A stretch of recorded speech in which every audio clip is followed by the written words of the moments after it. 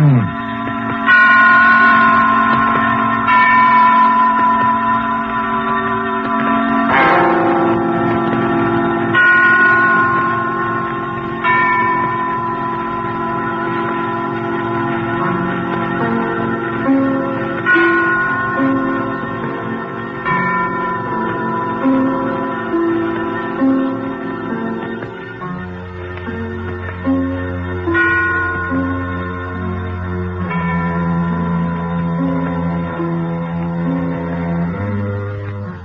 The Man in Black, here again to introduce Columbia's program, Suspense.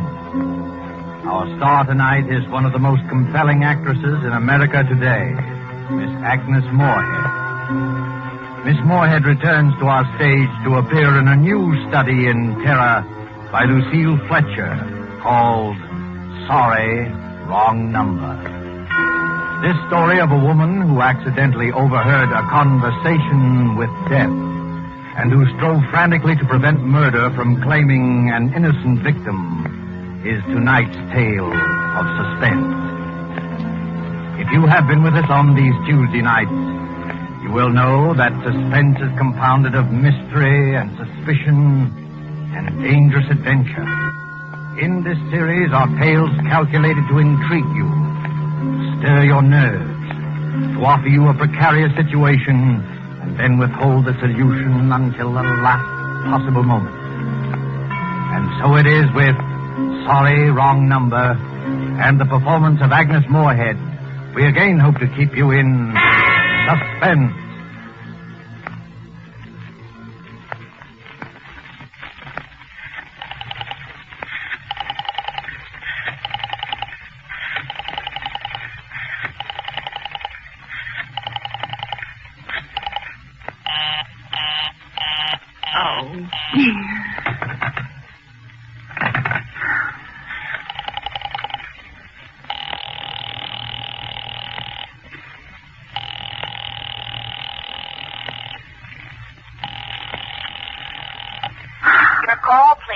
Operator, I've been dialing Murray Hill 70093 now for the last 3/4 of an hour, and the line is always busy.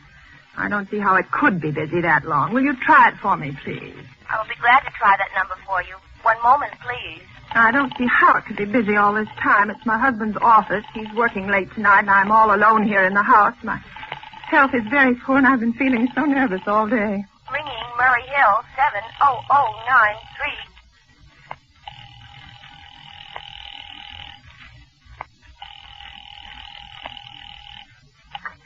Hello? Hello? Hello? Is Mr. Stevenson there? Hello? Hello? Oh, hello, George. Yes, sir. This is George speaking. Hello? Who's this? What number am I calling, please? I'm here with our client now. He says the coast is clear for tonight. Yes, sir. Where are you now? In a phone booth. Don't worry. Everything's okay. Very well. Now, you know the address? At 11 o'clock, the private patrolman goes around to the bar on 2nd Avenue for a beer.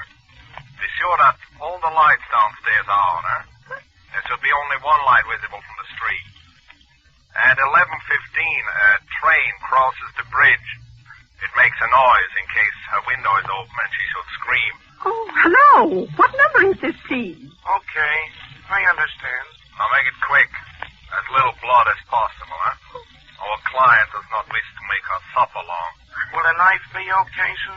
Well, the knife will be okay. And do you remember the other details? Yeah, I know. Remove the rings and bracelets and the jewelry in the bureau drawer. That's right. Our client wishes it to look like simple robbery. Don't worry.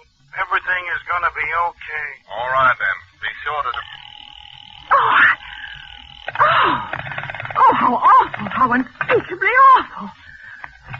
Oh.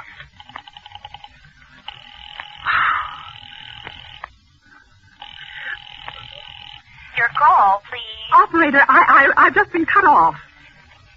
I'm sorry. What number were you calling? Why, it was supposed to be Murray Hill 70093, but it wasn't. Some wires must have got crossed. I was cut into a wrong number, and I've just heard the most dreadful thing. Something about a murder. And, operator, you'll simply have to retrace that call at once. I beg your pardon. May I help you? Oh, I know it was the wrong number, and I had no business listening, but these two men, they were cold-blooded fiends, and they were going to murder somebody, some poor innocent woman who was all alone in a house near a bridge, and we've got to stop them. We've got to... What number were you calling, please? Well, that doesn't matter. This was a wrong number, and you dialed it for me, and we've got to find out what it was immediately. What number did you call? Oh, why are you so stupid? What time is it? Do you mean to tell me you can't find out what that number was just now? I'll connect you with the chief operator. Oh, I think it's perfectly shameful. Now, look, it was obviously a case of some little slip of the finger. I told you to try Murray Hill 70093 for me. You dialed it, but your finger must have slipped, and I was connected with some other number. And I could hear them, but they couldn't hear me. Now, I simply fail to see why you couldn't make that same mistake again, on purpose, why you couldn't try to dial Murray Hill 70093 in the same sort of careless way. Murray Hill 70093. I will try to get it for you. Thank you.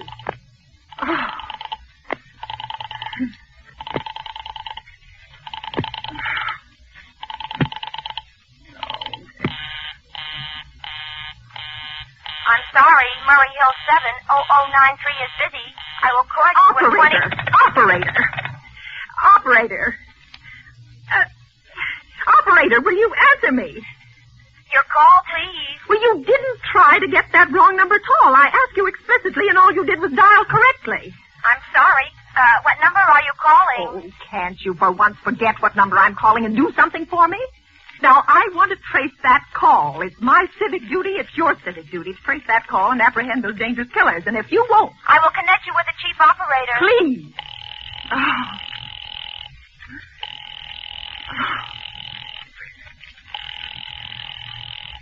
Answer. This is the chief operator. Oh, chief operator, I want you to trace a call, a telephone call immediately. I don't know where it came from or who was making it, but it's absolutely necessary that it be tracked down because it was about a murder that someone's planning. A terrible, cold-blooded murder of a poor innocent woman tonight at 11:15. I see. Well, can you trace it for me? Can you track down those men? I'm not certain. It depends. Depends on what? It depends on whether the call is still going on. If it's a live call, we can trace it on the equipment. If it's been disconnected, we can't. Disconnect? If the parties have stopped talking to each other. Oh, but of course they must have stopped talking to each other by now. That was at least 5 minutes ago, and they didn't sound like the type who would make a long call. Well, I can try tracing it. May I have your name, please? Mrs. Stevenson. Mrs. Albert Stevenson. Now, but listen... And your telephone number, please? Oh, Plaza 42295. But if you go on wasting all this time... Why do you want the call traced, please? Why? Well... Oh, no reason. No reason. I mean, I merely felt very strongly that something ought to be done about it. These men sounded like killers. They're dangerous. They're going to murder this woman at 11:15 tonight, and I thought the police ought to know. Have you reported this to the police? Well, no, not yet. You want this call checked purely as a private individual? Yes, but meanwhile... I'm sorry, Mrs. Stevenson, but I'm afraid we couldn't make this check for you and trace the call just in your say-so as a private individual. Well, we'd have to do something more official. Oh, for heaven's sake. You mean to tell me I can't report that there's going to be a murder without getting tied up in all this red tape? Why, it's perfectly idiotic. Well, all right. I'll call the police. Thank you. I'm sure that would be the best way to... Ridiculous. It's perfectly ridiculous.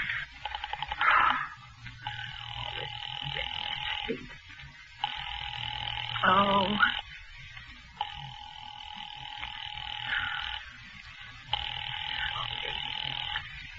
Your call, please. The police department. Get me the police department, please. Thank you. Bringing the police department.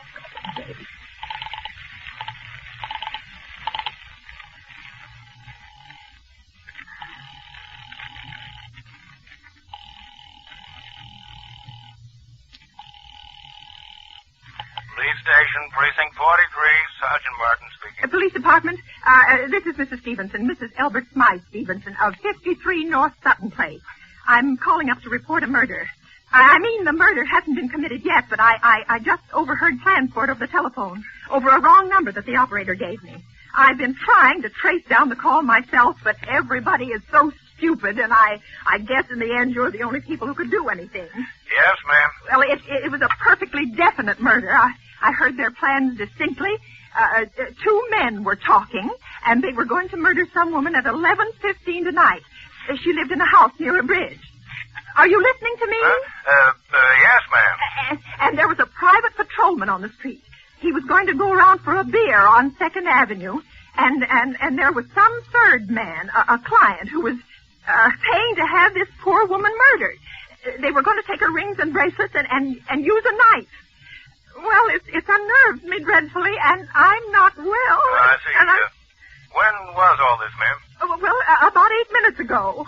Oh, then you can do something. You do understand. What is your name, ma'am? Mrs. Stevenson, Mrs. Albert Stevenson. And your address? 53 North Sutton Place. 53 North Sutton Place. That's near a bridge. The Queensboro Bridge, you know, and we have a private patrolman on our street, and 2nd Avenue... And what was the number you were calling? Murray Hill 70093. But that wasn't the number I overheard. I mean, Murray Hill 70093 is my husband's office. He's working late tonight, and I was trying to reach him to ask him to come home. I'm an invalid, you know, and it's the maid's night off, and I hate to be alone, even though he says I'm perfectly safe as long as I have the telephone right beside my bed. Well, we'll look into it, Mrs. Stevenson. And we'll see if we can check it with the telephone company. But the telephone company said they couldn't check the call if the parties had stopped talking. I've already taken care of that. Oh, you have? Yes, and personally, I feel you ought to do something far more immediate and drastic than just check the call. What good does checking the call do if they stop talking? By the time you track it down, they'll already have committed the murder. Well, we'll take care of it, don't you worry. Well, I'd say the whole thing calls for a search, a complete and thorough search of the whole city.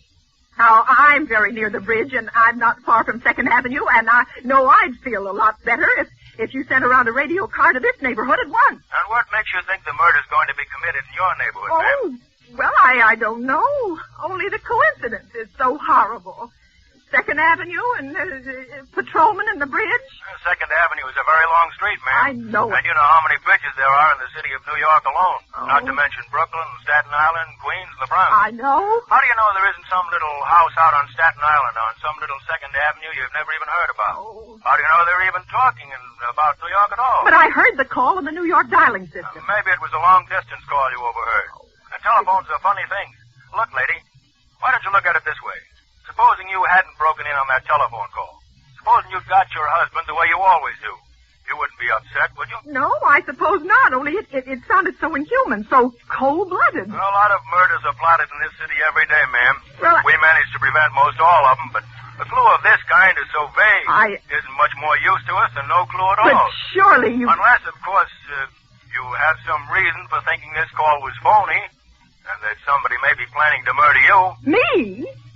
Oh, well, no, I hardly think so. Well, I mean, why should anybody? I'm alone all day and night. I see nobody except my maid, Eloise, and she's a big girl. She weighs 200 pounds. She's too lazy to bring up my breakfast tray, and the only other person is my husband, Albert. He's crazy about me. He just adores me. He waits on me hand and foot. Has scarcely left my side since I took sick 12 years ago. Well, then there's nothing for you to worry about. But now, if you'll just leave the rest of this to us, we'll take care of it. What will you do? It's so late. It's nearly 11 now. We'll take care of it, lady. Well, will you broadcast it all over the city and send out squads and warn your radio cars to watch out, especially in suspicious neighborhoods like mine? Lady, I said we'd take care of it. Just now, I've got a couple of other matters here on my desk that require immediate attention. Good night, ma'am, and thank you. Oh, you idiot. Oh, now, why did I hang up the phone like that? Now he'll think I am a fool. Oh, why doesn't Albert come home? Why doesn't he?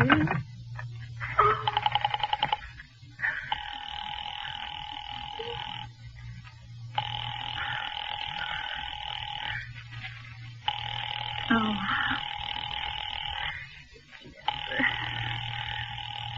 Your call, please.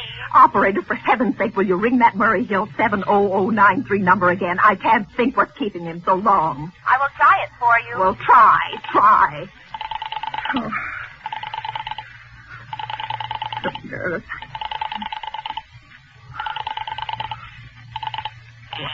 It's so long. I'm sorry. Murray Hill 70093 is busy. I will call you. I can hear it. You don't have to tell me. I know it's busy. Oh, If I could only get out of this bed for a little while. If I could get a breath of fresh air, or just lean out of the window, or see the street. Hello, Albert? Hello? Hello? Hello? Oh, what's the matter with this phone? Hello, hello. Hello? Hello? Oh, for heaven's sake, who is this? Hello? Hello, hello.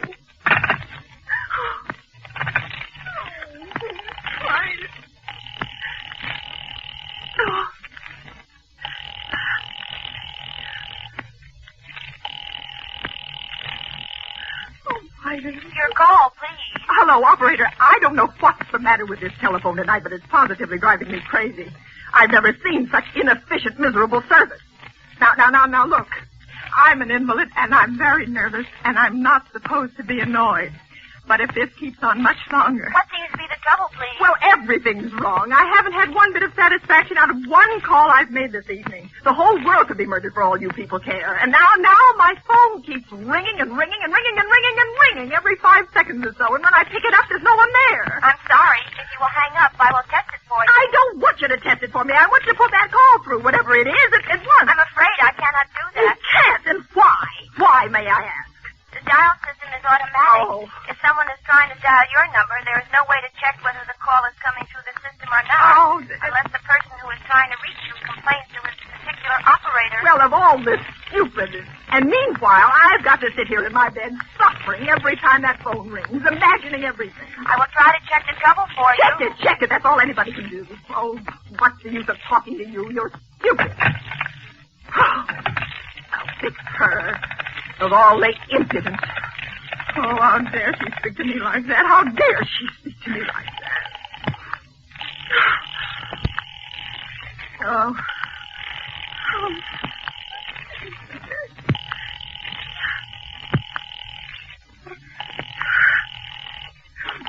Your call, please. Young woman, I don't know your name. But there are ways of finding you out. And I'm going to report you to your superiors for the most unpardonable rudeness and insolence that has ever been my privilege. Give me the business office at once. You may dial that number direct. Dial it direct? I'll do no such thing. I don't even know the number. The number is in the directory, or you may secure it by dialing information. Now listen here, you... Oh, what's the use?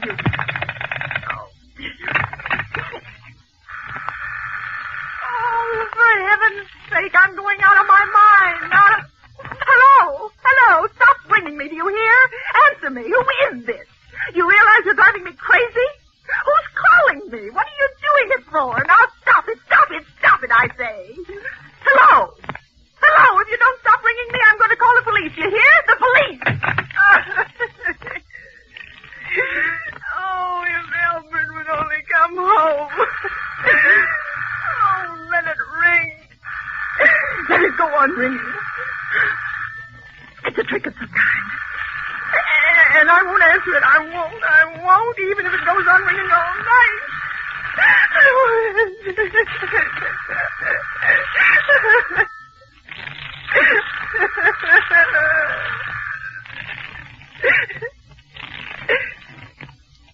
Now what's the matter? Why did they stop ringing all of a sudden? What time is it? Oh, where did I put that clock? 5 to 11. Oh, they've decided something. They're sure I'm home. They heard my voice answer them just now. That's why they've been ringing me. Why no one has answered me. Operator again. Oh, where is she? Why doesn't she answer? Oh, operator. Why doesn't she answer? Oh. Your call, please. Where were you just now? Why didn't you answer at once? Give me the police department. I'm sorry. Just a minute.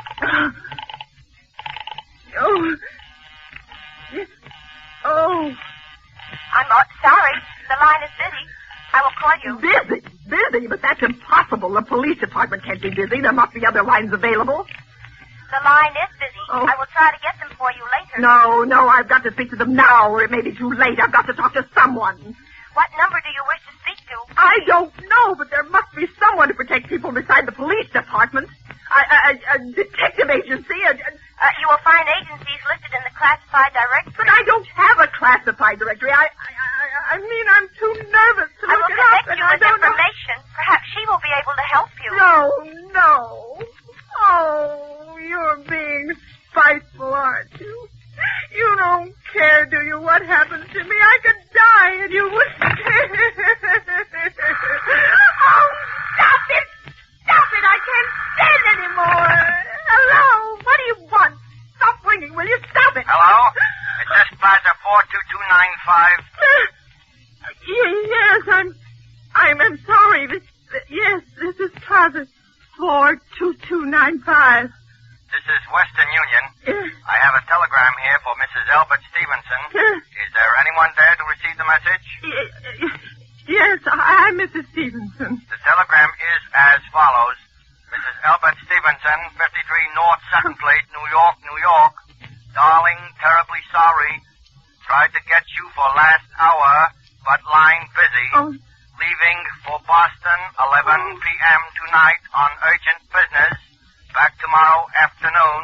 Keep happy. Love, signed, Albert. Oh, no. Do you wish us to deliver a copy of the message? No. No, thank you. Thank you, madam. Good night. Good night. Oh, no. No, I don't believe it. He couldn't do it. Not when he knows I'll be all alone. It's some trick. It's some trick. Some fiendish trick. I know. Oh, I'm so nervous. Oh, what is the answer? Your call, please. Operator, try that Murray Hill 70093 number for me just once more, please. You may dial that number direct. Oh.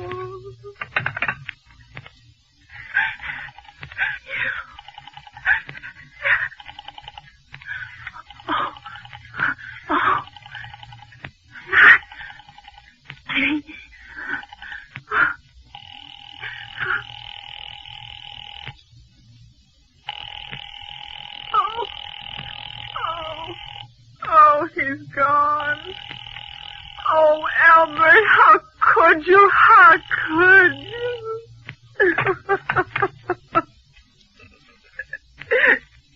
Oh, I can't be alone tonight. I can't. If I'm alone one more second, I'll go mad. I don't care what he says or what the expense is. I'm a sick woman. I'm entitled.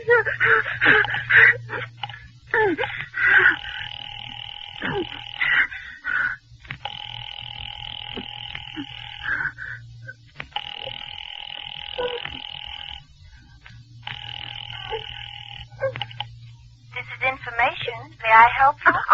I want the telephone number of Henchley Hospital. Henchley Hospital? Yes. Do you have the street address? No, it's somewhere in the 70s. It's a very small, private and exclusive hospital where I had my appendix out 2 years ago. Henchley, H-E-N-C... One moment. Will you please hurry and please, what is the time? You may find out the time by dialing Meridian 71212. Oh, for heaven's sake, I've no time to be dialing. The number of Henchley Hospital is Butterfield 70105. Butterfield 70105. Yeah.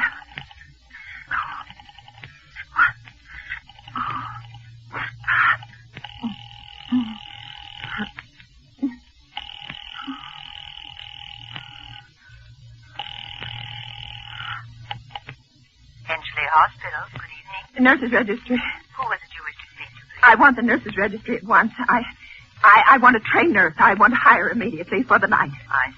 And what is the nature of the case, madam? Nerves. I'm very nervous. I need soothing and companionship. You see, my husband is away, and I'm Have also... you been recommended to us by any doctor in particular? particular, madam? No, but I really don't see why all this catechizing is necessary. I just want a trained nurse. I was a patient in your hospital 2 years ago, and after all, I do expect to pay this person for attending me. We quite understand that, madam, but these are war times, you know. I know that. Registered nurses are very scarce just now, and our superintendent has asked us to send people out only on cases where the physician in charge feels it's absolutely necessary. Well, it is absolutely necessary. I'm a sick woman. I'm very much upset, very. I'm alone in this house, and I'm an invalid, and tonight I overheard a telephone conversation that upset me dreadfully. In fact, if someone doesn't come at once, I'm afraid I'll go out of my mind. I see. Well, I'll speak to Miss Phillips as soon as she comes in. And what is your name, ma'am? Miss Phillips? And when do you expect her in? I really couldn't say. She went out to supper at 11 o'clock. 11 o'clock? But it's not 11 o'clock yet. Oh, my clock has stopped. I thought it was running down. What time is it? Just 15 minutes past 11. What was that? What, madam? That click just now in my own telephone. As though someone had lifted the receiver off the hook of the extension telephone downstairs. Well, I didn't hear it, madam. Now, about this... But I did. There's someone in this house. Someone downstairs in the kitchen. And they're listening to me now. They're listening!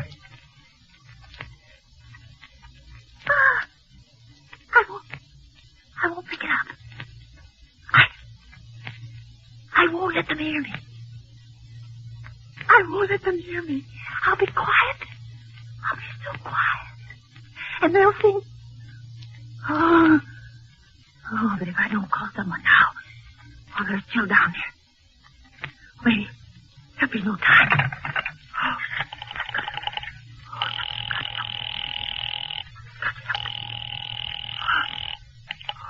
Your call, please. Operator, I'm in desperate trouble. I'm sorry, I cannot hear you. Please speak louder. I don't dare. There's someone listening. Can you hear me now? I'm sorry. Oh, but you've got to hear me. Oh, please, you've got to help me. There's someone in this house. Someone who's going to murder me. And you've got to get in touch with...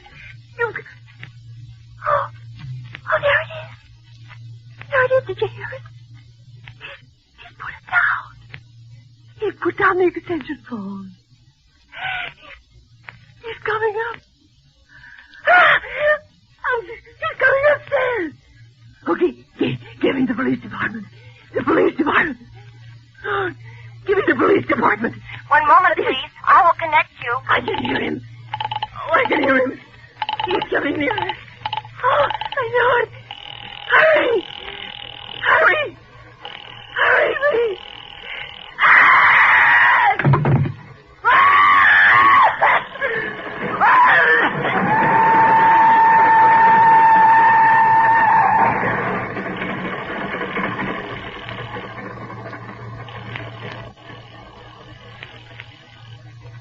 Police Department, Martin speaking. Police Department, Martin speaking. Oh, police department? Police Department. I'm sorry, must have got the wrong number. Don't worry, everything's okay.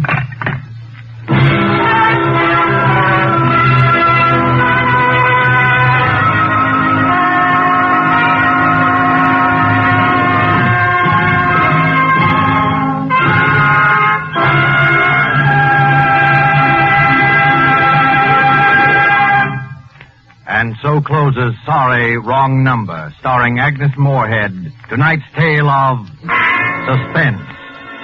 This is your narrator, the Man in Black, who conveys to you Columbia's invitation to spend this half hour in suspense with us again next Tuesday, when Mr. Donald Crisp and Mr. John Loder will star in the suspense play called The Extra Guest. The producer of these broadcasts is William Spear, who with Ted Bliss, the director, Lud Gluskin, the musical director, and Lucille Fletcher, the author, collaborated on tonight's Suspense. This is the Columbia Broadcasting System.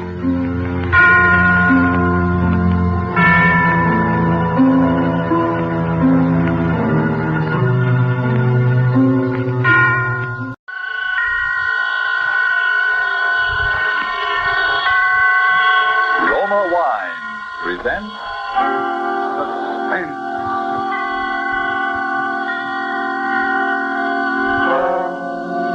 Roma wine, made in California for enjoyment throughout the world. Salute. Your health, senor. Roma wine hosts the world. The wine for your table is Roma wine, made in California for enjoyment throughout the world. The Roma Wine Company of Fresno, California, welcomes you again to this weekly half hour of Suspense. Tonight, from Hollywood, Roma Wines bring you as stars Miss Ida Lupino, currently being seen in Warner Brothers' In Our Time, and Mr. Vincent Price of 20th Century Fox, soon to be seen in the Darrell F. Zanuck production, Wilson. For the appearance of these two distinguished screen personalities, Lucille Fletcher has written a suspense play that deals with brooding anxiety and sharpening suspicion, played against the severe and forbidding background of the late Victorian era. And so, with Fugue in C minor, and with the performances of Ida Lupino and Vincent Price, we again hope to keep you in suspense.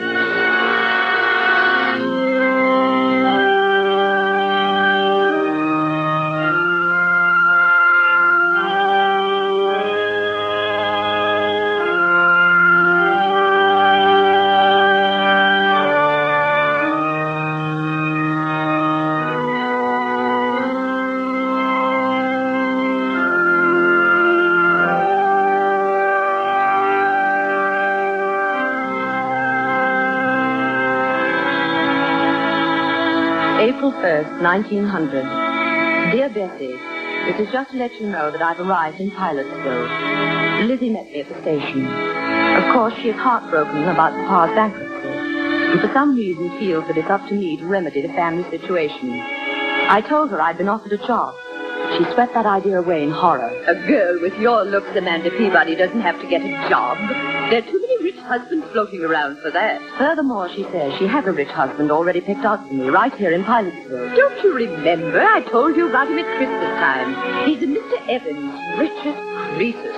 Charming, cultured, a lonely widower with two dear little children. And besides that, he's just your type, a real intellectual. You should hear him play the pipe organ. And well, Bessie, I've met so few interesting men lately. And all you'd have to do is lift your little finger.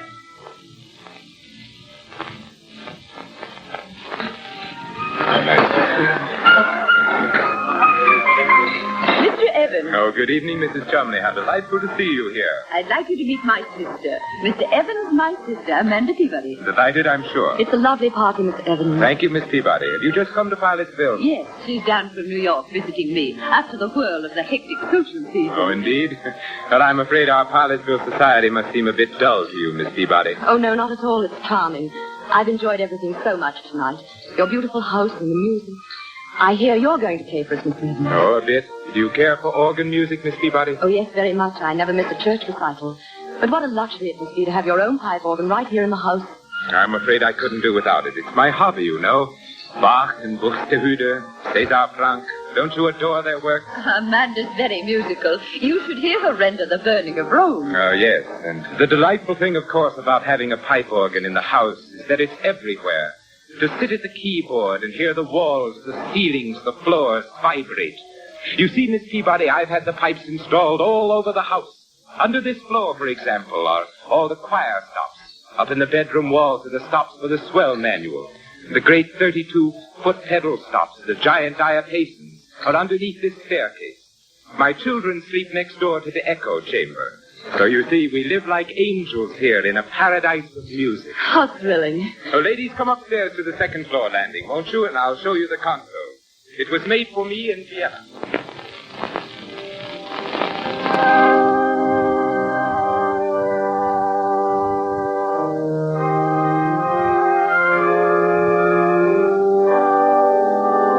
April 7th, 1900. Bessie, dear, to tell you the truth, I really find him fascinating. I wish you could hear him play. It sweeps you off your feet. There is such wildness to it, and at the same time, such dignity. And to hear the sound all through that marvelous house, rolling through those gorgeous rooms with their beautiful tapestries and potted palms. I could listen to him all night. You have the most amazing eyes, Miss Peabody. What are you thinking about? The music. Oh, please don't stop. So beautiful. And you seem to be as mad about music as I am. Your sister says you play too. Oh, no, only a little. My appreciation of it is all inside, I'm afraid. Well, that's plenty. If one can't play, it's better just to enjoy the music of others. I can't bear this sentimental drumming, can you? I shouldn't think you would enjoy it. The idiotic tunes people play nowadays. Give me the old stern classics. They have strength and power. Give me something with life to it, something that will flood the whole house with sound.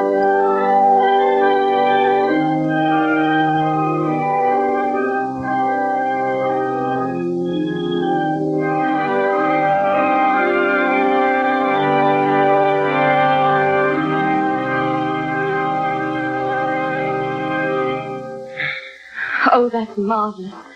You're a very unusual girl, Miss Peabody. Quite unlike the run of girls we have down here in Pilotsville. Yes, in what way? Oh, it's rather hard to explain. Won't you have some more tea, Amanda? No, thank you. A muffin? Oh, yes, thank you. You have an excellent cook, Miss Evans. Please, call me Theodore. You know you promised. Theodore? Amanda. Your house is beautifully run, too. You must have an excellent housekeeper. Everything is always so charming and quiet. I haven't even heard a peep out of your children. My children?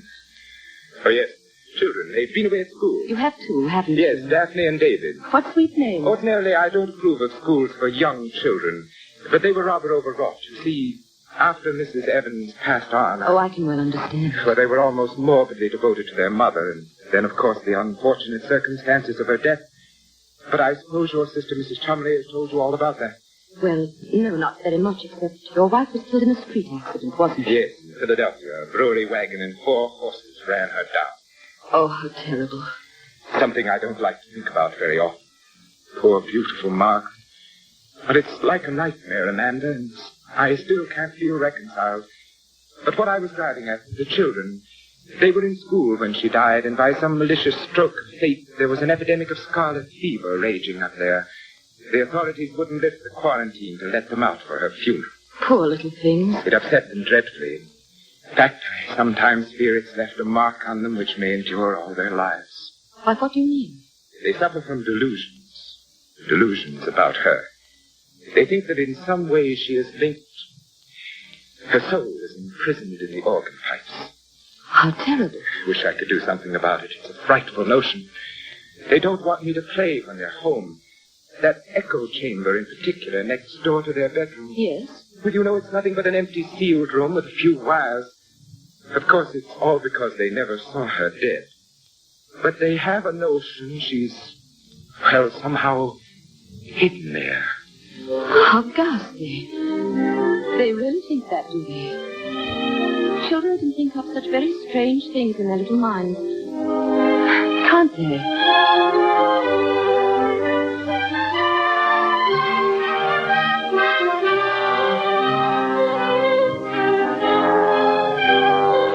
For Suspense, Roma Wines are bringing you as stars Miss Ida Lupino and Mr. Vincent Price, whom you have heard in the prologue to Fugue in C minor. Tonight's tale of Suspense.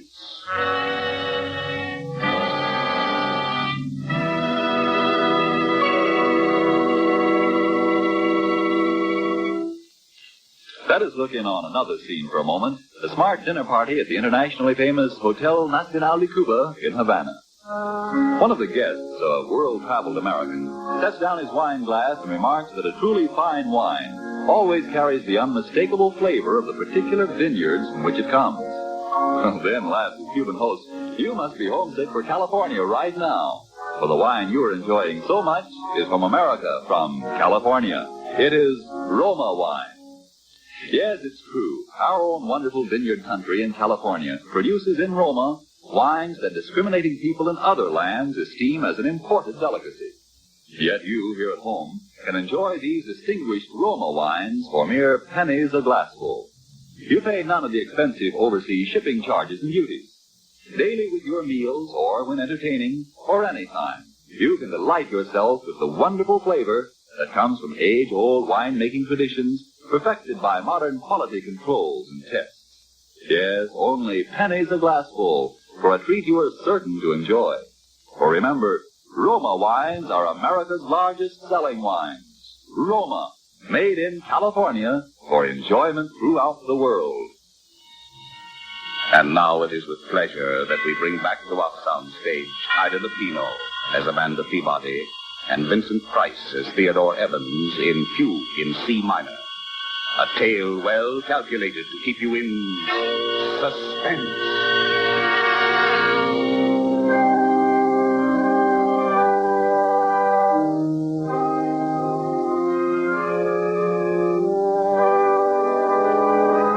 April 18th. I met the children today, Bessie, for the first time.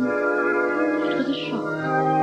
They're strange little creatures, utterly unlike their father. The girl is about 11 and the boy 8. They were both dressed in deep mourning. Their large grey eyes seemed strained with terror, and they listened and trembled at every sound. This is Miss Peabody, children. She's a very good friend of mine. Now I want you both to shake hands with her. Well, come now, Daphne. You can at least tell Miss Peabody how old you are. Oh, no, please don't press her. I know when I was a little girl, I hated people to talk about my age. I'd much rather hear about school. We're not going back there, no matter what anybody says. David. Oh, that's all right. Then you didn't like school? No, and Mama didn't like it either. She cried when we went away. Oh, but your Mama wanted you to be educated, didn't she? She wanted you to grow up and be intelligent people, didn't she? Well, didn't she, Daphne? Who are you? You may call me Aunt Amanda. I'm a friend of your Papa's.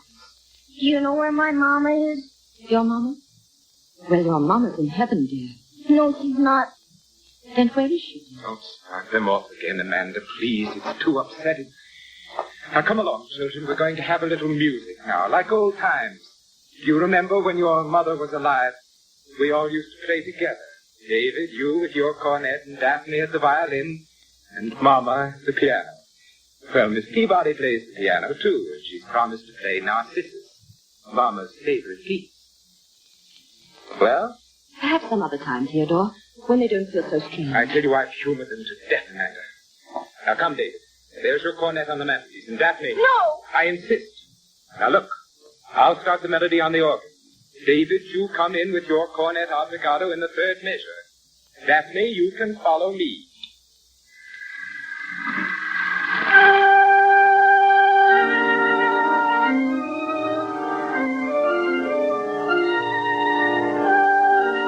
What's that? Now, come along, children. What's that note? That note making that funny noise. What note? Oh, you mean that. No, that's just a cipher. The wire must have stuck somewhere, or one of the pipe valves. It's Mama. That's where Mama is. She's calling for Oh, us. don't be silly. I'll just hit the key a few times and it'll stop. You've heard these ciphers before, haven't you, Miss Peabody? Well, I don't know much about pipe It's a organ. common technical occurrence, but very annoying, of course. What is she doing in there? Why doesn't it stop? That's where she is. She's in the pipe and she can't get out. Daphne, stop that nonsense. Oh, hush, dear. Your Papa will fix it. No, he won't. He can't. She won't let him because he killed her. What? Daphne, what did you say? Oh, she didn't mean it, I'm sure. The poor little thing's hysterical. We should never try to persuade them, Theodore. Amanda, that's because they never looked upon her face. Because they never saw her lying there in the coffin. Hush. How to think that my own children should believe that I am a murderer. Theodore, you're making them both I, I, who loved their mother so much, who was so devoted for 12 years. Do I look like a murderer, Amanda? Do I? No. There it is again. It's Mama. It's Mama. Shh, dear. I'll take them upstairs for you, Theodore, while you try and...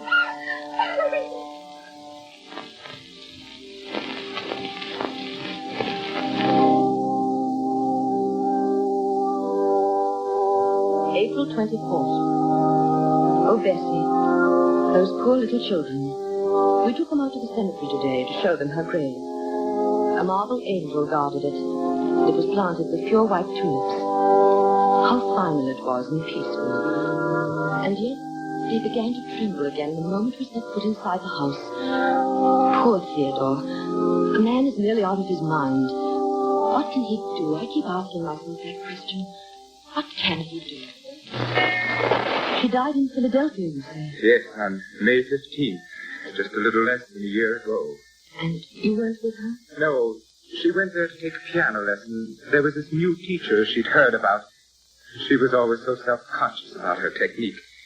But she never reached the studio. They notified me at midnight in the city morgue. And no one in Philadelphia saw her? No one, except the attendants of the morgue, of course, and the people who picked her up after the collision. It was such a brutal accident. But there'd be no one from among them who could speak to the children, explain to them. Oh, no. Oh, it's all too hard. So sore.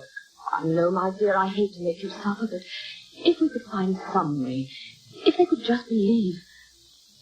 When you brought her back here to Pilotsville, there was a funeral. Yes. And was there anybody then who saw her? No, I couldn't bear it. I didn't think at the time. She'd been so beautiful. Her lovely, sweet, gentle face and her eyes. Her horses had completely travelled. Oh. Even if the children had been able to come home, I wouldn't have let them look. The coffin was sealed when I left Philadelphia. I didn't want to see her again myself. But there was a funeral. People came. There were flowers, an undertaker. Yes. Well, if they could believe that. If there was one witness. Perhaps Lizzie, my own sister.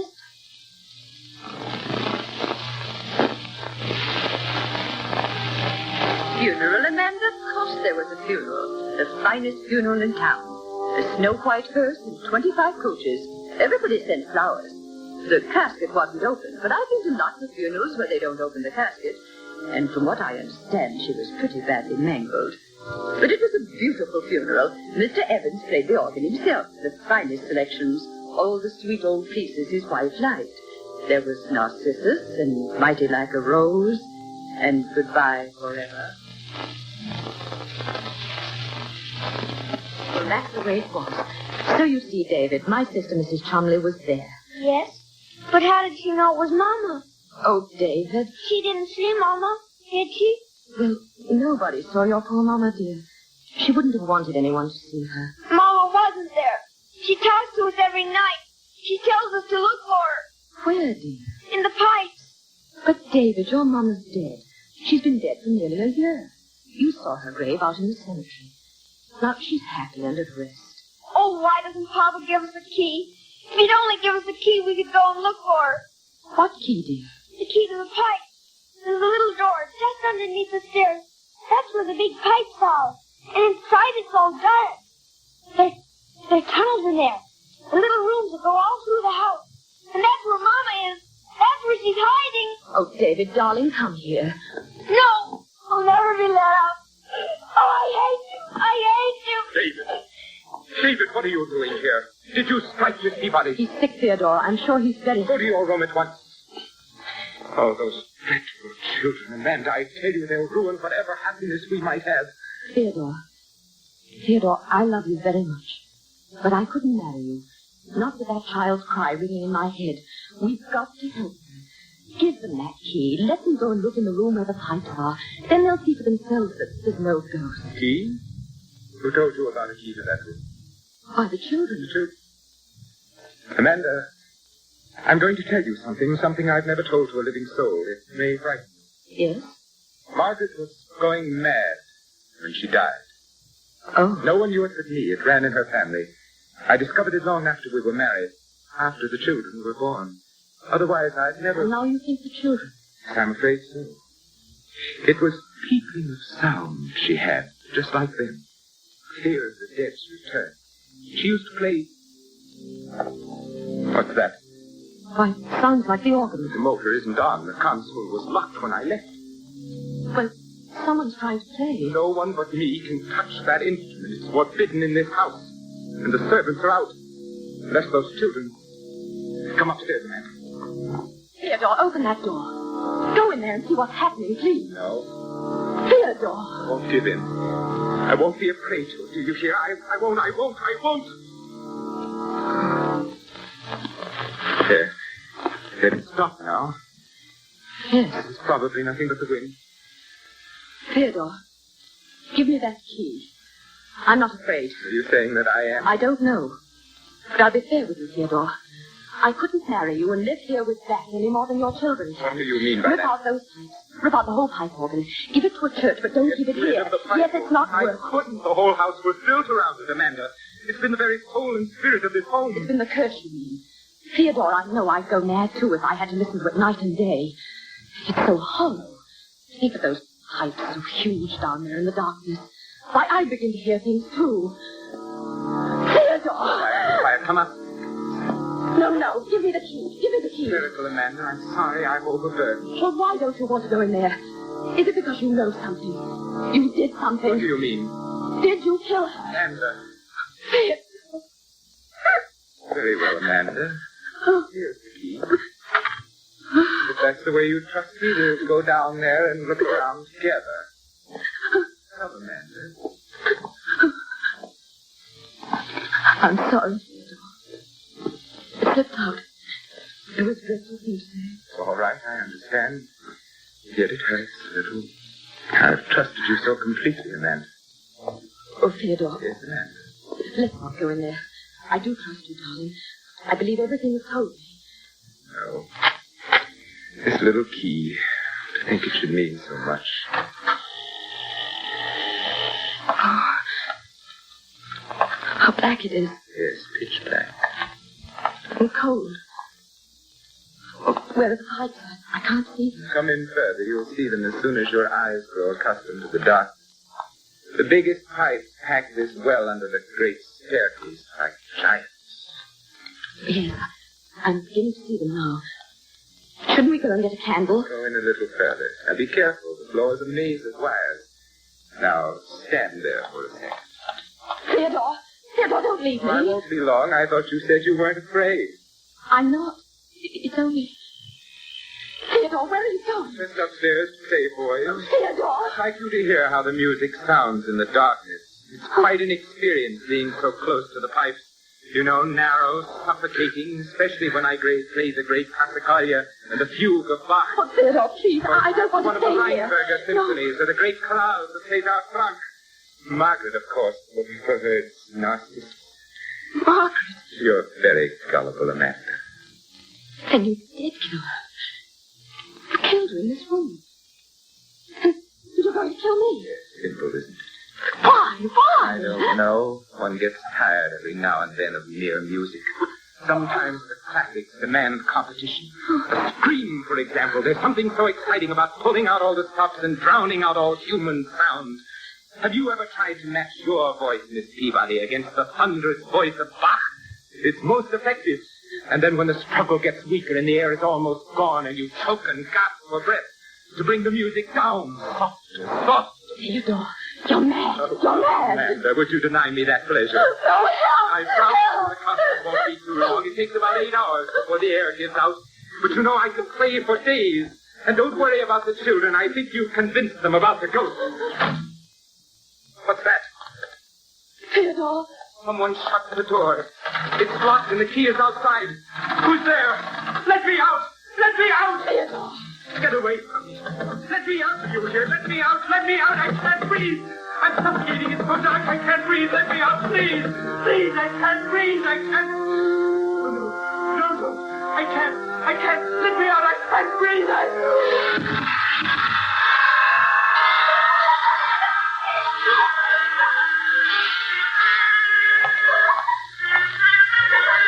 Theodore. Let me out. He's dead.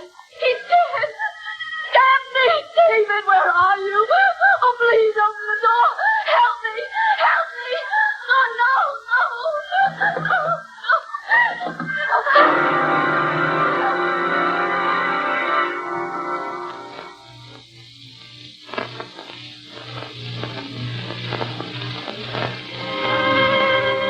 May 1st, 1900.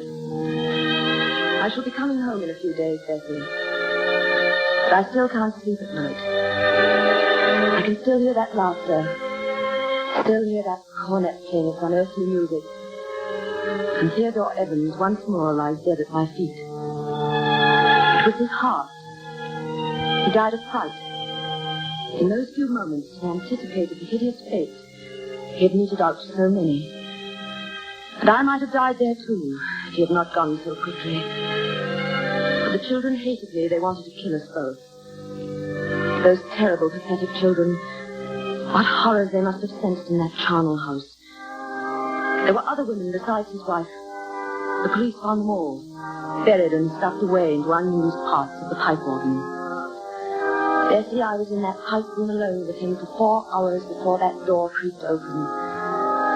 There they stood, and I shall never forget their faces or the things they said. All right, Miss Peabody. You can come out now if you're really sorry. I'm sorry. Are you sure he's quite dead? Yes, he's dead. We were right all the time, weren't we, Miss Peabody? Yes, you were right. Now, will you come and help us find Mama?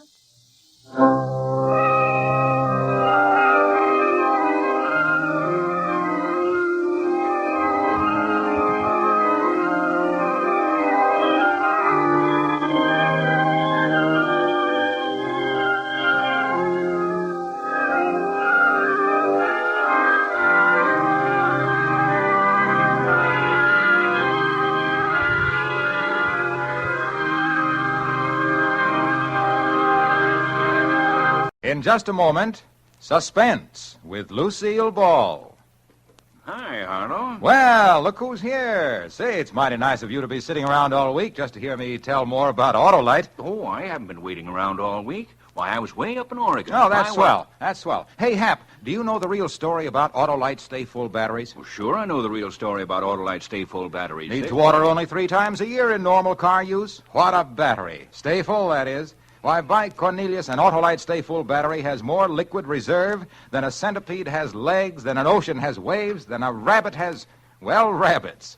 Water, whales spout it, geysers gush it, people drink it, but Autolite Stay-Full batteries carry good old Aquapura so long and so well, they take a drink about as often as you have a birthday, a wedding anniversary, and a New Year's celebration.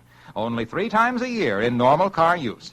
And let me tell you something else. You'd better get an Autolite Stay-Full battery before... Before you go on some more, Harlow, let's listen to Suspense.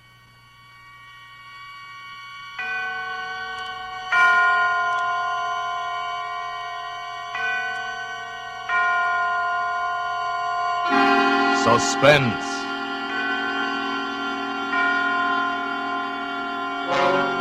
Autolite and its 60,000 dealers and service stations bring you radio's outstanding theater of thrills. Starring tonight, Miss Lucille Ball in Anton Leader's production of A Little Piece of Rope. A tale well calculated to keep you in suspense.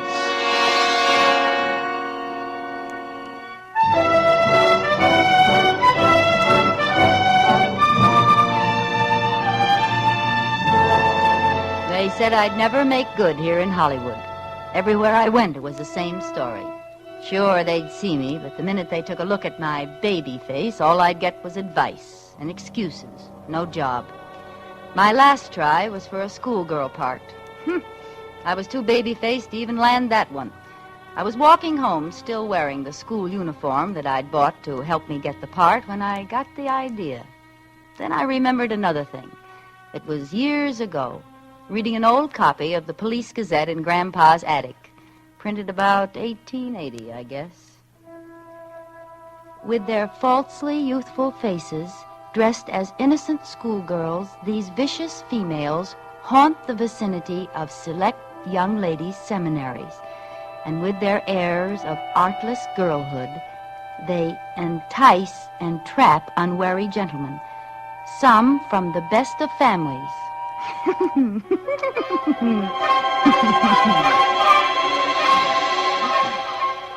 It was funny then. But now, well, those gals were suckers. I take the exclusive gents for all they've got and give absolutely nothing. That's how I made good in Hollywood, up to $1,000 a month good. I just take a little walk.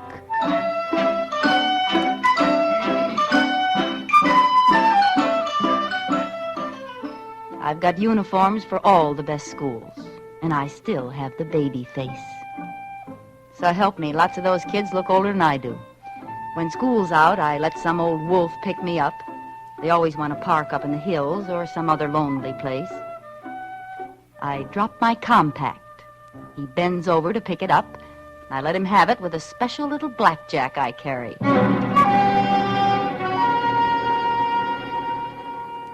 Then I leave, taking their wallets and any letters I find. You'd be surprised at some of the letters some of them do have. Makes a dandy bank balance now and then. Them? Remember, I pick 'em old enough to have families, dignified jobs. Would they want to admit to chasing Bobby Soxers? They never squawk. My landlady thinks I'm the ideal tenant. Oh, she's no trouble at all, the poor little thing. Infantile, you know. Has to take long walks every day and rest the rest of the time. Never any fun or dates like other pretty girls. Well, lucky she can afford it, I say. Be a county ward otherwise. And so sweet and quiet, uncomplaining, poor little soul. Yes, Mrs. Tilford is a swell character witness. Of course, I always wear a coat over those uniforms near home, and I keep them locked up just in case she snoops. Yes, I've got a nice career in Hollywood. That is, I did have until last month. You going out in this cold, Isabel? Oh, this is a good heavy coat. Well, don't you overdo now. These walks are just what the doctor ordered. Anyway, you sure look healthy enough. Oh, thank heaven for that. Anything I can pick up for you on the way back? Oh, no, thanks, dearie. I got everything done. Goodbye now. Bye. I was dressed for Miss Cadwaller's school this time, and it was just letting out when I got there. I didn't have long to wait. You know, you get so you can tell by the way the cars move along the street if the guy's on the prowl.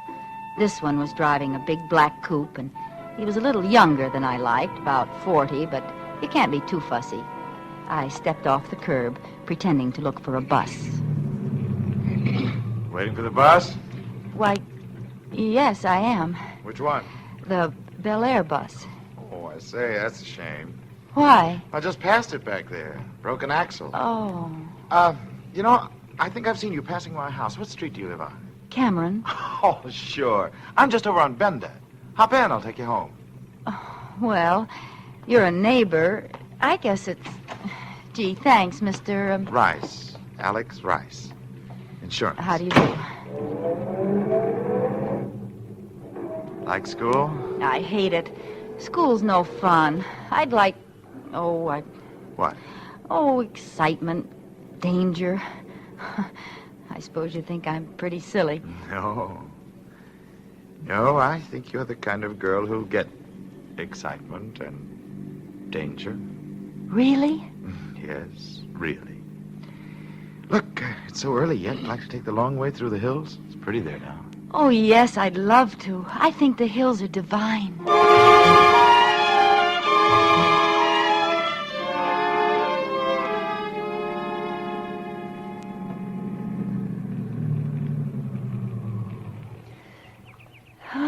Isn't it just out of this world?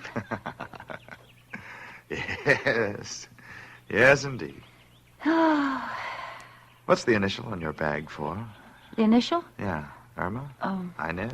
Ingeborg? Oh, Ingeborg. You made that up. No, it's Swedish. Imogene? No, Irene. Irene Taylor. A pretty name for a pretty girl. I'll bet.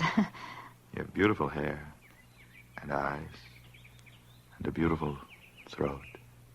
Well, throat. Irene, you're very exciting. Oh, Mr. Rice, I dropped my compact. You don't need it. But it might get stepped on. You won't need it. But I want it now. All right. Don't yell so here. I'll get it for you. Oh! Character, huh? Well, here, roll back a little. There. Well, what do you know? Rope. Now, why would a guy carry a piece of rope in his inside breast pocket? Nice wallet. Well, goodbye, Mr. Rice, and thanks for everything.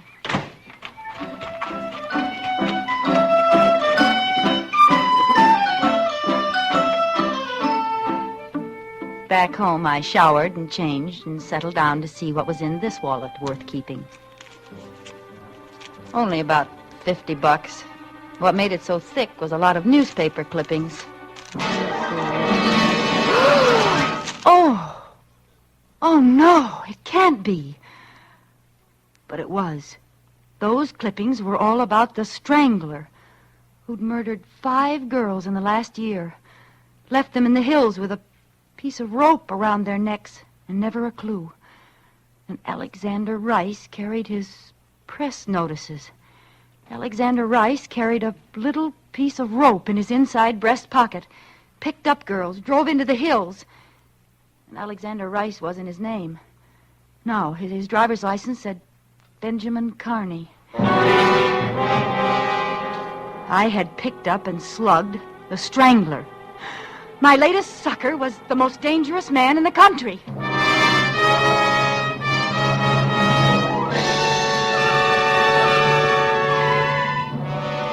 For Suspense, Autolite is bringing you Miss Lucille Ball in radio's outstanding theater of thrills, Suspense.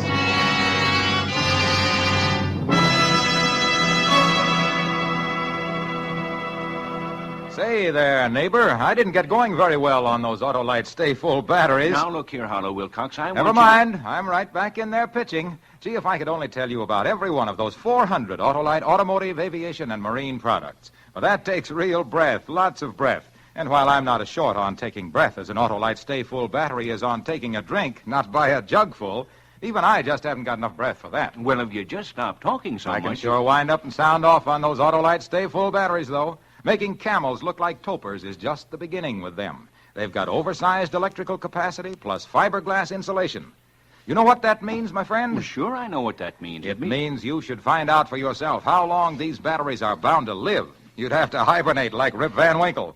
I guess you could at that if you had an Autolite stay-full battery in your car. I've got an Autolite. Why, the way those Autolite engineers designed that Autolite stay-full battery is so darned ingenious by Cornelius that you could pay as little attention to your Autolite stay-full battery as Rip Van Winkle did to old Father Time. Go down to your Autolite dealer and get one right away. There's no better buy in batteries, my boy, because no better batteries be behind the byline of Barlow Bilcox. Now, look, Wilcox. You got bees in my bonnet now. If you'll only pipe down, we'll hear some more of Suspense.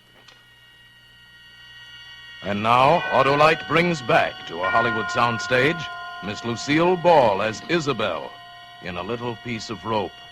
A tale well calculated to keep you in suspense.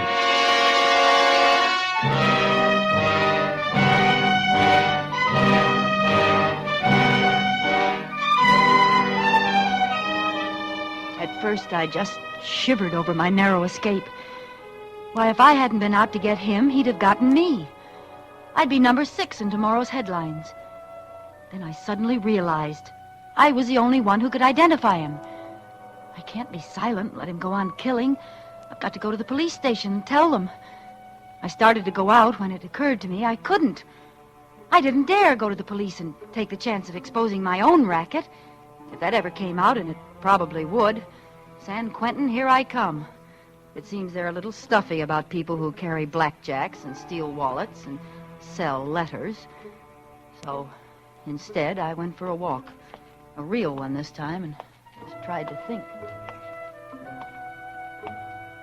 Pretty soon another thought hit me. He knew I could identify him by now. The Strangler was no fool. He'd have me figured out and know the kind of place and time to look for me. And he'd certainly be looking for me, to kill me, to shut my mouth forever. I had to find a way to...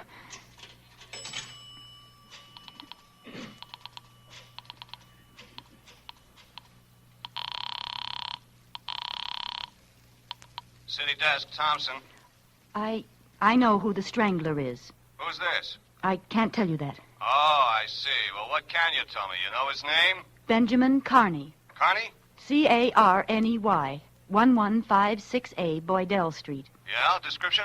About 40, 5'9" or 10, 160 pounds, dark hair, eyes, skin, even features. Not ugly, not handsome.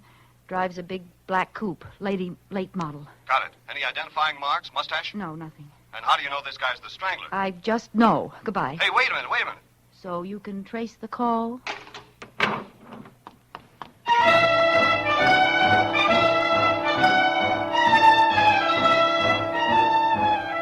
There'd been hundreds of phony clues, and he thought mine was another. But surely they'd check that name and address. All the way home, I had a creepy feeling he was around somewhere, following me, waiting.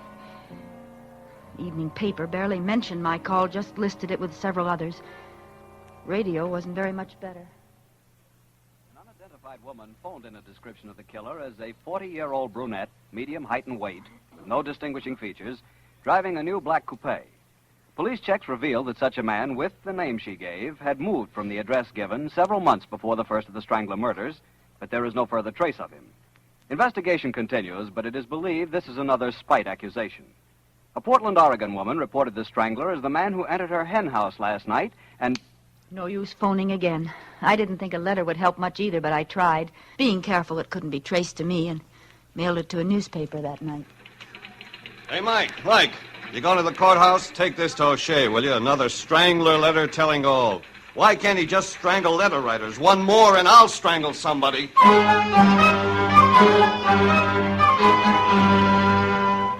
Another failure. The letter wasn't even printed. I was getting jumpy from being cooped up like a prisoner. What if he couldn't find me as long as I stayed home? I was losing money every day I didn't pull my act. I could leave town, but why should I give up this good thing, my perfect setup? I've been doing fine.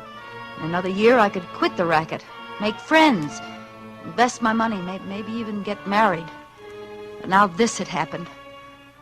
I'd never be safe, not as long as we both lived. I finally faced it. I have to find him and kill him.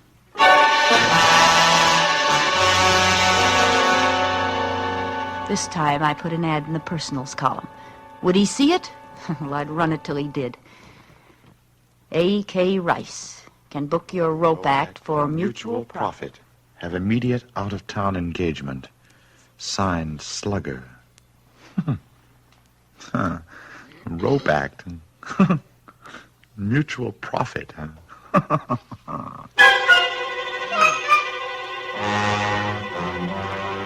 I knew that would get him because it sounded like blackmail. And by pretending to fall for a shakedown, he'd hope to get close enough to kill me. Only it was going to be the other way around. And so our strange correspondence began. He answered right away. Slugger, interested in offers. Send details, Box 047M 298, Rice. I had him hooked. I didn't lose any time writing. Dear Mr. Rice, I have an invention which I think you'll want for your rope act. It's expensive, but remember, it's completely silent. And yours exclusively if we agree on terms. Signed, Slugger. Mm-hmm. Completely silent. It's delicious. And expensive. Yes, indeed.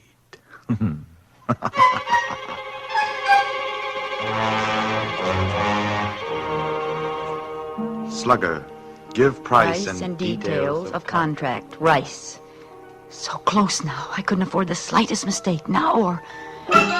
Dear Mr. Rice, 5,000 cash buys complete assortment of paper and leather goods. Time and place of meeting must be my choice, but decide fast.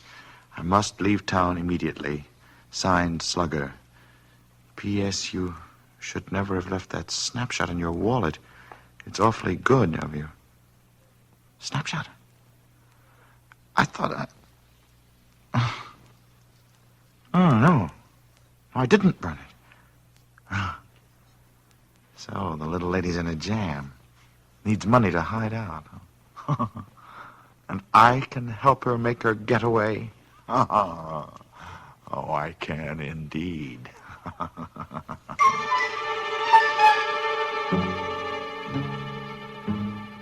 Slugger, price okay.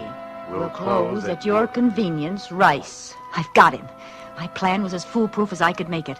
I packed a suitcase with the kind of clothes I'd hate to be found dead in, and maybe I would be, and told Mrs. Milford I was taking a vacation with friends. Oh, I'm so glad, dearie. I said to Miss Knight yesterday, that child should have country air. City air just don't do the same for you. Yes, I know it'll do me good. And you stay longer if they ask you. Don't worry about me holding the apartment for you. Well, thanks a lot, Mrs. Tilford. It's certainly nice of you. I have to catch that train now. Goodbye. Goodbye. Have a nice time now.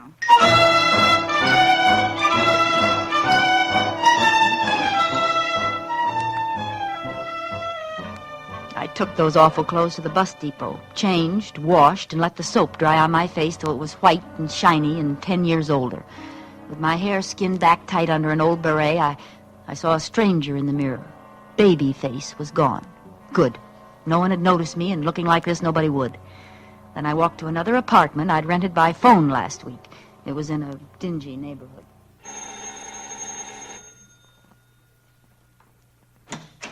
I'm Miss Sproat. Oh, Miss Sprout, you can move right in. The people left yesterday.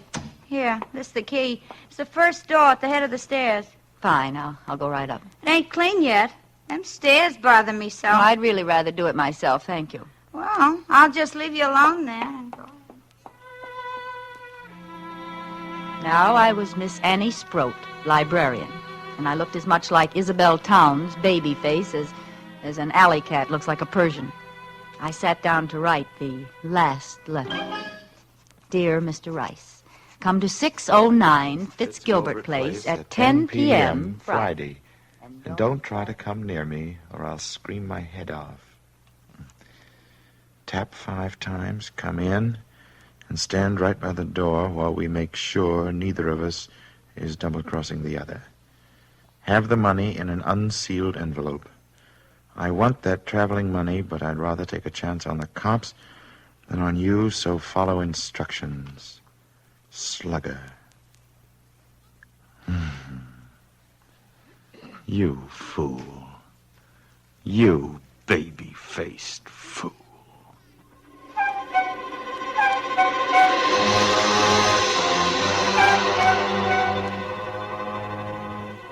He'd have to make sure the layout was right before he'd dare attack me. And the more precautions I took, the more he'd believe I was on the level.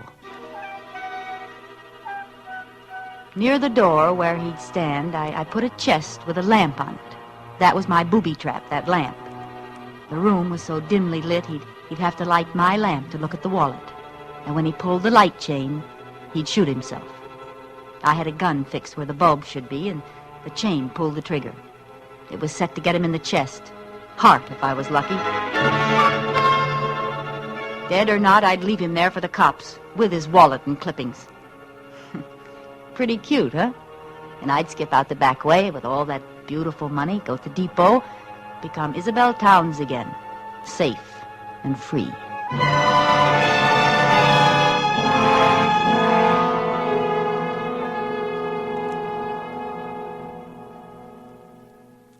I wore gloves all the time I was there, and the suitcase with Isabel Towns' identity in it was ready by the back door. The hours passed like centuries, and the old house creaked like a sick old man in a squeaky bed. Of course, it might be the house, or it might be someone on the stairs. And then it was 10 o'clock. I was standing at the other end of the room, facing the door. The light was very dim. I heard the feet coming up the stairs, or was it just the creaking of the old house? No.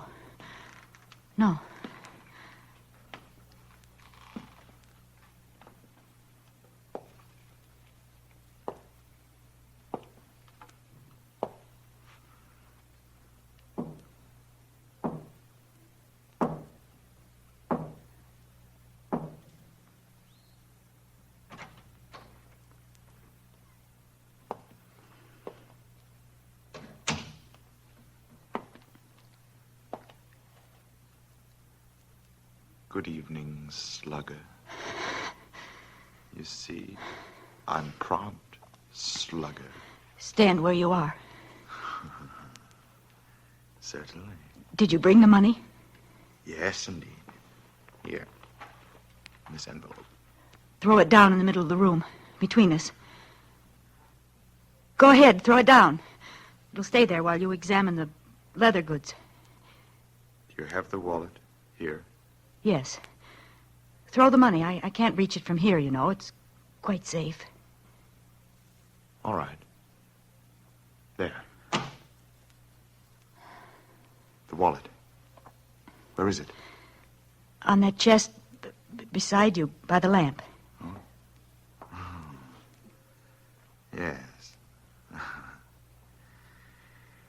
Well, thanks, Slugger. Aren't you going to look to see that everything's there? Why should I? I trust you. So long, babyface. See you around. He's gotten away, alive. He must have guessed I'd done something to the lamp. So he was still alive and still dangerous. But at least I had the money, the $5,000. I picked up the envelope and opened it. There was nothing in it but pieces of newspaper cut to the size of bills. Why, you dirty cheat! I ran to the door and opened it. I looked out, but he wasn't in sight. Maybe I could catch him before he got out of the house. Oh, you won't get away with this. I stepped into the hall, and before I could turn, I felt the rope around my neck. His hands were pulling it tight.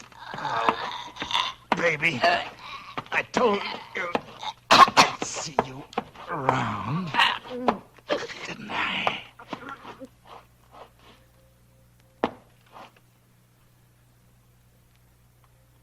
There you are, baby. You're paid off in full.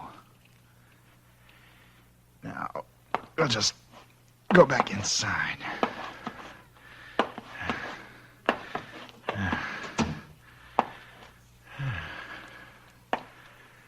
Let's see. I guess you'll be safe on the floor while we finish our business. Now, I'll take a look at that wallet, baby. You might have held out some of those clippings. I'll just turn on this light. Ah!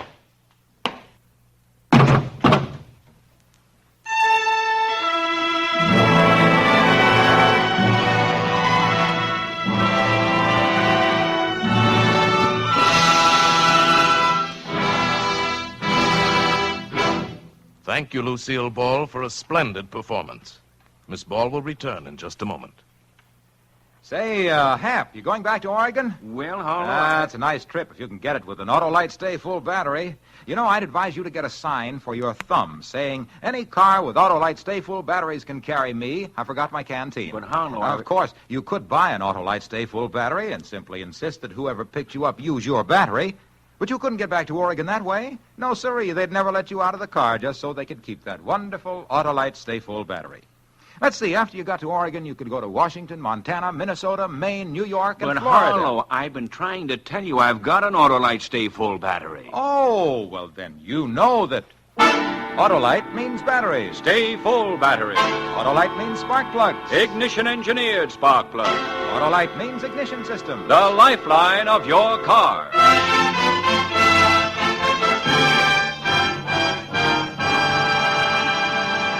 And now here again is Miss Lucille Ball.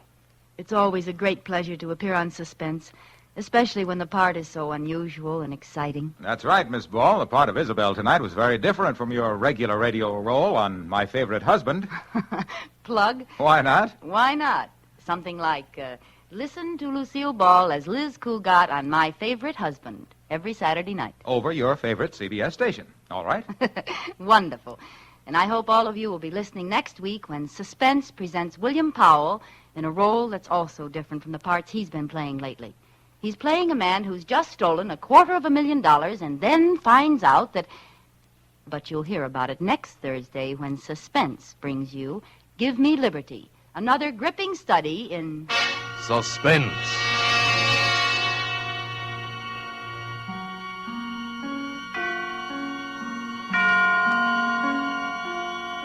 Lucille Ball may soon be seen in the Paramount production Sorrowful Jones.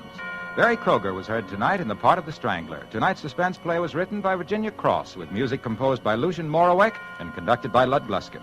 The entire production was under the direction of Anton M. Leader. In the coming weeks, Suspense will present such stars as John Garfield, Margaret O'Brien, Sidney Greenstreet, Agnes Moorehead, Edmund O'Brien, and many others. Make it a point to listen each Thursday to Suspense, radio's outstanding theater of thrills. And next Thursday, same time, hear William Powell in Give Me Liberty.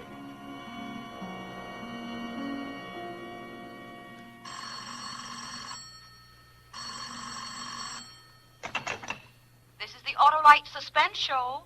Here Here's your party, Miss Ball. We should all support our local community chest in their drives for funds. Money is badly needed for aid to the handicapped, child care, hospitals, clinics, and a host of other humanitarian services. Subscribe to your local community chest. Everybody benefits, everybody gives. Thank you. This is CBS, the Columbia Broadcasting System. Suspense. And the producer of radio's outstanding theater of thrills, the master of mystery and adventure, William N. Robeson. We try to avoid cliches and platitudes on Suspense. For instance, you will never hear a victim say to a criminal, "You can't get away with it," or hardly ever. Yet the bad guys hardly ever do get away with it, even when they plan their crimes brilliantly and set their getaways with the most meticulous detail. If the law doesn't catch up to them, more often than not, they catch up with themselves, as Joseph Dunlop, alias Andrew Burt, does in A Good Neighbor, a strange story of retribution starring Mr. Jeff Chandler. And now,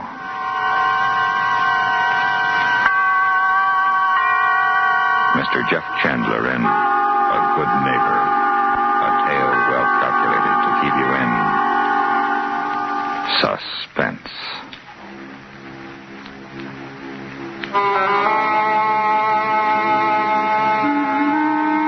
I am a thief.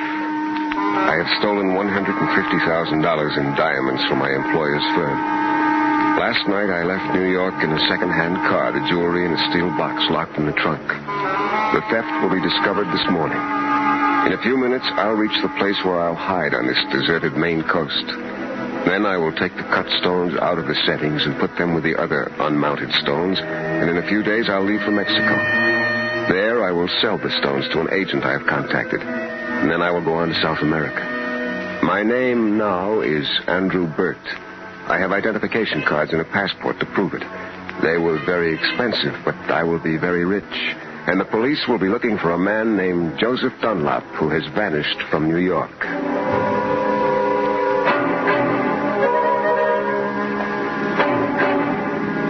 It'll be dawn soon. And as the narrow back road winds closer to the sea, I can feel the wind rising against the car. The fog is moving in, and the headlights bounce back from it. But I can't slow down. I have to reach my hideout before dawn. And suddenly I saw her. Old woman standing in the middle of the road waving a flashlight. I'm almost to the house, almost safe, and now this. What is it? What's wrong? Oh, I'm so sorry. But have you run into a tree branch or anything along the road? No, I haven't. Oh, well, good. Then it must be farther along. Do you mind? Before I could answer, the woman yanked open the door and popped in beside me. Could be quite dangerous, you know. Well, something like that lying on the road. You drive very slowly. I'm sure we'll come to it. She was a short, skinny little woman. She wore a heavy coat and a thick scarf tied around her head. I suppose I should introduce myself. I'm Mrs. Poe. I live just over that rise. Oh, well, you can't see it, Miss Fogg. What's all this about a tree branch? I can't hear you very well. Just a moment and I'll take off my scarf. Always wear it when it's windy. There, now. What did you say? What about a tree branch? I'm not so sure it is a tree branch. If a car ran into it, there could be an accident. You drive slowly now. We'll find it. Well, how do you know it's there if you don't know where it is? I don't think I must explain. I saw this big thing lying in the road, and I got out of bed and came out to find it.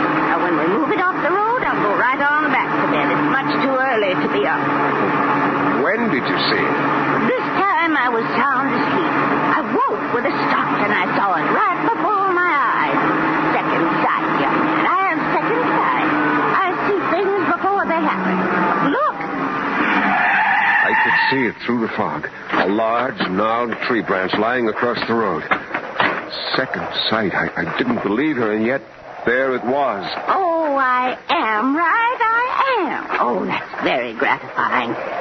Can you manage it? Drag it off to the ditch. Will my light help? She turned on a big square flashlight and aimed it at the trees along the road. See up there? A fresh break on that big elm. Oh, how exciting. Looking at this strange little woman, I wanted to get back in the car and get away from her and from the wind and fog, but I couldn't. The tree branch was blocking the road. How did she know about it? She could be a local character making a fool out of me, but why on this back road before dawn? I got hold of one end of the limb and dragged it into the ditch. Now, couldn't a thing like that wreck a car? Oh, yes, it could. I'm so glad you came along. I couldn't have managed it alone. No, I don't suppose you could. Odd that you should come along. I wondered who it would be. Everything's planned for us, you know. There's no coincidence. Are you driving far? I noticed all those groceries in the back seat of your car. I could tell her I was going north, but my house was too near, and she was old. She couldn't have walked far. She must live near my house. I had to tell her the truth. I'm just driving on to my house. It's near here. Where? Well, I've got a map in the glove compartment. I'm not sure just where. It's your house, and you don't know where it is. It was left to me 2 years ago. It's been rented until recently. This side of the village, there are only 2 houses. Mine and that old place on the cliff. Well, that must be my house. Such a lonely place for a young man to want to live. I knew it was vacant, though. Watched those renters move out last week.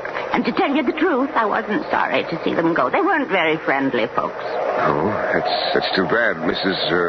Poe, is it? Poe. P-O-E. Who are you? My name's Andrew Burt. Oh. But was anything wrong, Mrs. Poe? Oh, no. Just that I have feelings about people, Mr. Burt. And you... Oh, I mustn't keep you any longer. Your road is just around the bend, and there's a footpath behind us. I go that way. We're neighbors, you and I. I watched Mrs. Poe start down the road, tying her heavy scarf around her head. And then she was gone, swallowed up by the fog. Around the next bend, I saw the turnoff to my house. My driveway was a narrow, rutted road that wound up a sharp grade to a bluff above. As I drove over the top of the hill, I felt the cold wind from the sea rush against the car.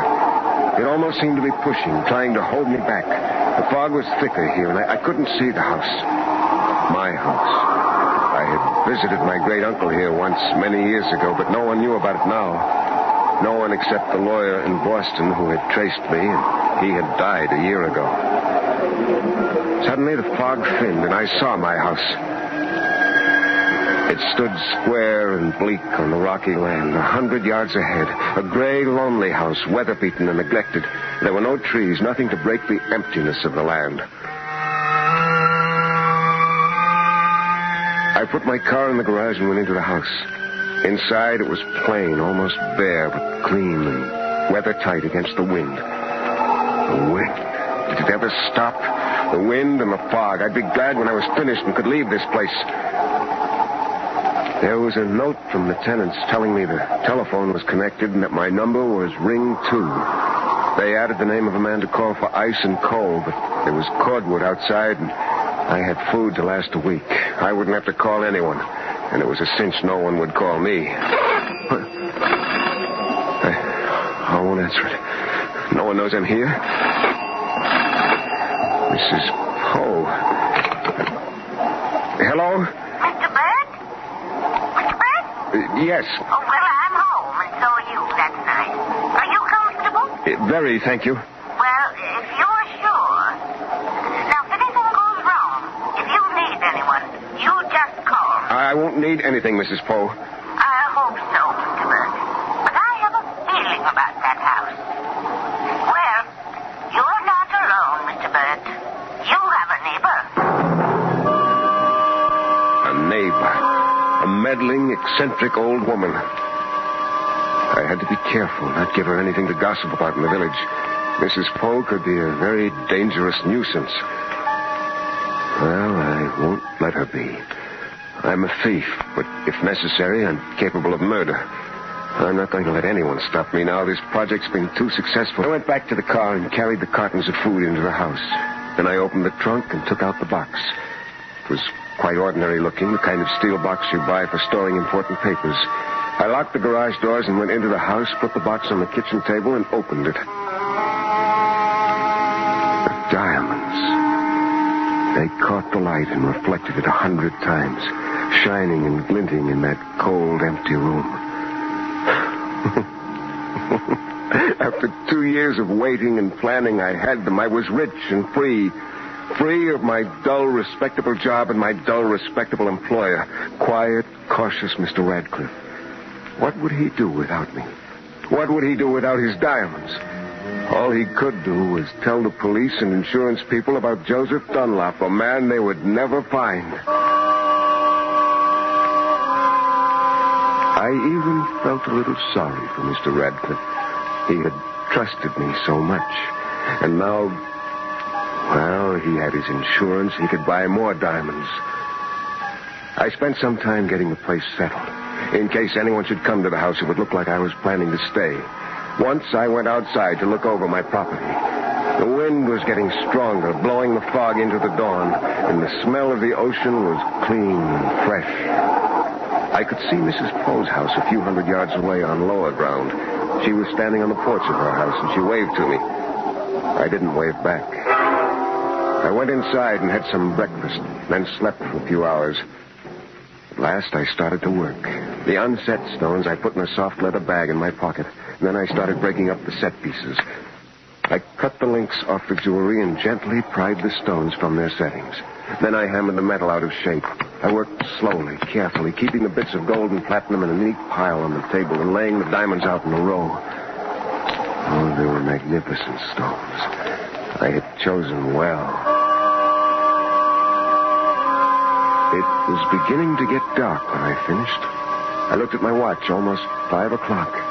But one more part of my plan was completed. I gathered up the diamonds and put them in the leather bag with the uncut stones.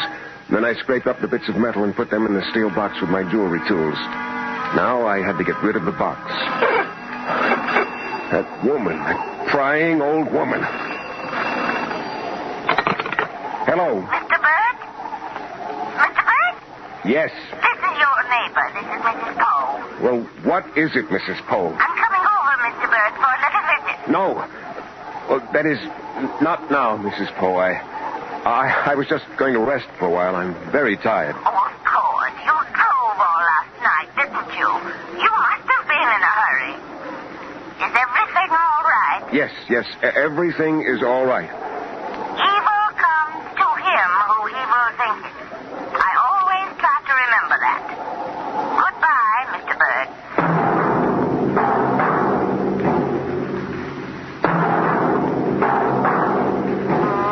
Hateful, meddling Mrs. Poe. No, I can't let her upset me. She doesn't know anything. She's harmless. I must go on with my plan.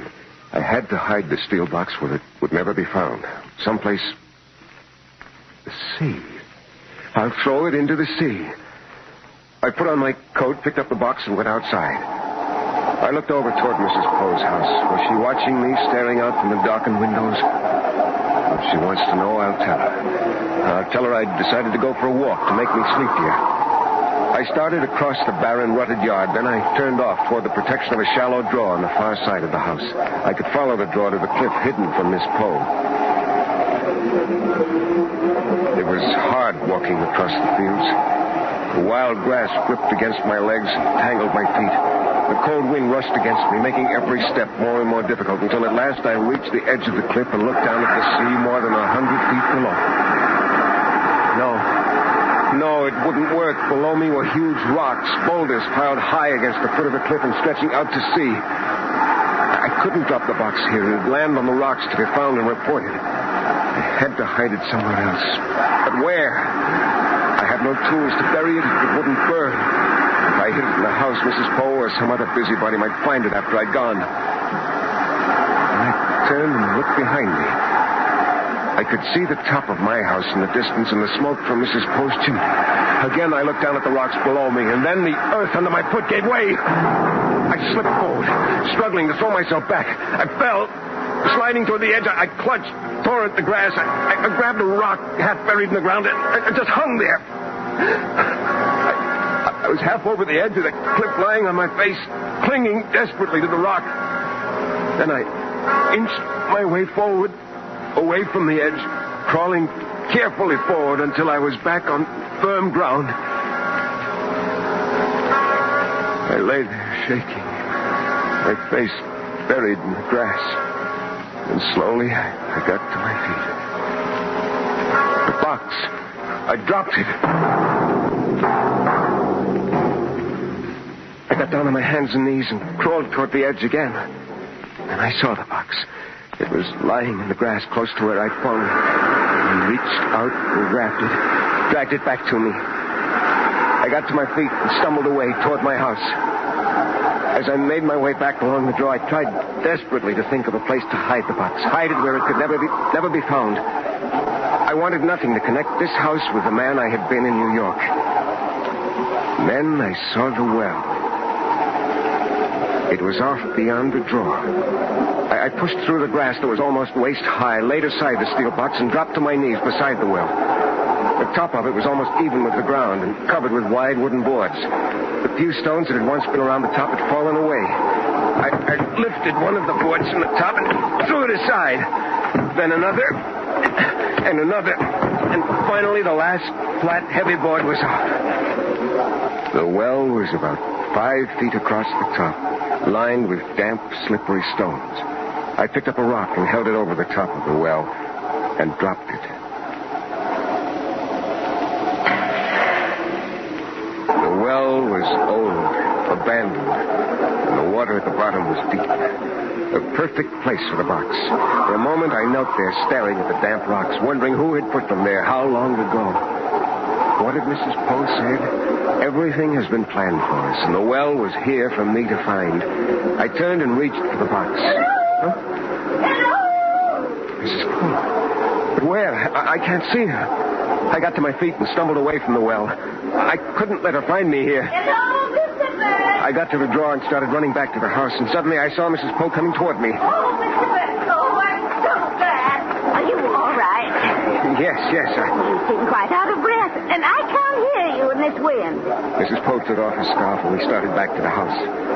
I heard you calling. I thought something was wrong. You shouldn't be out, Mr. Bird. It's almost dark. I went for a walk to the cliff to make me sleepy. Oh, Mr. Bird. Oh, I knew there was a danger. I tried to telephone you, and when you didn't answer, I was worried. That cliff isn't safe. Oh, I should have warned you. It's always falling away. Mr. Bird, you're covered with dirt. You fell. I fell, Mrs. Poe. The air's full of danger. Full of implications. If you'll excuse me, Mrs. Poe, I'm going inside now. Of course. You had a shock. Good evening, Mrs. Poe. May I please come in just for a moment? I must talk with you, Mr. Bird. Mrs. Poe, I realize you feel alarmed. No, something else. Just for a moment, and it's so important. I went across the porch and held the door open for her. She went into the hall. Suddenly, she stopped and turned to me. Huh? This house.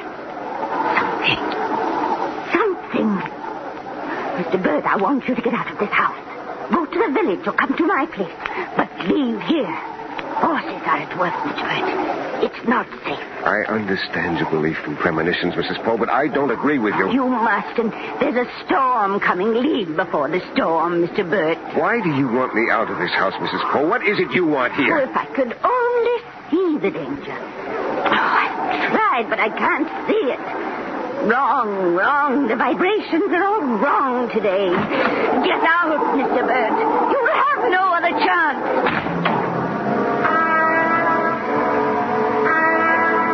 I watched her from the window as she started towards her house, leaning against the wind, tying that heavy woolen scarf tight under her chin. Had she seen me at the well? Or had she seen me leave and then come over and searched my house? Mrs. Poe was interfering with my plans.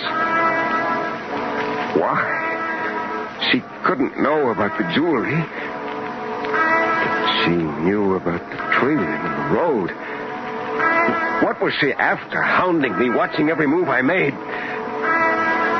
Whatever her game is, she won't interfere with my plans. I can put a stop to Mrs. Poe as soon as I've gone back to the well and disposed of the box. Box? I'd left it behind at the well. What if she finds it? No. No, not on a night like this. Her rude home is nowhere near the well, and with a storm coming, she won't be out again in this weather. But I should go back now. The wind, it never stops, and it's pitch dark outside. I can wait until morning. I fixed some dinner and ate quickly. After dinner, I lighted the living room fire and sat listening to the storm outside. I touched the pocket of my jacket, felt the leather bag full of the diamonds I'd stolen. I was warm and safe in my house.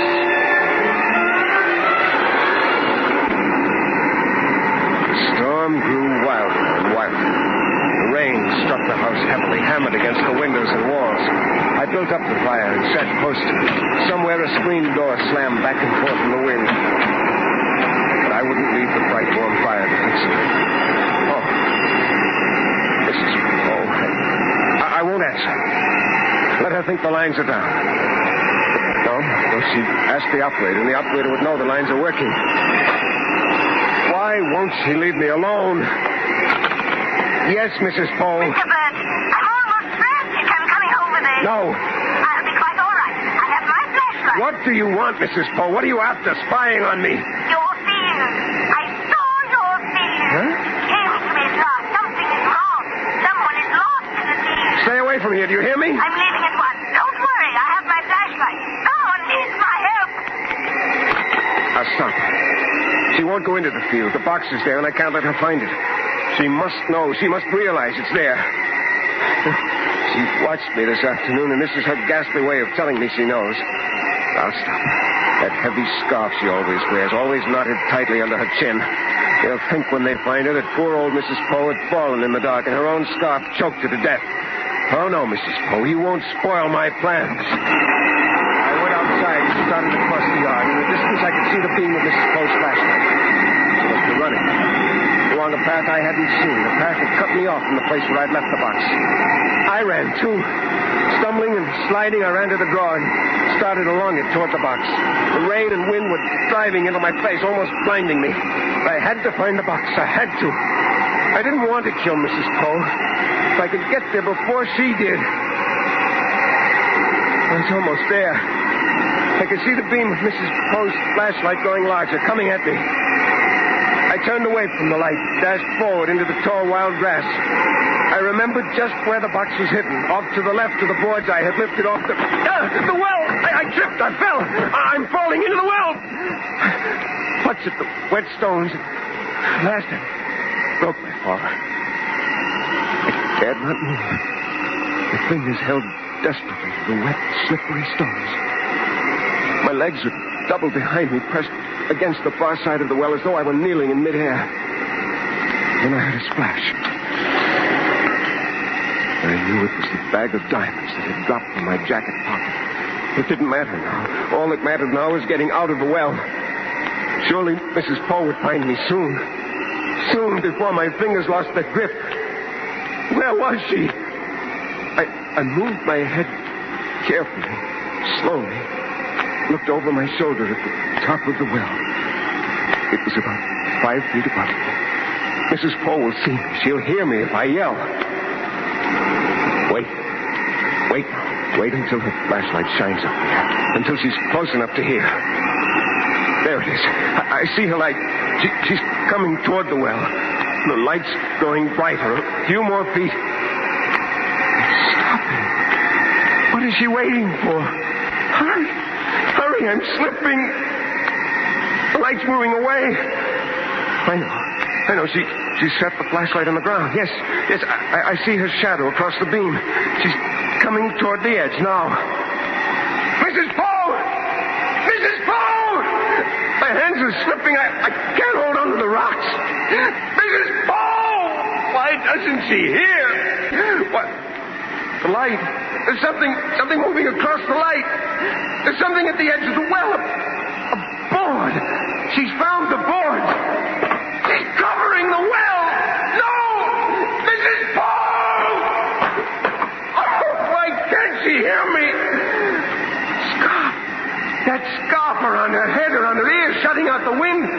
She can't hear. She'll never hear me. And my hands are slipping. Please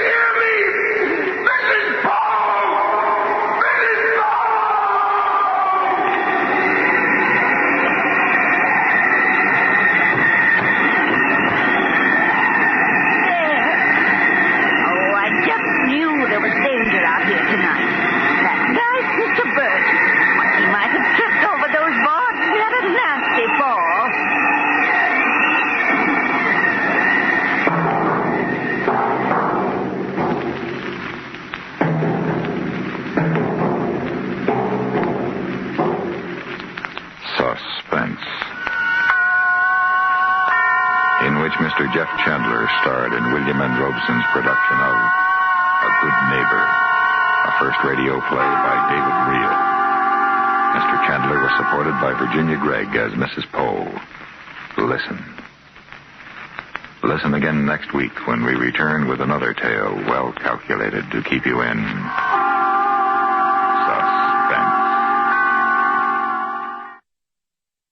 Now, Roma Wines presents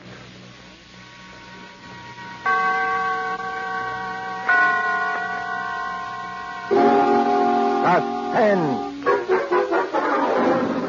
Tonight, The Diary of Sophronia Winters, starring Agnes Moorehead and Ray Collins. Suspense is presented for your enjoyment by Roma Wines. That's R-O-M-A, Roma Wines.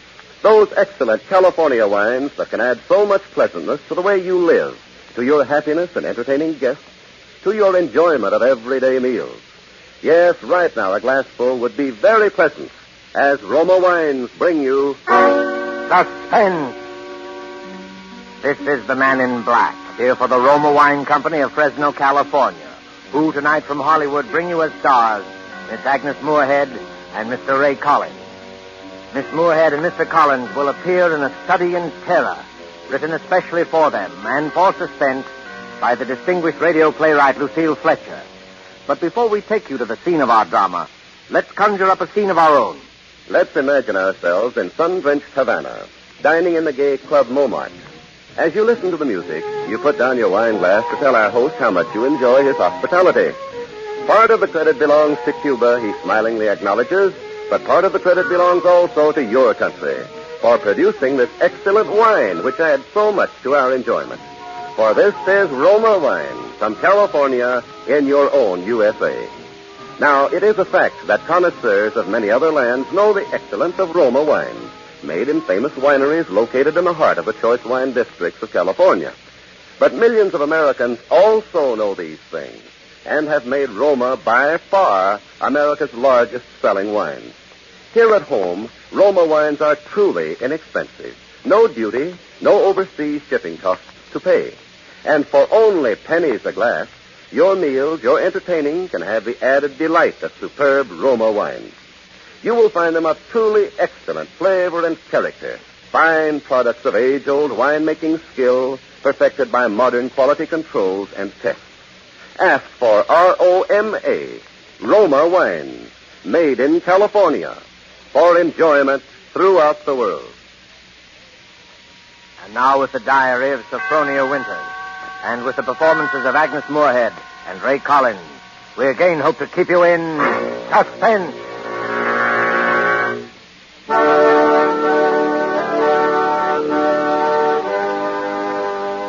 February 1st, St. Petersburg, Florida. I, Sophronia Winters, have hereby begun this diary because on this day I feel for the first time that I've begun to live. Diaries are no good unless one has thrilling experiences. For 40 years, I've never had what could really be called a thrilling experience, but Papa's death has changed everything. Here I am in beautiful St. Petersburg with everything to start life anew, money in my purse, 2 suitcases full of new clothes, and a gorgeous new permanent wave. And Florida is really the land of romance. It doesn't matter whether you're 17 or 70. There are parties and dances and bingo games and flirtations for all. My landlady, in fact, tells me that people often become engaged and even married to perfect strangers overnight.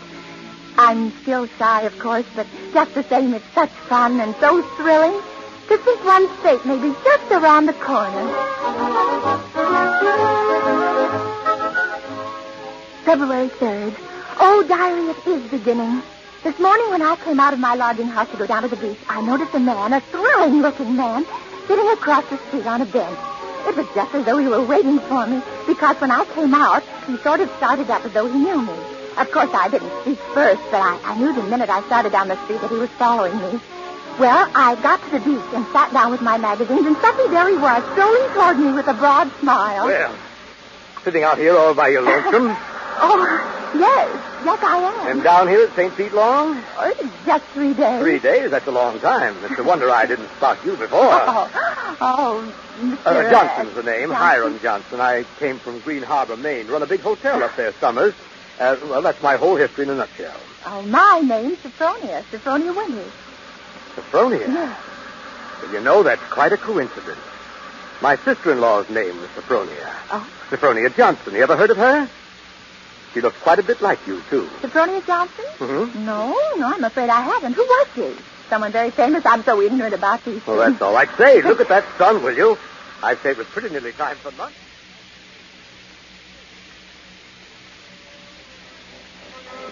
You know, Sophronia, is kind of mysterious, us finding that 9-point starfish on the beach together. My sister-in-law, Sophronia, used to collect 9-point starfishes. To think your name's Sophronia. You find a 9-point starfish with me. Well, it kind of draws us together, huh? Diary, darling, he is wonderful. Strong, kind, warm-hearted, so generous. I feel as though I knew him completely, as though I'd known him all my life. What's the good of waiting, Sophronia? I've got to be back at the hotel in a week. We may never see each other again. Oh, Hiram, don't say that. I couldn't bear it. Then let's do it right away, tomorrow. There's a parson out on Coral Avenue who'll do the job for us. We can take a nice moonlight drive out to the alligator farm. Afterward, have a nice shore dinner. Then climb on board the Orange Blossom tomorrow night from Maine. Maine. Oh, it's all so wild, so mad, so thrilling. But what would your family think? Wouldn't they be shocked? Well, my family's all dead. I'm my own boss. I'd have to help you run that big hotel. I wonder whether I could do it, meeting all those people. Oh, don't worry about that. Just think of Maine. The big dark pine woods, the sand, the bay. The two of us alone together. The two of us alone together.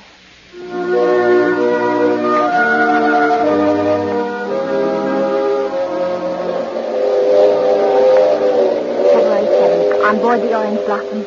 I was married in a wedding dress of Alice Blue Moray, with a frill of white organdy at the collar and wrist, and a rhinestone belt buckle. Hiram sent me talisman roses. I'm pressing one precious flower between the pages of this diary for love.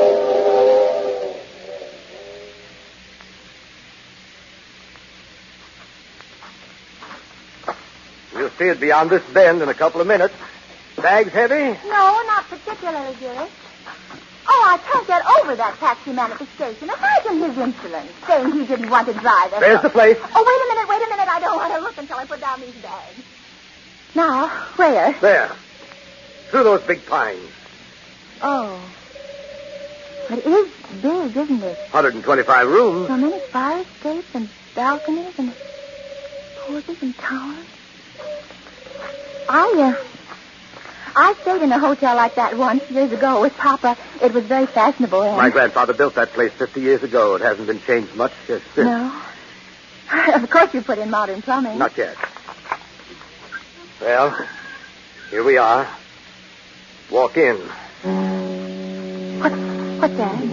Just a foghorn out in the bay. Fog? We get it almost every night in this kind of weather. What are you locking the gate for? Why not? There's nobody coming in after us. Or going out again for a while. Well, I thought you said the hotel... The hotel's empty. Hiram? What is it now? Hiram, darling, I know it sounds silly, but let's not go in there tonight. Let's wait until morning. Why? Oh, just because it's so dark and empty. There's not a light in the whole place, and no one's expecting it. What will we eat, and where will we sleep? Let's stay in the village just for tonight. I've got things to eat, the place to sleep. Come on. Oh, my arm, Hiram! Hiram! You remember my telling you down in Florida about my sister-in-law, Sophronia? Well, that's her, over there on the wall. Take a look at her. Hiram, darling, just now you hurt me. Do you realize that? You twisted my arm. I said take a look at her. Tell me what you see. Well, the glass is very dusty. She must have died many years ago. But her face is sweet. It's very sweet. Her eyes, something very sad and wistful about her eyes. She was a murderess. She was hanged in Portland 25 years ago for the murder of my brother Ephraim. Here in the lobby of this hotel. She murdered him in cold blood with an axe. That fire axe hanging over there on the wall. It was a summer day. There were guests sitting on the front porch in the rockers. It was just after lunch. My brother Ephraim was sitting at the desk counting his loose change. My mother was crocheting an antimacassar in that old wicker rocking chair. Sophronia came downstairs, humming a hymn. Oh, don't, Hiram. Please, don't tell me anymore. Why not? Well, it makes me nervous to hear it like this in this big shadowy lobby. And your eyes, Hiram. matter with you, Hiram? I know it was a terrible tragedy, but it happened 25 years ago. Don't touch me, Sophronia. Don't touch me. Do you remember what I said to you in Florida? What did you say? Well, you said a million sweet and wonderful things to me, Hiram. I said you resembled my dead sister-in-law. Looked at her again. Look at her closely. Sophronia. Why? Oh, no, I can't. It's too horrible. I can't look at her face with any pleasure now, knowing she was a murderess. You're afraid to look, is that it? No, not afraid. You... Please, my arm. Oh, very well. I'll look. Now, stand there quietly. Like that. Take off your glasses. That's all I wanted to see. That's all I wanted to see.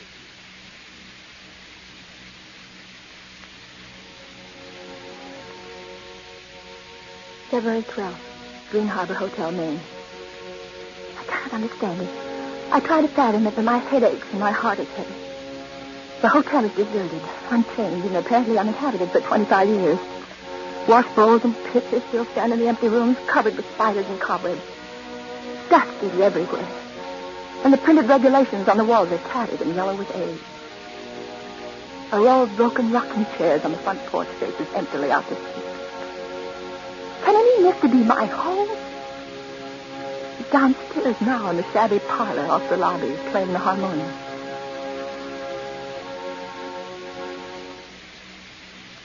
Sophronia? Yes? Yes, Harold? Sleeping? No, dear. Well, why is your door locked? Come out.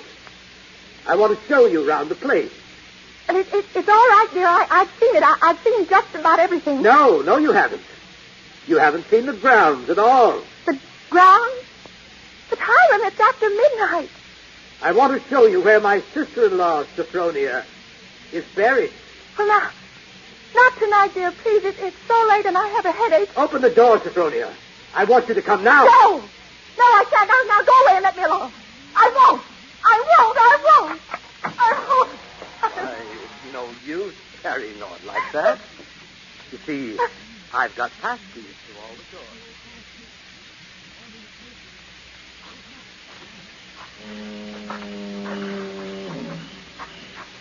And beyond, where those 4 birches are standing, is where my sister-in-law, Sophronia, was laid away 25 years ago. It was the biggest funeral in the neighborhood. Folks crowded outside the gate with the dozens trying to get a look, but we wouldn't let them. Buried her ourselves, without a service, out here by herself on the ground. Ephraim is buried in town, but not Sophronia. I had a feeling that I'd have to keep an eye on her even then. Keep an eye on her? Oh, I knew she was one of those restless sleepers who wouldn't stay quiet in her own grave. I knew before the year was out she'd find some way to start roaming around, hunting for mischief again. She was a young she-devil to the core, Sophronia. They could hang her till doomsday, and it wouldn't do any good. You mean you think she haunts this hotel? No, not this hotel. She never had any use for it, dead or alive. No, she makes for a warmer climate. There's always a cold-blooded little fish freezing and shivering all the time. It's places like California and Texas.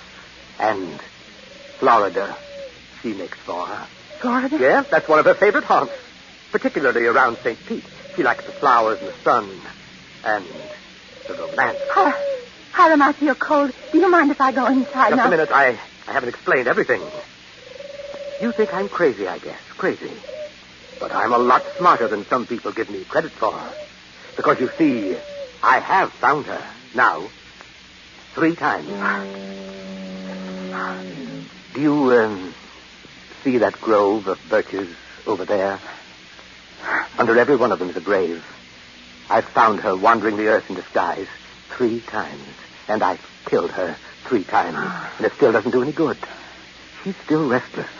You mean you've killed 3 different women? So now I keep another grave to remind her. It's waiting now.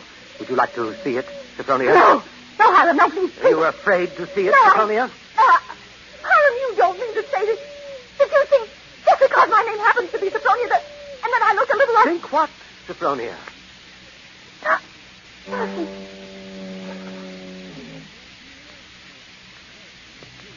February 14th. Your mind is made up. I've made a terrible mistake. Now let's get away from this place. I must get away from Hiram as quick as I can.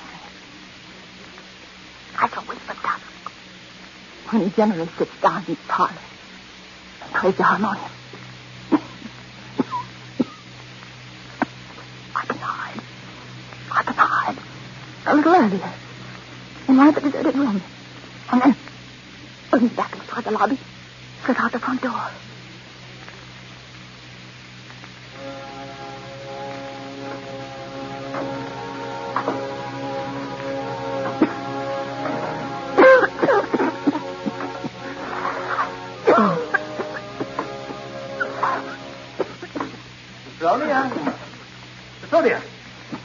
Sophronia!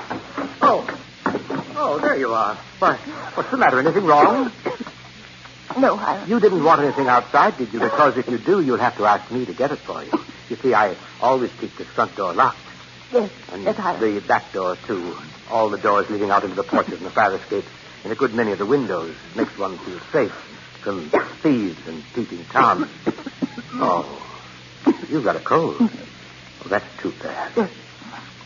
I must have caught it last night outdoors. The bed. You ought to be in bed, a good one. The only good bed in the house is in my sister-in-law Sophronia's old room. Oh, no, Hiram. I'm all right. It's just a little head cold. Oh, little head colds often develop into pneumonia. Too bad I didn't think of that before. You might have slept in it from the very beginning. Here, up these stairs.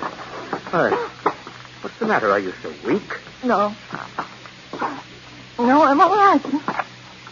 This room is the cleanest in the hotel, too. I've always had a sort of suspicion about that. There, you see? I've kept everything as it was. What's the matter? Nothing. It's just... Seems kind of familiar? No, it's just it's seeing it so clean.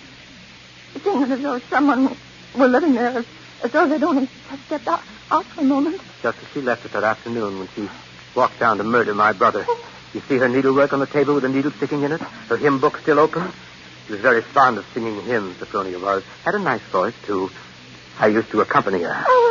I'll turn down the bed for you. Then you can get undressed while I go and make you some hot tea. No, I don't want any. Here's the closet. You can put on one of Sophronia's dresses.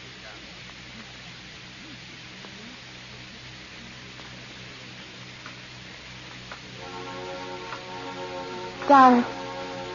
I'm beside myself. I shall go mad.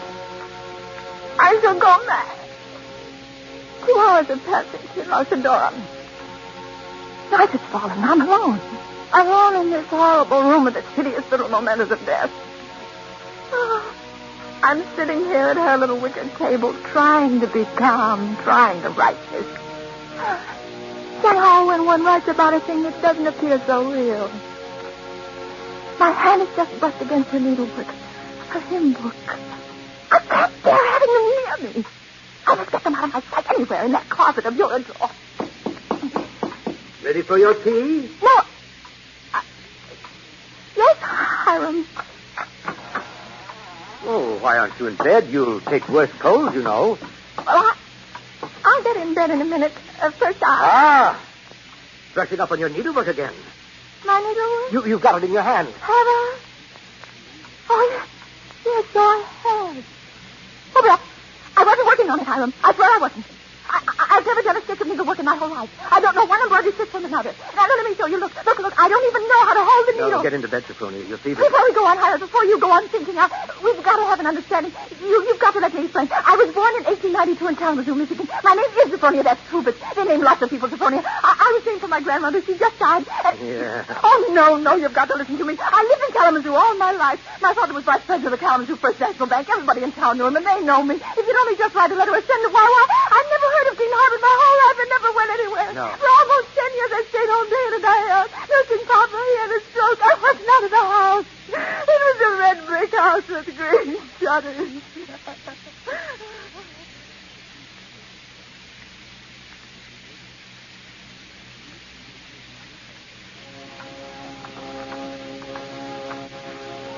February 15th. So I live only from moment to moment, listening to his creak upon the stairs. Oh, my cold is growing worse. I've been in bed all day. It's night now.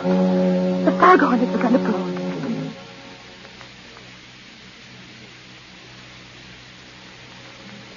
February 19th. I woke up early this morning after a wretched night, and the date was burning in letters of fire in my brain. He's planning to kill me. It'll be today. But the hours have been crawling on. It's almost midnight. Why does he torture me like this?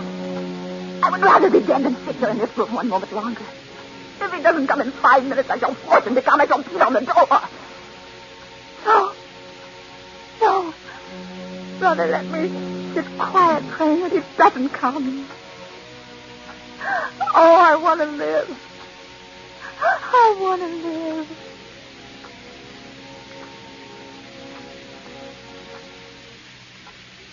Sophronia. It's come. Sophronia, come downstairs.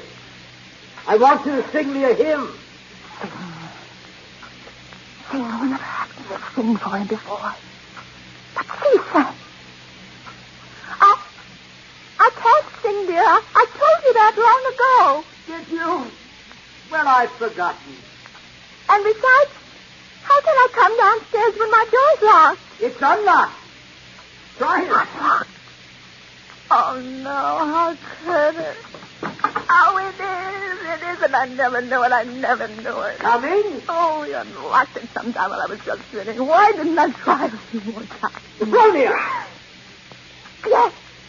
Yes, Hiram. I'm coming.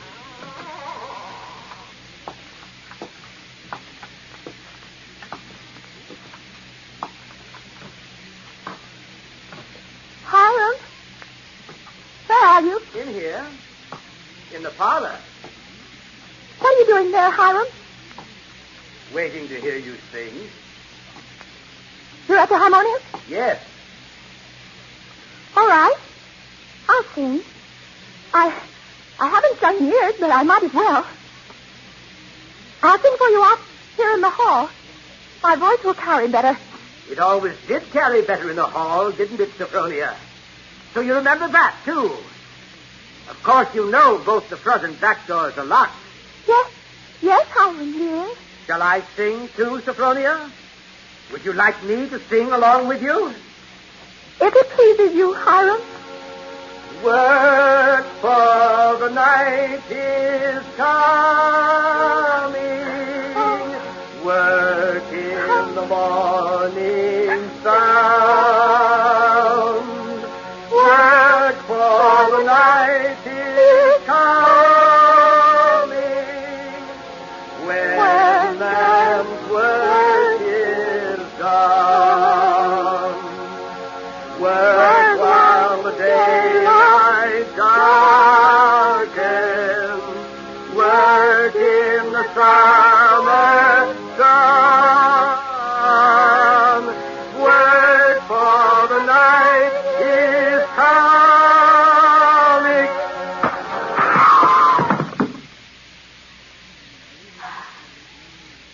Well,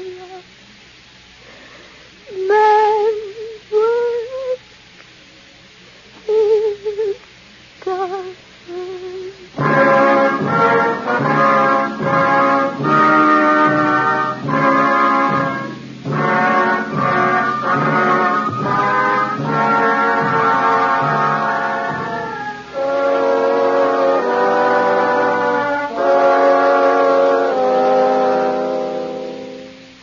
There's only one more page. Shall I read it to you? Yes, go ahead. March 22nd. I've been sick, I think, for a very long time. The pages of my diary are blank, but I shall take you out again, poor diary, today and start you over again. No, I shall never look back at the other pages.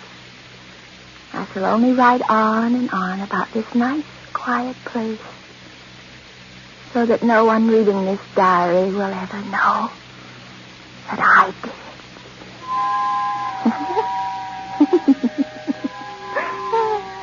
But I did do it, diary. I was smarter than he. When I opened that door at the head of the stairs and heard the music, and I saw the fire axe still hanging on the wall. I was so caught. So terribly caught. I tiptoed like a little mouse, even as I sang with him into that room where he was playing. If the reflection of that axe had so much as glimmered across the wood, if he had turned, but I was clever, so much cleverer than he, I kept on singing. And now I'm free. Free as a bird. I'm free and he shall never catch me now. Not this time or ever again. Because he's dead. Isn't he, Nurse? Nurse. Isn't my dear brother-in-law, Hiram, really dead? Yes, miss, he's dead. And now I'll thank you to hand me over that diary. The doctor doesn't approve of the patient's writing anything.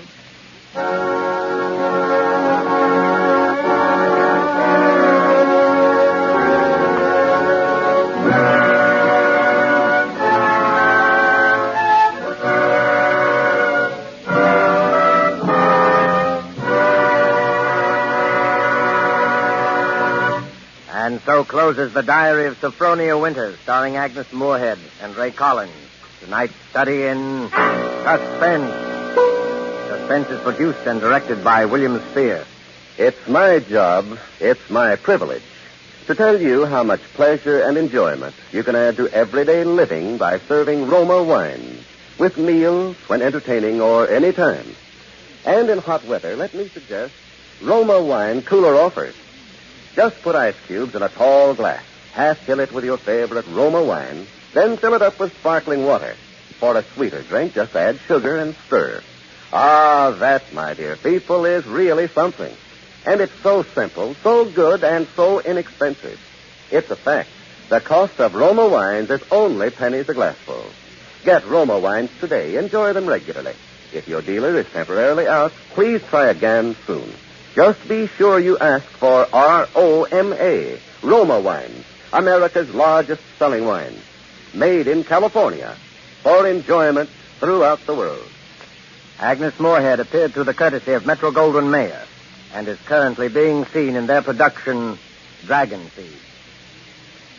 Next Thursday, same time, in an unusual feature performance, Suspense will bring you, in his first appearance as an acting storyteller, the noted American novelist and playwright, Mr. Ben Hecht. Sharing honors with Mr. Hecht as star of the performance will be Mr. Frederick March. You won't want to miss hearing Frederick March and Ben Hecht in Actor's Blood, which will be next week's tale of Suspense. Presented by Roma Wines, R-O-M-A. Made in California for enjoyment throughout the world.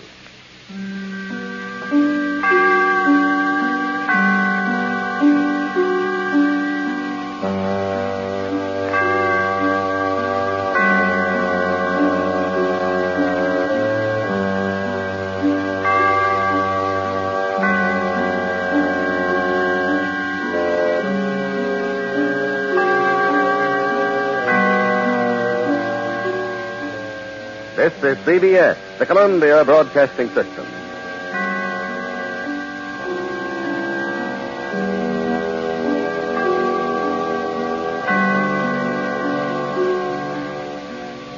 And now, a tale well calculated to keep you in suspense. In a moment, Act One of Devil's Stone, starring Christopher Carey and Neil Fitzgerald, and written especially for Suspense by Jonathan Bundy. This portion of Suspense is brought to you by the makers of Parliament cigarettes. Listen, more and more people are smoking to this tune every day. Parliament gives you extra margin. Parliament gives you extra margin. The filter's recessed and made to stay neat, clean, quarter inch away. Parliament gives you extra margin. Parliament gives you extra margin. You're smoking neat, you're smoking clean with Parliament today.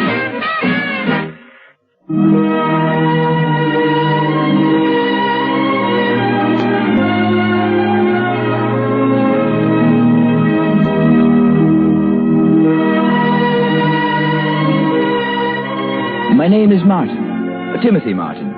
I live here in Dublin, and very nicely, too, thanks to a considerable inheritance and sale of the family estate in County Kilkenny, which bought a very good price.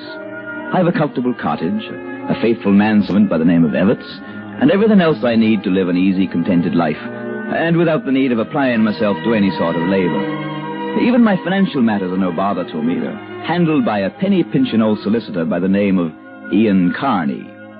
And mine was a contented life. Until, that is. Until a long-forgotten uncle died and left me some property he'd owned but never lived on up in County Fermanagh, near Inniskillen. A place known as Devilstone. And then... But let me digress for a moment. I should say, let me seem to digress for a moment. And remember this, please. For it may have much to do with the strange, terrifying tale I'm about to tell you. Deep under St. Michael's Church, here in Dublin, is a crypt. It possesses most amazing properties. In it lie scores of bodies in a state of perfect preservation, albeit they are hundreds of years old. The old ones used to say it's due to some wondrous form of black magic. But modern science, modern chemistry, has exploded that ancient belief, has shown that certain gases generated by the unusual composition of the dark, dank earth in which the crypt is located, those gases have produced this amazing phenomenon. Very well. Now, a few days ago, I called Mr. Carney, my solicitor, on the telephone. I've been hoping you'd call me, Timothy. I wish to speak with you about that house and property in County Fermanagh that your uncle left you. Well, I've certainly no desire to move away from Dublin, Mr. Carney, so I've decided to rent out the old place. Rent it out? And why not, sir? You really think you can? Well, I'm quite certain I can. I doubt it. Well, as a matter of fact, an American couple by the name of Stoker left here only yesterday for a look at it. I see. I expect they'll be back here a moment now to agree to lease it for the summer. Timothy, you, showed them the pictures and description of the place? Yesterday morning. They were so intrigued by them, they were all for signing a lease then and there. You'd better to have taken their money and let them do it, my boy. Oh? Aye. Well, I'm sure I don't see why. Well, surely they're entitled to look at the place over before they take it. After all, Mr. Carney, never having been there myself, there wasn't too much I could tell them about Devilstone. Exactly as it should be, Timothy. Well, I'm afraid I don't understand you, sir. I mean that now, my boy. You will never rent it to them, nor to anyone else who goes there. Why not? Now, why'd you say that, Mr. Carney? Well? You don't know? Well, of course I don't know. Then perhaps your tenants, I should say erstwhile prospective tenants, will tell you, if you ever see them again. Now, what do you mean by... Oh, excuse me a moment, Mr. Carney. Yes, what is it, Evetts? I beg your pardon, sir, but there's a Mr. Stoker here to see you. Stoker? Yes, sir. And if I may say so, he appears to be quite excited about something, rather angry. Hello? Shall I tell him you're busy and suggest he see you another time? Timothy? Yes? No, Evetts. Have him come in, please. Very good, sir. Hello, Timothy. Oh, sorry, Mr. Carney, but I've someone here to see me. Now about Devilstone, Timothy. I think I'd better call you back. Very well, if you like. But there is something about Devilstone, its history, that you might not be cognizant of. All right, well, I'll get back to you shortly. Timothy! Goodbye, sir. Well, at least you didn't try to skip out on me. Mr. Stoker, how are you? Nice to see you again. Oh, it is, eh? Did you and your wife get over to look at Devilstone as you'd planned? We certainly did. And by heaven, Martin, if this is your idea of some practical joke... My what? Sending me alone to that ungodly place would have been bad enough. But my wife... Martin, you ought to be horsewhipped. No, wait, please. I'll have you know that as a result of your having let her go there, you and your twisted sense of humor... What? What is the matter with you, anyway? The poor woman nearly went out of her mind. Mr. Stoker, She still hasn't recovered from it. Sure, I got her back to Dublin all right. But the doctors ordered her to bed. Had to give her strong sedatives. Now, I warn you, young man, if she doesn't recover completely... Now, just a minute, Mr. Stoker. Oh, don't bother, Martin. The less you say, the less I have to see of you from here on out, the better. Here are the keys to that place. Now, look here, Mr... Goodbye, Martin. If I ever see you again, it will be in a court of law. Believe me, Mr. Stoker, I don't know what you're talking about. What are you so upset about? Oh, you don't, eh? Do you mean to say there's something wrong with Devilstone? And do you mean to say that you, the owner of it, don't know? You don't know what, sir? You don't know that ungodly place is haunted? What? You heard me. Haunted!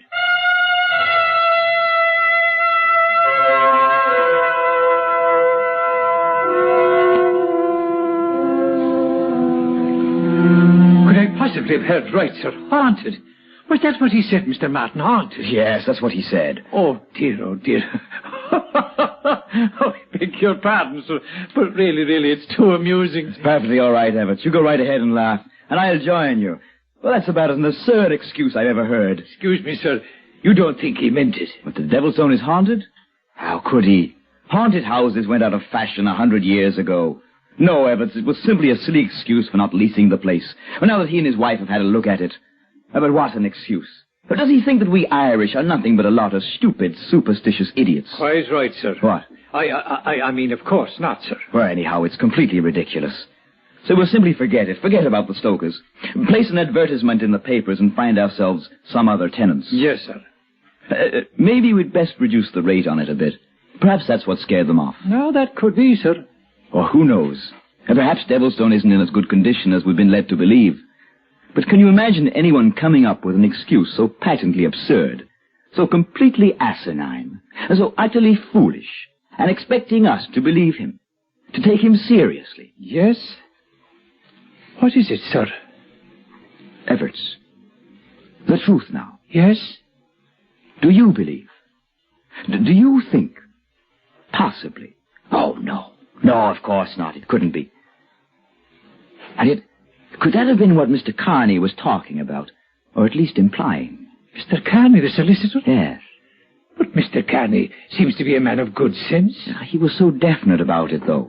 When he told me I should have let them do what they wanted after they saw the pictures, sign a lease immediately. Before they even saw Devilstone? Yes, they would have, you know. They would have signed and paid a couple of months' rent, and Mr. Carney said I was wrong in not letting them do it, in not getting what I could, and immediately. Would it have been completely ethical now? You mean if something is wrong with the place? But haunted, sir. No, of course not. Ridiculous. Oh, of course. And yet, well, there's one way to find out. Yes. Shall I put in a call to Mr. Carney? No. By doing that, I'd be admitting that I might believe in such ridiculous possibility. No, Everts. You and I will drive up to Devilstone and we'll investigate ourselves. Capital, sir. A splendid idea. You like it, eh? Well, never having seen the place either of us, and after Mr. Stoker's reaction to it, it might be quite exciting, sir. Let's see now. If we leave right away, we should be able to reach Devilstone by nightfall. Yes, sir. So fetch the car and a couple of flashlights, too. Very good, sir. And perhaps I'd better take along a pistol, just in case. And of course... What, sir? Well, to conduct our investigation in the ghostly place in style, we'll take along one of the dogs with us. Say, Red Kim of Heatherscote. An excellent idea, sir. Now, let's get underway. Yes, sir.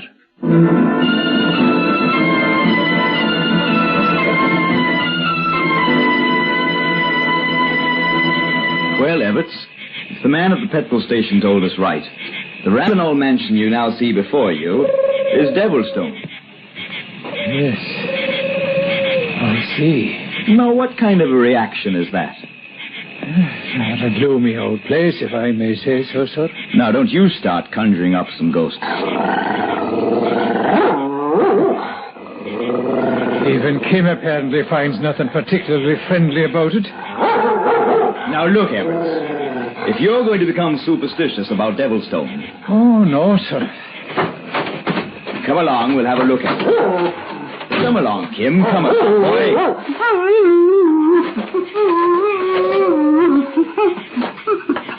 Now, let me see if I can unlock this door. Yes, sir, here. I'll hold the flash on it for you. Good. I believe this is the key. Well, the door is already ajar. Why, yes, sir. So I see. Well, come along, you two. Come on, Kim. He's protesting rather vehemently, sir. We'll just get him inside and we'll close the door. Yes, sir. Kim! What the devil's the matter with you? Oh, come now, boy. Are you a dog or a mouse? He most certainly is frightened of something, sir. Yes. He doesn't look like a ghost hunter crouched down there in the corner that way. And if I remember the pictures correctly, this door here should lead to a small, enclosed court, sir. Oh, and my word. It's just another night bird, Everts. Don't let it bother you. Now, do you mind telling me why did you do that? I beg your pardon. What? Why, you're still over there at the door. And yet, I distinctly felt something or someone bump against my shoulder. And I thought someone walked on past me. Look here, Mr. Martin. Yes? What is it? In the mud, out there in the court. Shine your light on it, sir, where mine is. Why, yes. Footprints. Big ones. And fresh. And do you see? More of them are being made even as we look at them. No. And yet there's no one there to make them. Impossible. I know, sir. But you're right, Evans. You're right. Back inside now, and quickly. Yes. Now, whatever is making those footsteps can't follow us.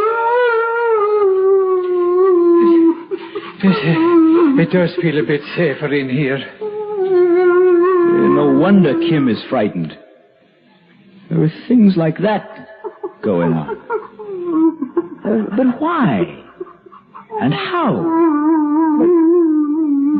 Do you suppose, sir, that one of the old lamps could be lighted? Well, if they have any oil in them. And it shouldn't take us long to find out if they... Oh, now, wait a minute. Now, what are we acting this way for? It's trickery, that's all it is. It's trickery. But by whom, sir?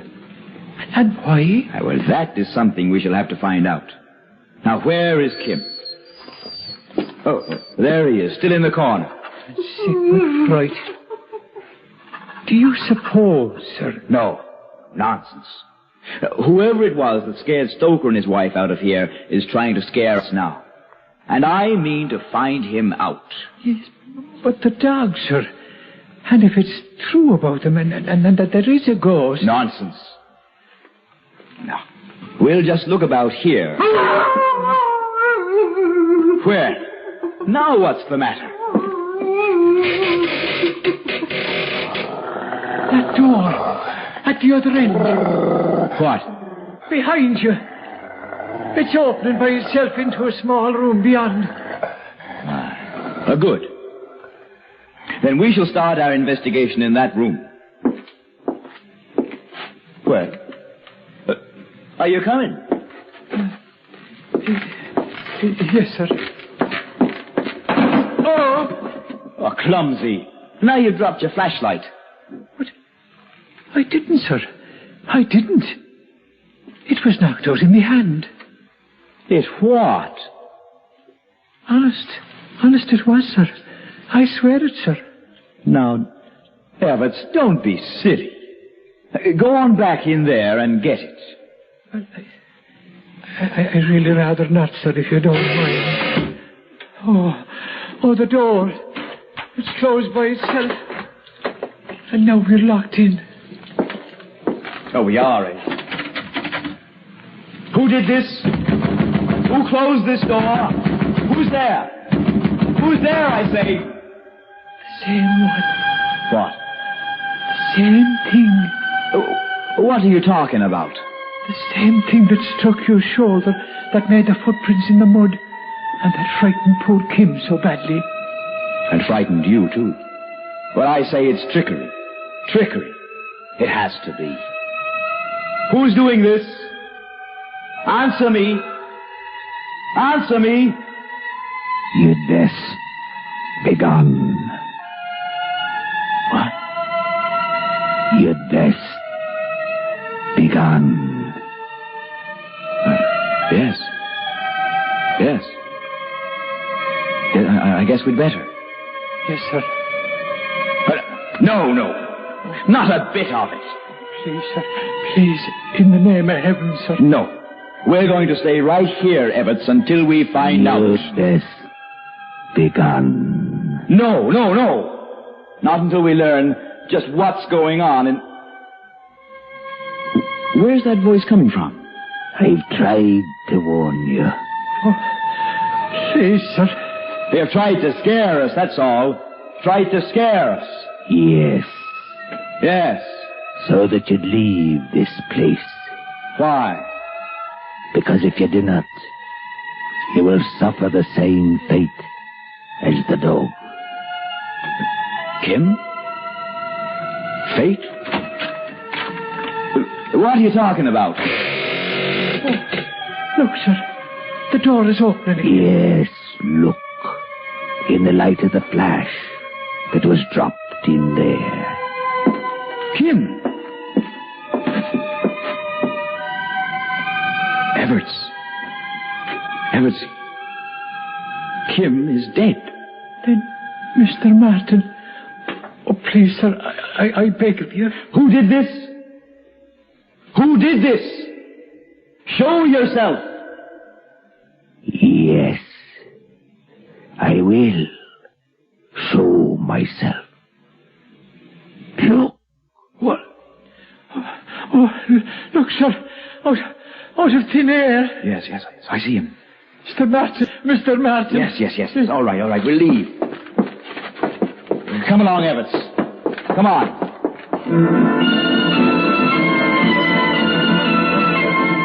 Yes, Mr. Carney. I thought at first it was trickery, or perhaps some kind of joint hallucination by Everts and myself, induced perhaps by the gloomy atmosphere of the old house, and whatever it was that Stoker had said about his wife and her being so terrified. No, my boy. But when it actually happened, that he actually appeared there before us out of thin air, this misty, tenuous, impalpable figure, and then when we found there wasn't so much as a little mark on Kim, the dog, who up to that moment had been as healthy as I. But why didn't you tell me about whatever it is in that inhabits that place when I talked to you on the phone? I tried to, Timothy, but you cut me off. And after all, I'd known about it only as a legend from hearsay. And he was a huge man and powerful, this ghost. Yes, I should say it was Jason O'Flynn, your ancestor, who built the place for his wife. It was to have been her castle. Was? Yes.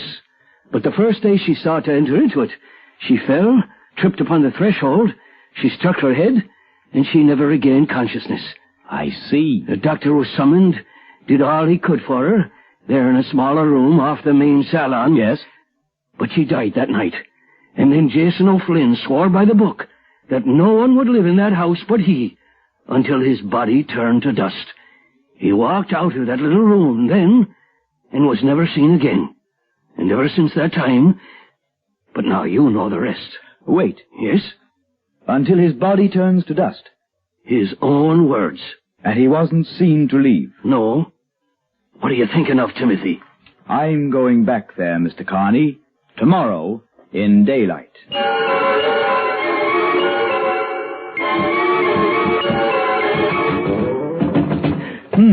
I just don't get it. And I certainly found no signs of hollow walls or hidden panels on the floors above, sir. And yet, Everett, somewhere close to that small room. Don't you think it best we simply leave the place and No.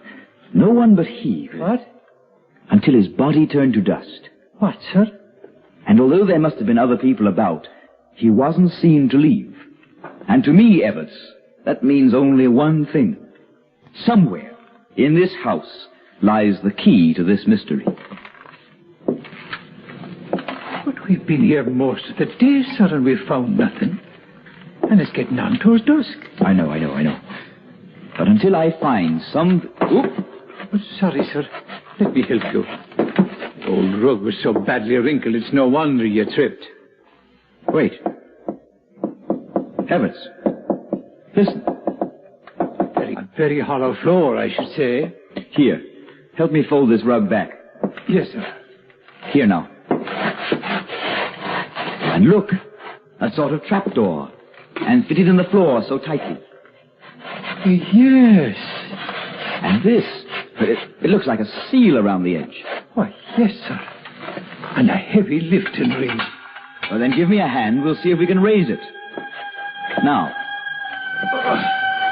Oh, it's very tight, sir. Yes. But the seal is giving way a little. Put everything you have into it now.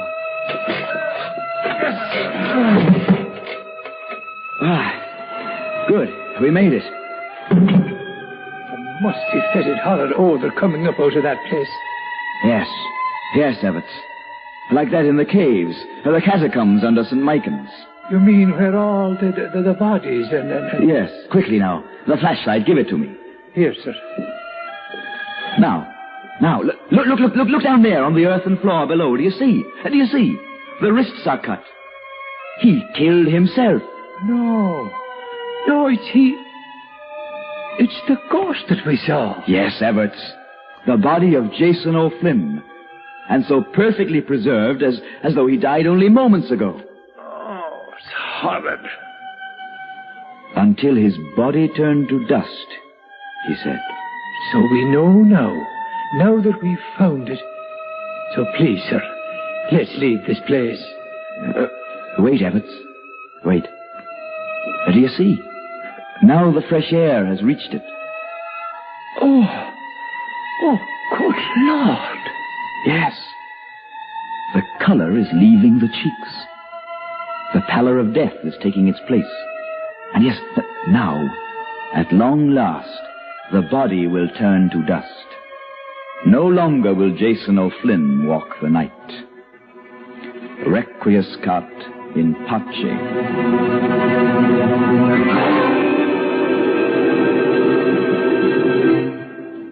Suspense. You've been listening to Devilstone, starring Christopher Carey and Neil Fitzgerald, and written especially for Suspense by Jonathan Bundy.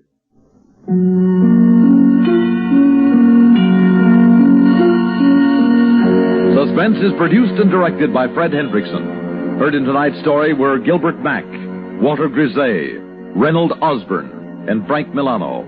Music supervision by Ethel Huber. Sound patterns by Walter Otto. Technical direction by Fred Cusick. Associate Director, Bernie Seabrooks. This is Stuart Metz speaking. Suspense.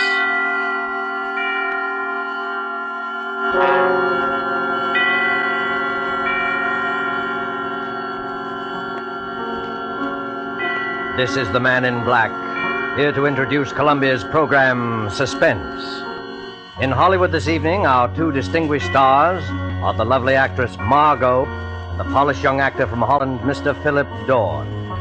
A story by John Dixon Carr dealing with strange, very strange happenings aboard an ocean liner and called Cabin B-13 is tonight's tale of suspense.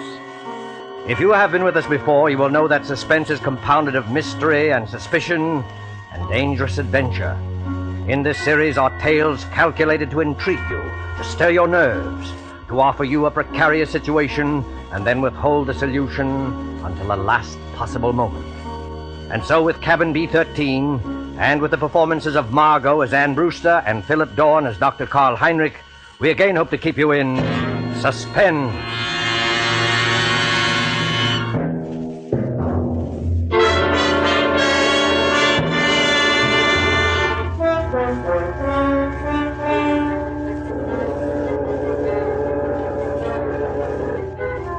Come now, in happier peacetime days, to a great ocean liner on the night of her departure for Europe. There she is at the West 22nd Street Pier, the 25,000-ton Mauravania of the White Planet Line. Smoke from her three funnels coils up lazily in mild October air. You can see the decks, white and shiny like shoeboxes, and the string of lights along them, and the band standing by on A deck to play her out. You can hear the murmur of an excited crowd and the rattle of the steam winches as cargo is lowered into the hold. You can see the bustle of activity and the second officer standing at the head of the gangplank as two rather late passengers hurry through the customs shed towards that gangplank. It's all right, Ricky. We are not too late. No, and I thought we'd be in time. A honeymoon in Europe. 3 whole months with nothing to worry about. That's right, dear. And you've been my wife for, let's see, practically 5 hours now. I believe the correct phrase is, it was so sudden, Mr. Brewster. So sudden that we have to travel on our own passports instead of a husband and wife one. I hope they don't think you're not an honest woman. I'm going to act like a complete wanton just to devil you. Oh, what about our tickets, Ricky? Do we give them to that officer standing at the top of the gangplank? No, honey, you keep your ticket. The cabin steward will come around and collect it after we're underway. And the money, Ricky? It's a lot of money, Anne. $10,000 in cash. Maybe I better turn it in at the purser's office for safekeeping. Yes, maybe you had. Wait a minute, Ricky. What is it, then? Wait. Do you mind if we stand here for a second before we go up the gangplank? Oh, what's the matter? You're not ill, are you? No, but getting over brain fever isn't any joke. Oh, I know, dear. You see, Ricky, I ought to be eager and excited like all those people up there, but suddenly you get fancies. Queer, sick fancies. Suddenly, right now, all I can think of is the night and the wind and all the black water in the dark. And that's exactly the kind of morbid fancy I'm trying to cure you of. I know, Ricky. I'll be good, but I was just thinking of a story. What story? Oh, never mind. It doesn't matter. Which way do we go? Up the gangplank, through that door there, and then down on the elevator to B deck. And no more horrors, do you understand?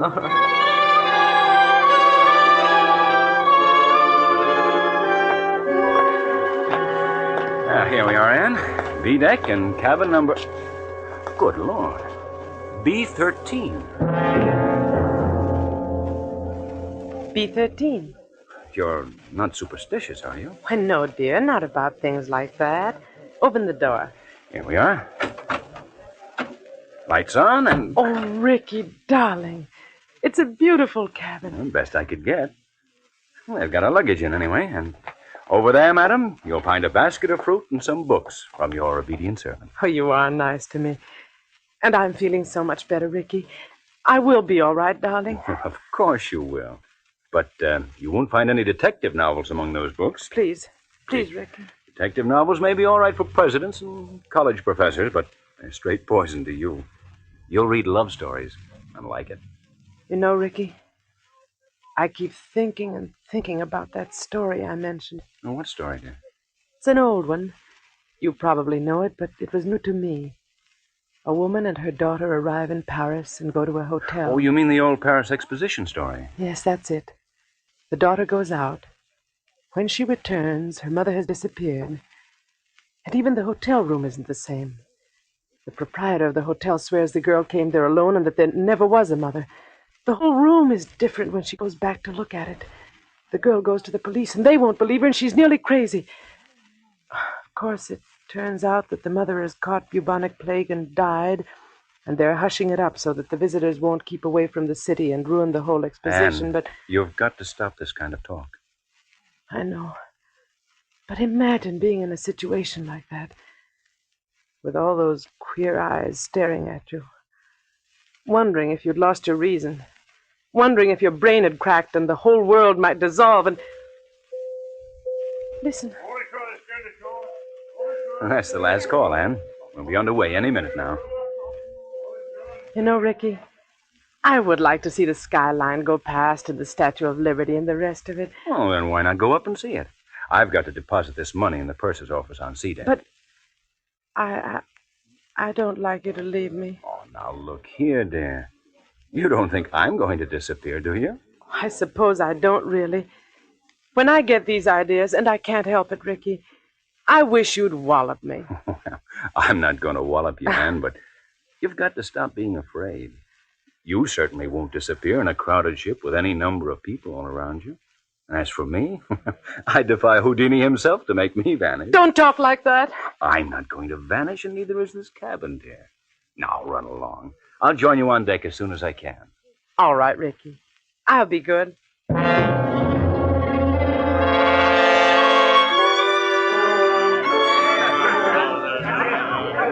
with your gangplank! In with your gangplank! Gangplank, please, sir. Close the rails. Stand by. Eager people, excited people, happy people, all crowding up to the rail to wave goodbye.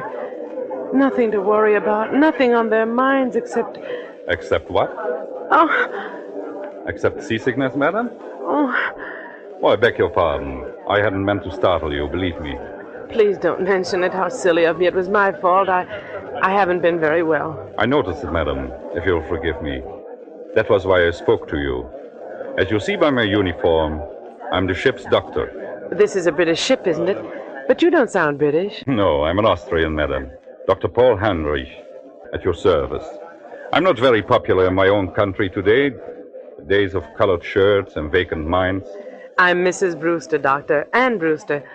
When does the ship go? In about a second, Mrs. Brewster, you will hear the whistle, then the band will strike up, all langs in, and then... We're moving, aren't we? Yes? Don't you feel the vibration of the engines? Goodbye, Tommy.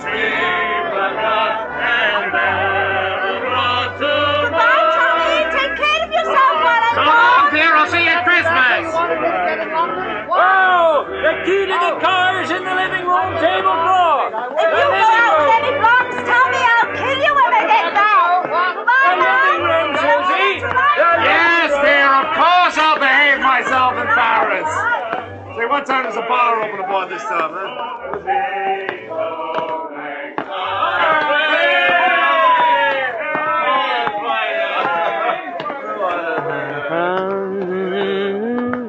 I imagine this is not your first crossing, madam. Oh, I'm afraid it is, Dr. Heinrich. My husband's crossed many times, he tells me, but not on this ship. Well, then I hope you're a good sailor. Why, Dr. Heinrich? Well, because we'll run into some very dirty weather once we are out at sea. October is a very bad month for traveling. Well, if I do get seasick, Doctor, I'll rush straight to you, and I'll expect to be cured. Let me tell you a secret, madam. There are two common ailments for which medical science has no cure. One is ordinary seasickness, and the other is hangover. Tomorrow morning I shall be dealing with both. And enjoying it? Oh, no. Sympathizing with it. That's all I can do.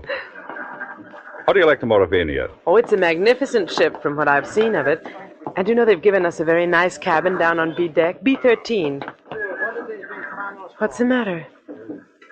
Why are you looking at me like that? I beg your pardon. Did you say B13? Yes. Why not? You're quite sure of that, madam?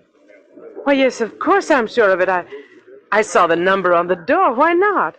Well, because Go on, Dr. Heinrich. there's no such cabin aboard a ship. I'm not joking, Mrs. Brewster. You see, some people are superstitious. Many ships, like this one, omit number 13 on each deck. You must have been mistaken. What are you trying to tell me? Do you think I saw something that wasn't there? No, Mrs. Brewster, not at all. Then come along with me. I'll show you. I'll prove to you that there is a number 13. Will you come along? Yes, Mrs. Brewster? I think perhaps I had better escort you.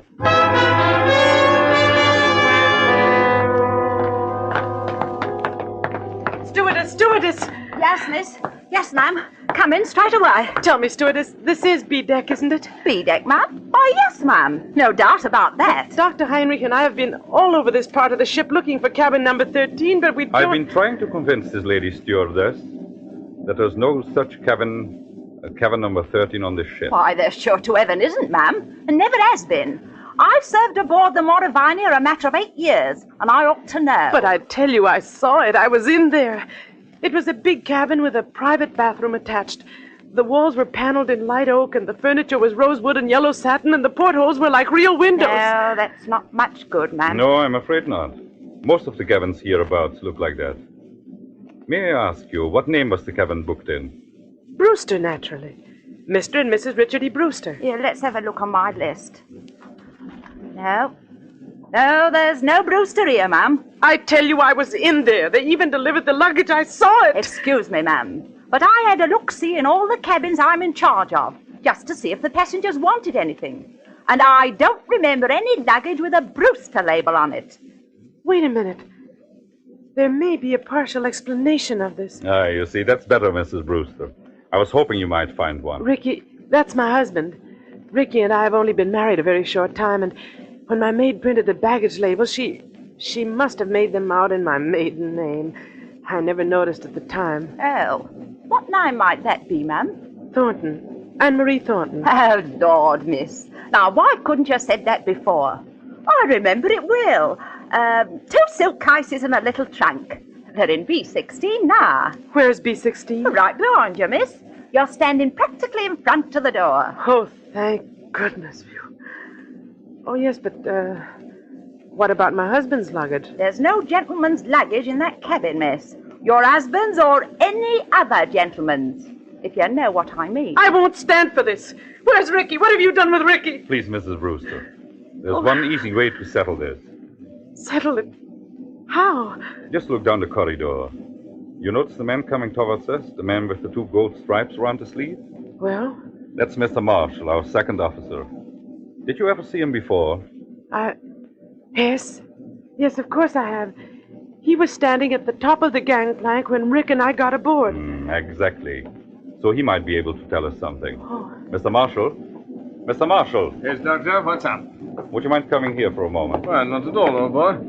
Always glad to oblige a chap who may have to cut me up at any moment. What may I do for you? Take a good look at this young lady. And tell me, have you seen her before? Seen her before? My dear chap, if I had overlooked, the young lady will pardon me, I know, a passenger as charming as this lady is, I would be less of the gentleman than I fancy myself. You saw her coming aboard tonight? Oh, yes, certainly. And, of course, you saw the gentleman who was with her. The gentleman who was with her? Yes, yes, yes! But there was nobody with her, old boy. You're quite certain of that, Mr. Marshall? My dear doctor, she was the last of them to come aboard. I'll take my Bible oath there was no other passenger with her, or ahead of her, or behind her if it comes to that. You're lying to me. Please, Mrs. Brewster, lower your voice. I know what it is. It's the old Paris trick, like in the story. But you won't get away with it, do you hear? Now, look here, madam. I'll go to the purser, I'll go to the captain. Oh, dear Father in heaven, won't anybody believe me?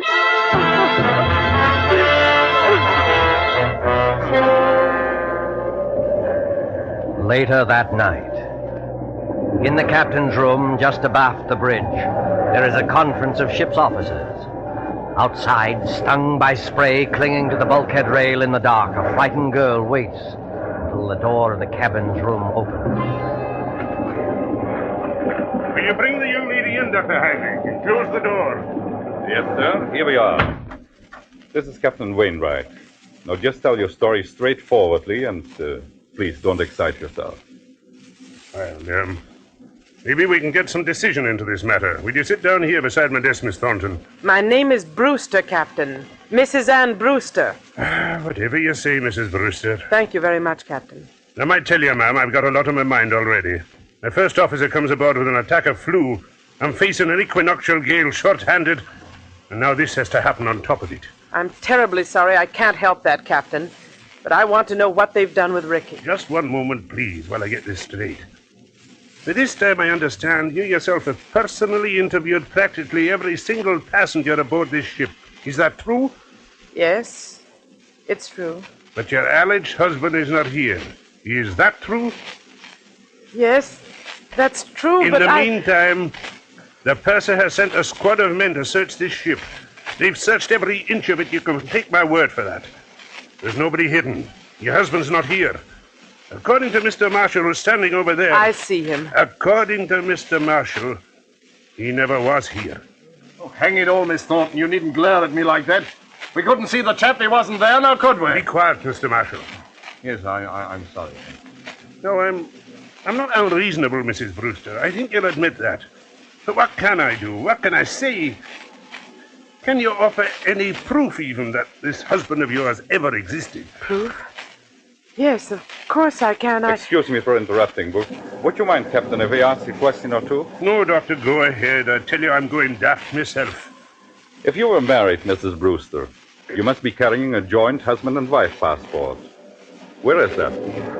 Well, there wasn't time to get one. We each carried our own passport. Oh, I see. But still, there must be someone back in America who can confirm what you say if we got in touch by radio telephone. Your parents, for instance. I haven't got any parents. They're dead. What about relatives, then, or a guardian? My guardian is a trust company. The administrators don't even know I'm married. But somebody must have performed the ceremony of marriage. The parson, the justice of peace. Yes, of course. But... Oh, I can't remember the name of the town. You don't remember the name of the town? Hold tight to your chair, Mrs. Brewster. The ship is going to pitch again. How's the glass looking, Mr. Marshall? Barometer's rising, sir. This weather won't hold long. We shall be into fog before morning, though. We're in a fog now, if you ask me. This lady says she... I'm terribly sorry, but I'm trying to think of it. It was a little town in upstate New York where they can marry you at a moment's notice. Ricky kept the certificate. I was confused. I haven't been well. No, you haven't. You see, Ricky had been away, and he came back, and I was in love with him, and he sort of swept me off my feet, and... Oh, what's the use? Not much use, apparently. If you'll take my advice, ma'am, you'll go below to your cabin and get some sleep. I'll send the doctor down to mix you a sedative. You think I'm crazy, don't you? I think you're a little overwrought, ma'am. What I can't understand is why. Why should you want to do this? It can't be the bubonic plague this time. Bubonic plague, ma'am? Who said anything about the bubonic plague? Never mind. But I'll show you. You're all against me, except maybe the doctor. But I'll show you. I'll prove it to you. I am going downstairs, and I don't want anybody to follow me. Good night. Good night, all of you. Well, I'm glad that's over. Look here, Mr. Marshall. Huh? You think it's quite safe to trust her out there alone? Well, I don't know, sir. She's mad as a hatter, if you ask me. You think she might do something foolish? Well, I think she might chuck herself overboard if we're not careful. What's your opinion, Doctor? I can give you my opinion, gentlemen, in a very few words. That girl is as sane as you are. What's that? Wait and hear what I have to say. I shared your own belief at first, but I've been talking to her all evening. I've heard her whole story, and there's not a psychopathic trait in her nature. She firmly believes in this husband. Yes, Doctor. A lot of people firmly believe they're Napoleon, but they get tossed into loony bins, that's the same. This matter is not a joke, Mr. Marshall. I tell you, this man exists. Or did exist. What do you mean, Doctor? I suppose he has been murdered. Perhaps he has been murdered and thrown overboard. Murdered? Thrown overboard? If you remember, Richard Brewster was carrying a very large sum of money in cash. His wife's wedding gifts. Practically all her inheritance. He meant to go to the purser's office. But he never got there.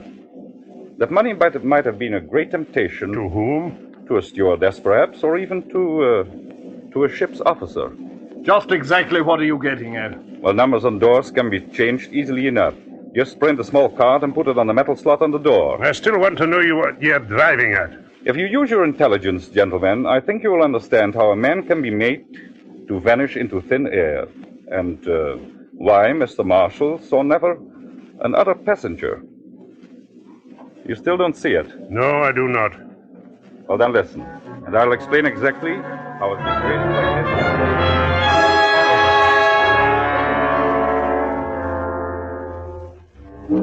4 o'clock in the morning.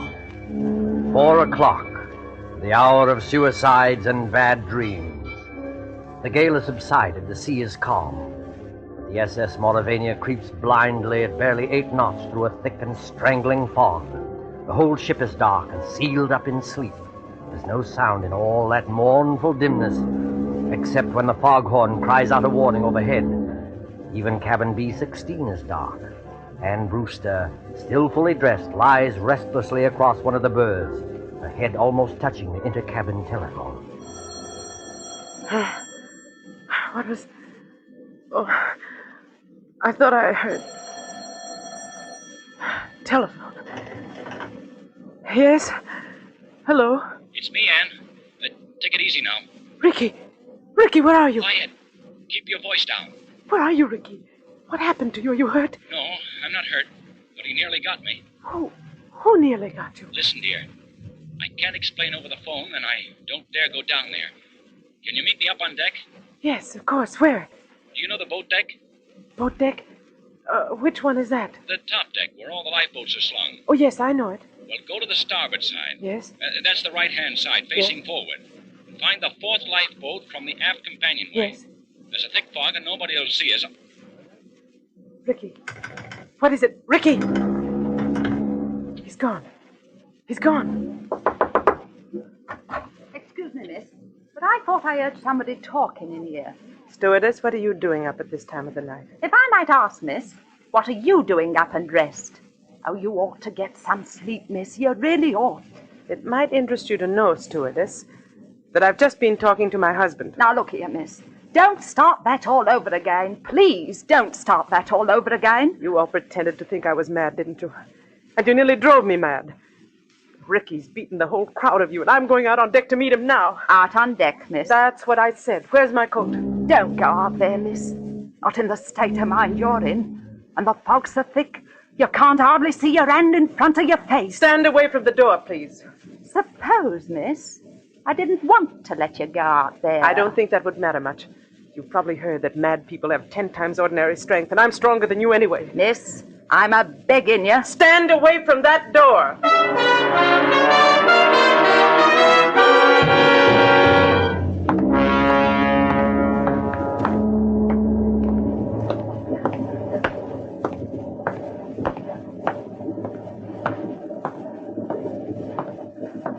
1, 2, 3rd.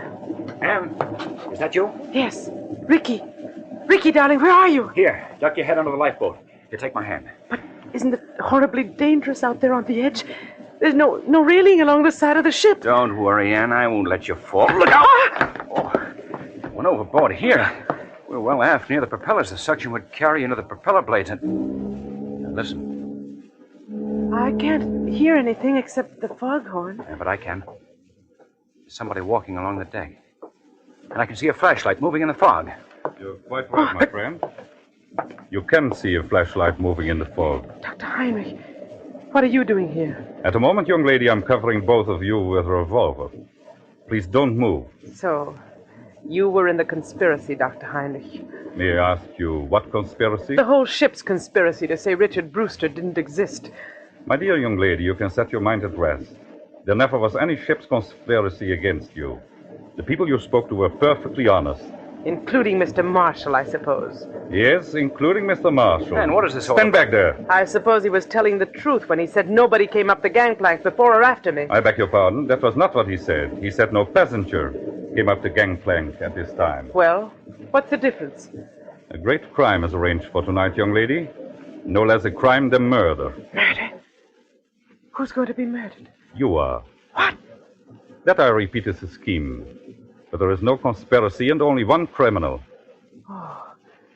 And who is the criminal? The criminal is the man standing beside you. Your so-called husband.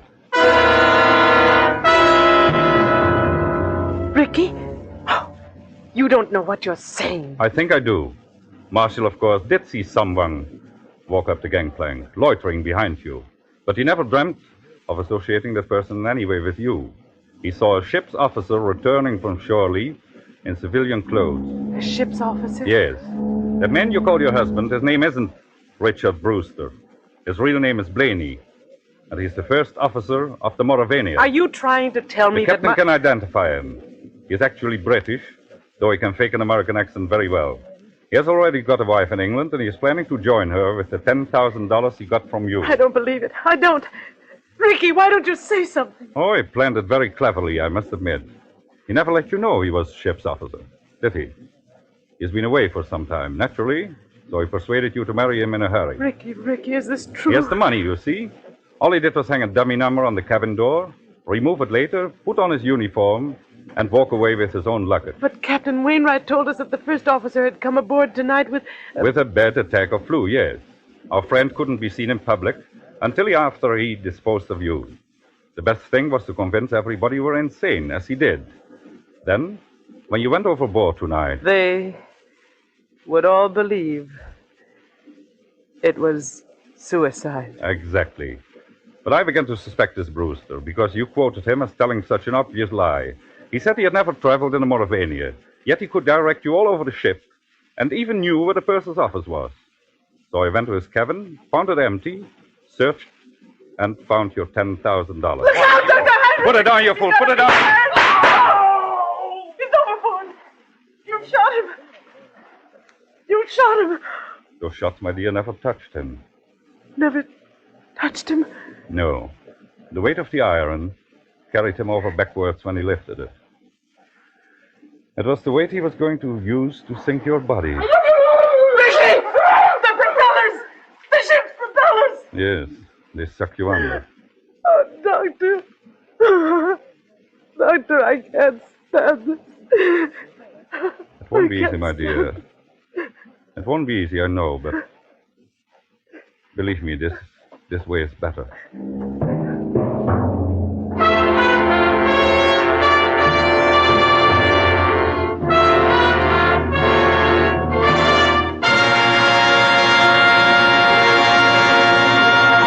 And so closes Cabin B-13, starring Margot and Philip Dorn. Tonight's tale of Suspense.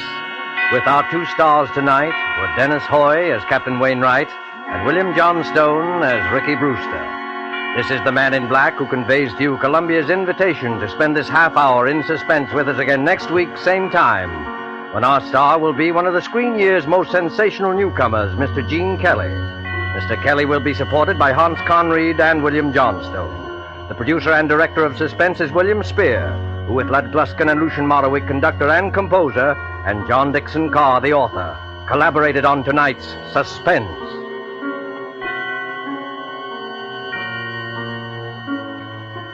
Suspense fans, please note that these programs will shortly move to different days of the week.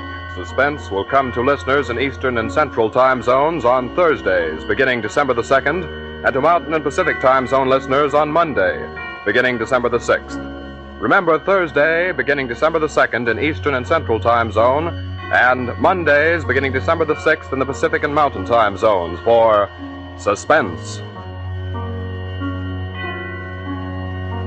This is CBS, the Columbia Broadcasting System. Now, Roma Wines present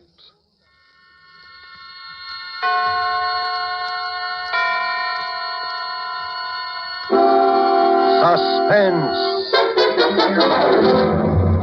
Tonight, Banquo's Chair, starring Donald Crisp and John Loder.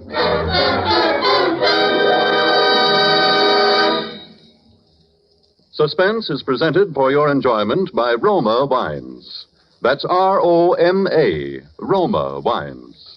Those excellent California wines that can add so much pleasantness to the way you live, to your happiness in entertaining guests, to your enjoyment of everyday meals.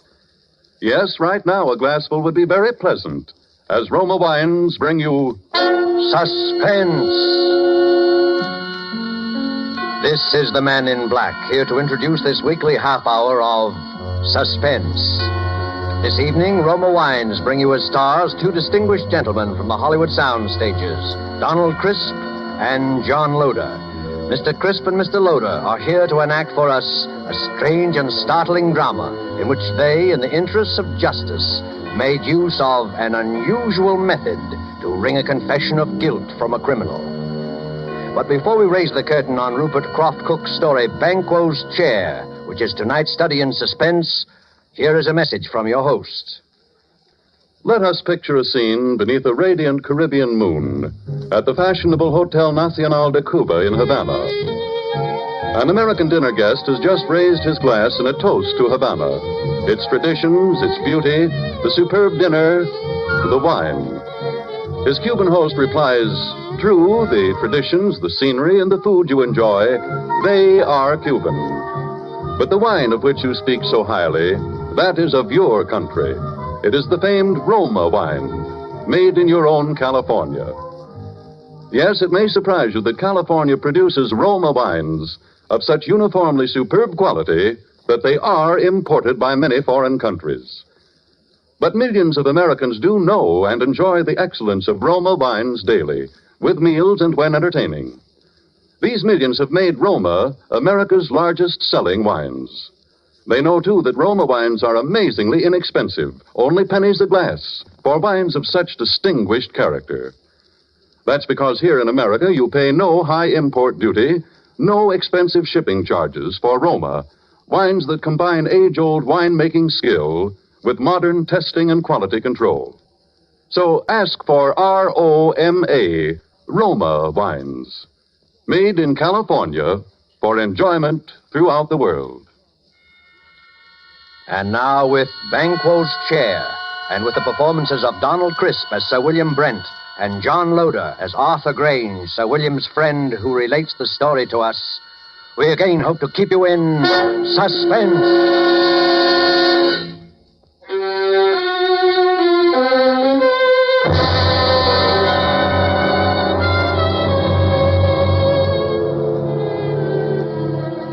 I would like you to look at this photograph.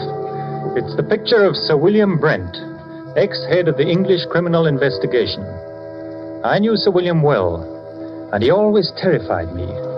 Not in the sense that he was brutal or evil, he was none of that. But look at that cold face, particularly his eyes.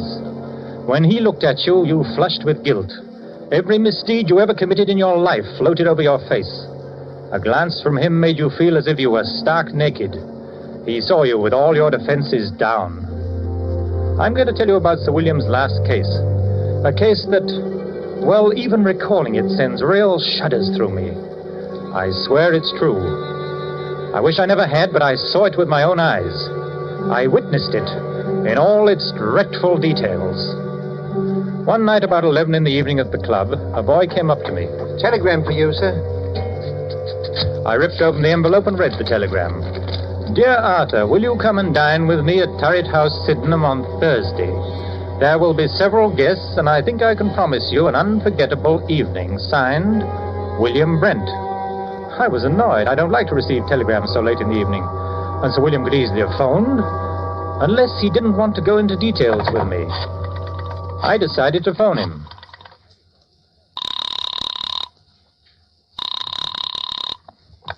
Hello? Hello? And this is Arthur Grange calling. Yes, I know. Did you receive my telegram? Yes, Sir William. What's all the mystery about? I'll tell you about that on Thursday. Are you coming?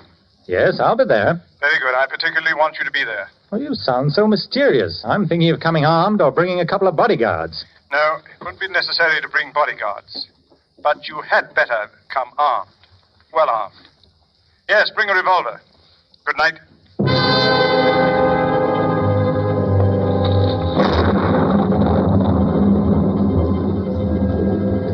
Early Thursday evening, I made my way to Turret House. A windy November rain slashed at the streets. Turret House is a huge red brick, unpleasantly somber mansion, an ugly product of Queen Victoria's time. There it squatted, back of the road, almost hidden from view by several dripping pine trees. The neighborhood had seen better days. I walked up along the unkept path until I reached the great oaken door.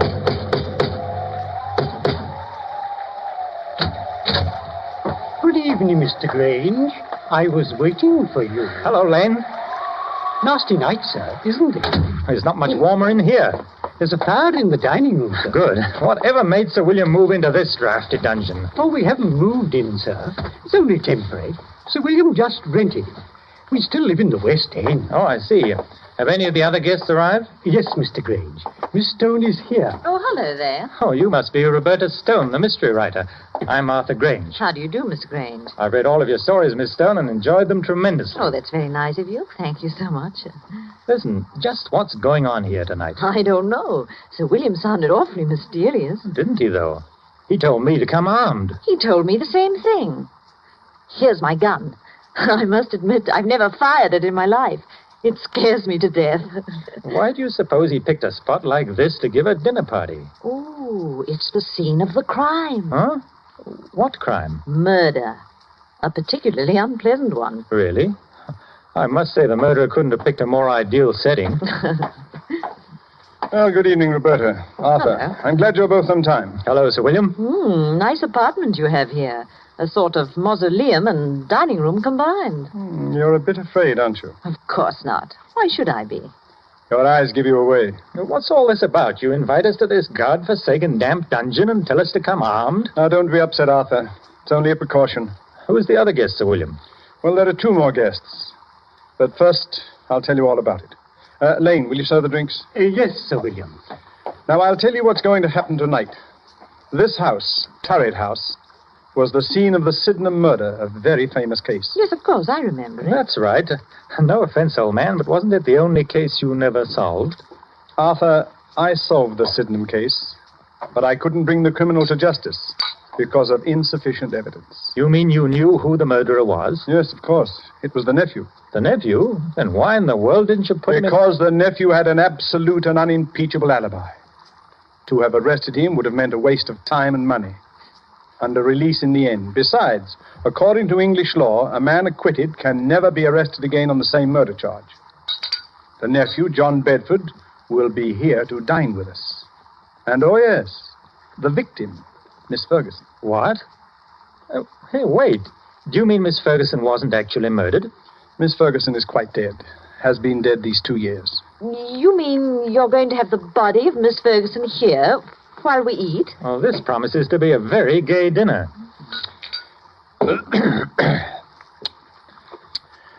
Now, see here. As you both know, I've never lost a case, except the Sydenham murder, which will be finished tonight. Now, I'm an egotist. I don't believe there's a criminal in all England that can outwit me. And as a matter of fact, I've resigned from the criminal investigation for the sole purpose of trapping Mr. John Bedford. You have an awful lot of patience. Infinite patience. I devoted 2 years to this case, and now that my moment of triumph has arrived, I wanted to have some witnesses. A writer who will record the event, and an admirer who will applaud with awe the cleverness of my scheme. If it's as gruesome as I think it is, I won't be here to watch it. Oh, I think you will. Horror has a way of fascinating and hypnotizing people. Besides, Arthur, you'd be ashamed to run out now? Oh, I'll stay, of course. So will I. Oh, good. Now, before I tell you my scheme, let me first acquaint you with the details of the murder. Well, exactly 2 years ago tonight, in this very house, old Miss Ferguson...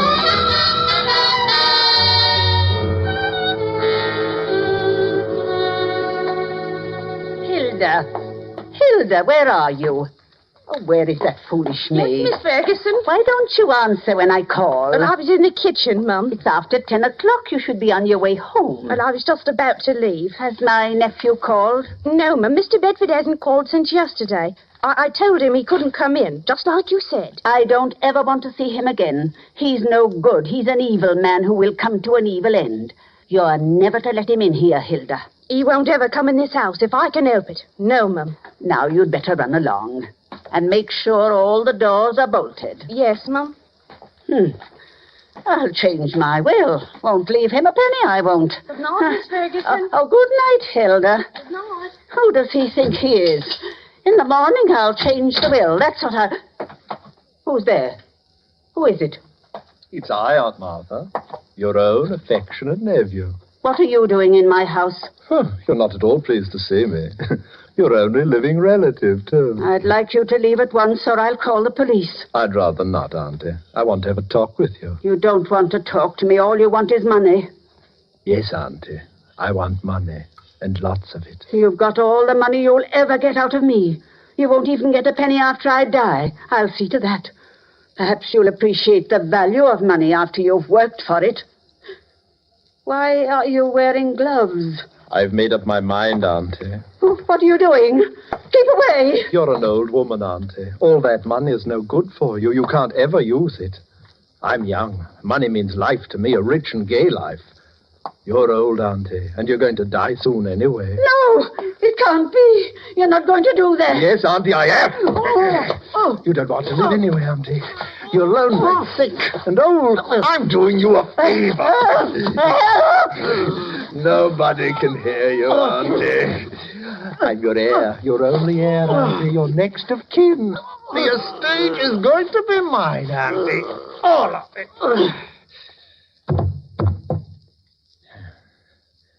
Now, don't you worry, Auntie. We'll have a fine funeral for you.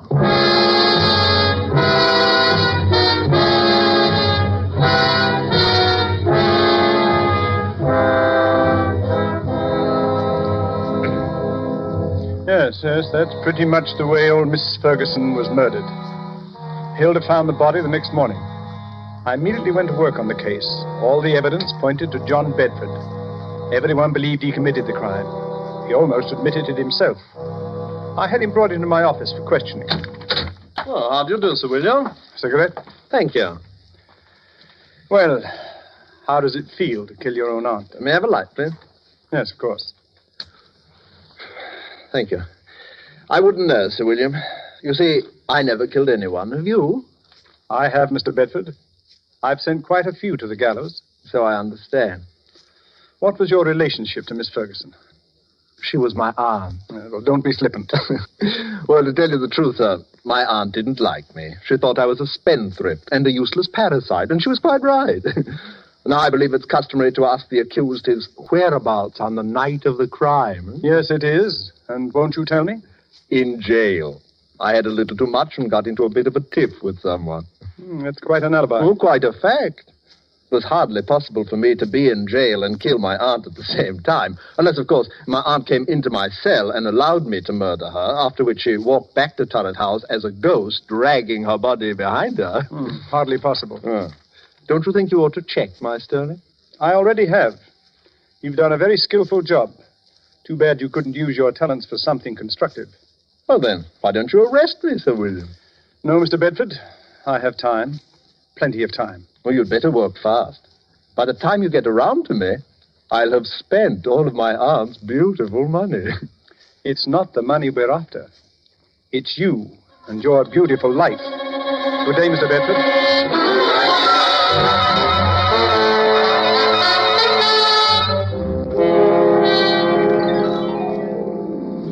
That's how matters stood.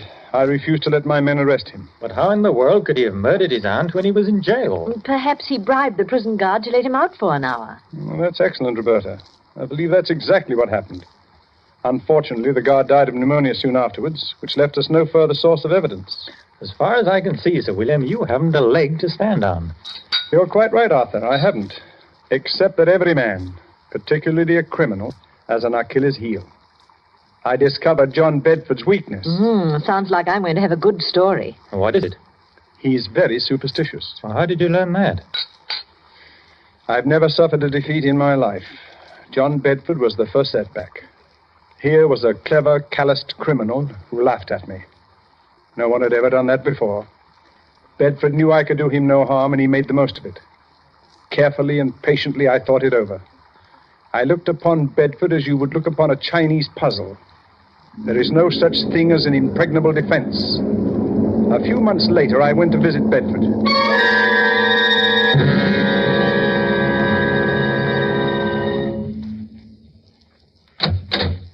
Oh, Sir William, what a surprise. Won't you come in, please?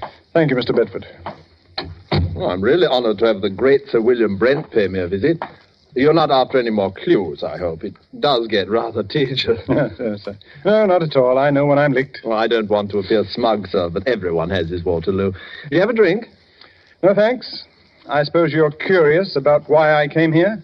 Well, I hardly imagine it was a friendly visit. I've resigned from the criminal investigation. I'm a private citizen now. Yes, I heard about that. You know, most people misunderstand me. It wasn't my love for justice that made me pursue my profession with such tenacity and success. Yes? Of course, with the sole exception of your case, of course. It was a game of skill to me. My wits against all comers. I lost in your case.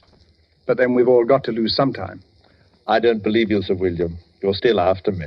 But I'm afraid it's no go. I've kept out of trouble so far, Knockwood. That's an odd habit for a man like you, Bedford. You're not superstitious, are you? Of course not. Well, now as to the reason for my visit. I noticed in the papers that you're looking for a tenant for Turret House. Why, yes, I am. I'd like to rent it. Well, the scene of the crime, eh? Well, of course, why not? There's no harm in it. As a matter of fact, I'll let you have it very cheaply.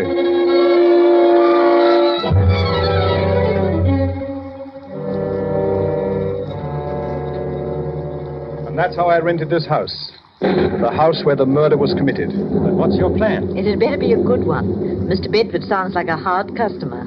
Yes, it's a strange plan, but an effective one. I saw Bedford frequently.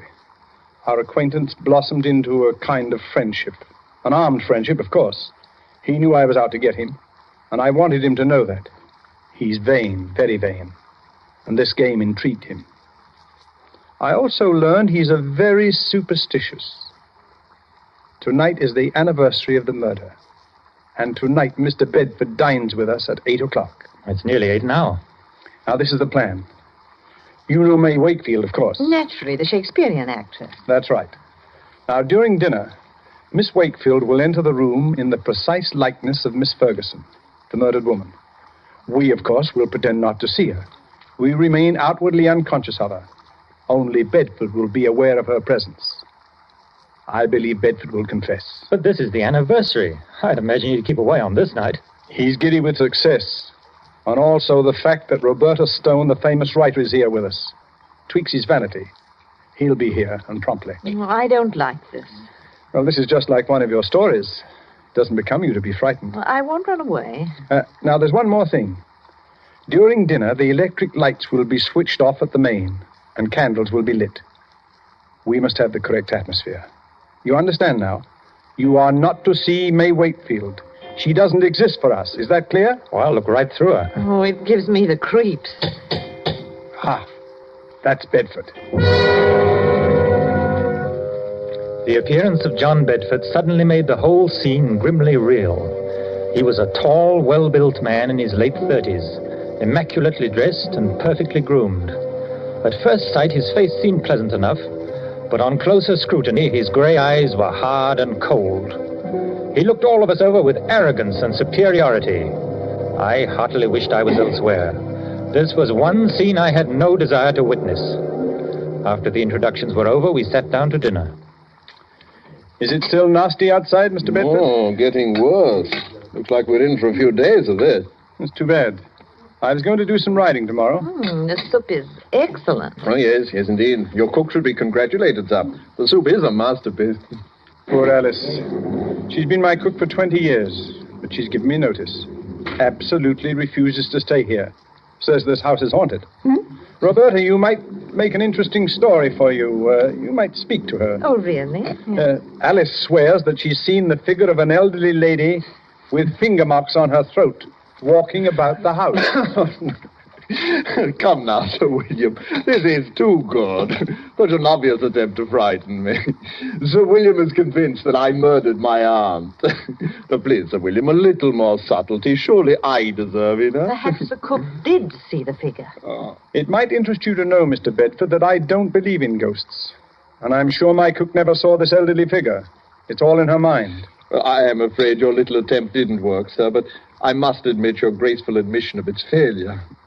Yes, I suppose I'd better give up, shouldn't I? Oh, no, never give up. If at first you don't succeed, you know. Do you live very far from here, Mr. Bedford? Thank you, Miss Stone. There's really no need to change the topic. I hope you find this game as amusing as I do. I'm sorry, Mr. Bedford, but this isn't my idea of pleasant dinner conversation. Well, we'll talk of pleasant things then, eh? I saw a very exciting play last night. Excuse me a moment. It's really fearfully hot in here. Do you mind if we get a little air, sir? Oh, I'm sorry. It is rather warm. Lane, open the windows, please. Yes, sir. What terrible weather. I don't know how we'll ever get home. Well, it's a bad month of the year. I had intended to go to the Riviera for the season, but you... Lane, what on earth is wrong with the lights? I don't know, sir. Well, don't stand there. Light the candles. We can't sit here in the darkness. And get the chauffeur. He knows something about the electric lights. I'll call the chauffeur right away, sir. Yes, I'm terribly sorry about this. We've had trouble with the wiring before. The chauffeur will have it fixed in a few minutes. Now, let's go on with our dinner. This is one of your tricks, Sir William. Have some more wine, Mr. Bedford. Thank you. It was a tense and terrible moment. I looked at Roberta. She was pale and frightened. Bedford, for all his poise, was uneasy. He didn't know whether Sir William was planning anything or whether this was really an accident. My heart was pounding away and my palms were wet with perspiration. Only Sir William appeared cool. There was not a trace of emotion in his face. Oh, Mr. Bedford, you were saying about visiting the Riviera. It's quite a change from England at this time of year. Well, I suppose I'll make the trip next month, but What's the matter, Mr. Bedford? Nothing at all. I wish we could have some lights. Rather difficult to see. Yes, I'm terribly sorry this had to happen just at dinner. Have a little more wine, Mr. Bedford. Oh, yes, thank you. The figure of a woman had entered the room. She had come in silently, like a ghost. We all saw her, but not one of us moved or made a sign of recognition. In the dim candlelight, she looked ghostly and unreal. Bedford looked at all of us to see if we had also seen the figure before his eyes. But we ate our dinner grimly. He looked again, then shook his head and gulped more wine. Don't any of you see anything? See what, Mr. Bedford? There's another one of your tricks. Can't any of you see her? What's got into you, Bedford? It's my aunt. My aunt. Your aunt's dead, Mr. Bedford. You're not seeing ghosts, I hope. Maybe I had to. She's coming toward me. Now, calm yourself. I've never seen you like this. There's no one else here. Do you see anyone, Roberta? No. No, Sir William. I don't either. Let me out of here. I can't make you out, Bedford. There's no one here. My nephew, you're not wearing gloves today, John. She's real. Can't any of you see her? Can't you hear her? What's come over you, Bedford? I'm leaving here. She's at the door. She won't let me out. I'm an old woman. Money is no good for me. I'm lonely, John. I'm lonely. Let me by, Osmond, out of my way. There's no one in your way, Bedford. Please sit down. Get away from that door. I'll murder you again. You hear that, Mother? I'll murder you again, you old witch. I'll murder you again. Got him. All right. Switch on the lights. I'll murder you again. Officer Graham. Arrest him. You heard the confession. Put the handcuffs on him. Oh, I've never seen anything so horrible. Let me out of here. Well, Bedford, it seems that I've finally caught up with you. I'll kill her again. I'll kill her again. That wasn't your aunt. It was Miss Wakefield, the actress. I'll kill her again. I'll kill her again. Take him away, Graham. He's in a state of shock.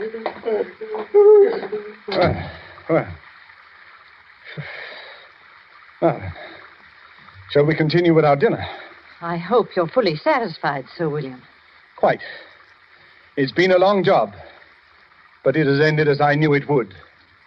I'm most grateful to you both for your help. I thought it was a pretty grim affair. I must say you know your job. May Wakefield certainly knew hers. That was the finest piece of acting I've ever seen. Yes. Her makeup was incredibly good. I must congratulate her. She's probably gone to her room. Oh, Elaine. Yes, sir. Please call Miss Wakefield. Miss Wakefield, sir? Yes, the lady who's been assisting us this evening. I haven't seen her, sir. But I look for her, sir. Yes, well, tell her to come down and join us. We have a fine dinner waiting for her. Oh, excuse me, sir. But this telegram came a little while ago. I didn't want to disturb you during dinner. Let me have it.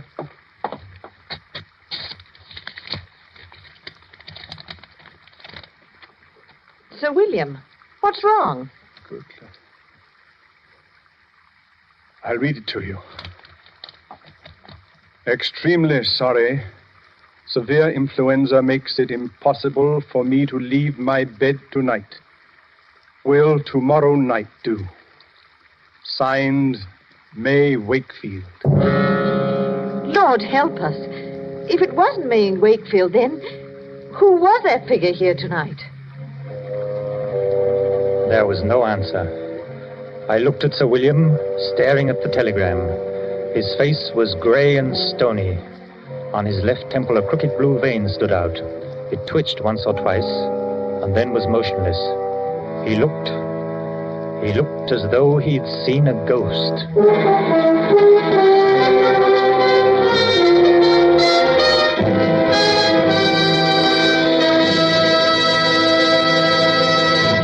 And so closes Banquo's Chair, starring Donald Crisp and John Loder. Tonight's tale of Suspense. Suspense is produced and directed by William Spear. Have you discovered, as thousands have, how much Roma wines add to the enjoyment of your meals? How their superb flavor makes special occasion feasts out of everyday meals? Well, find out for yourself. Start off the meal with that delightful appetizer, Roma California Sherry. Then place on the table a well-chilled bottle of Roma California table wine, delicate Sauterne, hearty Burgundy, or tart, tasty claret. You'll be amazed at the tremendous difference Roma wine makes in the enjoyment of your foods. Now, don't overlook this easy, inexpensive way to add thrilling extra enjoyment to everyday living. Remember, Roma wines cost only pennies a glass. So take a tip from the millions who enjoy Roma wines, at meals or when entertaining. Ask for R-O-M-A, Roma wines, America's largest selling wines. Made in California for enjoyment throughout the world. This is John Loder. There's no program that Mr. Crisp and I admire more than Suspense. And I know I speak for him as well as myself in saying how thoroughly we've enjoyed our appearance here this evening. Now, at the request of our government, I want to pass this information along on behalf of the Merchant Marine. 6 ships a day instead of 5 soon will be coming off the ways of our shipyards. The United States shipbuilding program is being increased rather than cut. A few days ago, contracts were awarded for 262 additional new ships. Every one of them must be manned by 40 to 50 men, most of them with previous sea experience. The longer Pacific distances and expanding supply problems on every front will call for the continuous employment of large numbers of men and ships until Japan is totally defeated.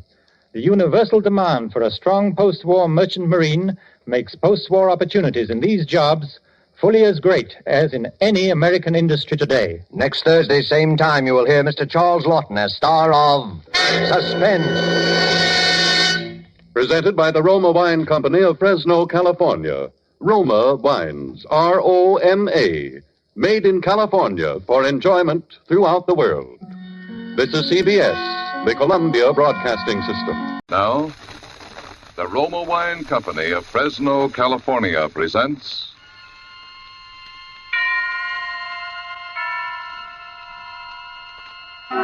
Suspense. Tonight, Roma Wines bring you the distinguished actor, Mr. Ronald Colman, in one of the great suspense stories of our time, August Heat. Suspense is presented for your enjoyment by Roma Wines. That's R-O-M-A, Roma Wines.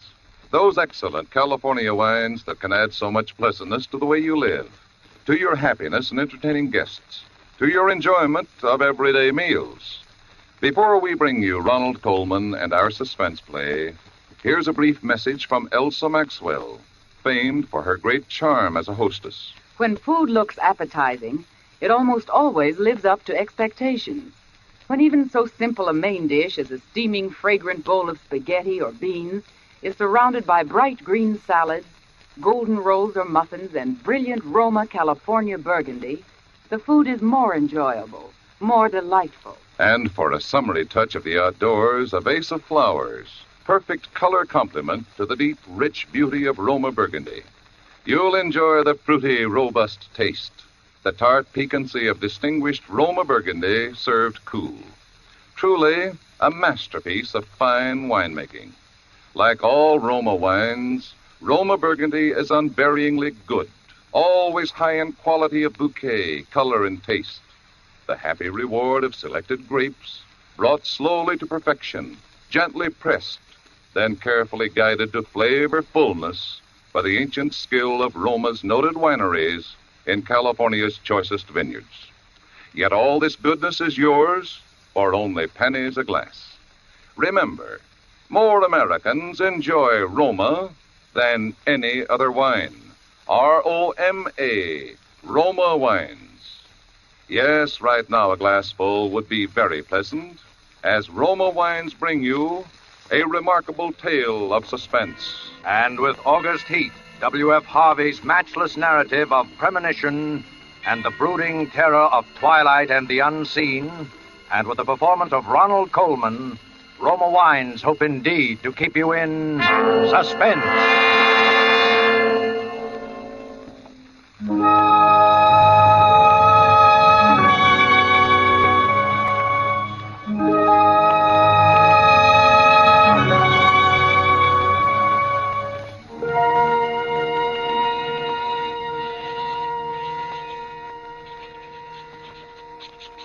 Penniston Road, Clapham, August the 20th, 1945.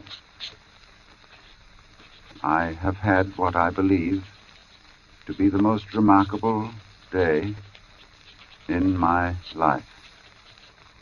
And while the events are still fresh in my mind, I wish to put them down on paper as clearly as possible.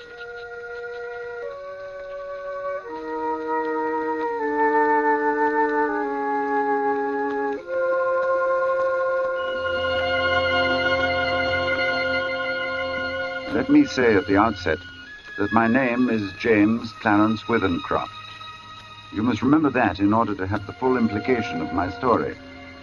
James Clarence Withencroft. I'm 40 years old, in perfect health, never having known a day's illness. By profession, I am an artist. Not a very successful one, but I earn enough money by my black and white work to satisfy my necessary wants. My only near relative, a sister, died 5 years ago, so that there is no one in particular to whom I address this manuscript. Only you, who might by chance read it someday. For, because of the peculiar circumstance about which you will soon hear, I have the strong premonition that I shall never live to tell anyone about it.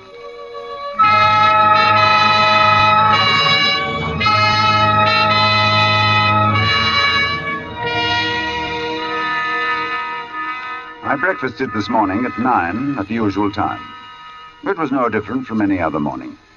And after glancing through the morning paper, I lighted my pipe, and I proceeded to let my mind wander, in the hope that I might chance upon some subject for my pencil. The room, though door and window were open, was oppressively hot. And I had just made up my mind that the coolest and most comfortable place in the neighborhood would be the deep end of the public swimming bath, when I was suddenly shaken. A feeling swept over me such as I'd never experienced before. I attempted to rise to my feet, but somehow it seemed as though I had suddenly been fastened to my chair. My hand went out in an effort to brace myself. And then, before I knew what I was doing, my pencil was in my hand, and I began to draw. It was as though someone had taken my hand and was moving it across the paper, swiftly, in bold strokes. And then I seemed to take over. My hand, under its own power, began to draw. I soon forgot the oppressive heat. Everything was forgotten in this frantic feeling that the sketch must be finished as soon as possible.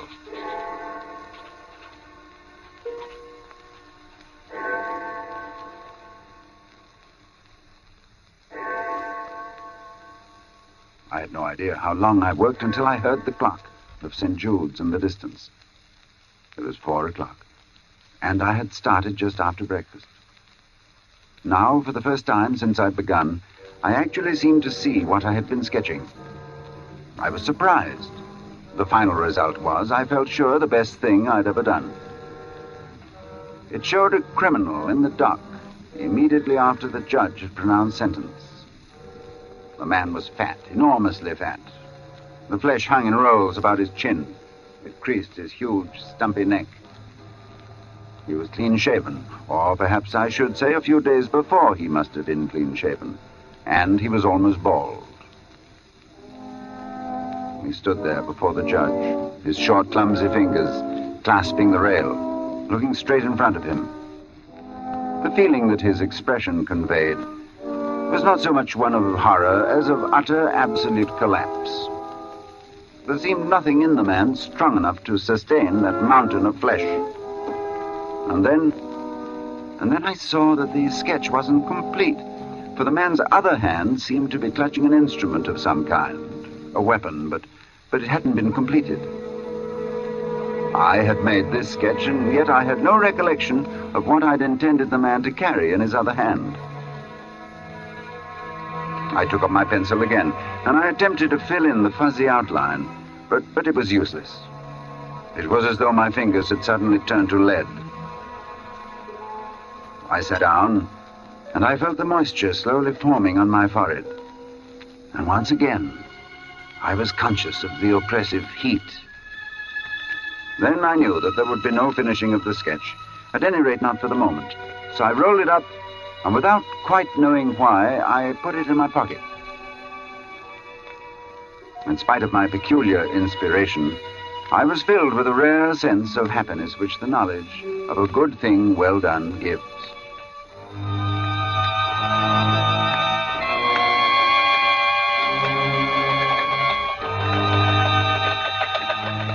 I believe that I set out with the idea of calling upon Trenton. for I remember walking along Lytton Street and turning to the right along Gilchrist Road, at the bottom of the hill where the men are at work on the new tram line. From there onwards, I have only the vaguest recollection of where I went. Through parks, along crowded streets, always conscious of the awful heat that came up from the dusty asphalt pavement in a suffocating wave.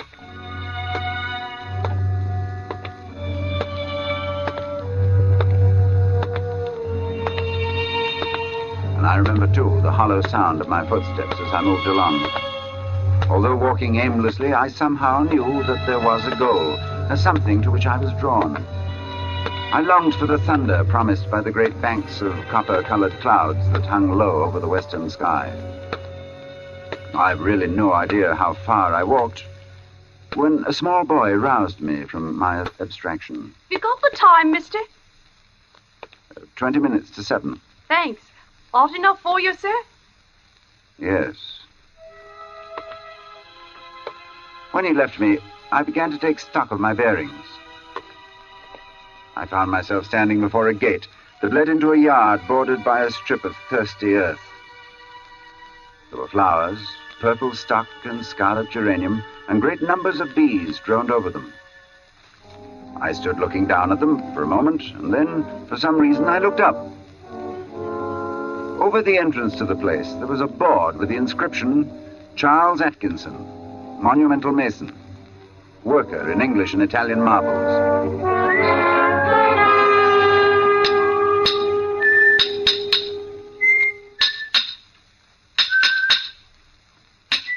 From the yard itself came a cheery whistle, the noise of hammer blows, and the cold sound of steel meeting stone. A sudden impulse made me enter, and I went in the direction of the noise. There was a man, sitting with his back towards me. He was busy at work on a slab of curiously veined marble. Then, without turning, his hammer stopped in midair, as he was about to bring it down on his chisel. He held this position a moment before turning, but I knew that he was aware of my presence, and when he turned, I saw his face. It was, although I'd never seen him before, it was the face of the man I had been drawing.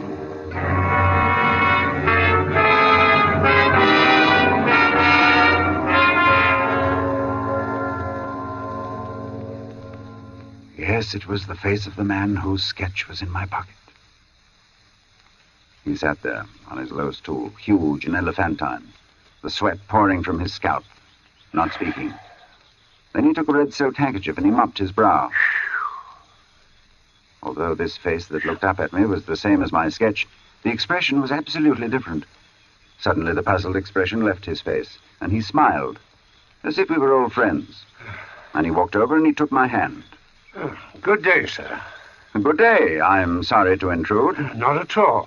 Everything is so hot and glary outside. This is like an oasis in the wilderness. I don't know about an oasis, but it certainly is hot. Whew. Take a seat, sir. He pointed to the end of the gravestone on which he was at work, and I sat down. Very hot. That's a beautiful piece of stone you've got hold of. In a way it is. The surface here is as fine as anything you could wish. But there's a big flaw at the back. Oh, I don't expect you'd notice it. Oh, I shouldn't think so. I could never really do a good job on a bit of marble like that. It would be all right in the summer like this. Wouldn't mind the blasted heat. But wait until the winter comes. Winter? There's nothing quite like frost to find out the weak points in stone. Oh. A gravestone, you see. Oh, I see. Then what's this one for? You'd hardly believe if I was to tell you, but it's for exhibition. It's the truth. Artists have exhibitions, so do grocers and butchers. Oh, we have them too. All the latest little things in headstones, you know.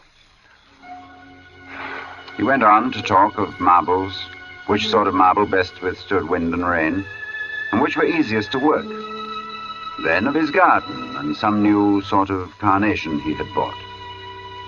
At the end of every other minute, he would drop his tools, wipe his shining head. This heat's bad. A man's not responsible for what he does in this heat. I said little, for I felt uneasy. There was something unnatural, uncanny in all of this. The feeling that I'd experienced it all before. The oppressive heat, the fragrance of the stocks in the air, the conversation about the marble, the flowers, everything as though I had experienced it before. And yet I knew that I'd never ever been in this section of town before. I tried to persuade myself that at least I'd seen him before. That his face, unknown to me, had found a place in some out-of-the-way corner of my memory. But I knew that I was practicing little more than a plausible piece of self-deception. As I sat there quietly, watching him, he looked up at me and he said, There. What do you think of that? He said it with an air of evident pride, of a job well done. I could sense that he was experiencing the same feeling I had experienced when I'd finished my sketch. Then he got up with a sigh of relief. Hot. Hot, ain't it? I was seated in such a position that I was unable to see his work. And for some reason, I didn't move. Suddenly, he began to read what he'd carved on the tombstone. He spoke deliberately and with a flat voice. In the midst of life, we are in death. Born January 18, 1905. I looked up with a start. This man had read my exact birth date.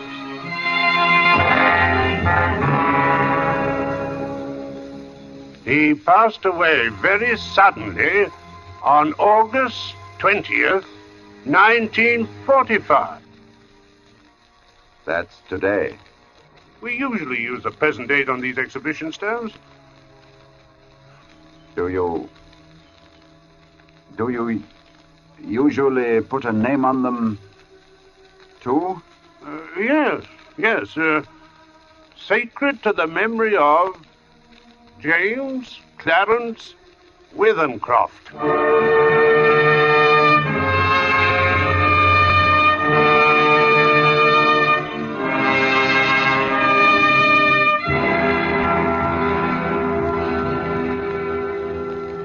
Cold shudder swept over me, and I sat there in silence.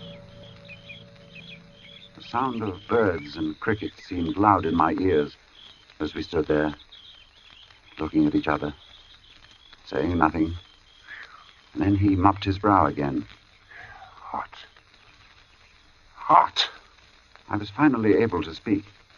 Where did you see that name? Oh, I didn't see it anywhere. I wanted some name, and I put down the first that came into my head.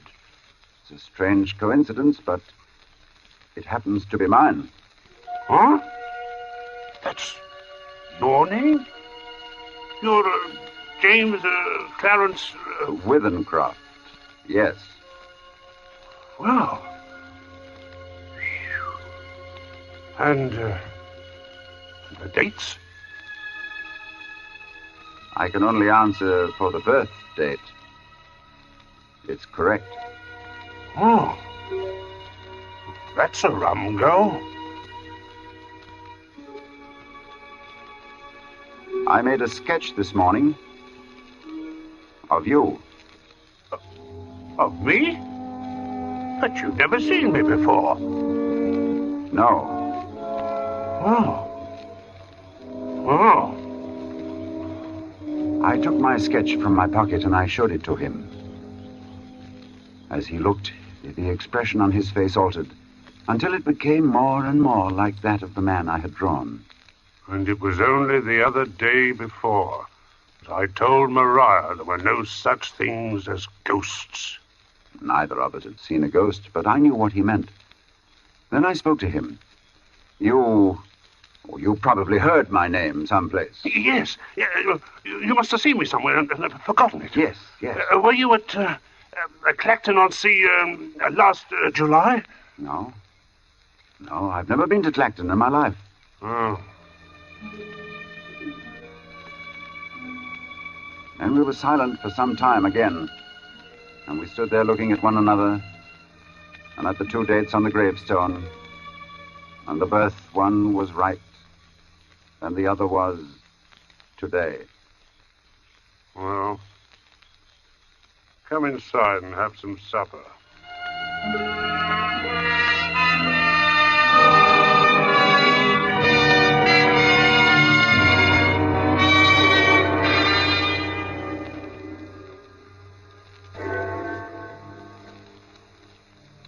His wife was a strange little woman who was pallid with the look of those who live their lives indoors. Her husband introduced me as a friend of his who was an artist, and he informed her that I was staying to supper.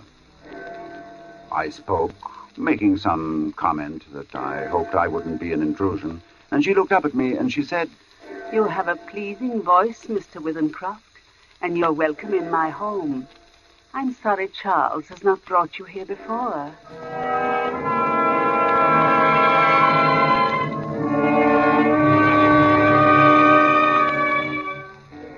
Very little was said during the meal, and after the sardines and watercress had been removed, she walked over to a cupboard and she took down a thin black book, and as she handed it to me, she spoke. Would you read aloud, Mr. Withencroft? Puzzled, I looked down at the book which she'd opened and placed before me. It was a very tiny book. The Prophet, it was called, by an author unknown to me with a strange Eastern name, Khalil Gibran. And my eyes fell across the page, and suddenly I was reading aloud, as she'd asked me to. Then Almitra spoke, saying, we would ask now of death. And he said, you would know the secret of death. But how shall you find it unless you seek it in the heart of life? The owl, whose night-bound eyes are blind unto the day, cannot unveil the mystery of light. If you would indeed behold the spirit of death, open your heart wide unto the body of life. For life and death are one, even as the river and the sea are one. In the depth of your hopes and desires lies your silent knowledge of the beyond. And like seeds dreaming beneath the snow, your heart dreams of spring. Trust the dreams, for in them is hidden the gate to eternity. Your fear of death is but the trembling of the shepherd when he stands before the king whose hand is to be laid upon him in honor.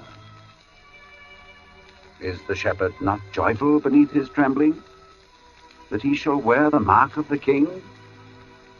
Yet is he not more mindful of his trembling. For what is it to die but to stand naked in the wind and to melt into the sun? And what is it to cease breathing but to free the breath from its restless tides, that it may rise and expand and seek God unencumbered? Only when you drink from the river of silence shall you indeed sing. And when you have reached the mountain top, then you shall begin to climb. And when the earth shall claim your limbs, then shall you truly dance.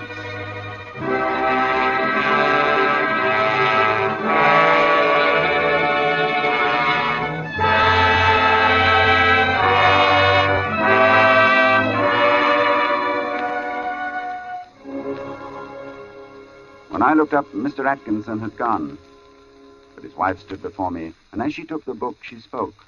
Thank you. Then I went outside, and I found Atkinson sitting on the gravestone and smoking. He looked up at me.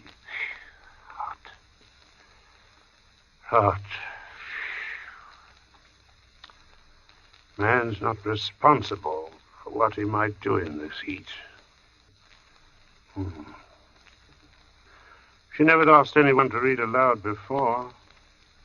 And then we talked about the sketch again. He looked at it. Likeness is me, all right. On trial. You must excuse my asking, but do you know of anything you've done for which you could be put on trial? No, I've done nothing. Not yet. He got up, fetched a can from the porch, and he began to water the flowers. Twice a day regular in the hot weather. And then the heat sometimes gets the better of the delicate ones, and fans.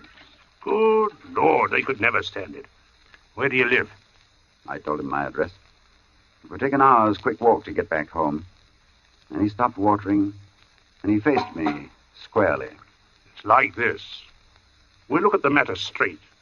If you'll both go back home tonight, you take your chance of accidents. A cart may run over you. There's always banana skins and orange peels, to say nothing of falling ladders. He spoke of the improbable with an intense seriousness that would have been laughable 6 hours before. But I did not laugh. The best thing we can do is for you to stay here till 12 o'clock. Then it'll be tomorrow, do you see? Yes. We'll go upstairs and smoke. Maybe cooler inside. And to my surprise, I agreed.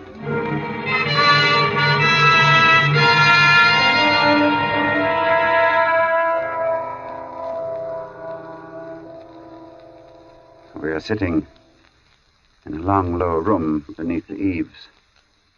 Atkinson has sent his wife to bed. He himself is busy sharpening some tools at a little oilstone, smoking one of my cigars the while. And as I look at my sketch before me, I suddenly see the fuzzy outline of what the man in the picture holds in his hands. But while I had not been able to sketch it before, I am able to do so now. It is a chisel, and it is stained with dark liquid.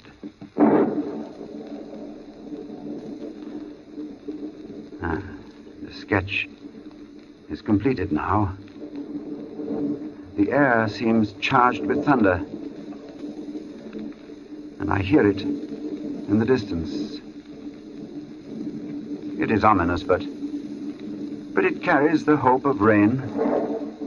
Perhaps this damnable heat will be broken soon, and the day will soon be over. It is close to 12. I am writing this at a shaky table before the open window. The leg is cracked, and Atkinson, who seems a handy man with his tools, is going to mend it as soon as he has finished putting an edge on his chisel. There. It is 12. The day is over, and I shall be going home. But the heat is stifling.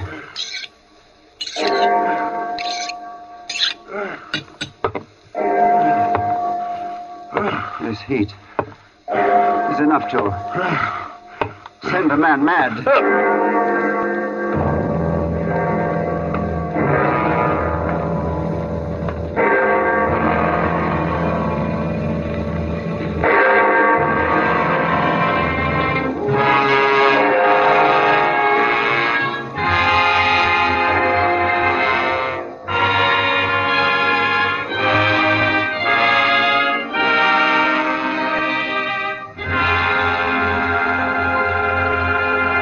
And so closes August Heat, in which Roma Wines have brought you Ronald Colman as star of tonight's study in Suspense. Suspense is produced, edited, and directed by William Spear. Music for August Heat was composed by Lucien Morawick and conducted by Lud Gluskin. Dennis Hoy appeared as Atkinson. This is Truman Bradley with a word for Roma Wines, the sponsor of Suspense. America's famed authority on hospitality, Elsa Maxwell, recently made this suggestion for gracious entertainment. Your friends will respect your good taste when you serve delightful Roma California Tokay, enjoyable at any time, with coffee or dessert with nuts and fruit. I suggest serving Roma Tokay cool. A most timely suggestion for Miss Maxwell. You'll find flame bright Roma Tokay velvety smooth, moderately sweet, light, yet delightfully rich in color. And you'll find Roma wines always delicious, of unvarying fine quality and goodness. June is the month of weddings, And the most distinguished way to paint the June bride is by serving Roma, California champagne. Its gold and sparkle and delicious, delightful dryness tell you that here is a truly fine champagne, Roma champagne. Next time you plan for a special occasion, add this sparkling touch of perfection, good Roma champagne. Next Thursday, you will hear John Payne and Frank McHugh as stars of Suspense. Presented by Roma Wines, R-O-M-A, made in California for enjoyment throughout the world. This is CBS, the Columbia Broadcasting System.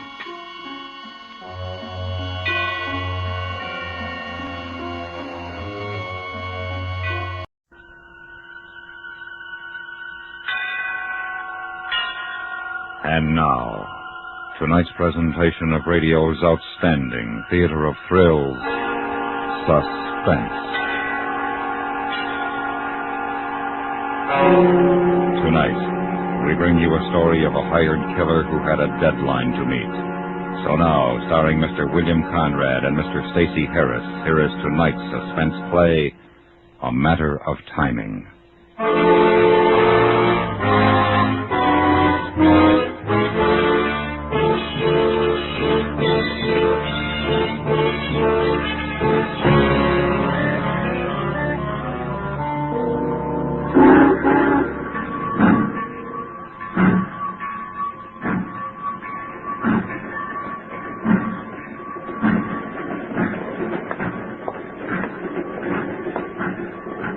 You waiting for somebody, mister?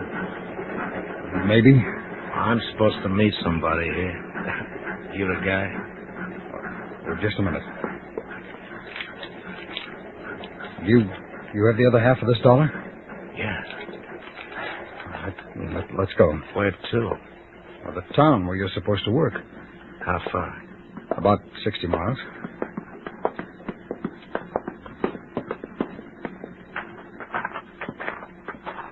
I figured it was better to meet you here rather than in town. It's safer. Uh-huh. How'd I get back here after the job's done? Oh, I'll drive you. Oh, fine. Go ahead. Thank you.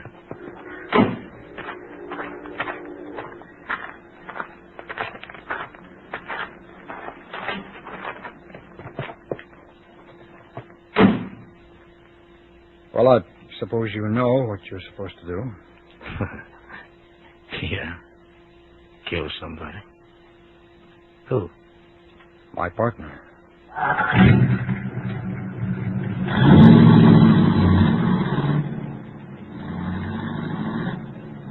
How'd you find somebody like me? Oh, it isn't hard. A friend asked a friend who asked a friend. Well, you know. Yeah, I know. What's the matter with your partner? Huh? I mean, why do you want him killed? Personal reasons.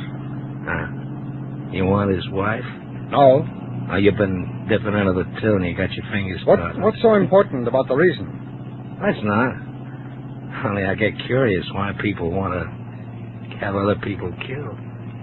Does there have to be a reason? Oh, not as far as I'm concerned. I get paid to do a job. That's also living. That's my reason. Yours ought to be at least that good. Well, it is, for me. Good enough. Let's get on to business, huh? I got an 18-hour alibi. That means I got to be out of here by tonight. Well, you should be out by 9 o'clock this morning. All planned, huh? Just about. Good, yeah. I don't like complications. Well, there won't be. When do I get the rest of my money? Just as soon as the job is done. I want it before. Don't you trust me? I'm sorry. In my business, it has to be cash in advance. Nothing personal. It's just that I can't sue you if you're a Nick. Well, you could come gunning for me. Well, I could, but I wouldn't. I only do my work for money, not pleasure. In advance? Yes, in advance.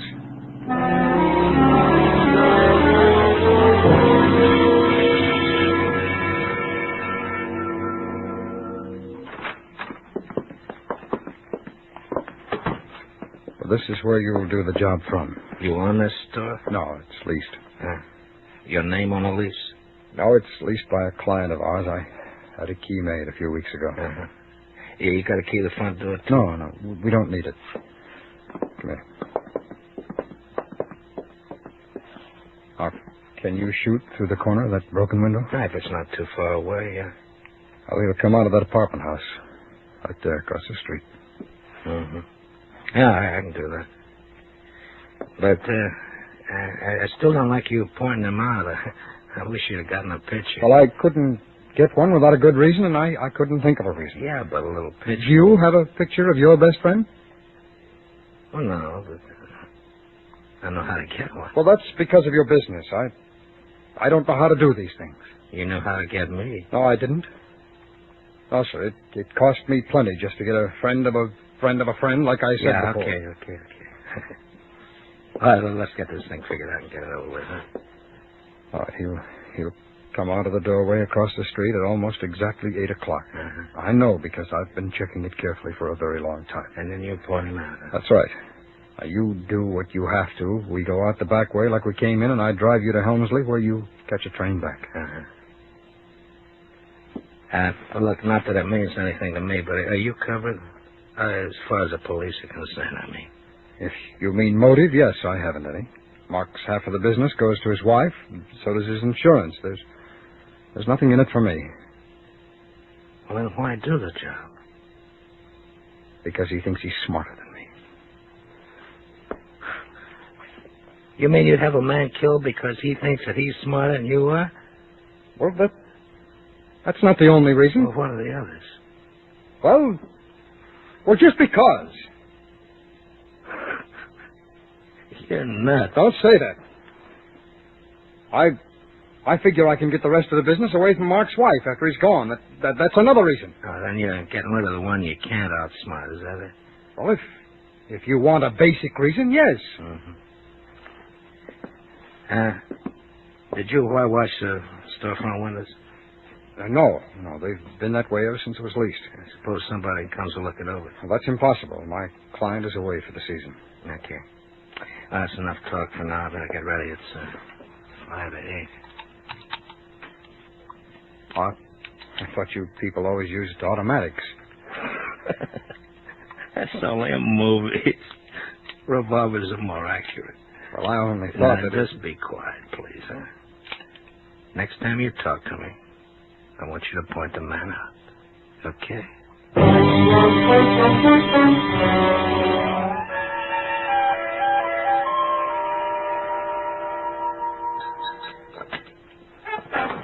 Well, it's about time to go. Yes, it's almost 8. Francis? Yes? Do you feel all right? Why, Mark? Well, you look feverish. I feel kind of feverish. Here, let me see. Hey, you do have a fever.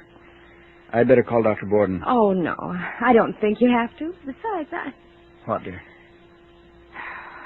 I think maybe you had better call him. You just call and go to the office, and you'll be late. I don't care if I am. I don't have a thing to do this morning that's of any consequence. It's just the idea of being late. It doesn't matter. Being late today isn't going to make any difference one way or the other.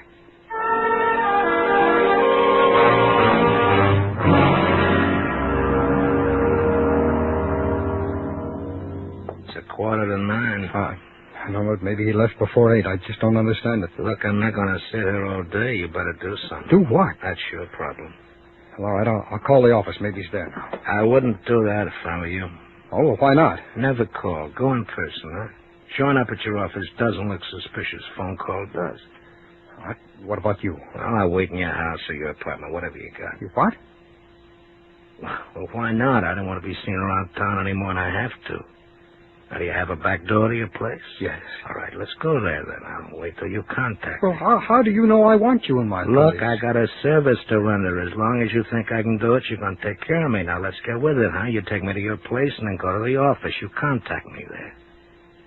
Now, just remember, I want to be out of town by the night. You will. Don't worry. I don't worry, mister. Either things happen or they don't happen. That's the way I live.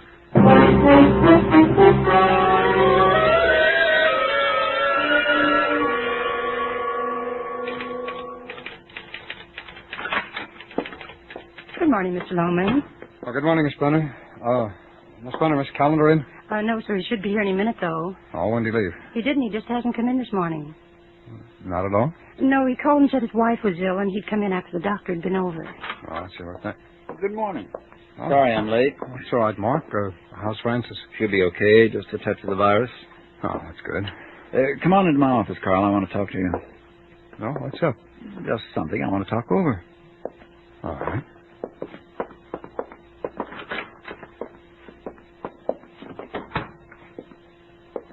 I didn't want to say anything in the outer office, but I think we've got the Parker property.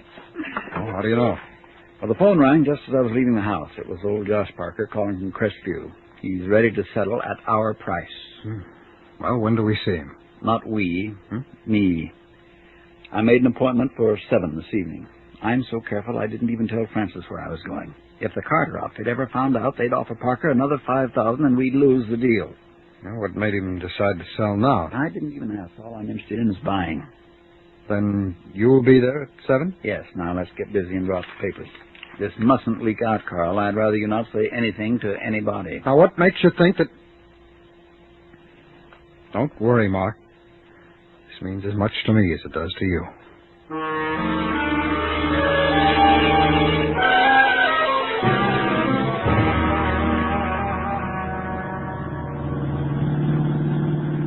It's a pretty quiet neighborhood, no street lighting, and 2 or 3 minutes from the highway to Helmsley where you can catch the train. You sure of the time? Yes, this time I'm sure. I saw him leave before I came and got you. He should be there by now. I figure it'll take about a half hour to 45 minutes to close the deal. Then you get him as he comes out the door. And don't miss. I won't. You know, you're a pretty cruel guy. Me? Cruel? Yeah. Well, what about you? You're doing it. Yeah, but I don't know it. I never killed anybody I know in all my life. A man's a man. No, he's not. Some are strangers. I can't feel anything for a stranger. I haven't got time for thinking about his life. But guys like you hire guys like me to kill somebody they know. I don't get it. You don't have to. Just do the job, that's all. What's the matter? Am I getting... Let's not talk about it, huh? Okay with me. How much longer we gotta go? We'll be there in 15 minutes. Don't pull right up in front of the house, huh? Especially if his car's parked in front angle off a little. I will. This time we're going to get him. Oh, I hope so. I want to get back home. I got a heavy date tonight.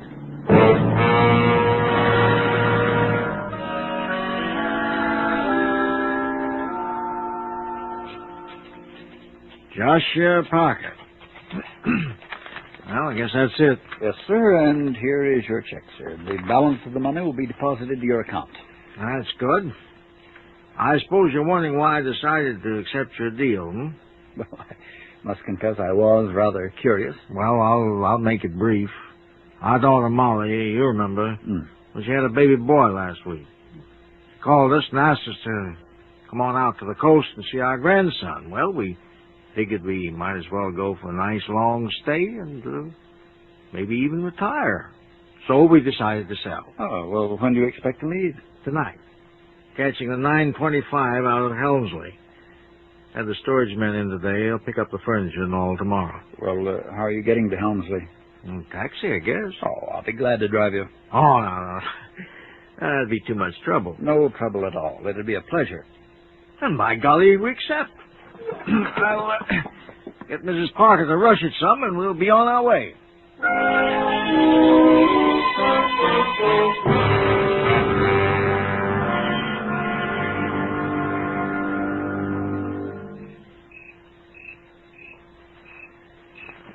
What's taking him so long? Relax. We only been waiting 10 minutes. He's got to come out soon. He'll be out if he went in. He'll come out. Oh, he went in all right. That's his car right out front. And everything's okay.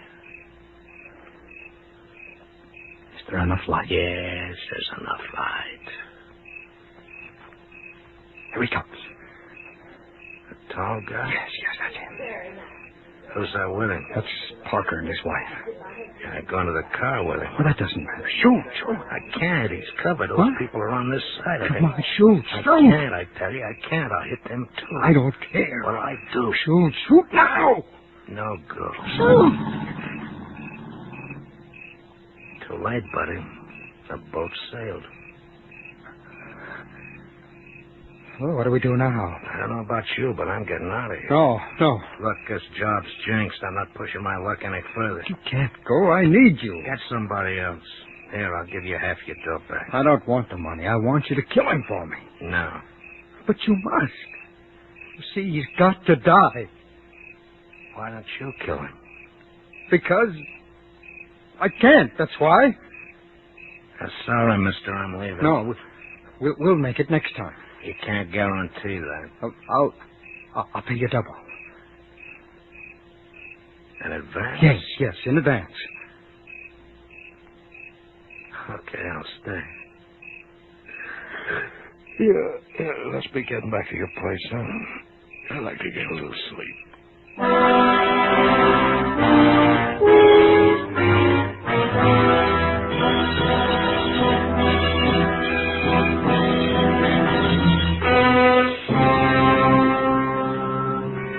You are listening to A Matter of Timing, tonight's presentation on radio's outstanding theater of thrills, Suspense.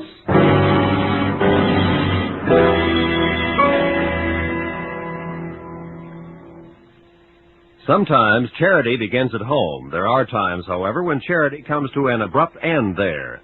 That's what happens, at any rate, in the next tense adventure of the FBI in Peace and War, when a husband plots to victimize his wealthy and philanthropic-minded wife. Fortunately for the woman, the FBI takes an uncharitable view of racketeering, and before the unscrupulous husband has much of a chance to enjoy ill-gotten gains, he finds a new home behind bars. For fast-moving and fascinating drama, be sure to hear this next exciting episode of the FBI in Peace and War tomorrow night over most of these same stations. And now we bring back to our Hollywood soundstage Mr. Stacey Harris and Mr. William Conrad, starring in tonight's production, A Matter of Timing, a tale well calculated to keep you in suspense.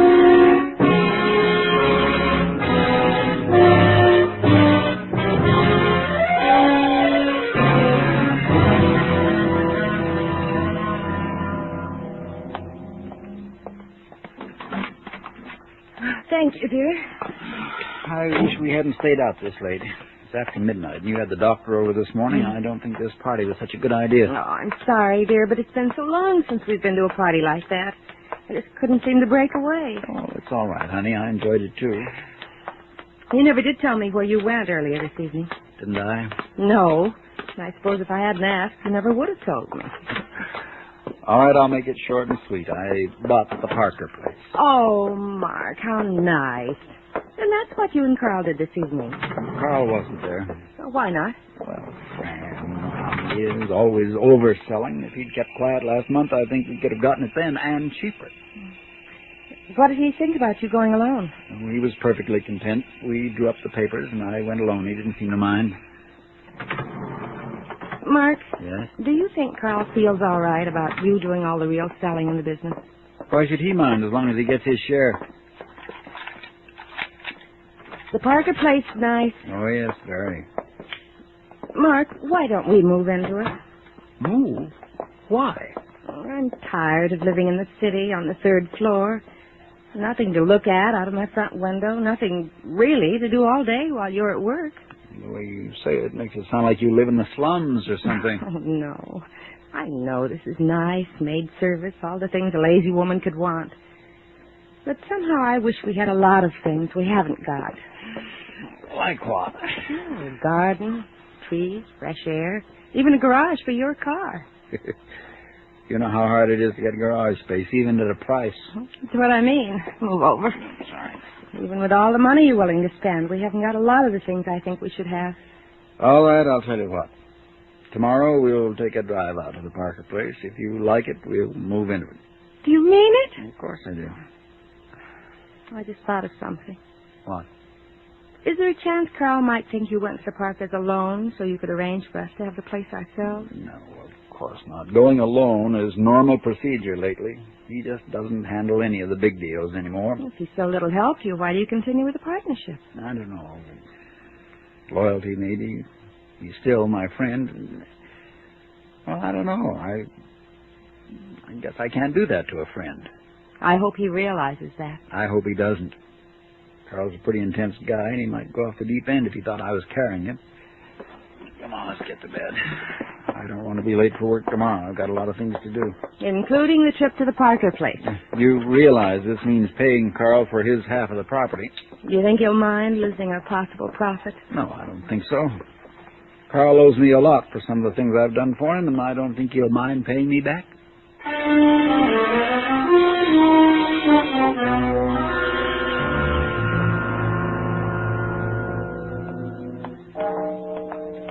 Hey, how about this one? I don't know. Looks kind of beat. What do you mean, beat? It's a 55. Just dirty, that's all. But maybe we ought to try to get a sharper one. We don't have much time left. We promised the guys we'd meet them at 5 o'clock this morning, and we got 2 hours driving to do. See if it's unlocked. Yeah. Okay, we'll use it. Get in. Check. Hurry up. What do you mean, hurry up? I gotta find the ignition wires. Take it easy. Oh, here they are. Come on, come on. Just a minute. There. Let's get going. Just a second. Turn the dash light off. Gotta see if we have gas in this jalopy. I guess there's enough. Okay, get moving.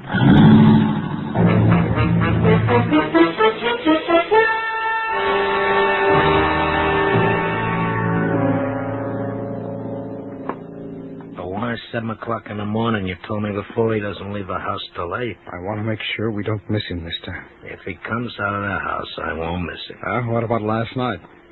You saw he was covered by those other people. Well, supposing he comes up with his wife this time. She can't cover him from here. He's got to go down them steps. Besides, if it does come out with him, they'll be side by side. When are you going to shoot? When he gets to the bottom of the steps. Why not when he comes out of the door? He's closer at the bottom, no more than 40 feet. No sense taking unnecessary chances. You want a cigarette? No, and neither do you. Oh, and why not? What are you going to do with a butt? And supposing somebody sees us smoke? Well, the windows are whitewashed. Nobody can see in. They'll be looking all around here after the job's done. Okay, can I stand up? Why don't you leave? I know what he looks like now. I can drive to the station by myself. No, I want to stay and see you do it. You really hate this guy, don't you? Yes. Then why don't you just break off a partnership and then you wouldn't Are you have trying to back out now that you've got my money? I could if I wanted to. And one more crack like that and I will. I'm sorry, I meant that... You know, I'm getting sick of guys like you. Now you forget it and you'll relax, huh? I'll kill you, buddy, for you.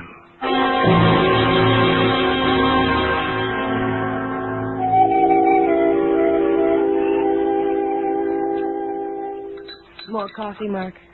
Yes, I think I will. Thank you. What time are you going to call me? About 2 this afternoon. Do you want me to be ready then? No, I'm pretty sure we can't get started for the Parker place till 3, but I'll call you at 2 in case I can make it a few minutes earlier. Fine. Oh, you'd better get going, honey. It's almost 8. I better check the weather and see if I need a top coat. It's a beautiful day. Say, I parked in front of the house last night, didn't I? Yes, why? Well, my car's gone. Let me see. Right down there. Didn't I park there last night? Yes, it is gone. Of all the luck. I never can remember what number to use for the police. Operator, get me the police. Thank you. Friend, do you think the insurance company will give me a car while the police are looking for mine? Oh, I don't know. I'd better check the policy. It's funny how you... Hello? This is Mark Collender. I want to report a stolen car. Yes, last night. No, I have the keys. License number? Wait a minute. Do you remember the license number? No, I don't. I have all the information at my office, the motor number and everything, you know. Yes, sir. Well, I'll meet you downstairs. 483 Denham Drive. In about 5 minutes. Fine. Thank you. Well, that does it. They'll be here in 5 minutes. Let's have another cup of coffee.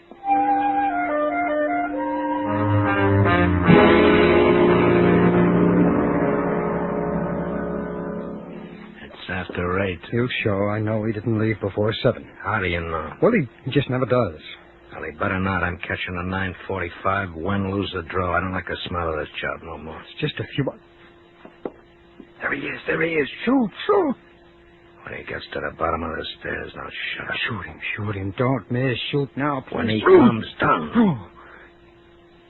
What's he standing there for? Come on. Bark. Cops. What kind of a deal is this? I don't know anything about that. Just shoot. Go on. You ain't you crazy with the cops coming right to the door? I'm getting on it. Oh, well, you've got to shoot him first. Not me, buddy. All right, then I'll do it. Get your hands off my top. No, give me that gun. Give me that gun. No, will you? You stupid.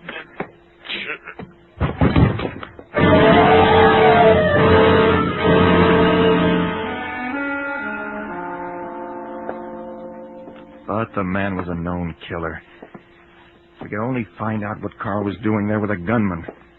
I've asked him about it time and time again, but he won't talk to me. I can't defend him if he won't talk to me. I know. Mark, why don't you try? You're his friend. Maybe he'll talk to you. I have tried. I know he won't. You know why he won't say anything? Yes, I think I do. Then tell me. Maybe it would help. No.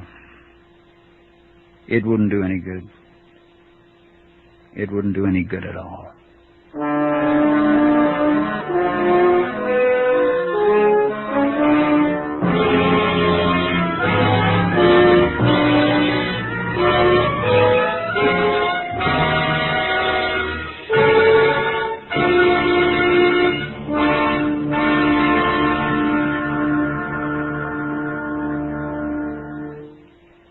Suspense, in which Mr. William Conrad and Mr. Stacy Harris starred in tonight's presentation of A Matter of Timing.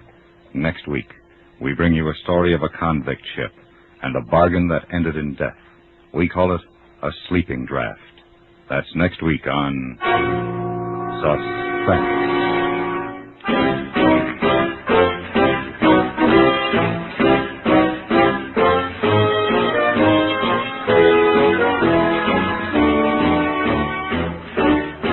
Suspense is produced and directed in Hollywood by Anthony Ellis. Tonight's story was written by Ross Murray. The music was composed by Rene Garrigant and conducted by Wilbur Hatch. Featured in the cast were Parley Bear, Virginia Gregg, Victor Rodman, Elisa Milo, Sam Edwards, Ralph Reed, and Robert Miller. Nobody approves of slums. Nobody likes to live in one. Yet here in America, about 1 out of 9 non-farm dwelling units are in slum condition. And slum conditions don't stay still in a neglected house or area. They spread from building to building, from block to block. To improve our neighborhoods, CBS Radio urges you to write to the American Council for their free leaflet that explains what everyday citizens can do to prevent and eliminate slums. Just write to Action, Box 20, New York 19. That's Box 20, New York 19. Stay tuned now for 5 minutes of CBS News, to be followed on most of these same stations by My Son Jeep.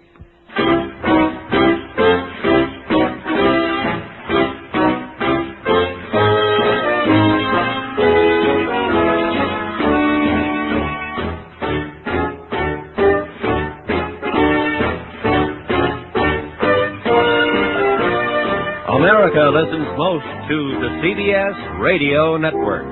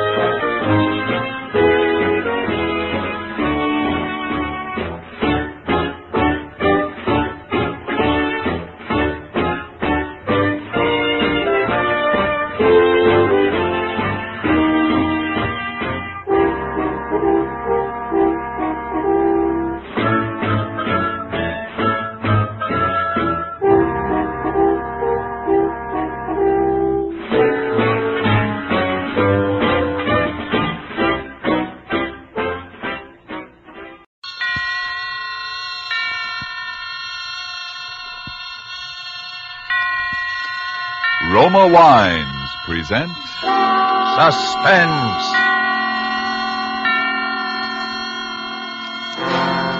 Roma Wines, made in California for enjoyment throughout the world. Salute. Your health, senor. Roma Wines toast the world. The wine for your table is Roma Wine, made in California for enjoyment throughout the world.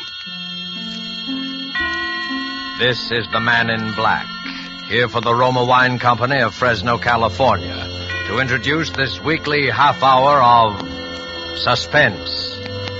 Tonight from Hollywood, Roma Wines bring you Miss Fay Bainter, Mr. Ralph Morgan, and Mr. Dane Clark in a suspense play dealing with a mother and a son and a lodger who kept an appointment with death.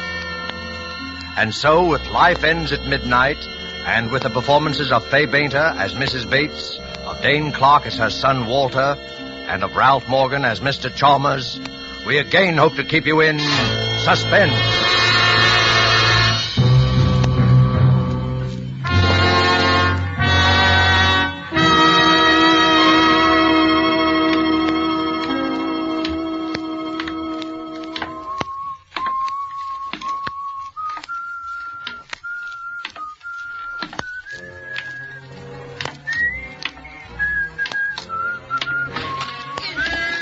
Walter! Walter! Is that you, Walter? That's right, Mom. It's your little sonny boy, Walter. You still remember my whistle, eh? Oh, yes, But what I didn't know Never that... know when I'll turn up, eh, Mom? What's the matter? Do we have to stand here in the hall? Oh, no. Come in. It's just that... Come in, Walter. Well, it's the same old crummy joint. I do my best to keep it clean, Walter. Yeah, I know. Regular old Mother Hubbard. You'll have to clean up the whole south side before you get the magoo out of this flea bag. Oh. Boy, am I tired. Up all night in a stinking day coach full of snoring jerks and squalling babies. Babies are the worst. All they do is bawl and slobber. You left Pittsburgh last night? 1 a.m, didn't sleep a wink. Yeah, look at my collar. But tomorrow is Monday. You have to be at work in the morning. Sure, What's the matter? You worried? Oh, no, I just... Don't just. Can't a guy come home and see his mother once in 6 months?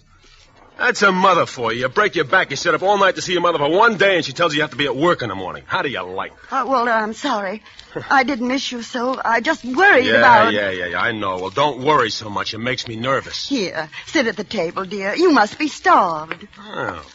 All right. Now it's like coming home. Oh, my baby. I'm so glad to see you. You did come just to see me, didn't you? Who else? Hattie Lamar? Well, of course you came to see me. It's just that I always worry so about you, Forget it. Well, what's to eat? I was just making a chop for my lunch. That's all there seems to be in the house right now. That'll be enough for me. It'll be ready in a minute. Now tell me about yourself, your job. Never mind about me. How are you doing? Well, I try not to complain, Walter. Things are not easy. Prices high. Rent's going up all the time, even on this old house. Honest, I don't know what I'm going to do if things don't... You had some bonds Papa left you. You had about $2,000 bonds he left you. You still got Well, them? I'm trying to tell you, Walter, things haven't been easy. And Always the poor mouth. Every time I see her, she's putting on a poor mouth. I'm just saying things aren't easy. And for me, do you think it's a picnic? I got enough trouble, and for what? For what? All year I worked like crazy. For what? A man must work, Walter. A man must work, Walter. Yes, that's true. A man must work and live like a person, and not be afraid so that he can sleep without worrying about... About what? About a bell ringing at night, or a knock on the door in the morning, or someone touching you on the arm. Yes, it's a nice feeling and a free feeling to be able to walk down the street in the sun with your eyes meeting another man's without wondering if he's... Shut up! I ain't in trouble against her. Stop mouthing at me. You're always mouthing at me. You haven't... You know what the judge said the last time, Walter? He was nice. Now, he gave you another chance. He saw you were really a good boy, and he gave you another chance.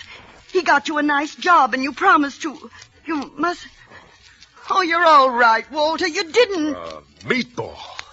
A herring on a plate all your life. You're a tomcat in the garbage. You find a fish head and you say, thank you, mister. You chew a fish good and you smile pretty. Well, not for me. You take a chance and you throw away the fish heads. You get one break and you're out of the garbage can for life.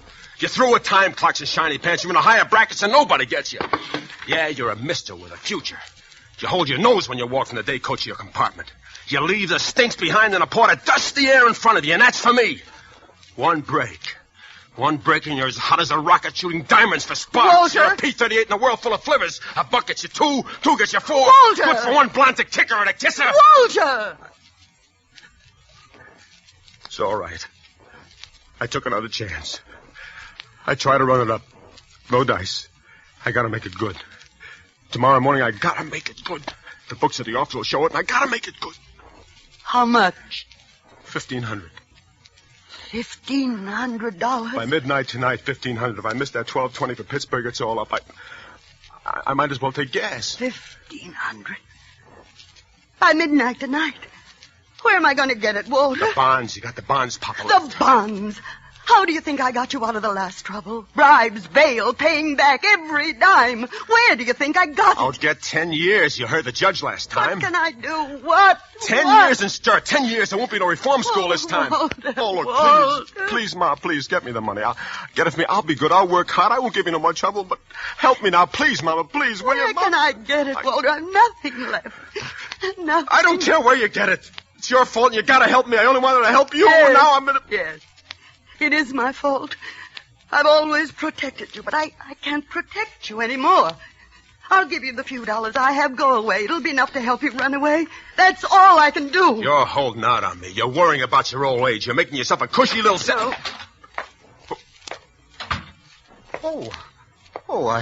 I'm sorry. I hope I'm not intruding. Who's this? Oh, Mr. Chalmers. This is Mr. Chalmers, Walter. He has the back bedroom.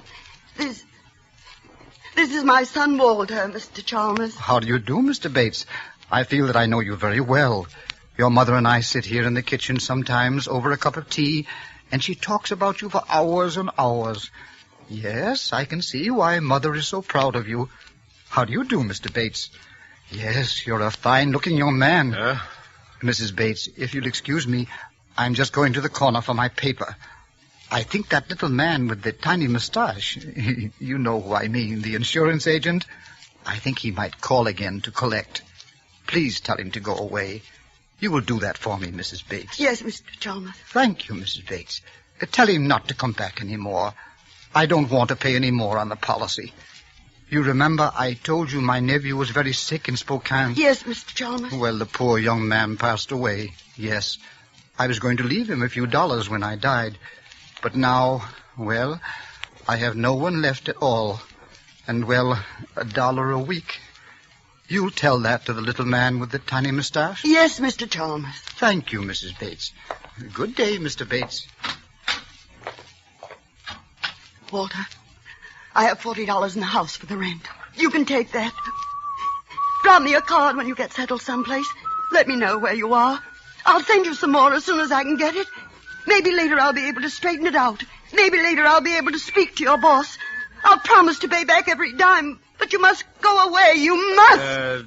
Tell me something about Mr. Chalmers. He interests me very strangely. Walter. Don't be so nervous, Ma. We got plenty of time. We got till midnight.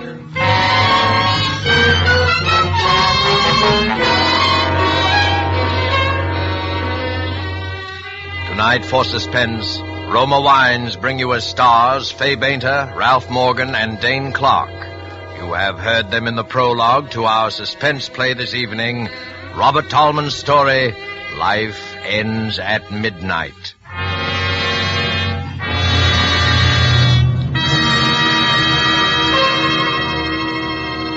Before we return to the scene of our play, let us journey in fancy to Havana and sit at a table in the gay Restaurant Paris.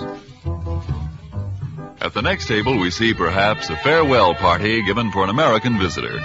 The American is wondering how he'll be able to repay in his own country the hospitality shown him in Cuba. Reassuringly, his Cuban host might remark, "Es muy fácil, amigo. Just be sure to serve wonderful Roma wine. It is wine imported by us from your own country. Roma wine." Indeed, Americans can well be proud that judges of fine wines in so many lands now acclaim the wines of California among the world's most enjoyable of all time. Of these truly superb wines, Roma wines are especially honored by the number of countries now importing them for enjoyment as rare luxuries.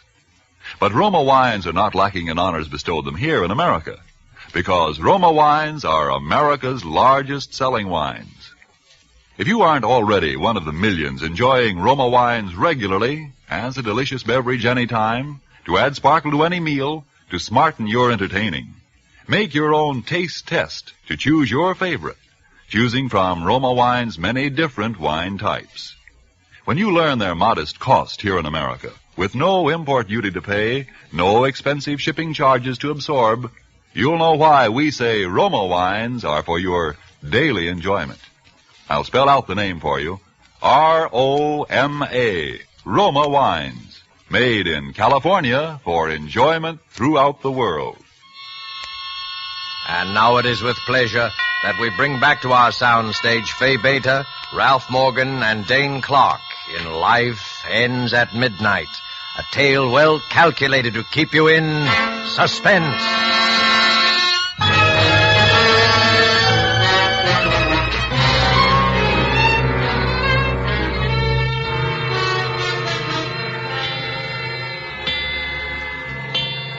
Yes, I do think I'll have another cup if you don't mind, Mrs. Bates. Now, Mr. Chalmers, suppose you look at it this way. You've been paying $1 a week for how many years now? I'd say 20 years would be a conservative estimate. All right, 20 years. Now, let's see, that's $50 a year. Say that's $1,000 you paid in, no? Yes, $1,000. This coffee cake, Mrs. Bates, is excellent. Do you like it? I made it yesterday when Forget the coffee cake. Now, let's figure percentage. How many more years do you figure to live? Walter. Oh, that's all right, Mrs. Bates. After all, I'm an old man, and at my age, one rather, comes to terms with death. It's like the end of a long, busy day. Life ends at midnight, and a new day begins. Yes, Walter, I think you're on the verge of making a very profound observation. Yeah, you see? My policy is for $2,500.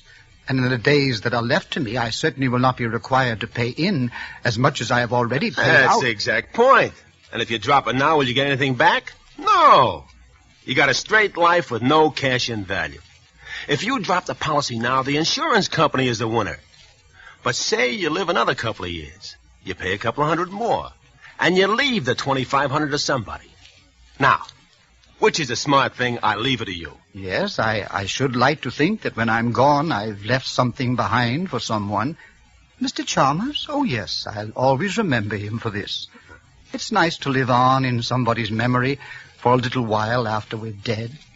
But A, I have no one in this world. And B, I must be very, very frank and tell you that I can no longer afford to pay even the $1 a week. You see, I live on That's a problem of the most minor importance. For anybody who invests in you now, $1 a week would be gilt-edged. I mean, for instance, take my mother here. Now, suppose you made her the beneficiary. Now, suppose she continued to pay the $1 a week. Who can lose on such a deal? Who can lose? Nobody. You get the point? Oh, no, I couldn't. Why, it's... Why not? It's simple, huh? No, Mr. Chalmers, no, you mustn't. Let Mr. Chalmers aside. Huh, Mr. Chalmers? It makes good sense, no? It makes everybody happy, no? But we're practically strangers. We just... What do you mean, strangers? Who's a stranger in this world? We're just little people trying to make each other happy. Huh, Mr. Chalmers? Now, Mr. Chalmers here can die feeling he didn't waste $1 a week for 20 years, and he'll know he'll live in your memory. That's what he wants. Now, why shouldn't he have it? Ain't every man entitled to at least live in somebody's memory? Yes, but Mr. Chalmers doesn't have to do that. I'll think about him anyway. I promise I will. He don't have... Let him say something. You're always mounting. Now, what do you say, Mr. Chalmers? Oh, that must be the little man with the tiny mustache. I'll tell him I'm keeping the policy and changing the beneficiary. Oh, could you let me have the loan of $1, Mr. Bates?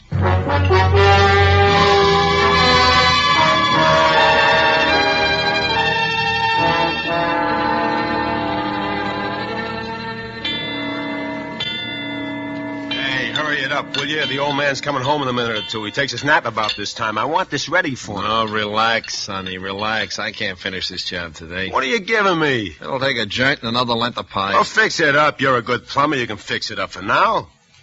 Hey, the room's pretty small. Oh. Why do you want the heater so close to the bed for? Like I told you, he's got rheumatism. He needs plenty of heat.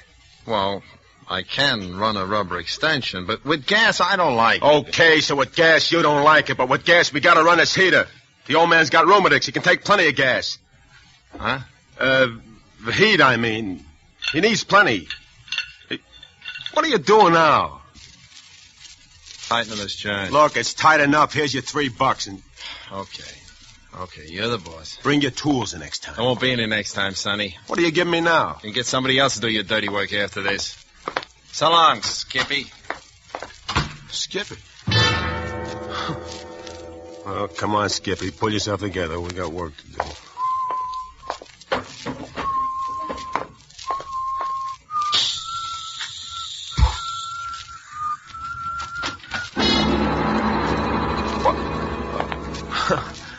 Hiya, Pop. Well, this is a pleasant surprise. Yeah, this used to be my room. The steam don't come up here so good, so I talked the old lady into fixing this up for you. Well, that was very thoughtful of you, Walter. Thanks. I stuffed up the cracks in the window, too. 0 weather. It gets plenty of drafty in this room. You thought of everything, didn't you, Walter? Huh? Yeah, it ought to work out just fine. It'll do the job, I think. I'm going to take a little nap before dinner. Do you think the heater... just leave it on. I'll look in after a bit to see if it's okay. Well, now, you needn't go to all that trouble. No, it's no trouble at all, Mr. Chalmers. When I do a thing, I like to do it right.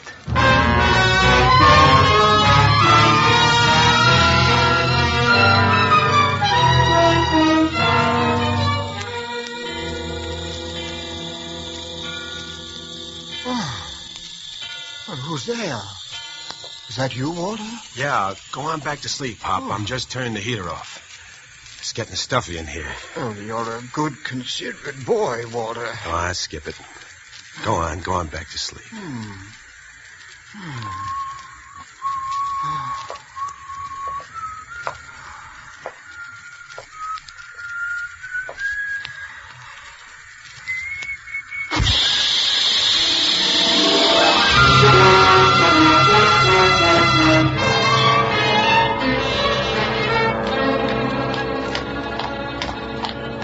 Don't walk so fast, Walter. My feet are hurting me again. You can buy new shoes tomorrow. I'd like to know what with. Maybe you'll have dough tomorrow. Maybe we'll both have some dough. If a miracle happened. Maybe miracles do happen. Maybe if you're smart. Where are you taking me to, Walter? Nowhere in particular. I thought we'd stroll around the old neighborhood, like old times. Why, that's a nice idea, Walter, but my feet... Hello, Mrs. Bates. Good evening, Officer Flanagan. This is my son, Walter. He's just here from Pittsburgh. Glad to know you. How's business, Copper? Oh, much the same. Vagrancy, petty larceny, once in a while a suicide. Suicide? Yeah, that's what they start out to do, but it's harder to get bumped off than most people think. Huh? Case just last week over in the next precinct. Dame turned on the gas in her room and lay down on the bed. What happened? Nothing. They always bungle somewhere. Amateurs. Gas petered out. She forgot to put a quarter in the meter.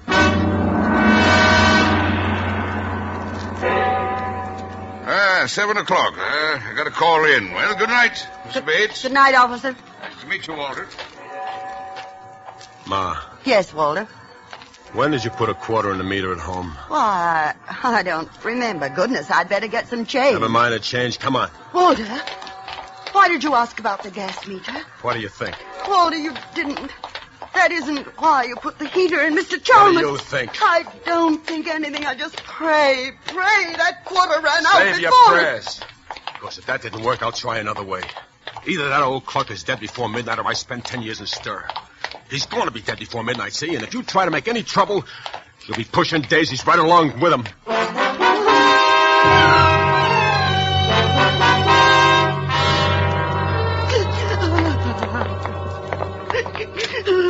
Stop sniveling. We're going in there now. Now, look, if it took, scream your head off, or I'll give you a reason to scream. The gas. I can smell it. Come on.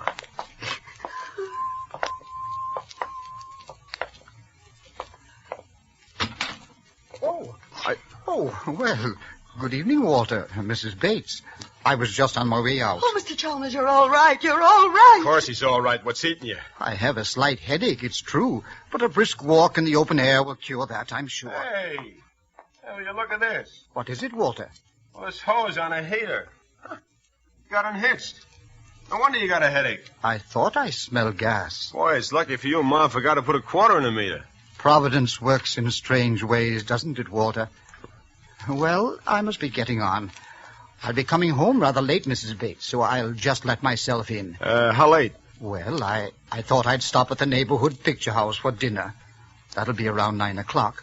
So I imagine I won't be home much before 11. Mr. Chalmers, there's something I wanted Yes, to... Mrs. Bates. Walter's a good boy at heart, you know, but he's been in some trouble lately, and... Is there anything I can do to help, Walter? Yeah, plenty.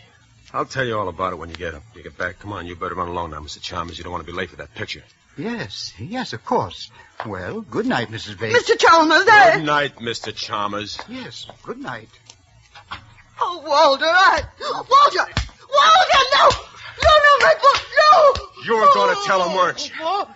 You'd like to send me to the chair, wouldn't you? You struck me, Walter. You struck your own mother. I ought to have messed up your sad monkey face for good. Oh, It's no, your fault I balled us up in the first place. Why didn't you remember to put a quarter on that meter? Why didn't you? I'm glad I forgot. He wouldn't be alive. I shouldn't have messed around with gas, trying to spare your feelings, making you look like an accident. Oh, no. The thanks I get for it. She wants to blab the whole thing. Turn me in, my own mother. No, Walter, no, that's not true. Why, you... Don't strike me again, Walter. I can't stand it. Okay. Maybe now you'll cooperate. Now, look, let's put it this way. It's either you or him. If it's you, I don't care whether they get me or not. Are you listening? Oh, yes, Walter. Okay, now, like I said, I got very little time to get this thing done. I ought to have done it neat and clean in the first place, like I said. He's old and weak. You just push him over on a bed, hold a pillow over his face for a few minutes, and the job's done. Nobody will ask any questions, a guy that old. Walter, for the last time, I'm begging. Okay, make sure it's for the last time. And remember, it's you or him, like I said. What are you going to do? Now, look. I'll be waiting in his room when he comes home. I'm shot anyway, so I'll lay down and get 40 winks. You wait up for him. Tell him I've left to catch a train. That's in case he suspects anything. When he comes to his room, I'll take care of the rest of it. How do you know I won't warn him? Because it's him or you, like I told you. I don't think you'll warn Mr. Chalmers. And don't try to stall him when he comes in. He's got to be dead by midnight. Or else.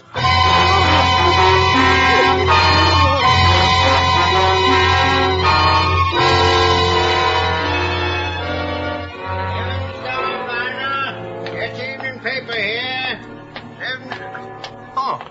Evening, Mr. Chalmers. Evening, Joe. I'll have the late edition of the Daily News as usual. Oh, I saved one out for you, Mr. Chalmers. Thank you. Good night, Joe. Good night. There it is, Oh, by the way, Joe, I almost forgot. Can you give me the change of $1? Oh, sure, Mr. Chalmers. Yes, here you are.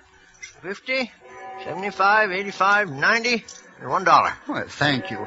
I just happened to think of something I need change for. A little good deed for a friend of mine.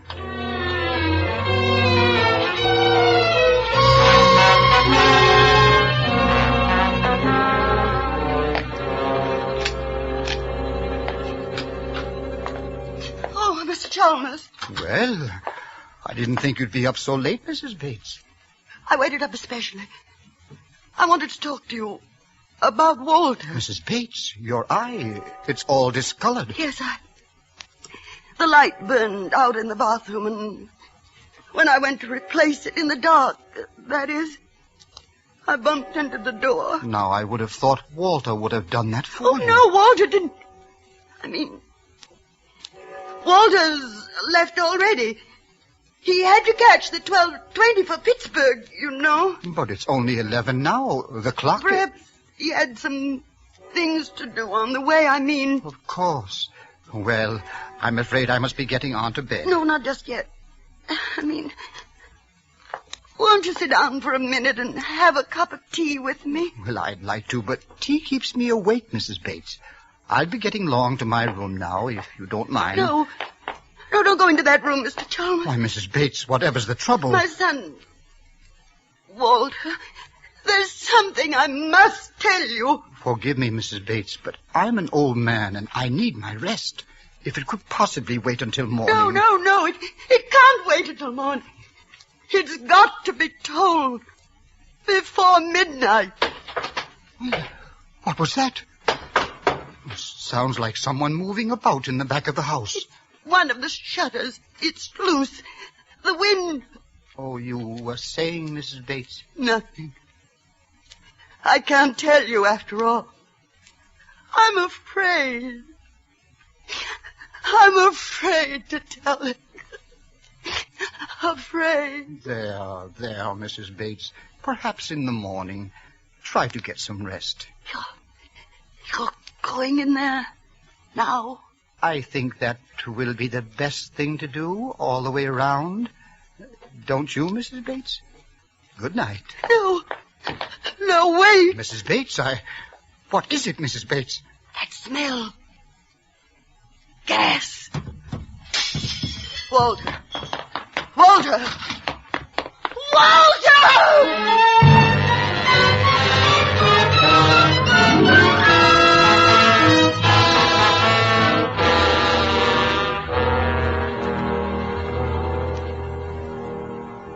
Why don't you lie down for a few minutes, Mrs. Bates? I'll call you when the ambulance arrives.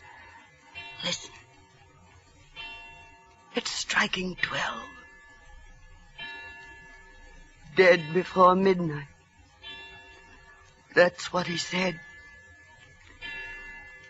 Dead before midnight. Poor lad.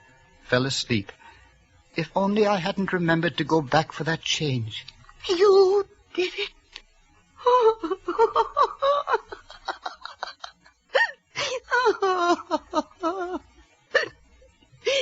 You put the quarter in the meter. That's what turned on the gas that killed him. Well, you mentioned the gas having gone off and forgetting to put a quarter in the meter. So on the way to the picture house, I just went around to the back entry and dropped the coin. I suppose I should have remembered about the connection being loose on the heater in my room. But I wanted to surprise you with my good deed. I didn't mean to do anything wrong, Mrs. Bates. Truly I didn't. No. You didn't do anything wrong, Mr. Chalmers. You didn't do anything wrong.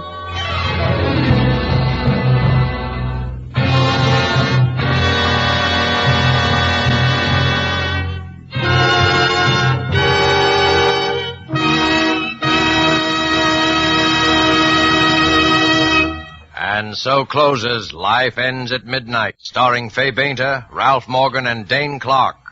Tonight's tale of suspense. Miss Bainter appeared by courtesy of Metro-Goldwyn-Mayer, producers of Madame Curie. Dane Clark is currently being seen in the Warner Brothers production Destination Tokyo. Before Ralph Morgan returns to our microphone, let me give you a suggestion. A suggestion you will find can add to the success of your next dinner party at home. At one end of the dining table, place a bottle of Roma wines, not sweet, not dry, Burgundy. At the other table end, place a bottle of Roma wines, delicately delicious Sauterne. Then, let each of your guests select the Roma wine to his liking. You'll know that whatever the individual choice of a guest, both of these Roma California wines will delight by their superb quality. The quality that has made Roma wines America's largest selling wines. Whichever of Roma wine's many different California wine types you choose at your dealers, the small purchase price he asks will surprise and delight you, while the superb quality of these good Roma wines will win your full accord with the judgment of wine experts of many lands that Roma wines are truly magnificent. Let me repeat the name, R-O-M-A. Roma wines, made in California for enjoyment throughout the world. This is Ralph Morgan. First, I'm sure I speak for all of us, Miss Bainter, Mr. Clark, and myself, in saying how much we have enjoyed appearing on Suspense this evening. We will all be listening, as we hope you will, next week when Miss Agnes Moorehead is your star in one of the most talked-about plays ever to be presented in this series, called Sorry, Wrong Number. And now one more word. Here's something our fighting men may never forget. The price of victory is sacrifice. You help bring the victory nearer when you make the sacrifices that make it possible for you to buy more war bonds. Thank you. Suspense is produced and directed by William Spear. Don't forget then next Monday for Agnes Moorehead in Suspense. Presented by Roma Wines, R-O-M-A. Made in California for enjoyment throughout the world.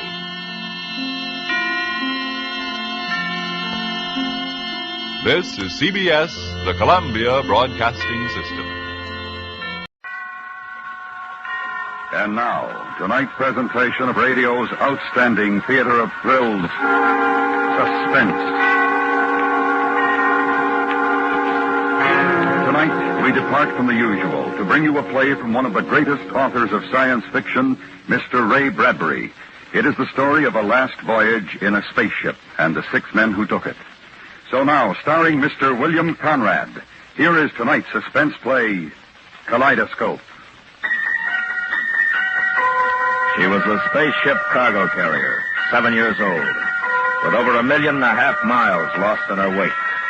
Within her metallic skin was the world of the crew, an atom of life surrounded by a vast expanse of nothingness.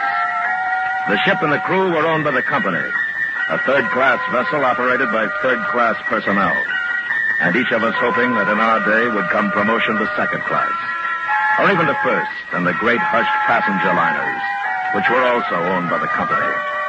The company ran everything. There wasn't anyone else to work for, and you accepted what was given, not gratefully, but with hope. There were 19 of us to begin with on a routine voyage. Our cargo, seasoned lumber. I was at control on the second day out, Stone navigating. On the nose. Good. Control, bearing mark, Captain. Right. Hollis, where's the captain? In his cabin. On the bottle again. Why didn't you ask him? I don't have to, Stoney. I can smell him all the way out. You want something, Applegate? Sea tube's blowing again. It isn't showing on the indicator. I can't help that. Wait a minute. Captain, control. Yeah. Applegate reports sea tube blowing, sir. Oh? It doesn't show on the indicator, sir. All right. I'll be right there. Now, what was the idea of that? What? Telling him it didn't show. You trying to louse me up? You better keep check on that tube. Who's giving orders? I am. My sash for you, friend. Oh, come on, Applegate. I don't want to blow up. I've got 2 weeks of pay coming when we get back. Yeah, give me a power check, will you? Sure.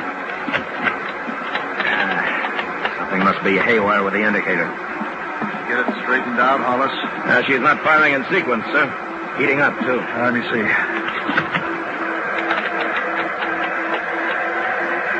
I don't like this. Rockets, this is the captain. Stimson, sir. It's C-tube, I think. Heating the others, too. Lock-off's frozen. Use emergency. Stand by. Come on, come on. Control, this is Applegate. Emergency doesn't answer. It's getting too hot. Maybe it'll answer from here, sir. Applegate, get your men out of there. Stand by to abandon. Keep going, sir. Shall I sound the alarm? Yes. Here's the captain. This is the captain. Get into your suits. You've got about 2 minutes, maybe less. Get into your suits. The ship is going to explode. Get into your suits. Abandon. Abandon. Get into your suits. Get into your suits.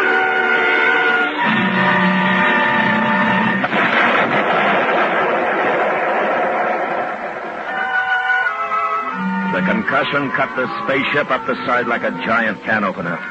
Those of us who weren't immediately killed were thrown into space like wriggling silverfish, scattered into a dark sea. And the ship, in 1 million pieces, went on, a meteor swarm seeking a lost sun. Captain! Captain! Where are you? The sound of our voices calling like lost children on a cold night. Captain! Who called? Hollis. Hollis, it's Stone. Hello! Stone? Stone, this is Hollis. Where are you? I don't know. How can I? Which way is up? I'm falling. Oh, God, I'm falling. We're going away from each other.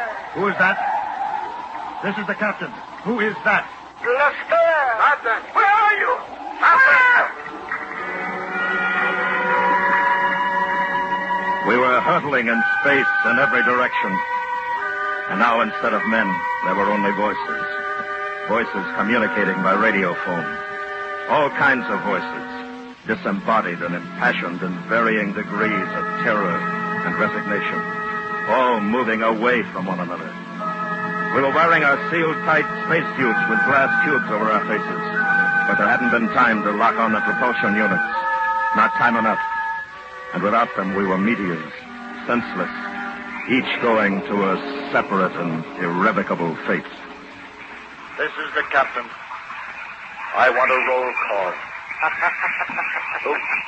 Who is that? This is Applegate. Sir, Applegate. Next. Lester. Who? Lester. Simpson. Lester. Simpson. Stone. Hollis. Anybody else? Anyone else? Stone to Hollis. How long can we talk up for? Well, it depends on how fast you're going your way and I'm going mine. An hour, I make it. What happened? The rocket blew up. Didn't you feel it? That's all. Rockets do blow up. Which way are you going? It looks like I'll hit the moon. Well, it's Earth for me. That's nice.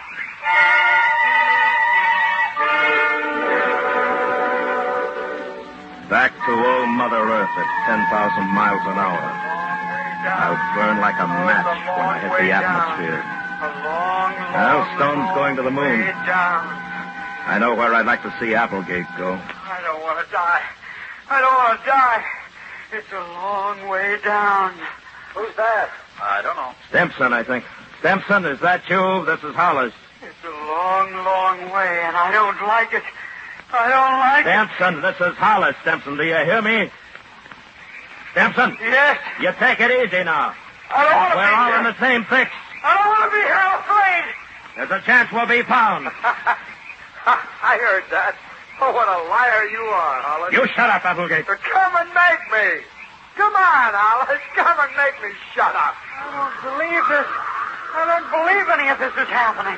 Not to me. It's a bad dream. Now, take it easy, Stimson. Hey, you know, I don't feel so bad. Who's that? It's me, Stone Lester. I was just thinking. I've had a pretty good time. Lots of good times. Hey, did I ever tell you about my wife? Which one? Who's that? Applegate. Oh, sure. How do you feel, Applegate? Oh, why don't you shut up? No kidding. About my wife, the one on Mars. Did I ever tell you? That's enough. This is the captain. We've got to figure a way out of this. Make a plan. I sashed to you, Captain. What did you say? Oh, you heard me. Don't try pulling rank on me. You're 10,000 miles away by now. You listen to me, Applegate. Consider this a mutiny of one, Captain. Hang me. Kill me. Look, I want to tell you something. Your ship was a bad ship, and you were a bad captain, and I hope you break wherever you're going. I'm ordering you to stop, Applegate. Be my guest. Order me some more. You're going to put me in chains till we land? Mars sash to you, Captain. Hey, fellas, let me tell you about my wife, the one on Venus.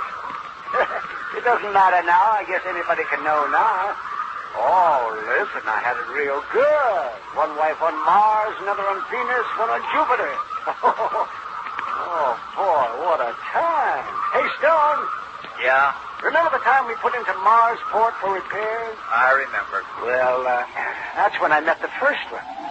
You know what those Mars girls are like? Well... Lester went on and on with his talk about his wives. An interplanetary bigamist. His money, his wonderful times, drunkenness, gambling. On and on, while we fell in space away from each other. Lester reminiscing on the past, happy while he fell to his death. Space. Thousands of miles of space and a voice vibrating in the center of it. No one visible at all, only the radio waves quivering and trying to quicken other men into emotion. I tell you, when a man's had a life like I've had, it's not so bad. Not much left for me to do, I guess. Men, this is the captain. I want you to know that I'm very grateful for your loyalty. You've been a good crew. Hollis, Stone, if you get out of this, I have you both posted for a promotion. It'll go through when you report. Applegate, I wish that... Captain? Captain? End of one, a meteorite got him. Any takers? Hollis! Hollis, can you think of something to do? Why ask him, Stimson? I'll tell you something to do. Make it quick, easy. Open the valve on your suit. We're finished, all of us. Who cares? Everyone's going to cry over me.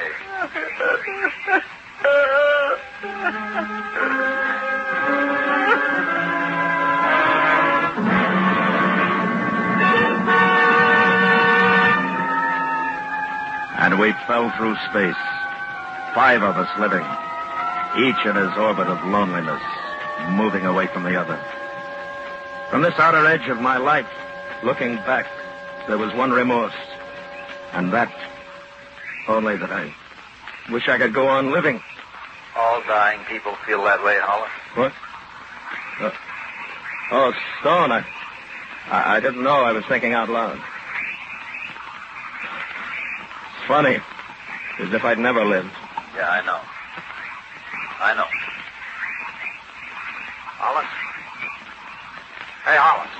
What is it? It's Applegate again. All right, what? Let's you and me talk, huh? Go ahead. You hate my guts, don't you? I never thought much about it. Now, don't give me that. You with that superior way of yours. I want to tell you something. I was the one who blackballed you with the rocket company 5 years ago. Did you hear me? I heard you. Well, how does that make you feel? Nothing. You wanted to get to the top all your life, I know. I'll bet you always wondered what happened. Well, it was me. See, I put the black mark on you before I was tossed out myself. It isn't important. Well, I had a good time. Yeah, it's a good thing to think about, too. I had a wife on Mars, Venus, one in Jupiter. So you said, Mister. And I'm saying it again. I like to think about it. They all had money, too. Oh, yes, they treated me just fine. You know, once I got drunk and gambled $20,000. $20,000 in one night. Just like that. Oh, it's been a good life. But you're here now, Despair. I didn't have any of those things. I was jealous of you. Funny little man. How did you rate it? The women, the good times. Women frightened me.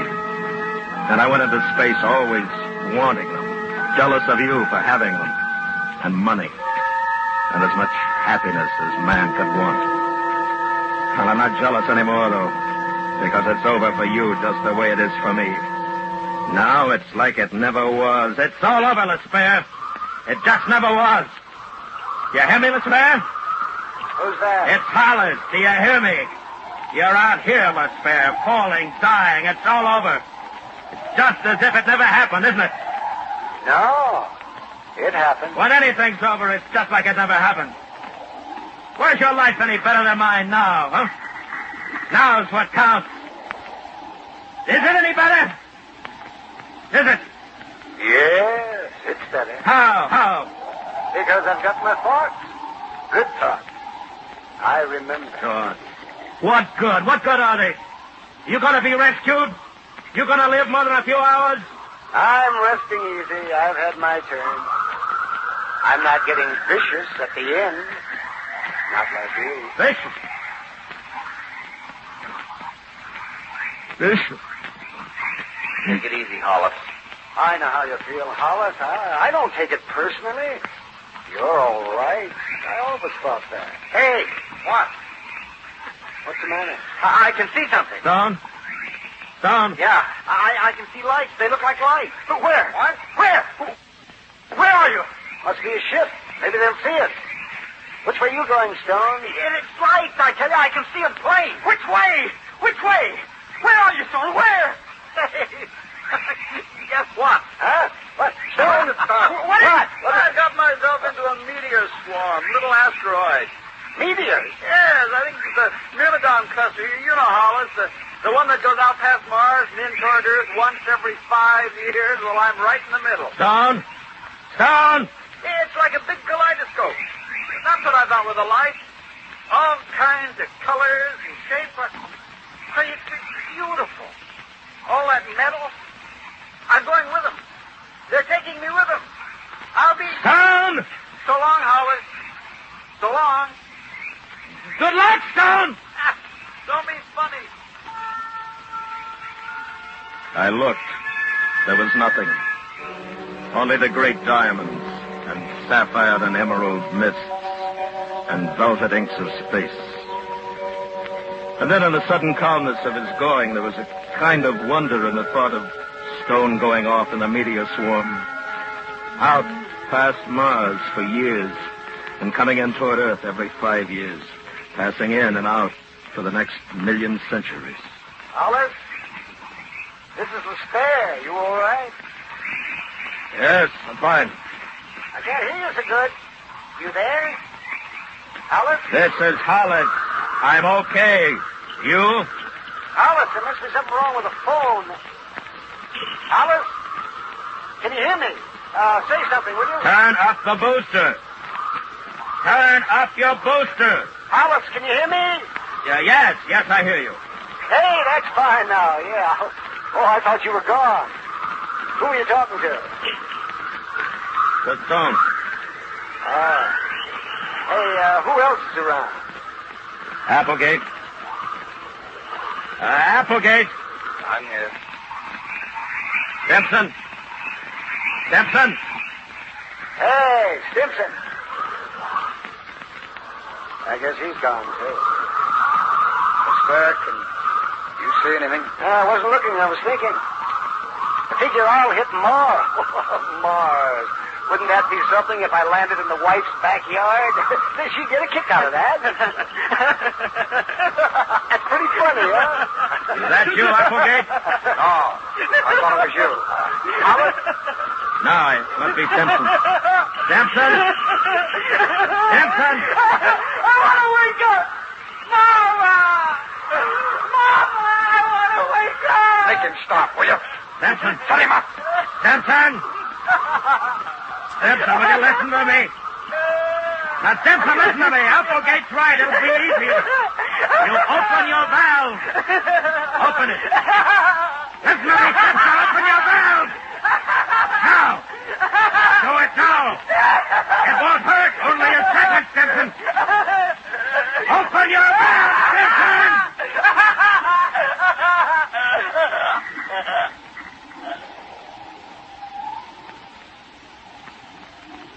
Alice? Applegate? Yeah, Has he gone? I guess so. Oh. Hey, anybody know what time it is? Oh, wouldn't you care? What'd you say? Applegate. The boost is fading. What did you say? I don't know. Oh, well, I guess it doesn't matter. Habit, I suppose. You mind if I keep talking?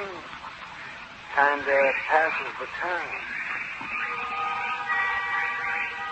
The goodbyes, voices dying, men dying. The awareness of life, my own. What can I do?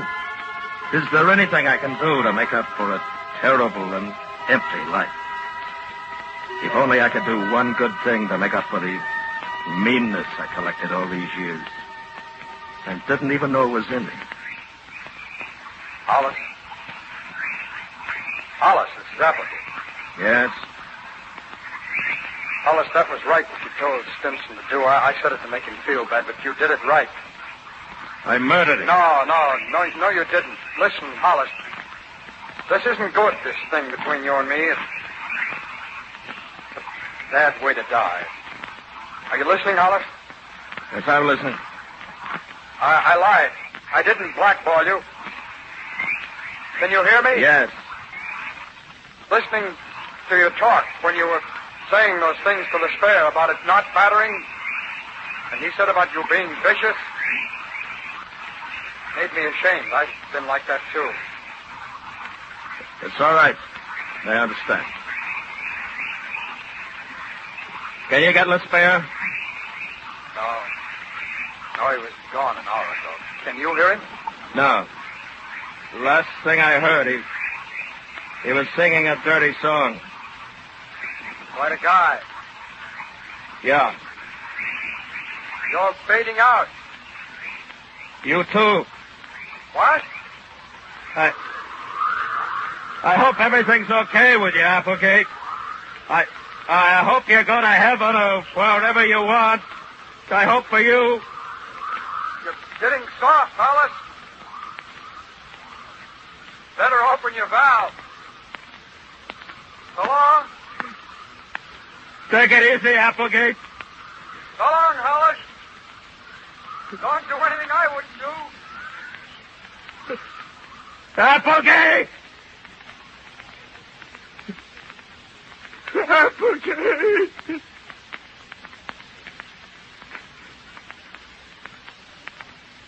So long.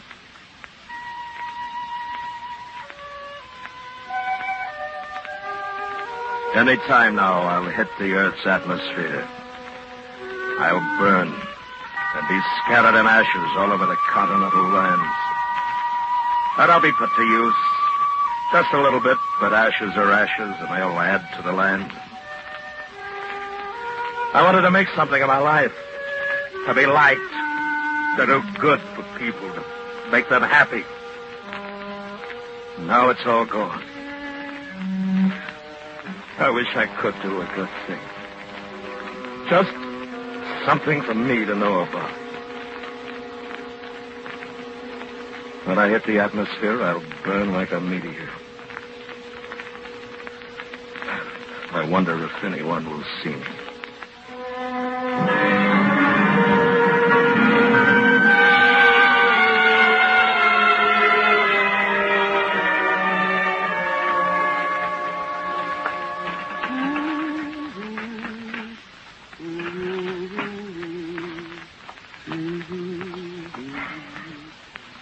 Time for bed, Sonny. Okay. Hey. Look up there, Ma. A falling star. I saw it. Make a wish, dear. Make a wish.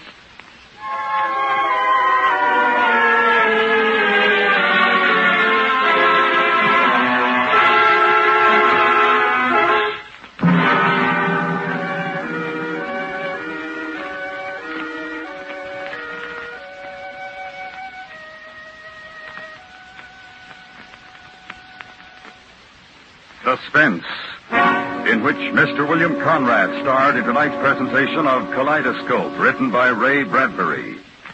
Next week, the story of two people and the terror that rode with them in the city. We call it Backseat Driver. That's next week on Suspense.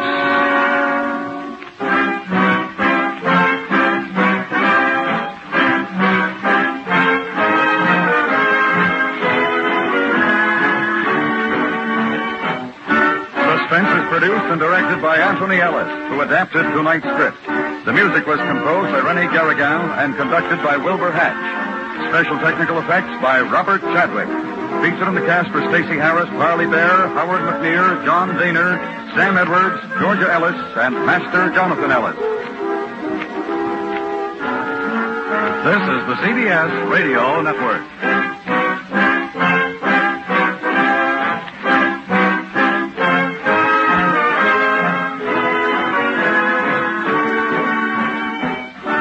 Hope that you've enjoyed this recording, and for more happy listening, please visit otrcat.com. Autolite and its 98,000 dealers bring you Mr. Charles Lawton in tonight's presentation of Suspense.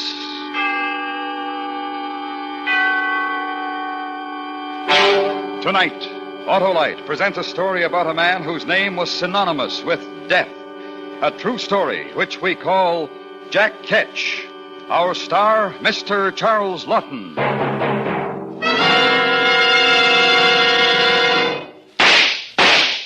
Hey, Sheriff! Sheriff, are you shooting at me? Sure am, Wilcox. You know someone who fires faster than me? Why, I'm the fastest. No. Wait a minute. Not someone, Sheriff. Something. A spark plug. A spark plug? Sure, a spark plug must fire at the rate of 1,000 times a minute at normal driving speeds to give you the smooth performance and economy you expect from your car.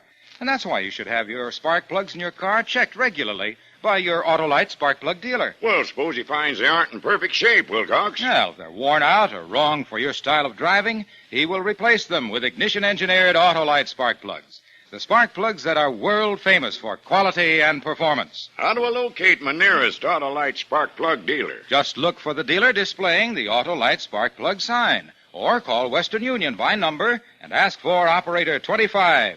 She will gladly tell you the name of your nearest Autolite spark plug dealer. And remember, from bumper to tail light, you're always right with Autolite.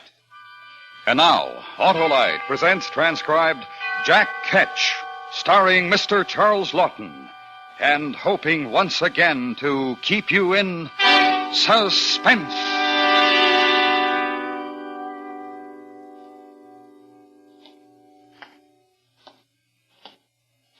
Evening, Mr. Price. Evening, William. Cold enough. Hard day for you, Mr. Price? I must say I'm fair wore out. What you need is a bit of the old warming for the cockles. How true. It's cruel work for a man in this weather. Well, you hop down to the Blue Boar, Mr. Price. Have yourself a dollop. I'd thought of it, but I happen to be a little short of funds tonight, William. I wonder if you... Oh, here. Have one for me, Mr. Price. Oh, it's very nice of you, I must say, William. Very nice. Good night.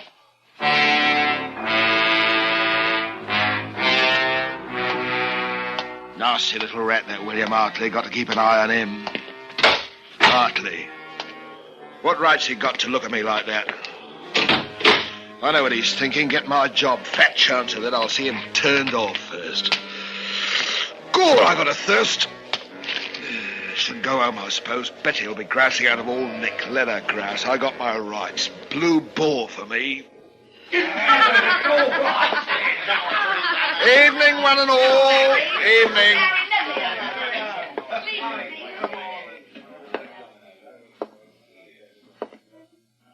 Evening, Mr. White. Mrs. White. Mr. Loam. Oi, Granny, spry as ever. Here, what's all this? Somebody dead? So that's the way it is it? Keeper! Ale! I said ale! Ale! Perhaps you didn't hear me the first time. Can you pay for it? Yeah, I can pay for it. And more, don't worry about me. I can pay for anything. You hear that? All of you. I don't need a bloody one of you. You'll all come to me one of these days. Ale. The watchman is looking for somebody. He don't pay his debts, and he's going to Marshalsea prison for it. Who said that? Who said it? I wonder who's going to get Jack Ketch's job when he's out of office. Who called me that? My name is Price. John Price. John Price! John Price! You hear what I say? John Price. Oh, I have such an horrible pain in me throat, Mr. Ketch, dear. Do you have a cure? Got any old clothes for sale today, Mr. Ketch? Jack Ketch! Jack Ketch! Shut your faces, a lot of you. Stop, I'll do you a mischief. That's what you hear. You! Stop it! Here. That's enough. There'll be none of that in here. If you want your ale, come over to the table and drink it. Otherwise, out. Sorry I lost my temper. I'm sorry. I'm just very tired tonight. Accept my apologies, Keeper. I don't accept nothing from you except your money. I have to do that because I have to serve you. My charter says so. If any trouble from you, and out. That's a fact, and don't forget it.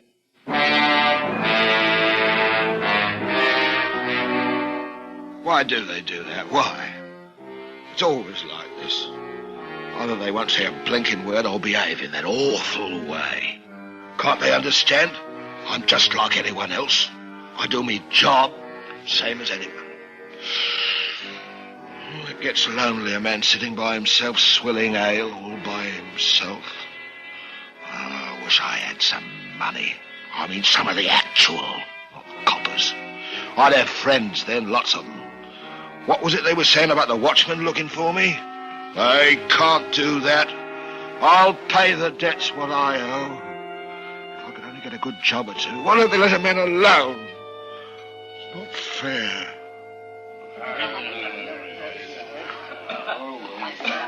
It's not fair. What ain't fair, Mr. Price? Who's that?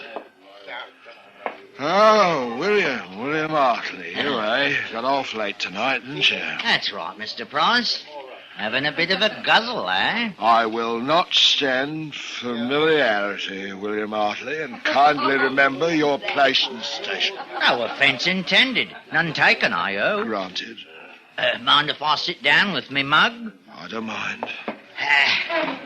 Oh, long hours, short pay. That's the way of it. William Hartley, why do you talk to me? Why not, Mr. Price? You're my superior, ain't you? In a way. I have to talk to you. I don't want you to have to. I want you to want to. I sympathise. I want a friend. I want people to smile at me on the streets and talk to me and like me. Oh, you've got a burden, Mr. Price, and no mistake. William, how would you like to lend me 5 sovereigns? I could pay you back with interest. I've got 1 or 2 odd debts to pay. I heard about that, Mr. Price. Harry White was saying... Harry White, what's he know? He's out of me job. Like you, William Hartley. You don't pull the wool over my eyes. I know. How could you think such a thing, Mr. Price? Remember, I'm not out of office yet. Remember.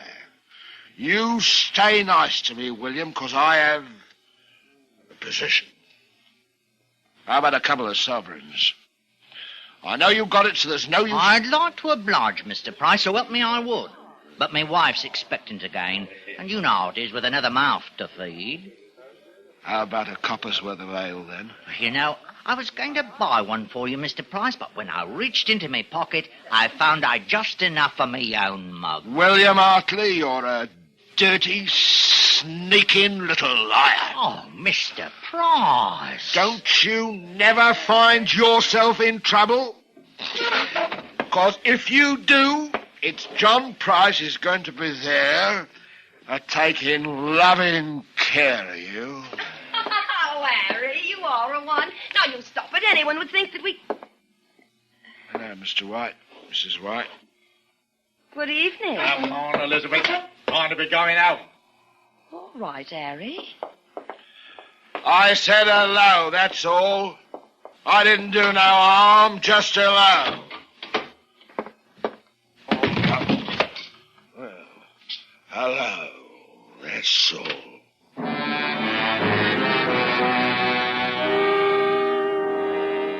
William Hartley, he come to the Blue Boar to laugh at me. That's how he gets his pleasure. They all do. And when I get home, it's going to be the same. Wish I was dead.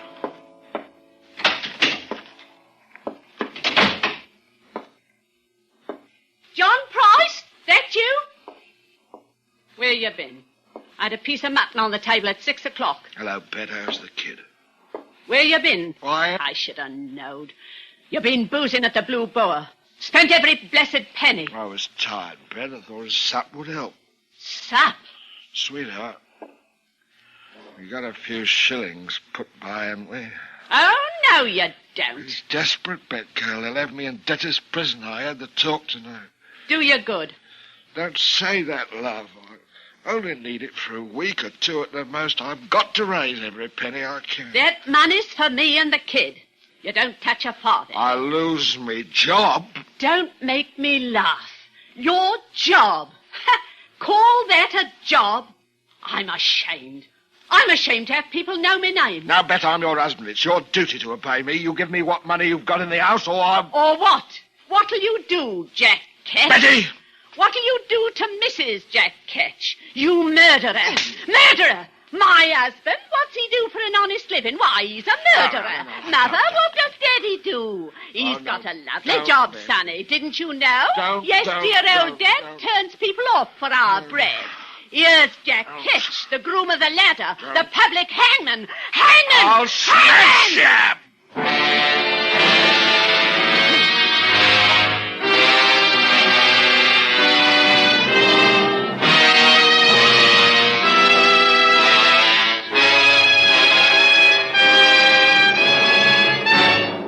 Autolite is bringing you Mr. Charles Lawton in Jack Ketch, tonight's production in radio's outstanding theater of thrills, Suspense.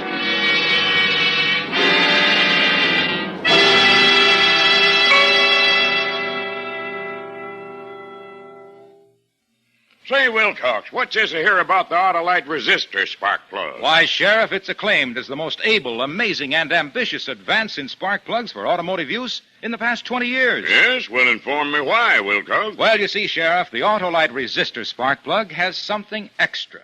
That extra is the exclusive Autolite 10,000 ohm resistor that's built right into the spark plug for extra advantages important to every motorist. But what's that mean to me, Wilcox? It means that the built-in resistor in the Autolite resistor spark plug permits a wider gap setting, which makes possible advantages such as smoother engine performance, quick starts, and double spark plug life. That's why Autolite resistor spark plugs are used as original equipment on many leading makes of our finest cars. So, friends, visit your nearest Autolite spark plug dealer soon. He carries a complete line of Autolite spark plugs for every use. And remember, from bumper to tail light, you're always right with Autolite. And now, Autolite brings back to our Hollywood soundstage Mr. Charles Lawton in Elliot Lewis's production of Jack Ketch, a tale well calculated to keep you in suspense.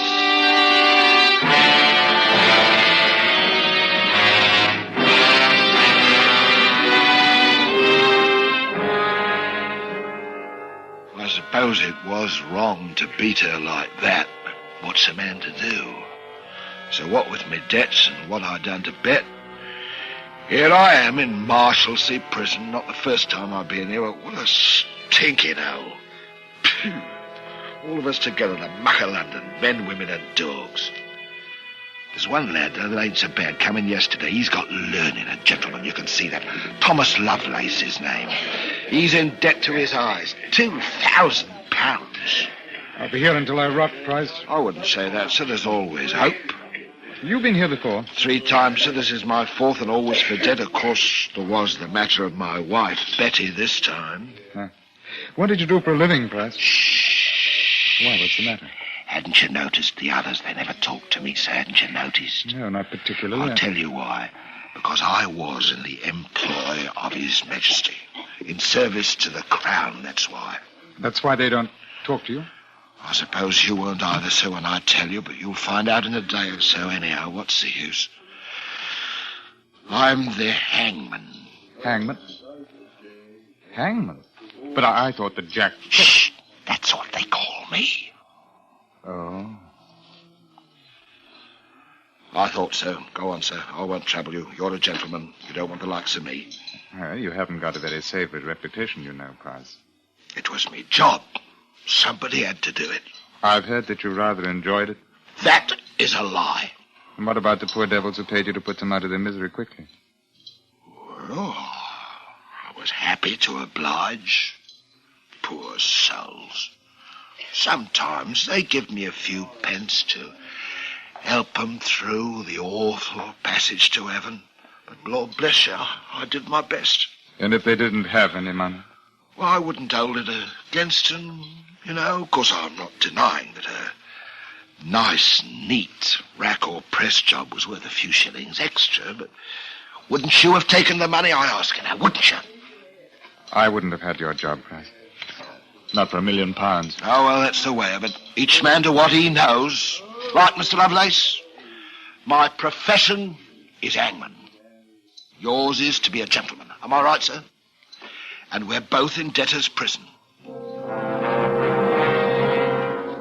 That gave him something to think about. He wasn't so high and mighty after that.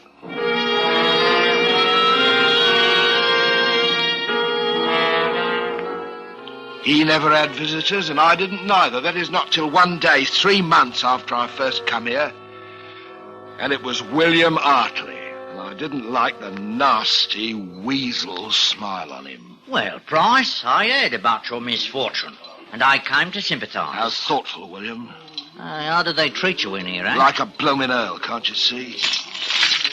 Ooh, nasty smell down here. Well, they haven't brought in the fresh roses yet. Ah, yes. What about your debts, Price? Any luck? Yeah. Well, it's only a matter of £5. William Hartley, you didn't you? You came here to help me? You're going to lend me the money? Have I misjudged you, William, my good friend? You haven't misjudged me, Price. I didn't come here to lend you anything. I came here to see you had your health and spirits, and I brought you a prayer book for your poor soul to feed on. Oh, bloody hell. Change your ways, Price. Change your ways before it's too late. I'll change the shape of your... I'm going to turn you off proper, Mr. William Hartley. Price, let him go. Let him go. You'll get away from him. Let me stop it. Have you gone mad? You know what they'll do to you for this. I know. I've given it to others. You shouldn't have done that, Price. I won't forget. You'll pay for that.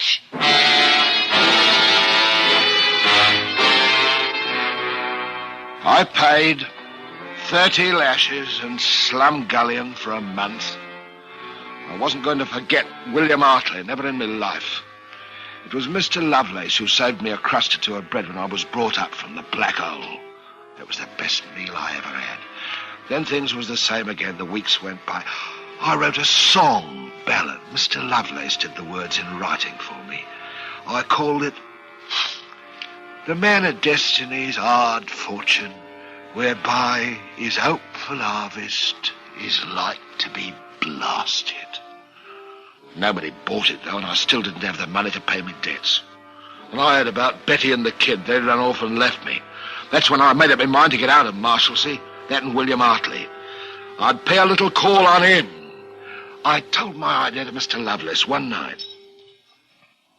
Mr. Lovelace. Yes? Come closer.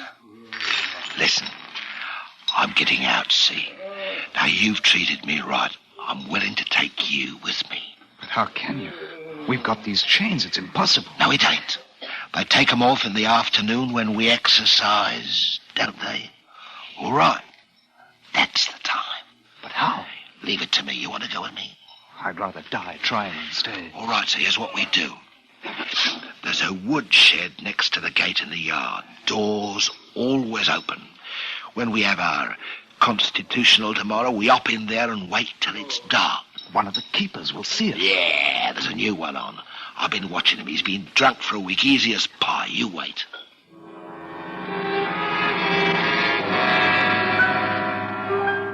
The next day we did it. Stayed hiding behind the wood until night. Felt funny without the chains on after so long. And about 10 o'clock we started out of the shed. I took a thick stick from the wood pile. Shh. Come on. The gate will be locked. Have to do a bit of climbing then, eh? All clear.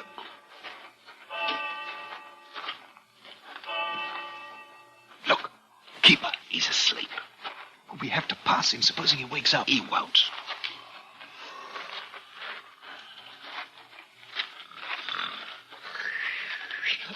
Look, he... You give me an hand up first and I'll pull you over. Right. All right. Give me your hand. All right. Up you come. And there's London. Ain't that the loveliest sight? William Hartley's out there in it. Come on.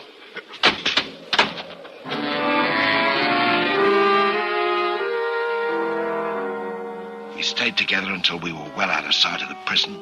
Then Mr. Lovelace said goodbye. I'll leave you here, Price. I can't thank you enough for helping me. We shan't meet again, I suppose, but I'll always remember you. Goodbye. And he went his way. A couple of minutes later, I found a broom maker going home from selling his wares, and after a short argument, I had 2 silver shillings in my pocket. I tossed for it. William Hartley now, or later. My first one. And that took me to the nearest alehouse in Bunhill Fields. Hartley would have to wait, but not for long. I was going to do him a mischief, pay the little scut back before the night was out.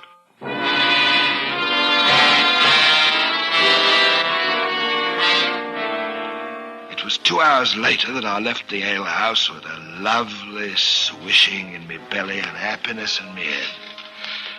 Being drunk, I couldn't on me life remember what it was I had to do. I knew there was something. How his groans was dreadful for to hear, as the stones they pressed upon him, and Jack stood solemn, not shedding a tear, when the awful... Hello, who's there? It's me, Elizabeth White. Is that you, John Price? I thought you were in Marshalsea. Elizabeth White? Well, I never have.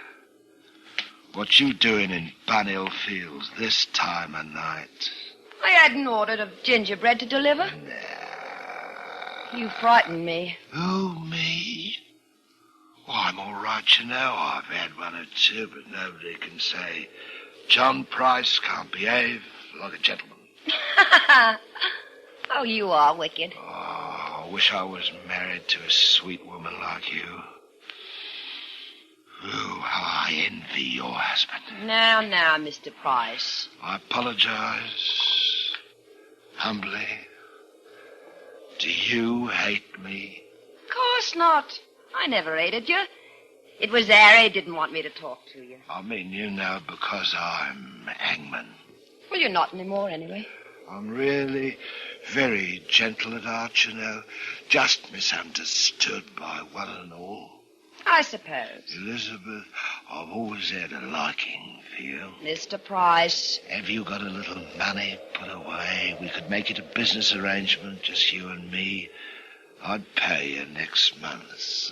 How's that? I haven't got anything, Mr. Price. Hold on, maybe a shilling or 2 tucked. Well, you must have copped something for the gingerbread. Please, Mr. Price, my Harry'll be awful. It ain't honourable for a man in my position to be in debt. There's no one to turn to. Come on. I'll pay you back. I swear it's desperate. No, Mr. Price. Where do you keep it, eh? Stop it! You'll have the watchman down there. Stop it! Let me go. Where is it? Give it over, you hear me? You don't. I need this. I need it. I told you I'd pay it. Shut it off! Shut it off! Shut it!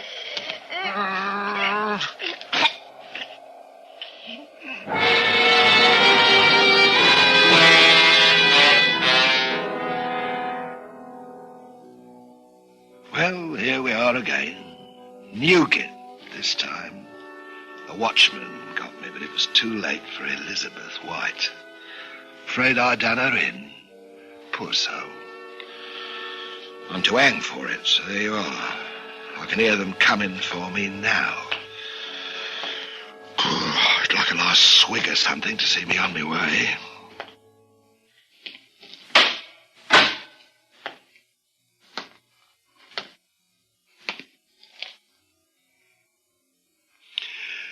Go!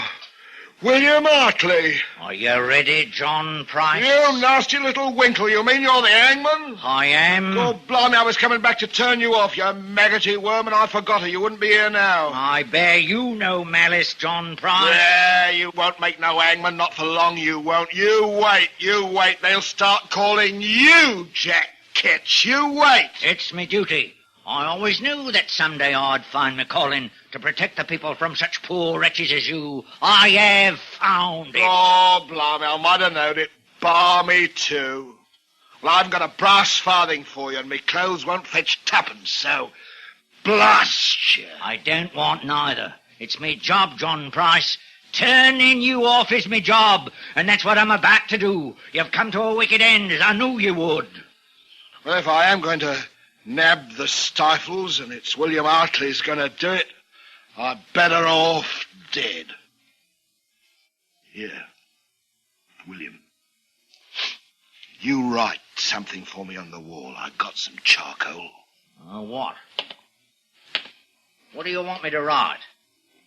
Here died John Price, public hangman of London. He was turned off upon that gallows which he had served so well in his day. God save the king in the year 1686.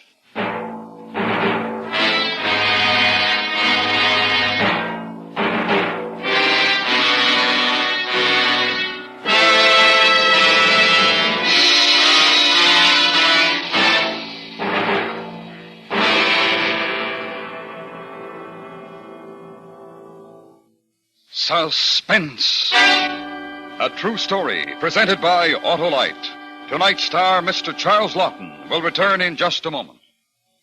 This is Harlow Wilcox speaking for Autolite, world's largest independent manufacturer of automotive electrical equipment. Autolite is proud to serve the greatest names in the industry. They are members of the Autolite family, as are the 98,000 Autolite distributors and dealers in the United States and thousands more in Canada and throughout the world. Our family also includes the nearly 30,000 men and women in 28 great Autolite plants from coast to coast, and in Autolite plants in many foreign countries, as well as the 18,000 people who have invested a portion of their savings in Autolite. Every Autolite product is backed by constant research and precision built to the highest standards of quality and performance. So remember, from bumper to tail light, you're always right with Autolite.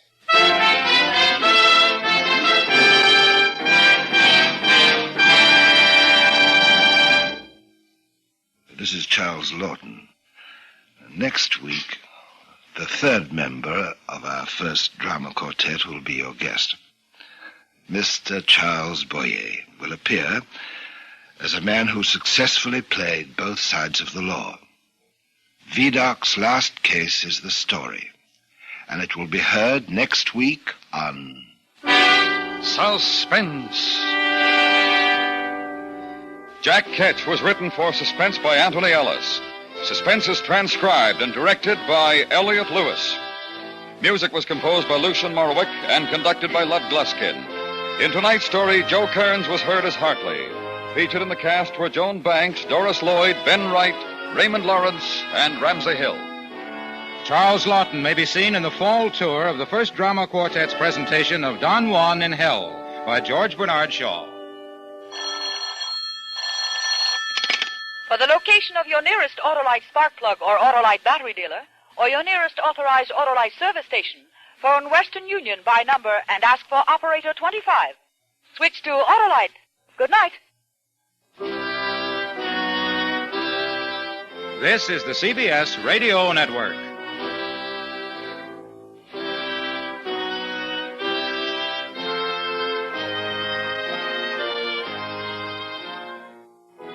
Roma Wine presents Suspense.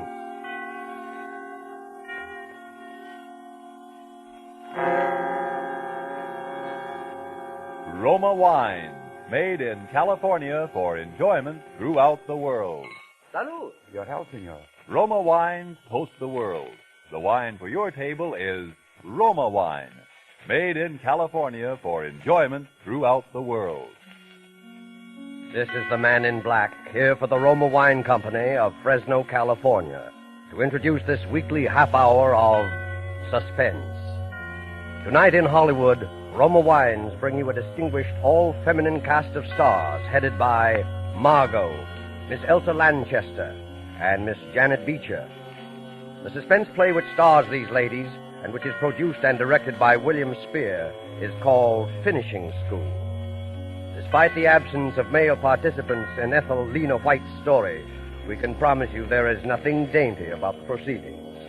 And so, with finishing school, and with the performances, in the order of their appearance, of Margot as Caroline Watts, of Janet Beecher as Melody, and of Elsa Lanchester as Dean Sterling, Roma Wines again hope to keep you in suspense.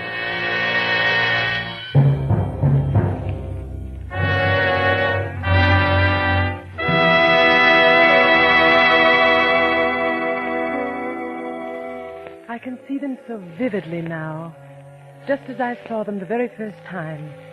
Those high stone ivy-draped walls of Miss Nash's School for Girls. And the first person who greeted me, that amiable soul, Miss Melody. I can see her, too. It was she, in fact, who showed me into my new room and who stood there watching me a moment, smiling. This is your first teaching job, isn't it? How did you know? Well, if you've been around nothing but teachers for 30 years, you'd know, too. Let me guess now. Your subject is either French or... No, it's sport. On the nose. What's your subject, Miss Melody? Mine? Come in. Caroline Watts? Yes? I'm Miss Sterling, the dean. Welcome to the Nash School. Oh, how do you do, Miss Sterling? I've been looking forward to meeting you. Thank you. I wanted you to know about the general faculty meeting in my office at 3 this afternoon. I'll see you then. At 3 o'clock? Oh, Yes. Melody? Yes, Sterling. Miss Nash is a little concerned about the new students. You might just check up on supplies for the 3rd floor. It's already taken care of. Oh, very well. I should answer your question, Miss Watts. You see, my subject is housekeeping. Oh, I didn't know. I just supposed that you were one of the teachers. I was, up until a year ago, when Miss Penelope passed away. Oh, yes, that was Miss Nash's sister. Oh, changes like that are inevitable, I suppose. As inevitable as, well, that ugly rumor. And the fact rumor? About Miss Penelope's death.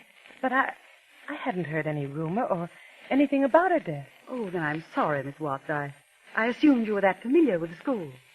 What was the rumor, Miss Melody? Oh, it was nothing really, not even worth repeating. Well, I imagine Wait, Miss Melody. Look, I'll hear about it sooner or later. Well, it was just a silly, stupid tale. But somehow it got around that Miss Nash's sister had been frightened to death.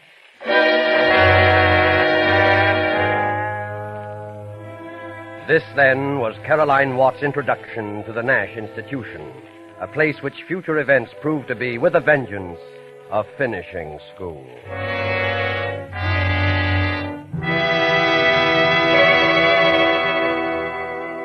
Thus, the prologue for tonight's tale of Suspense. The narrative will be resumed in a moment. But first, let's take a little journey. We'll journey to a capital in Latin America. Here at a gay legation party on a lantern-hung terrace beside a garden pool. Listen. Everything is perfect at your wonderful party, including this exquisite wine. It is a wine that helps to bring back pleasant memories. I, of course, agree. It helps good friends such as us to appreciate good food, too. And this sherry has come far to add enjoyment to our legation party. It is of the famous vineyards of California in the faraway United States. See? It is the celebrated Roma wine. Yes, Roma wines are prized in other countries for the great enjoyment their superb quality affords. They are esteemed as something rare, a luxury. But you in America may enjoy Roma fine wines in all the variety of types as an inexpensive everyday delight.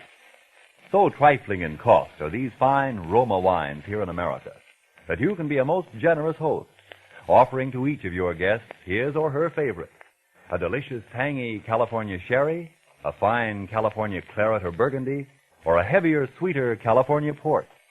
You'll be delighted to learn from your dealer at what small cost you can get an assortment of several types, permitting you now to boast of your private wine cellar. Ask for Roma, R-O-M-A, America's largest selling wine. Roma wine, made in California for enjoyment throughout the world. And now it is with pleasure that Roma Wines bring back to our sound stage Margot, Elsa Lanchester, and Janet Beecher in Finishing School, a tale well calculated to keep you in suspense.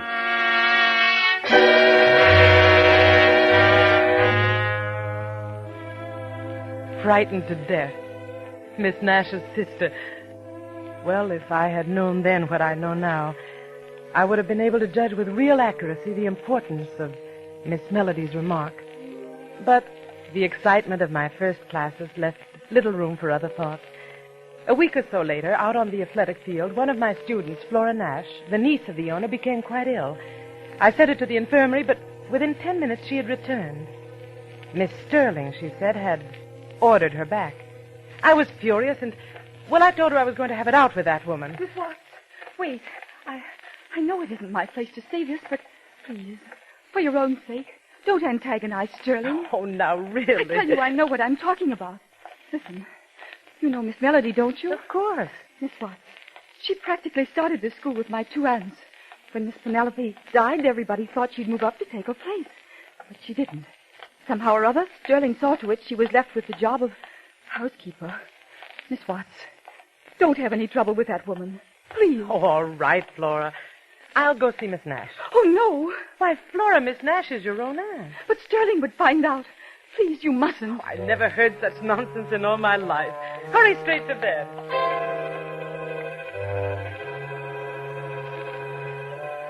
I went to the top floor of my building and entered the small waiting room of Miss Nash's quarters. It was empty, but just opposite was the door to the private apartment, almost halfway open, and I walked over to it, ready to announce myself. Then I stopped, dead still, Penelope. for it was then that I heard Are you there, Miss Sterling's Penelope? voice. We're almost in touch. Yes, I hear her now. Very faint, but nearer. Nearer.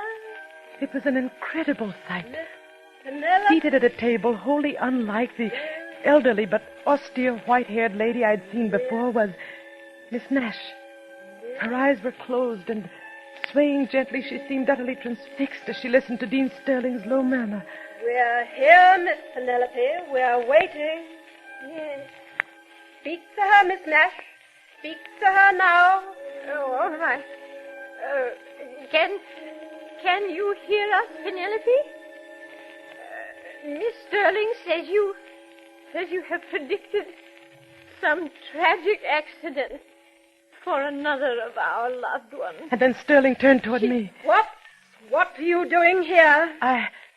I'm sorry. I wanted to speak This with is not Miss the Nash. time or the place for that. What is it? Miss what? Miss Nash, it's about your niece. I'm familiar with this matter about Flora, Miss Nash. And at the moment, I don't want you to be disturbed by anything so trivial. Trivial? But I what's don't see how you happened to can call Flora? it trivial, Miss Sterling. Flora was ill today. Why did you send her back to the field? Because she was no more ill than you are. She was simply up to her old trick, playing on the sympathy of a new teacher. Come, we'll talk about this outside. No, Miss Nash, your niece... Miss Sterling, she'll handle it. Miss Sterling knows best. Yes, Miss Nash. Good night. Good night. If you'll just step out here. Now. Miss Sterling, you evidently don't realize that Flora Nash suffers from a slight heart condition. It's entered on her card. I'm sure it is, because I entered it. I'm a fairly competent judge of her state of health, Miss Watts, for the simple reason that I happen to be a registered nurse. Can you say the same? Well, no, After this, please be assured that I don't make a practice of deliberately murdering my students, especially the niece of my employer. I'm very sorry, Miss Sterling. Very well, Miss Watts. That will be all. But it wasn't all. I was bewildered, even alarmed, I suppose, at the recollection of that voice calling out, Miss Penelope. And I went to the one person that I felt must be told. For quite a while, the housekeeper said nothing. Then she motioned me to a chair. You might as well know this, Miss Watts. Sterling, you see, has deluded Miss Nash into believing she can actually hear Miss Nash's sister. She then reports, relays, messages which are supposed to come from Miss Penelope. But, Melody, I'm afraid I don't understand. My dear, these messages direct Miss Nash to delegate more and more power to Sterling. That's her grip on Miss Nash. That's the instrument she's using to get the whole school away from her. I can't understand. Miss Melody, How could she ever delude Miss Nash that way? The head of a school and intelligent... Also an old, grief-stricken woman, Miss Watts. More important, she's a woman who's been thoroughly sold on Sterling's clairvoyant power. You see, Sterling's made quite a number of predictions, and always they've come true. They've come true? Because she makes them come true. Miss Watts, there's a reason why I've told you this. I have the feeling that rather soon there'll be another prediction, and somehow, some way, it mustn't be allowed to come true. I want your help. Miss Melody, what could we do? Yes? Sterling. What? I'm perfectly aware that you regard me as a very ominous creature, a sort of Lady Macbeth.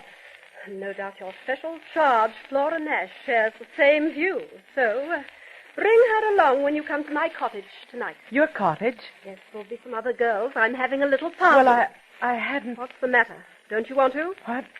Oh, yes. Yes, of course I do, Miss Sterling. I'd love to come, thank you. Good. And you can come too, Melody. 8 o'clock sharp.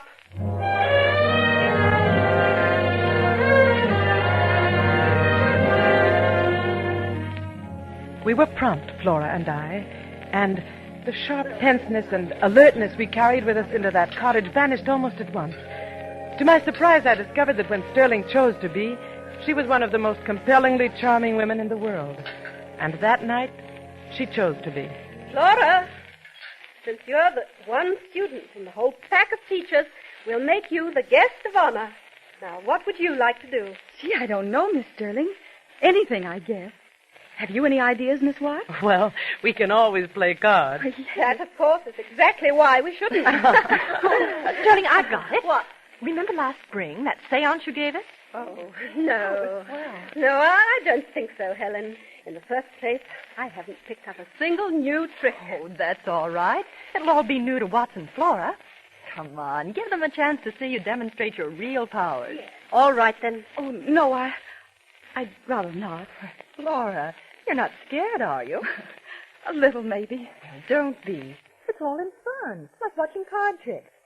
Need any help in here? Oh, thank you. Yes, we'll use this large table. Come on, Flora, you stick with me. All right, Miss Watts. So presently, in a room quite dark, we ranged ourselves about a large bare table, at the very head of which sat the dean. And then, for several long moments, there was quiet, broken at last Yes.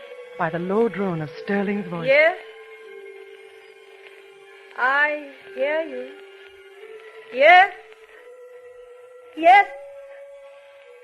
But you must announce your presence. Let us know you're here. Speak louder.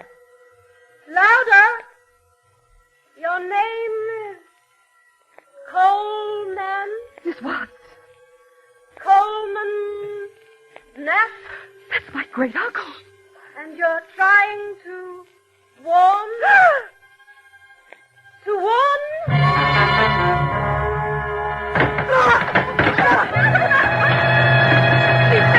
She's faded. Turn on the lights quickly.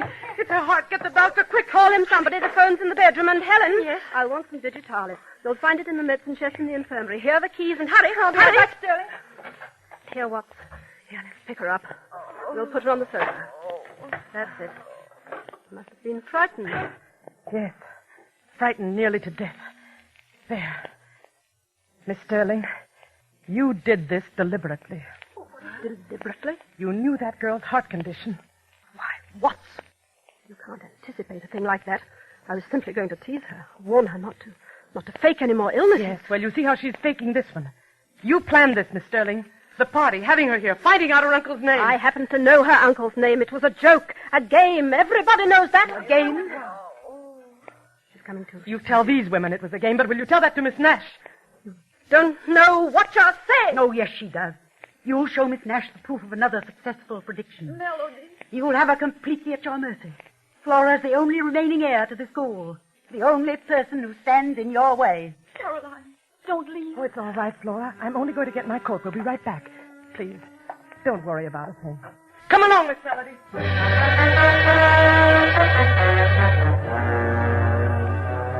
It was 5 minutes later that Melody and I crossed the campus to Sterling's cottage and found it empty.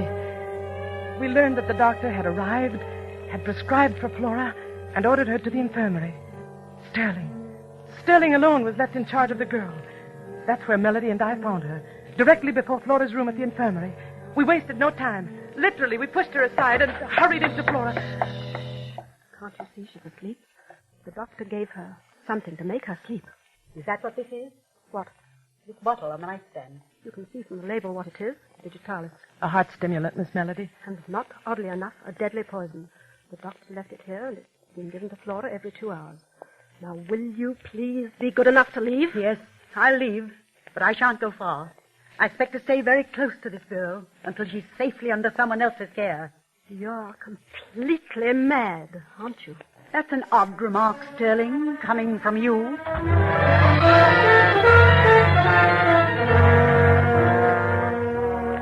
We maintained a watching post not far from the room. And from there, first Melody, then I made regular trips to the bedside. Flora was better, there was no doubt of that. And so at last I dropped off to sleep. A sleep that lasted for an hour or more. For dawn was filtering into the long infirmary corridor when I awoke. Suddenly, Melody was shaking me. Caroline. Huh? It's happened. What are you saying? Caroline, it's happened. What are you saying? She's dead. Flora's dead.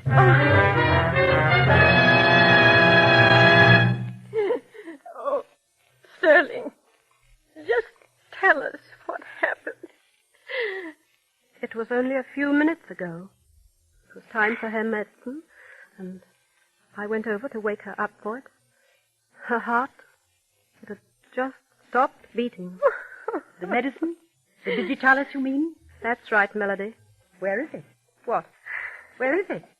Where's the bottle of medicine? Why? It used to be on that nightstand there, but it isn't now. Where is it, Sterling? What have you done with it? I don't know. Let's see. Under the bed. It might have rolled under... But it didn't. Nor under the chest of drawers either. Perhaps we should look out of the window. Maybe Sterling decided not to give her any medicine at all. Miss Melody, this medicine chest, it's locked. Locked? Yes, do you happen to know where the key is? One of a housekeeper's major duties. See if this will work, Caroline. Being keeper of the keys. It works. Melody! Miss Nash, look! What is it? It's Sterling's bottle of medicine. Unopened. Unopened? And unused. I was right, Sterling. You just sat there and watched her die. That's not true. Helen, you saw me give Flora some medicine early tonight, right after the doctor left. Helen, you remember that, don't you? It looked like a different bottle, Sterling. A different bottle, yes. And I can guess what was in it. A sleeping draught. That's what you gave us, Sterling. You knew that even a slight overdose would stop a weakened heart. All right, Sterling. We found one bottle. The one that would have saved Flora's life. Where's the one that took it? You should know that, Melody. What? You should know where that bottle is, because you took it out of this room just a little while ago when I was calling Miss Nash. You are insane. What's more, you brought it into this room tonight in one of your countless visits. You brought in a bottle of heavy sleeping draught and exchanged it for digitalis. You were hoping I couldn't tell the difference and that I'd give that to Flora instead of the heart stimulant. And that's what I did. You did it all right, but without any help. Sterling, just how, for example, could I produce a bottle of sleeping draught so exactly like the digitalis that you couldn't tell the difference? You had a whole medicine chest to work with. That's how you did it, and that's how I knew you did it. Helen? Yes, Sterling.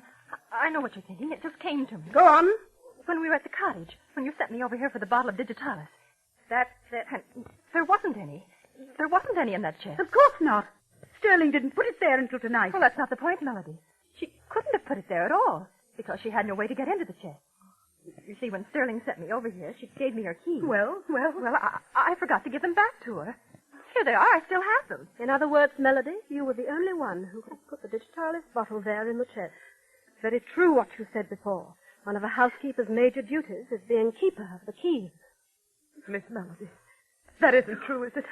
Miss Melody, it isn't true. Oh, no, of course it isn't. Don't listen to them, Caroline. No, Caroline, don't listen to us. Listen to Melody. Let her keep drugging you with lies until you see everything she wants you to see. And hear everything she wants you to hear. That's what she did to Flora, you know. She flooded that poor girl's imagination with absolute terror. And then she killed her. I didn't kill her. Why should I? Why would I want to? Why? So you could get Flora out of your way. So you could accuse me of killing her and get me out of your way, too. And you could have a clear path to Miss Nash. Well, Melody, your plan backfired. You're not getting me out of the school. Helen, what? Go phone the police. I'll never leave. Do you hear that? I'll never leave. Never. Oh, yes, you will, Melody. Yes, you will.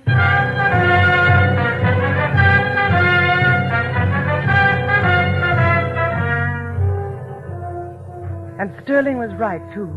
For within the month, Melody was an inmate of a quite different kind of institution than the Nash School. Life settled down then into a state of normalcy that lasted through the rest of the year. Lasted, in fact, up to just 4 hours ago, when I was crossing the grounds toward the main gate. All of the teachers had gone into town, and I was on my way to join them. When I saw it there on the grass, a tiny object, glistening dully in the late afternoon sun. What made me pick it up, I don't know. But when I did, it was as though a rocket exploded in my brain. It was a small empty bottle, and its label bore the slightly faded letters of the word digitalis. Then in the next instant... Find something? Sterling!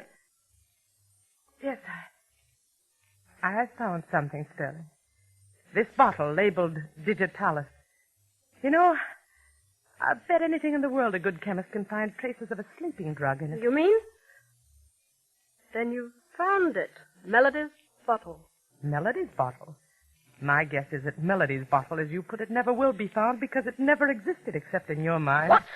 I picked this bottle up right here, Sterling, right where I'm standing, just 3 feet from the trash bin behind your cottage. That was careless of me, wasn't it? You used this bottle. You used it to get Flora Nash out of your way, to kill her and make good on your warning. You're taking it to the police, I suppose. I want to see if they can find your fingerprints on it, Sterling. Yes, I'm going to take it to the police as fast as I can get there. Certainly, Watson. And the best of luck.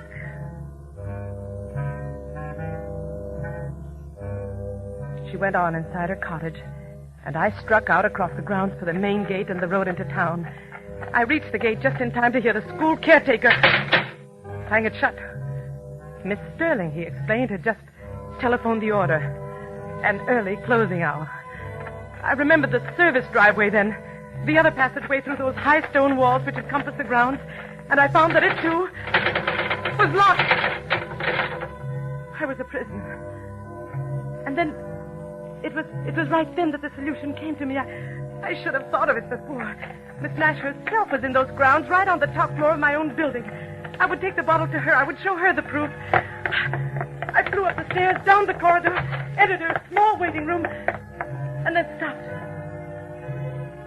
Just beyond me, through the open doorway of the darkened street, was Sterling and Miss Nash. Another tragedy before the school year ends. That's the warning I hear. A warning? From Flora, did you say? From my niece? From your niece. Oh. She says there will be more tragedy. Oh, no. Before this school year ends. Tragedy. Oh. For one more woman here.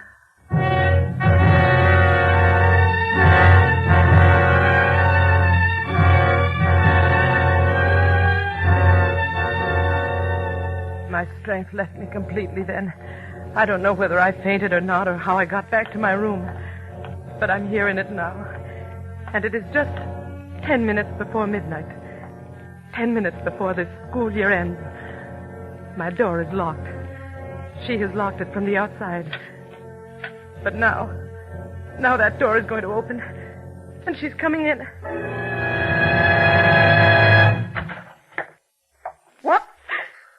What are you going to do with it? This revolver. I'm going to use it to fulfill a prediction. Oh, please, don't, please. Laura made a prediction to Miss Nash tonight. No. Laura made it through me. Do you understand that? Laura made it.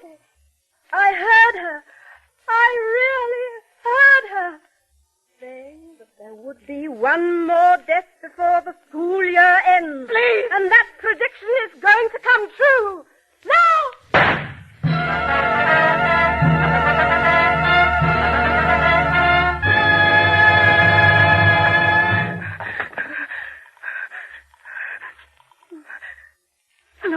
Hello. The police station. You'd better send someone over to the Nash school right away. There's been somebody's shot herself dead. And please tell Miss Melody that she'll be out soon. Tell her that Lady Macbeth is gone.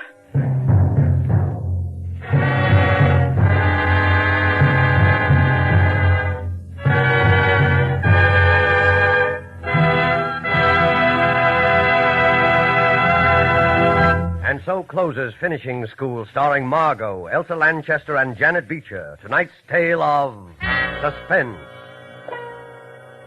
Before we tell you about our star and story for next week, a word about an American anniversary of 173 years this week. Still standing in California is a little winery founded in 1771. Settlers from foreign countries discovered early that California vineyards were among the world's finest. That in the rare combination of climate and soil which produces perfect wine grapes, California surpasses some of the most famous Old World vineyards. Take Roma California sherry or port. They are magnificent wines, truly delightful. Yet, like all Roma wines, priced astonishingly low, because you pay no duty, no costly shipping charges. Toast the new year with Roma wines, America's largest selling wine. And let us hope that next New Year's we'll all be together, our sons and daughters, our husbands and fathers, in a world at peace. We help make this more certain with the war bonds and stamps we buy. So for 1944, increase your purchases of United States war bonds. Good luck and health to you one and all from the makers of Roma wines, made in California for enjoyment throughout the world. Next week, Roma Wines take great pleasure in bringing to you, in his first radio appearance of the year, Mr. Alan Ladd. Mr. Ladd will be heard in a swift-moving action drama played against the colorful background of the Midway in an amusement park and called The One-Way Ride to Nowhere. Don't forget then, next Thursday, same time, for Alan Ladd in Suspense. Presented by Roma Wines, R-O-M-A, made in California for enjoyment throughout the world. This is the Columbia Broadcasting System. Now, Roma Wines, R-O-M-A, made in California for enjoyment throughout the world. Roma Wines present Suspense.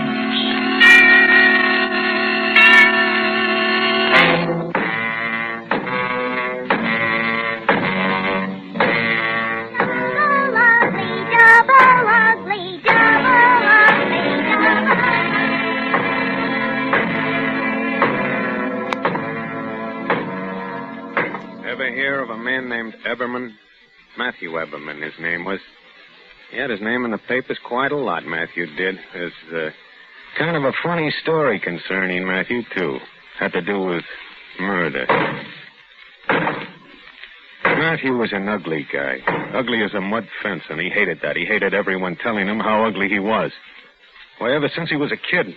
I won't play if I have to be Matthew's partner.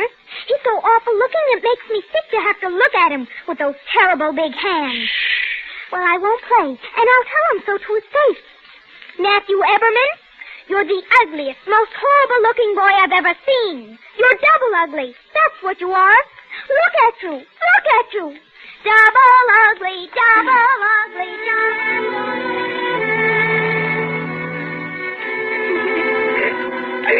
Sometimes Matthew would cry. He'd go home and beat his big fist into his pillow and nearly choke, getting the sobs out of him. Don't cry, Matthew. What do you care what they say? Friends don't matter unless they love you for yourself. Don't cry, dear. Mother loves you. Mother thinks you're a wonderful boy. There, now don't you cry. And then Matthew wouldn't cry. It was a funny thing, too. He came from a good family, enough money, education. And if he hadn't been so ugly... If he hadn't been, his voice would have been kind of pleasant to listen to. One time, I remember, he got along okay with just his voice. It was at a masquerade. After he got the costume and the mask all on, his mother said, Why, I hardly know my own boy. All dressed up like that. why he ever went, I don't know. Wanted to be with people, I guess. Anyway, he did go to the party, and he danced with all the girls in the place. And one girl was so beautiful. Some lovely duchess, maybe from 100 or 200 years ago. Like a soft cloud of ruffles and lace, and the scent of magic clung all about her. Who are you? Someone who's in love with you. A masquerade is so romantic. It's perfectly all right to fall in love with a stranger. Someone you haven't the slightest idea who it is. Well, do you mind if I fall in love with you? It's a masquerade. I've never said it before. I love you. Who are you? I love you. Who are you? I'll tell you who I am if you'll tell me who you are. Ladies and gentlemen, unmasked! Oh, come on, take off your mask. Well, it doesn't matter now. Here, I'll take mine off first. No. Well, remove yours. No. Oh, you silly, you must. Take it off. I'll take it off of you myself. No, don't, please don't. I will. Matthew Everman.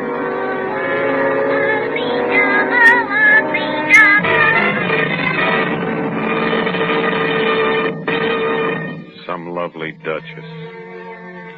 A soft cloud of lace and the scent of magic all about her.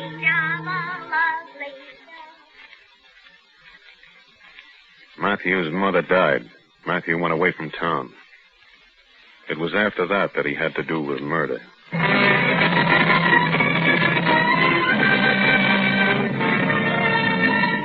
For Suspense. Just told you about him as a boy, so maybe you could understand him later on. You see, he never knew a soul to talk to except some of the men who worked in the same plant where he did. He got a job there in this plant throwing sacks into a truck. At lunchtime, Matthew would listen to the other men talking, his big hands opening and closing regularly. You know what I think? I think it's better to be married no matter what. That's right, handsome. Still, lots of men don't get married. That's right. Hey, you ain't married, are you, Everman? No. Oh? How come, Everman? I don't know. I thought I'd never get married. I thought women married only good-looking men. Shucks, Everman, if a woman had married me, one ought to marry you. I never knew anyone to marry. Well, my ball and chain will fix that. I tell you what, come up to the house Saturday night.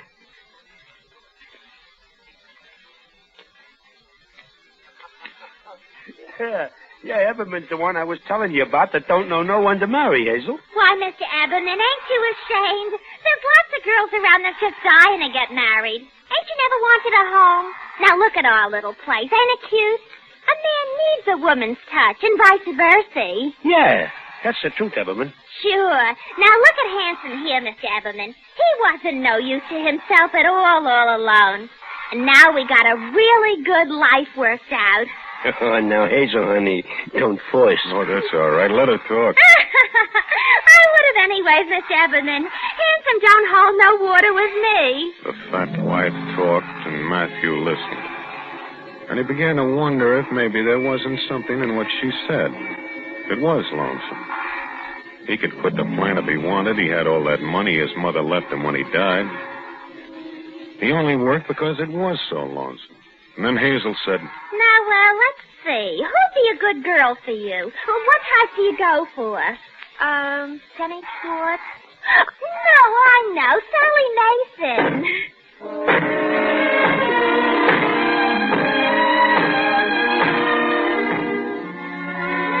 Sally Mason. A big, easy-going blonde. Like a soft cloud of ruffles and lace and the scent of magic. No. That's getting it all mixed up. Anyway, Hazel arranged for them to meet at a party at her house. She had all the men and their wives from the plant, and a guy named Lefty played the piano. Played piano like old-time movies. Everybody had a swell time except Matthew. He sat alone over in one corner of the porch. He heard the screen door open and close, and a big bunch of white that was Sally moved over to him. Oh, there you are, Mr. Everman. What do you mean by running away from the party? I'm your date tonight, aren't I? Sure, but I thought maybe you'd want to be with some of those fellas that talk more. You know, I'm pretty quiet. Oh, I don't mind. I think that's the mark of a gentleman. Oh, gorgeous night, huh? Isn't it? You know, I think nature's just about the grandest thing in the world, don't you? Huh? Oh, trees and flowers and all. Ain't so many flowers around here, though. I like sunshine and clean scenery all around. Don't you? Huh? I get so lonesome here. Lonesome for a girl. That is, of course, if you aren't married. I get lonesome, too. You do? I never thought men got lonesome. I thought it was only girls. Men can get out. I get lonesome. Oh, sure, I remember now. Hazel told me. You're afraid you're too ugly looking. What are you laughing at? I do get lonesome, and that's the reason, only you're not to laugh. Well, my goodness, I wasn't laughing. Except it's funny to think of a man being so... Say, I didn't mean to hurt your feelings. I'm lonesome, too, ain't I? You got the biggest hands I ever seen. Do you think I'm pretty? Do you? Oh, I get so lonesome. Matthew couldn't get it out of his head about this funny girl. Do you think I'm pretty? He didn't even know. He couldn't even remember what she looked like when he went to work the next day. And when he started to get his lunch, there was something over by the gate that he'd never noticed before. Something pink and fresh. His big hands opened and closed. It was Sally. All in pink organdy, like a pink balloon at a children's party. Well, I guess you're surprised to see me, aren't you, Mr. Everman? Yeah, I guess I am. I thought maybe you might like a little home-fixed lunch. Does it look good, huh? Well, we can eat over here in the shade if you don't mind having a lady as company. I was all alone today, and that's why I come. Looky here. I even got some chocolate creams for after. You like them? Uh-huh. I do myself. Say, ain't this a cute bracelet? Huh? Little tiny bells. Must be hard work to make a thing like that now, don't you think? Oh, say, have one of those sandwiches, Mr. Everman. They're gorgeous. Sally chatted away, all in pink, and self-consciously turned her wrist to make the little bells tinkle. Matthew ate steadily, silently, big, thick sandwiches. It's like a party, ain't it? After a while, it was time to go back to work.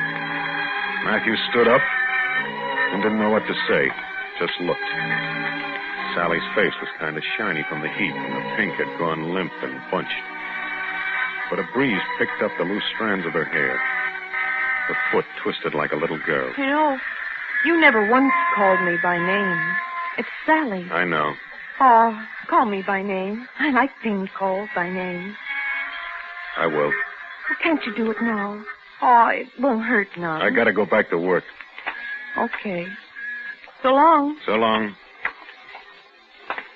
You look pretty in pink. Why, say I'm awful glad you like it. It's one of my favorite colors in all this world.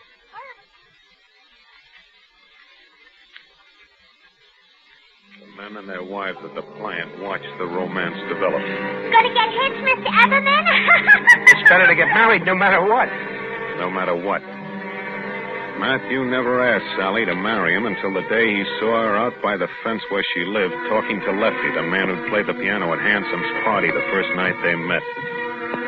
He saw Lefty pinch her cheek, and he heard Sally laugh.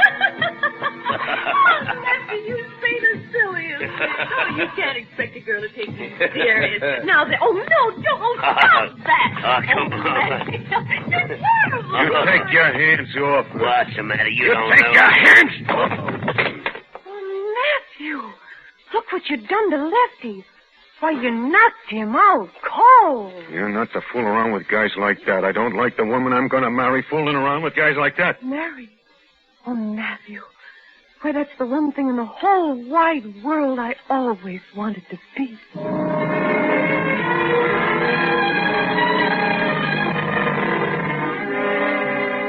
Matthew took his bride to Niagara Falls. There was only one thing, the bracelet. Matthew wondered what he could do about that.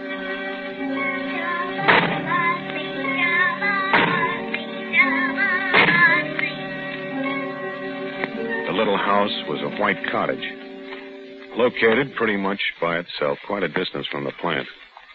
Sally had to walk a good way to see any of the people she used to know. How's married life, Sally? Oh, say, it's the grandest thing. You should come by and see us, pay us a social call. Yeah, I hear you got a nice place to live. Yeah, flowers and a tree. You simply got to come and see it. And the men and their wives at the plant did come and see it. They sat around the house and put their feet on things and spilled cigar ashes on the floor and talked loud and common. Matthew didn't say a word. He just sat, listened, looked at the mess they made. They stayed a long time. Matthew thought they never would go. Now that you know the way, don't be strangers. Oh, don't worry. Yeah, we'll be back real often now that we know the way. Good night. Well, good night. Good night. Good night. Night. Matthew looked at the rugs and the footmarks on the chairs. The place looked ugly. Oh, imagine entertaining folks in your very own home. They won't come again. Well, why not? Look at the rug. Oh, that ain't nothing. I just run the sweeper over it and you'll... They're not coming again. Oh, but a house ain't nothing without folks coming in. We got each other. Oh, yes, but... They never had another party. Maybe Matthew saw his own face in the ashes on the floor. The house grew quiet, and Sally got nervous. Oh, it's just that we sit here and don't say a word, Matthew. I get lonesome. Can't we have a party? Huh? Oh, can't we go to other people's parties then? Oh, can't we do that?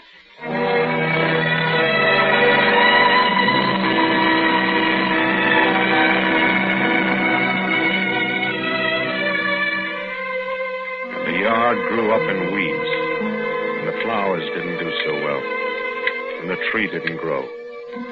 Even the smoke from the plant seemed to find its way over to the house. The white got gray, then it got black in splotches, and the paint peeled. Matthew lived. Sally put on weight.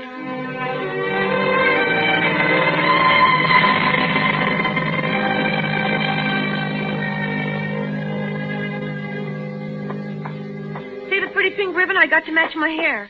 Lady at the dime store said blonde hair got awful dingy looking, so I got this bottle of stuff. Only a dime. Look how it brightens up the color of my hair.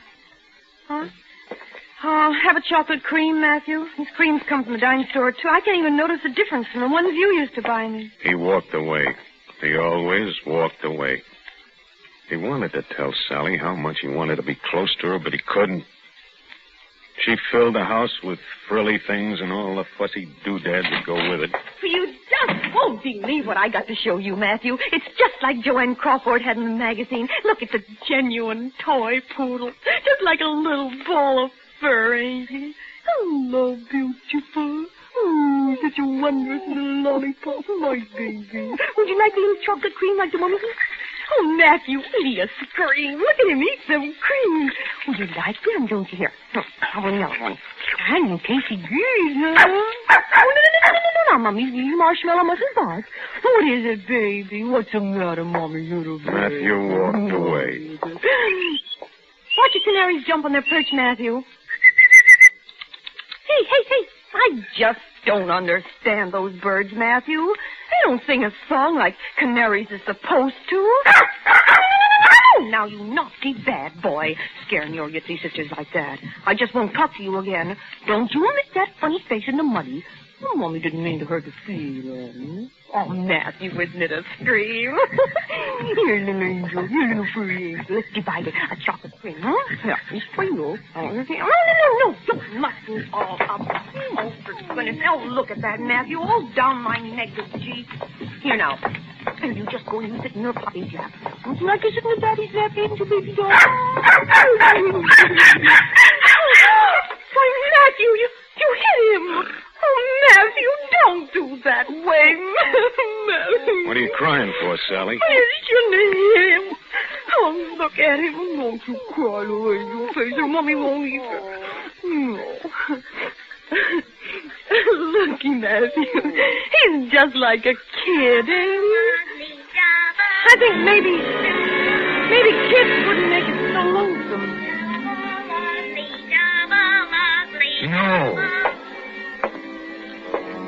Matthew got up, went and stood by the window and looked out.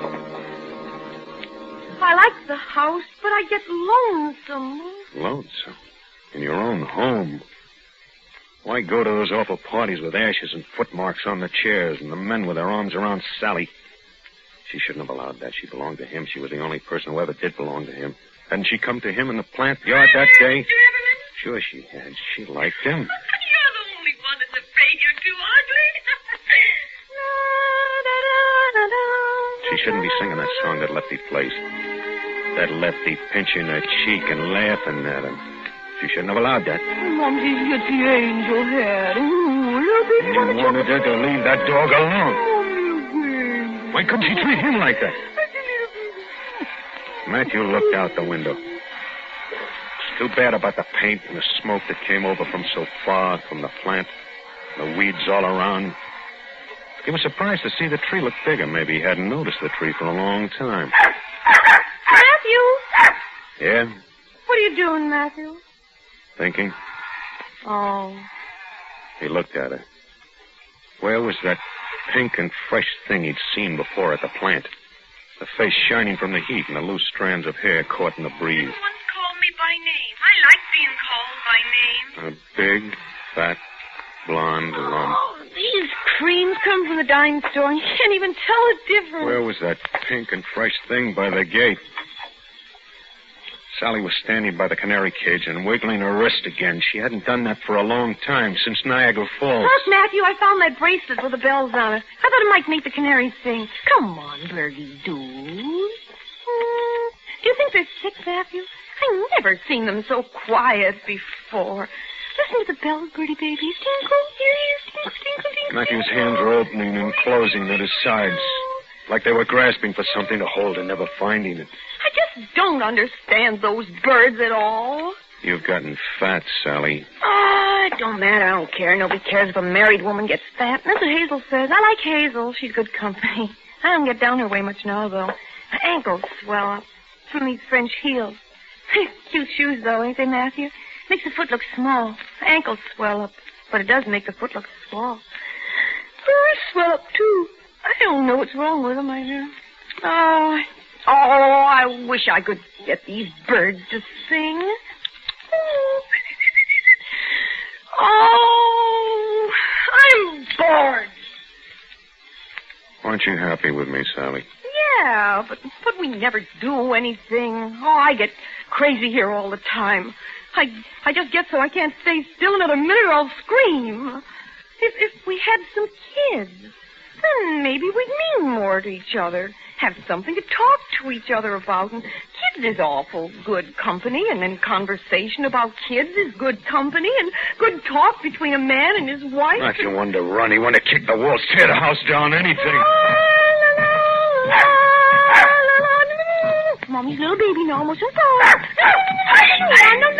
Where was that terrace that he'd seen once upon a time? Some lovely duchess, maybe from 100 or 200 years ago. Now, there's no reason you can't tell me who you are. You're asked. I'll do it for you. Look at you.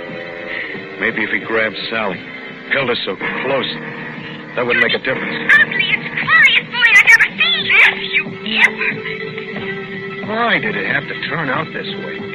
They said that a man ought to be married no matter what. No matter what? I think nature's the grandest thing in the world, don't you? No matter what? I get so lonesome. We can't we mean more to each other. Can we go on? Daddy, can't we go out? You can only stop all that noise if you can only just get a minute to think without all that noise. Think it, you. Can't. What? Allie was so fat. Matthew stuffed his mouth full of dime store chocolate, one after the other, one after the other, one after the other. The whole room began to turn. Matthew! Big, fat, blonde, lump all covered in pink.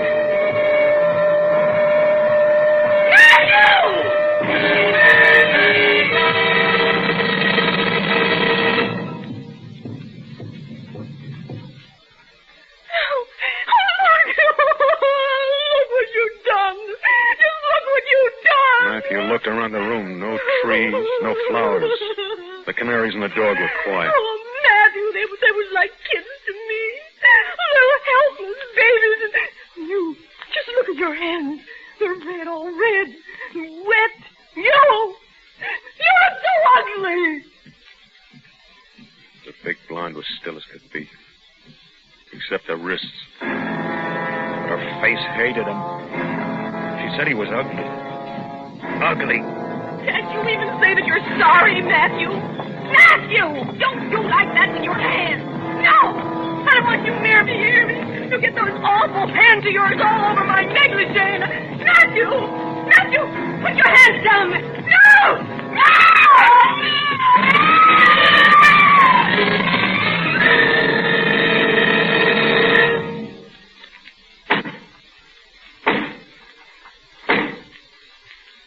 Those carpenter boys sure know what to do with their hammers, don't they? Listen.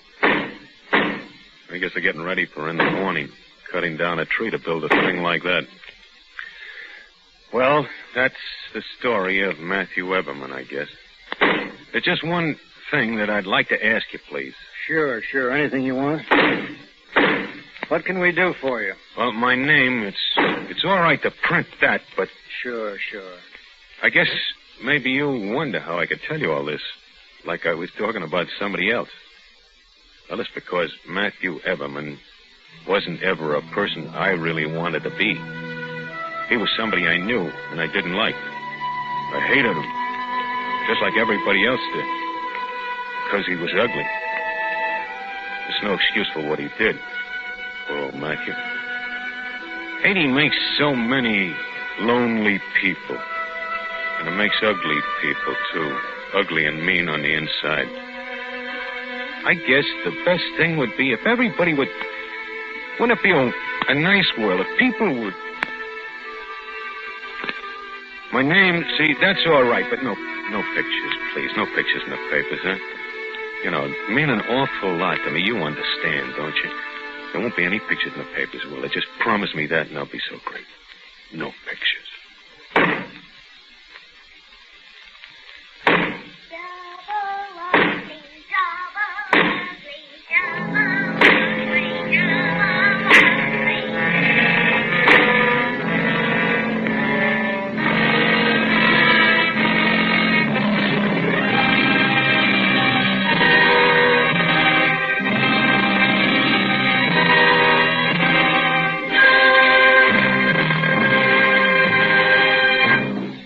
Suspense. Double Ugly, starring Lloyd Nolan, presented by Roma Wines. That's R-O-M-A. Roma Wines. Those better tasting wines enjoyed by more Americans than any other wines. Yes, Roma wines taste better because Roma starts with natural juices, gently pressed from luscious grapes gathered in California's choicest vineyards. With ancient skills and the world's greatest winemaking resources, Roma master vintners guide this grape treasure unhurriedly to tempting taste perfection. Then these better tasting wines are placed with mellow Roma wines of years before, and from these, the world's greatest reserves of fine wines, Roma later selects for your pleasure.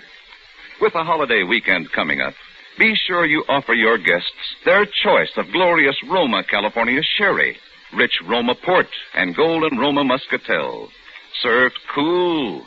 Or, if they prefer a tall, cool drink, make it a Roma wine and soda. Remember, Roma wines taste better That's R-O-M-A. Roma Wines, America's largest selling wines. Lloyd Nolan appeared through the courtesy of 20th Century Fox, producers of Kiss of Death. Tonight's suspense play was by George Lloyd. Next Thursday, same time, you will hear Edmund O'Brien as star of Suspense. Produced and directed by William Spear for the Roma Wine Company of Fresno, California. This is CBS, the Columbia Broadcasting System.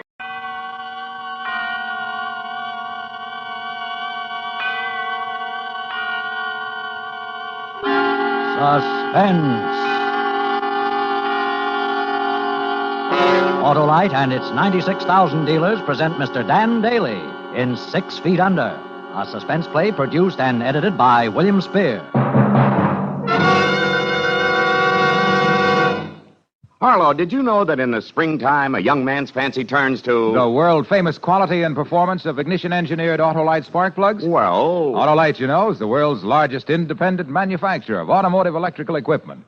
And when you come right down to it, who knows more about the best spark plugs for your car than Autolite ignition engineers? The men who design coils, distributors, and all the other important parts that go to make up the complete automotive electrical system. Why, it's the skill of the same Autolite ignition engineers that made possible the practical development of the Autolite resistor spark plug, the greatest advancement in spark plug design for automotive use in the past 20 years. Have you no sentiments about spring? Sure, Hap. Spring into your car tomorrow and see your friendly Autolite spark plug dealer. Have him replace worn-out spark plugs with world-famous ignition-engineered Autolite spark plugs. Whether you choose the resistor type or the regular type, you can't buy a better spark plug for your car, because you're always right with Autolite. And now, with 6 Feet Under and the performance of Dan Daly, Autolite hopes once again to keep you in suspense.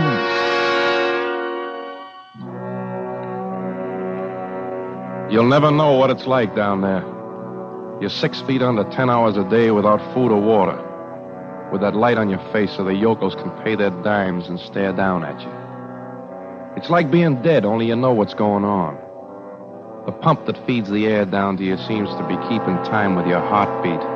And you can't help thinking that if it ever stops, the heartbeat will stop with it. You get a lot of time to think down there, to think of all the things that can happen. And when the show closes for the night and they dig you up, you head for the nearest bar to forget all the crazy things you've been thinking. Yeah, what'll it be? Double whiskey beer chaser. Hey, you with the carnival? Yeah. Must be interesting. What do you do? Got a sideshow. Fill us up, will you? Sure. What's your trick, sword swallower? Now I roll over and play dead. Oh, you're the guy that's buried alive. Yeah, I saw you this afternoon at the matinee. Took the kids over. Yeah? What are you raising, a couple of undertakers? Oh, I didn't take them into your tent. Seemed kind of a morbid thing for kids. But not for you. What do you mean? Skip it. How about hitting this glass again? Okay. Now that people see that act of yours, tent was crowded. I kind of thought it'd be different. How different? Well, paying a dime a head just to look down at you through that glass, it's not a bad racket you got there. Yeah, big, fat, happy racket. Not tough like standing behind a bar and breathing and eating and moving whenever you want to. Well, if you think it's so hot, dig yourself a hole and pull up a coffin. Nobody's stopping you.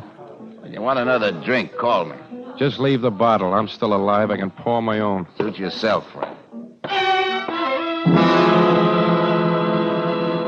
They were all the same. They paid a dime to look at you down there. But if they saw you later above the ground, they acted like you were cheating them. Like you owed it to them to stay buried or they weren't getting their money's worth. I used to do another act. A juggling act. An act that took me years of sweat and practice to learn. But nobody came to see that. You had to learn a dog's trick to make a living. You had to trust people. People you wondered about. Hello, Jack. Get looking for you. Go on, get lost, Cliff. Don't follow me around. Miriam sent me out to find you. She knows where I am 10 hours a day. That's more than most wives know. Miriam was my wife. I'd spend a little time with her. You spend quite a little time with her as it is, Cliff. Quite a little time. You're talking through that bottle, Jack. Miriam and I are old friends. Yeah, I heard about it lots of times. You were a stage door Johnny when she worked on burlesque, weren't you? I used to laugh about you. That was before you came to work for us. But now I don't laugh anymore, Cliff. Now I wonder. You're drunk. Am I? What's a guy like you doing around a carnival, Cliff? You were a big shot accountant with a good business. And all of a sudden you chuck everything to learn to be a barker for a pitch like mine and to dig me out of that hole every night. I'm not complaining. Why should you? Because I figure you gotta have a reason, Cliff. I figure that maybe some night you're gonna forget to dig. Oh, you're being ridiculous, Jack. Sure. Only you still haven't told me why you joined the show, Cliff. That's my business. Well, never mind, I'll tell you. Because you're in love with Miriam and it's killing you to see her married to me. All right, Jack, that's part of it. Sure, I love Miriam, but that isn't what's killing me. A bad heart is the thing that's killing me. What do you mean? I chucked my business and joined the show because I've only got about a year to live. Miriam is the only thing in the world I care about, and I wanted to be near her. That's a very touching story, pal. What am I supposed to do, break down and cry? Jack, I'd do anything to see Miriam happy. And if it meant killing you, I could do it without batting an eye, because I've got nothing to lose. I want you to know that. That's good, Cliff. Now we understand each other. Have a drink. I don't want one. Oh, well, this ain't just an ordinary drink, Cliff. This is a toast to one of us. To the guy who buries the other one. For good.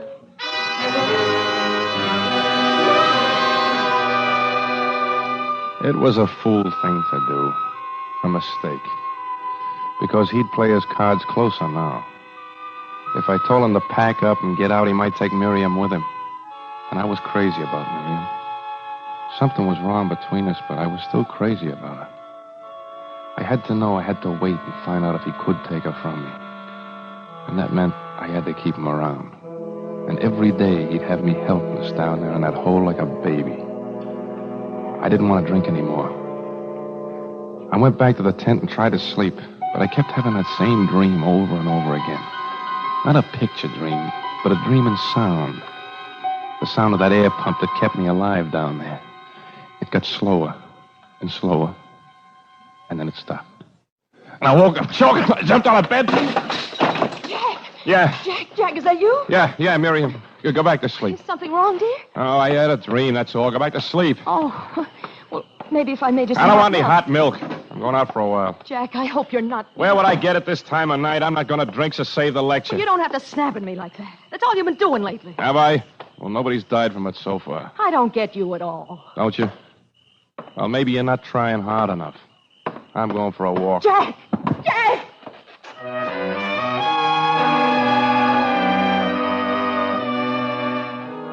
I walked around the grounds. The moon was doing trick things with the shadows around the tents and the pitch signs along the midway. I loved it. A cheap two-bit carnival, but I loved it. When Miriam and I were first married, I used to dream about owning the works someday. Yeah, I was going to do big things. Clean up with the juggling act, then write the Becker brothers and offer to buy them out. The Ferris wheel, the rides, the whole show. I was going to own the world. But instead, I wound up with 6 feet of it. They could dig me up out of that hole every night, but I couldn't dig my dreams up anymore.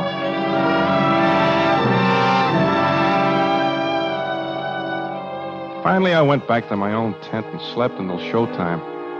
Miriam was gone when I woke up, so I walked over to our pitch. I was going to pull the flap and go in, but then I heard her talking to Cliff. So I listened. Again last night. I hate it when he's like that. I can't stand it much longer. You won't have to stand it after tomorrow night. You'll be away from here. Things will be different. You're sure you want to do this for me, Cliff? I want you to be happy. He suspects something. I know him. If he finds out... He won't find out. Not until tomorrow night. And when he does, it'll be too late. He won't be able to do anything about it. You love your wife and you stand outside a tent and hear her planning to murder you. It wasn't only Cliff. It was her, too. And I knew right then what I had to do. I had to kill them. I had to kill the both of them. And tonight, right away.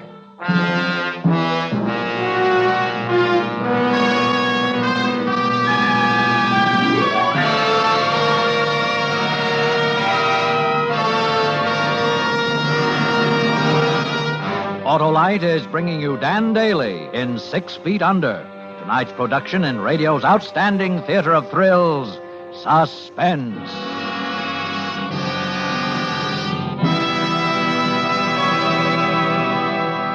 Say, Hap, who knows more about law than a lawyer? You sure got me this time, Harlow. Well, then, who knows more about the best spark plug for your car than Autolite Ignition Engineers? The men who designed the complete electrical system for many makes of America's finest cars.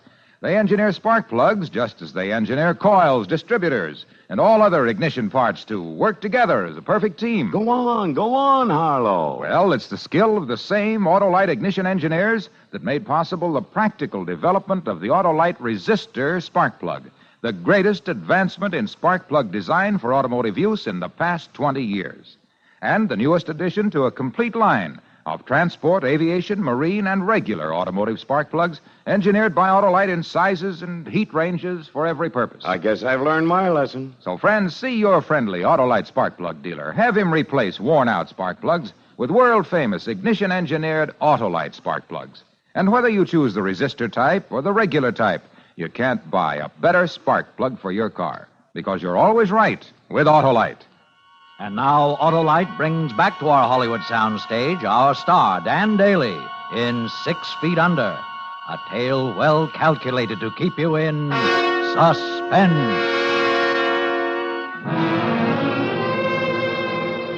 Now I knew. It wasn't only Cliff, it was Miriam, too.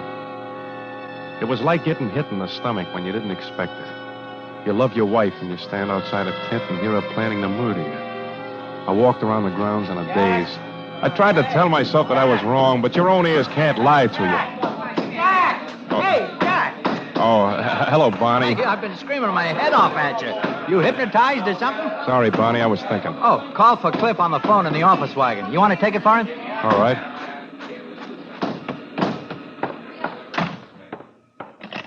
Hello? This is Morton at Trans-Country Airlines. I have your reservations confirmed. Oh, good. 2 seats on the midnight plane to Chicago tomorrow night. Thanks a lot. I know you said you'd come in to pick up the tickets this afternoon, but I wanted to call and let you know it's confirmed. I'm glad you did. You'll never know how glad. Just part of our service there. I'll hold the tickets for you. Now, you're going to enough trouble. You can cancel the tickets. But I thought I'm changing somebody's mind. Nobody's going to Chicago tomorrow night. Nobody.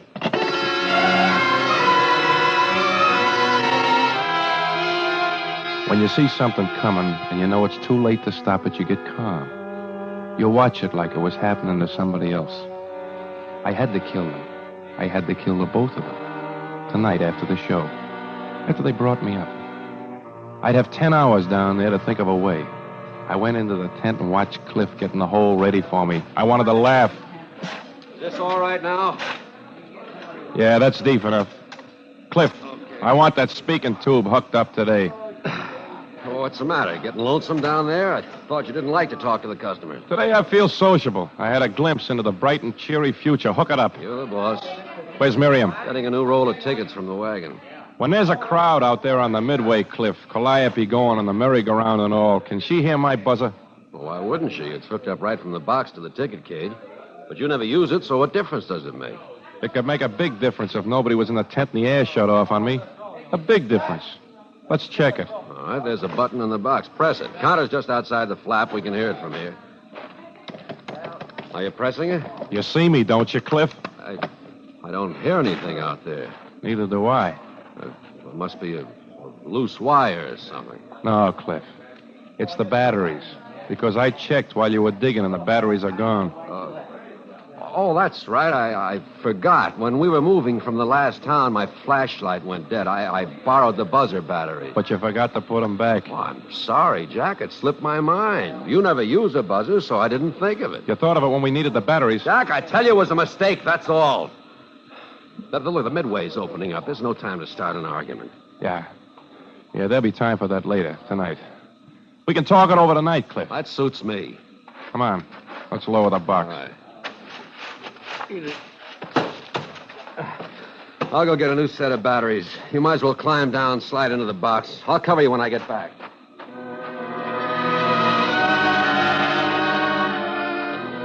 I lit a cigarette. My hands were wet and shaking. Suppose he didn't wait until tomorrow night. Suppose this was it. I couldn't tip my hand by refusing to go down, but I had to make sure I'd come up again. Just this once. He'd be gone a couple of minutes, long enough. I ducked out of the tent and across the midway to the pitch of old Anna, the fortune teller. Oh, Why are you so jumpy about, Annie? You act like you've been seeing ghosts. I was communing with other world. Say that for the suckers. I want you to do something for me. I want you to promise, and I don't want you to forget. Is it evil thing? No, Anna, it isn't evil. When we shut down at night, I want you to come over to the tent, that's all. I want you to hang around there until Cliff digs me up, understand? Beware of lower world, Jack. Evil things lurk there. Promise me, Anna. I promise. But let me read you fortune in the cards. It only takes a minute. There's no time. Besides, you read them for me on the train the other night. Was there something there you didn't tell me? Are you trying to frighten me with a sucker pitch? There was evil. The death cards were around you. They were all around you. Shut up, you old fool. Just come over to the tent tonight. That's all I want from you. That's all.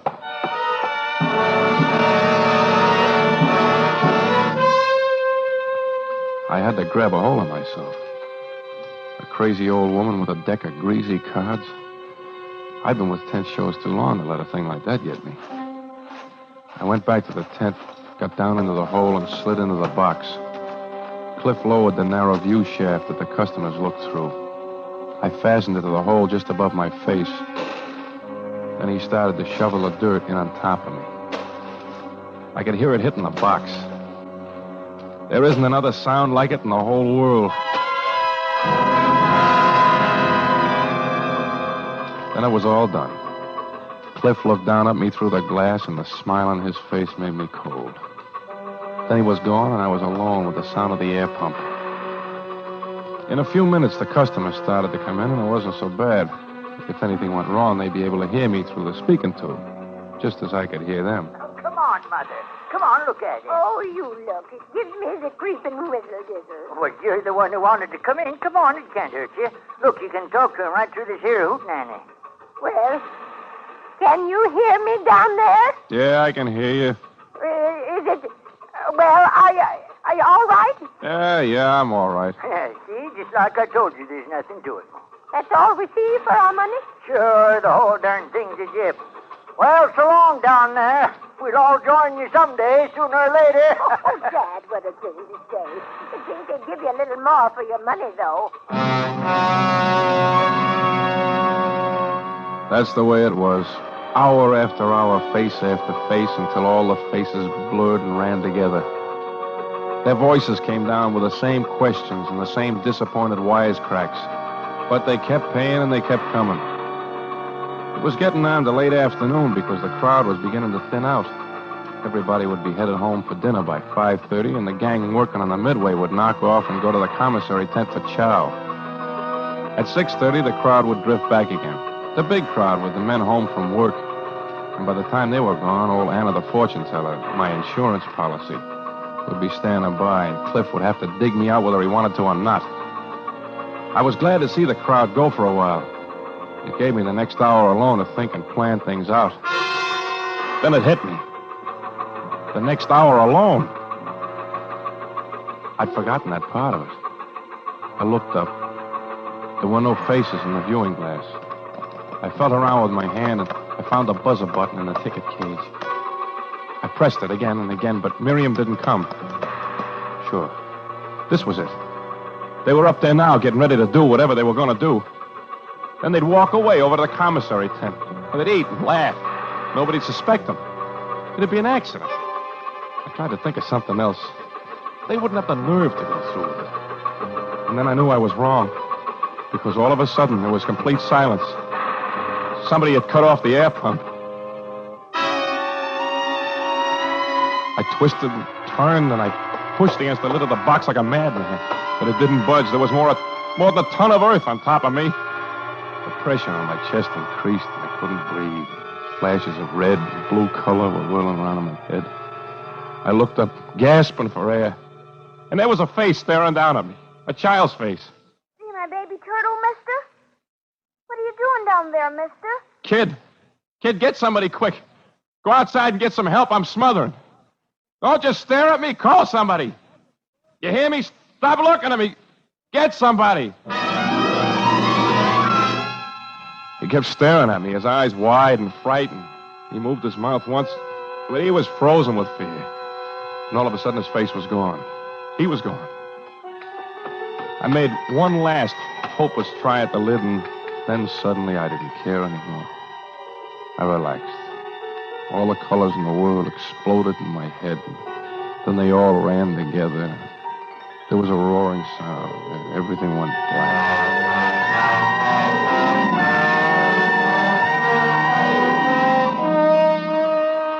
I came out of it slowly. The pump was going again. The beat of it keeping time with the throbbing in my head. And they were digging for me. I could hear the sounds of the shovels in the earth. And then finally against the wooden top of the box. We'll get him out. There we are, and give me a hand. Hey, you all right, Jack? Yeah. Yeah, I'm okay now. Oh, no, Bruce. Come on, pull it up there. It's all right. Leave me alone. I'm all right. Hey, Jack, I'm come over to my tent and sit down. There is evil here. I don't want to sit down. Where's Miriam? Where's Cliff? Somebody went for them to the commissary tent. They will be here soon. Yeah, soon. But it wouldn't have been soon enough. Lucky thing I spotted that kid running out of here. He's been sneaking into shows. He saw the air pump motor out and back and turned it off while he was fooling around with it. You figure that's the way it happened, huh? Come here. What's the matter here? Jack, what are you on top for? What happened? Take a guess, Miriam. There was an accident. Some kid shut off the motor for the air pump. See, Miriam, that's all it was. Just an accident. Nobody to blame. Jack, I should have been here. Yeah, maybe you should have. You could have kept that kid out of the tent. It would have worked out better. Where's Cliff? Around, I don't know.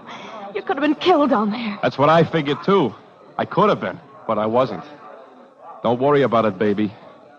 It won't happen again. It won't happen to me again.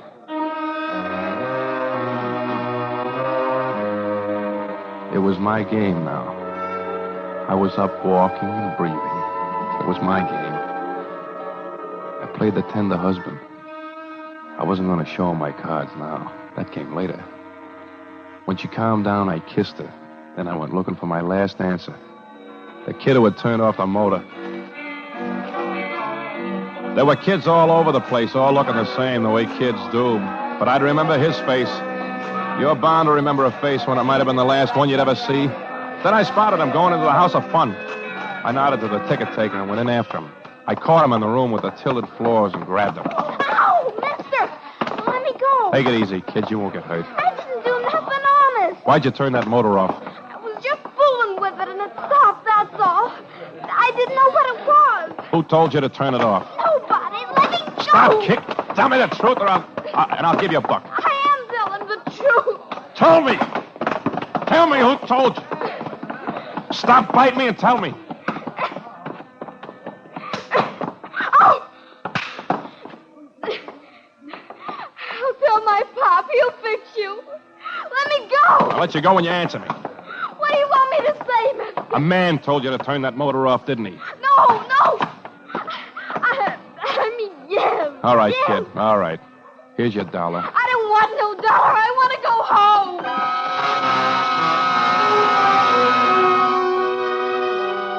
I went into town and drank until the show closed down, until I was sure they'd all be asleep. Then I went to the first aid wagon and nosed around until I found what I wanted. A can of ether. Cliff was bigger than I, much bigger, and I had to be sure. I soaked a handkerchief in the stuff, and then I let myself into Cliff's tent. He was lying there, quietly. He was sleeping. He wasn't making a sound. I crept over to him and pushed the handkerchief over his mouth and nose. I held it there. Held his face right into it. He didn't even murmur. And when I let go after a while, his head dropped back. He was out. I picked him up and carried him to the pitch tent. I put him down in a box, and then I shoveled the dirt in on top of him.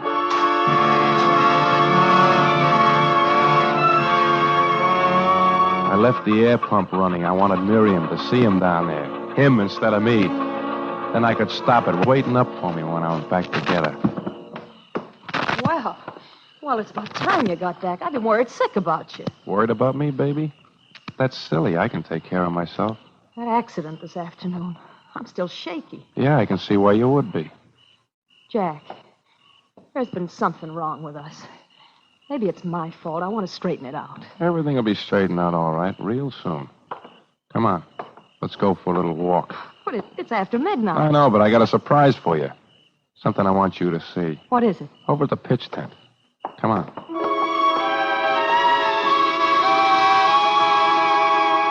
She came. I had to hand it to her. She was playing the act to the hilt, just like nothing was wrong. I took her arm and held it tight. Good and tight, so she couldn't turn and run. And we went into the pitch tent. Well, what's the surprise? Kind of dark in here. There's enough light down in the box. Go ahead. Take a look.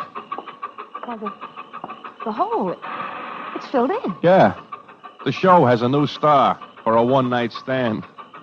Go ahead. Look. Jack, what? No.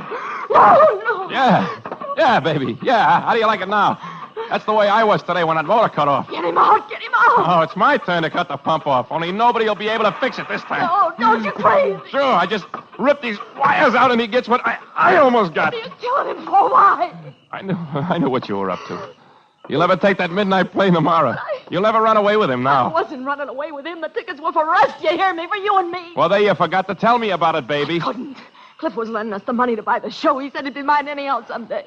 I wanted to do it for you because I loved you. Because I hated what's been happening to you down there. Why would he want to help me? Because he loved me, that's why. And he knew you're all I care about. He sent the money for the show to Becker Brothers yesterday, and we were supposed to fly up tomorrow night to sign the papers in Chicago. You're lying. No. Yeah, you're lying. No. You're lying or you'd have told me. Would you believe me? Would you believe anybody? Do something! The shovels, Miriam. Where are they? Quick. Help me.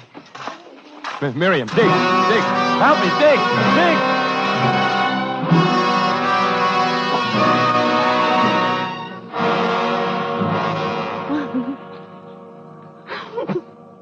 And that's it, Sheriff. You'll never know what it's like down there. You have nothing to do but thinking. Well, you get to thinking crazy things. That's why it happened. And when we got to him, he was dead. I see. Mm-hmm. If you want to have that typed up as a confession, I'll sign it. Isn't much good that'd do. That deputy that came in a while ago gave me a copy of the coroner's report. Cause of death, coronary thrombosis. His heart. No strangulation. He was already dead when you stopped that air pump. He was dead even before that, before you give him the ether. You mean Jack didn't kill him? Not according to the coroner. Death from natural causes. Then you're not going to charge me with murder? You can't murder a dead man, mister. Just like you can't lock a man up for being a fool. Oh, Jack. It's all right, baby. You heard him. They can't do anything to me for being a fool.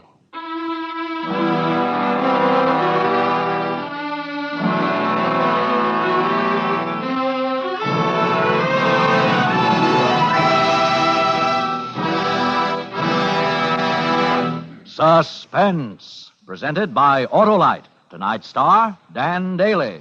Hey, Harlow, here's a poem for you. All right. Summer, winter, spring, or fall, Harlow doesn't change at all. Be it day or be it night, Wilcox thinks of Autolite. Well, you're right there, Hap. Any season is the right season to talk about the more than 400 products made by Autolite for cars, trucks, planes, and boats in 28 plants coast to coast. These include complete electrical systems used as original equipment on many makes of America's finest cars. Spark plugs, batteries, generators, coils, distributors, electric windshield wipers, starting motors, bullseye sealed beam headlights. All engineered to fit together perfectly, work together perfectly, because they're a perfect team. So, friends, don't accept electrical parts supposed to be as good. Ask for and insist on Autolite original factory parts at your neighborhood service station, car dealer, garage, or repair shop. Remember, you're always right with Autolite.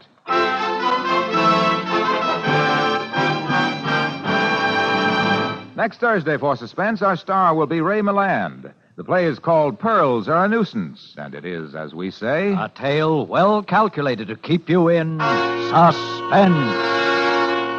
Tonight's Suspense play was produced and edited by William Spear and directed by Norman MacDonald. Music for Suspense is composed by Lucien Morawek and conducted by Lud Bluskin. 6 Feet Under is an original play written for radio by Joel Murcott.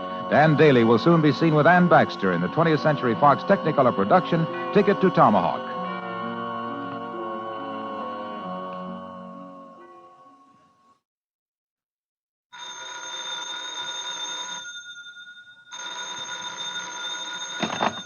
You can buy world-famous Autolite resistor or regular spark plugs, Autolite stay-full batteries, Autolite electrical parts at your neighborhood Autolite dealers.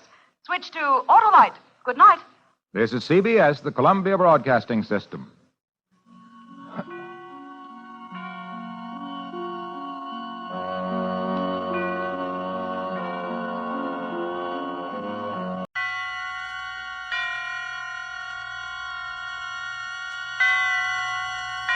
Roma Wines present Suspense.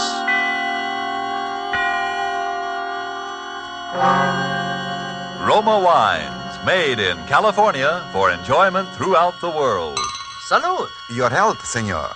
Roma Wines toast the world. The wine for your table is Roma Wine, made in California for enjoyment throughout the world. This is the Man in Black, here for the Roma Wine Company of Fresno, California, to introduce this weekly half hour of Suspense. Tonight from Hollywood, Roma Wines bring you Mr. Laird Krieger in a suspense play dealing with a maniacal hatred and with the mental drug of hypnotics. And so with narrative about Clarence, and with the performance of Laird Krieger, supported by Hans Conried as Bill, from whom we hear the narrative, we again hope to keep you in suspense.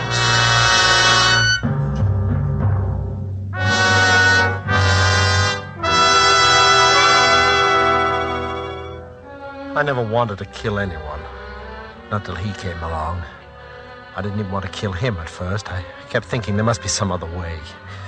If anybody had told me 6 months ago that I was capable of murder, I would have thought he was crazy. What I'm getting at is this. There are circumstances, people, that can make anybody want to commit murder. And he was one of those people. He brought the circumstances with him, a whole set of them. I never heard of the guy till one day last summer. We were having breakfast. My wife was looking over the morning mail. Bill, look at this. Postmarked Calcutta. It must be from Clarence. Who's Clarence? He's my brother. You never told me you had a brother. Didn't I? Well, it's not so surprising. He's only my half-brother, and I haven't seen him since I was a child. He's never even written to me before. That's funny. Wonder why I decided to write now.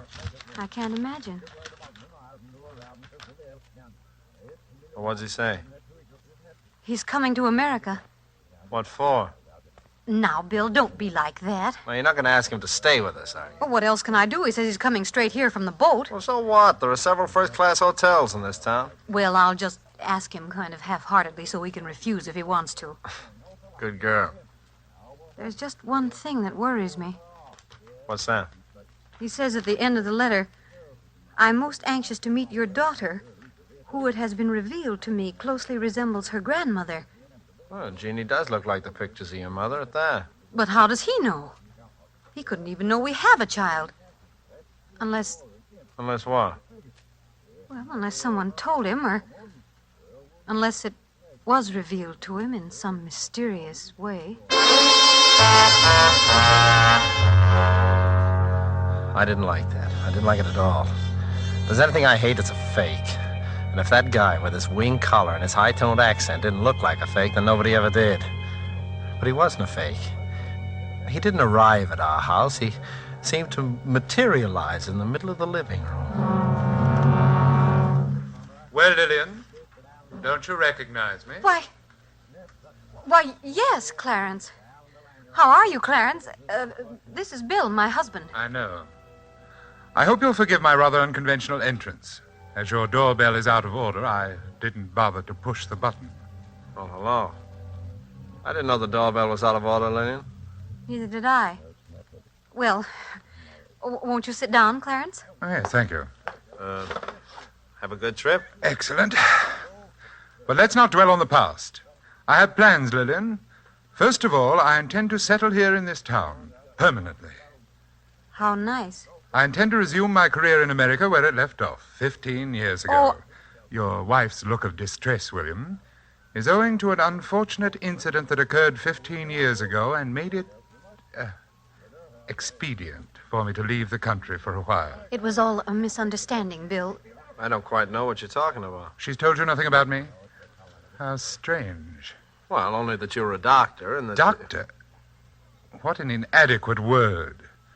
It suggests a little man you call in when the baby gets whooping cough, doesn't it?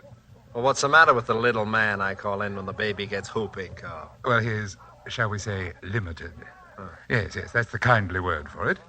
The mind, William, the human mind, with all its strange powers for good and evil. That is my province. Clarence was a mental scientist. He had a small private hospital. Oh, how drab. How unendurably drab you make it sound, Lillian. I penetrated deep into the mysteries of the human mind. And then I discovered a psychic power transcending the mere gray matter of the human brain. Clarence became interested in the occult. You mean that Indian faker stuff, going into trances and stuff like that? How crudely you put it, William. I'm sorry. Go on with your story. Or Well- I'll go on with it for you. You started using this mysterious East hocus-pocus on your mental patients, and their relatives got sore, right? Your husband, Lillian, is a man of rare perception. Yeah. And now you're back from India with a new bag of tricks, and you're going to set up shop again. Precisely, William. There's only one thing wrong with your statement, the tone of it. I intend to establish a small private sanitarium dedicated to the treatment of the mentally ill. And I shall continue my investigations into what your wife chooses to call the occult. Is that clear? Quite clear. Now then, Lillian, you will prepare the little room off William's study for me, the one with the dark green walls. Well, of course, you're welcome to stay with us if you want to, Clarence, but the house is rather small and... Yes. It's fortunate that the house is small. I'd counted on that. You seem to have counted on a great deal, Clarence. By the way, how'd you know that the room has green walls? Yes, and how did you know... My dear engaging kinsmen, all things are revealed to him who can survive the ordeal of true enlightenment. That is as much as I'm permitted to tell you at the present time. And now will you be so good as to open the outside door? Your daughter is about to ring the doorbell, and it's out of order. Remember? But how did you... You didn't... Go and let her in, Lillian. I'm eager to meet Jeannie. Mama, guess what happened today? Sally Bates fell off the seesaw and Miss Thompson had to drive her home and then... Oh, I didn't know we had company. This is your Uncle Clarence from India, dear. Oh. Yes. She is the very image of her grandmother. Was that Mother's mother? Yes, dear. Mama and Uncle Clarence had the same mother, but different fathers. Oh, then he's not really my uncle. He's only my half-uncle. I think, little Jeannie, that you will find we have a great deal in common, nevertheless. You will be very close to your Uncle Clarence. Very close. What do you do those funny things with your eyes? Never mind, dear. Uncle Clarence is tired from his long journey. You come on upstairs. Mom will help you change for dinner. All right. See you later, Uncle Clarence. What's so funny, Doctor? Oh, William, I do hope that my stay here won't be complicated by your rudeness. Why did you try to frighten Jeannie just now? My dear fellow, it's the very furthest thing from my wishes to frighten your child. It is essential to my plan for her that she have confidence in me. Now, look, get this straight, Clarence. You're welcome in this house as a guest because you're my wife's brother. Your yogi ideas, or whatever they are welcome only so long as you keep them to yourself. I quite intend to, William. That, too, is part of my plan. What is this plan you keep talking about? For the time being, William, I will take your advice and keep that to myself.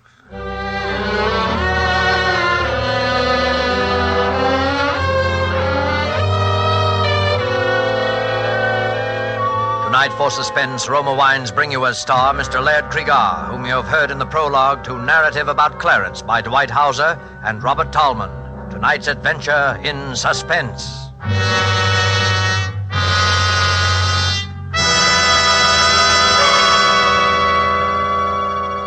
Let's leave the scene of our play for a moment and take a little journey. We'll let a bottle of Roma wine serve as Aladdin's lamp. I touch the label and presto, we're all transported to that capital of gaiety, Havana, Cuba. And now we find ourselves in the charming Pan American Club. At a table nearby, an American has just voiced his delight at the uncommon beauty of the scene. Then his Cuban companion responds, "You in America also have much that is uncommon to boast of, such as this marvelous tasting wine we are enjoying this minute. To enjoy uncommon fine quality, Cuba imports this wine from your own distant California. It is your superb Roma wine. Now just realize what it means when other countries import Roma wines from such great distances. Such international esteem must mean that Roma wines are truly magnificent in quality. And then consider this. You here in America need pay no high import duty, no expensive shipping charges. For these fine Roma wines come from Roma's own wineries in the heart of the rich California wine grape districts. Because so many Americans do realize this good fortune, Roma wines are America's largest selling wines. So why deny yourself this taste delight? Try an inexpensive bottle of tangy, appetizing Roma sherry, or the hearty Roma Burgundy, or any of the marvelously enjoyable Roma wines. But remember, these days your favorite dealer may be temporarily out of the type you prefer. Then please try again. Ask for R-O-M-A, Roma Wines, made in California for enjoyment throughout the world. And now it is with pleasure that we bring back to our soundstage our star, Laird Cregar, with Hans Conried in Narrative About Clarence, a tale well calculated to keep you in suspense.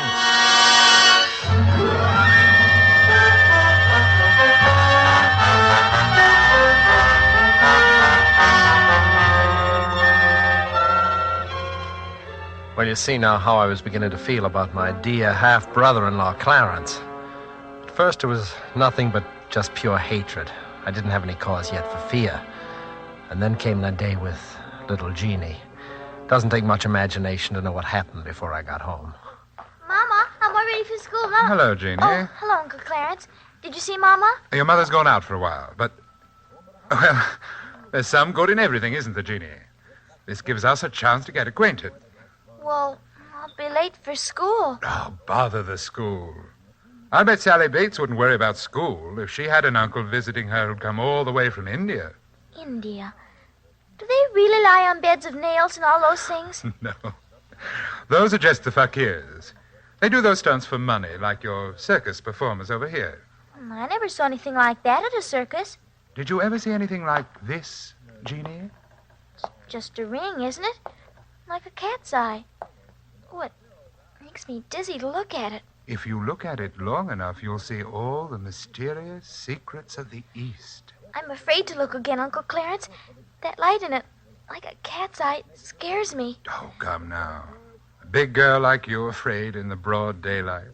Why do you do those funny things with your eyes? Perhaps because my eyes see so many wonderful things. Just as yours will if you will only look at the ring. Is it magic? Perhaps. Look and see if it isn't. Look right in the center of the cat's eye. That's it. It makes me feel sleepy. That's the way it works. First you feel terribly, terribly sleepy. And then you see the most wonderful things. First, you feel sleepy. And then...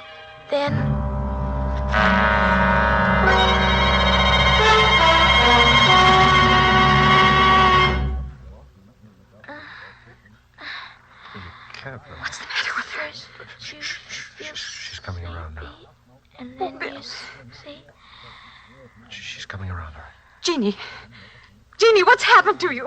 You needn't shout, Mother. I can hear you quite well. Oh, thank heaven you're all right. She is all right, isn't she, Bill? Huh? Oh, sure. Do you feel well enough to go to school, dear? I shan't be going back to that school, Mother. Miss Thompson bores me. What kind of talk is that? I think we'll get a doctor for you, young lady. Please, Father. I will let you know when I'm in need of medical assistance. Bill, she's not all right. She's... Just come outside with me, Mother.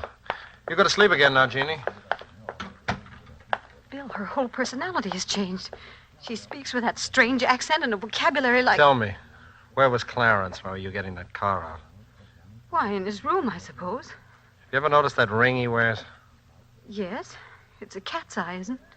Very well-defined cat's eye. Kind of ring you always see on professional hypnotists. It's dead easy to hypnotize a child, you know. But why would he want to hypnotize Jeannie? I don't know. All I'm interested in is getting him out of this house as soon as possible. I'm going in there and give him his walking papers right now. That won't be necessary, William. Clarence, we didn't hear you come in. Obviously not.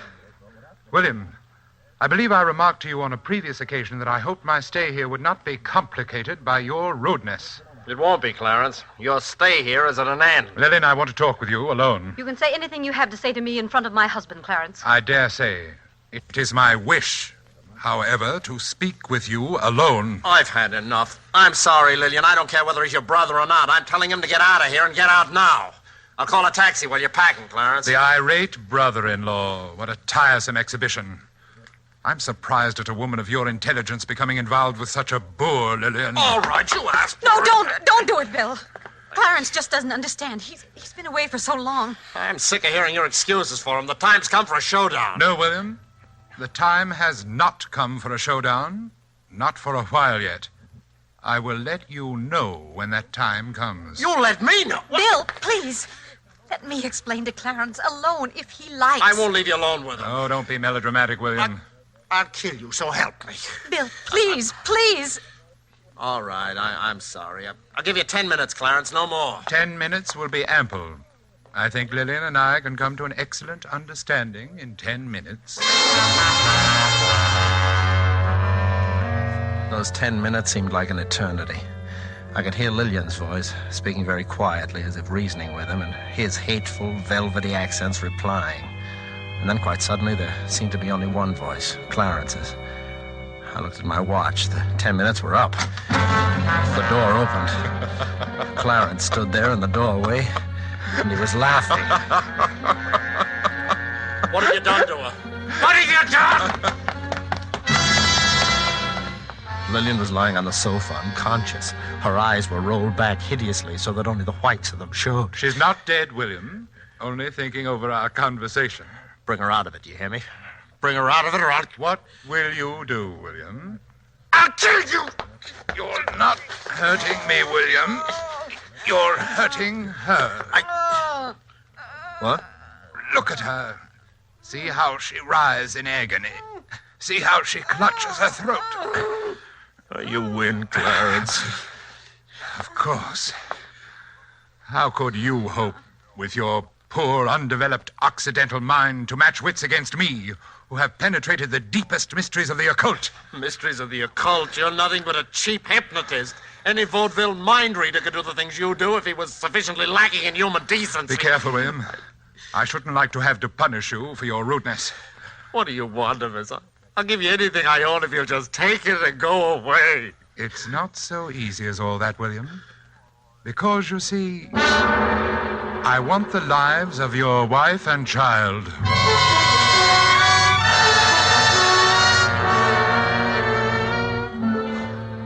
I knew then that he was insane. And that realization filled me with hope. It'd be quite simple to call in an alienist and have him committed to an asylum. When Lillian regained consciousness, she insisted on his staying, as I expected. I humored her along, knowing she was acting on his hypnotic suggestions. I was reasonably certain he would do nothing violent that night. His was the slow, sadistic way of murder. When daylight came, I stole quietly out of the house. I dared not risk calling the asylum on our telephone for fear of being overheard. My wife and daughter were still peacefully sleeping when I returned. And now I slept too.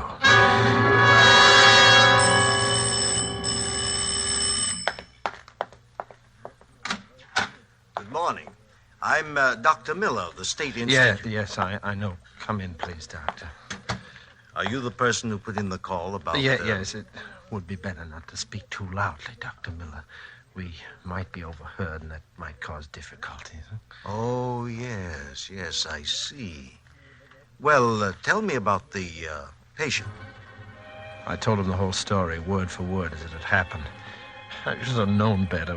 When I'd finished, there was disbelief written all over his face. Mr. Gilchrist, I don't for a moment doubt that you have an unwelcome relative on your hands who is probably emotionally highly unstable as well. But isn't it possible that you're exaggerating certain aspects of the matter? I mean, Dr. Miller, I ask you to examine the man and draw your own conclusions as to his sanity. I'll be glad to. Where is he now? I think William has probably been talking to you about me, Doctor. Oh, sit down, won't you? Thank you. Really, I must apologize for your being inconvenienced this way, Doctor. I try to keep an eye on William, but one must sleep, you know, and, well, occasionally he eludes me and gets out of the house.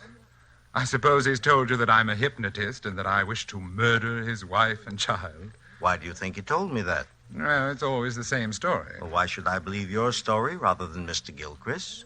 Oh, mine is a little easier to believe, I should think. But if you wish further proof... Oh, Lillian! Yes, Clarence? Come down here, will you? William's got out again and told that story. I'll be right down. And bring Jeannie with you. You dare bring my daughter into this? His daughter doesn't know. You'll be tactful, won't you, Doctor? Yes, of course. Bill, what is the meaning of this? Haven't we warned you time and again what might happen if you go out like that? Lillian, you don't know what you're saying. This man is your husband, madam? Yes. He's been under the care of a psychiatrist for several years now. What? He seemed to be getting better. I'm sure he's getting better. The doctor said we must expect little lapses. Oh, she doesn't know what she's saying, Doctor. She's acting under his hypnotic suggestion. And, this young lady? He hypnotized her, too. Is that true? I don't know what that means, hypnotize. Daddy's always saying it, but he never says what it means. Well, this seems to clear up the situation pretty thoroughly. If you have any further trouble, Mr. Gilchrist, let me know. You think I'm crazy? No, I don't. I'm sure that your wife is quite right, Mr. Gilchrist. You're getting better every day.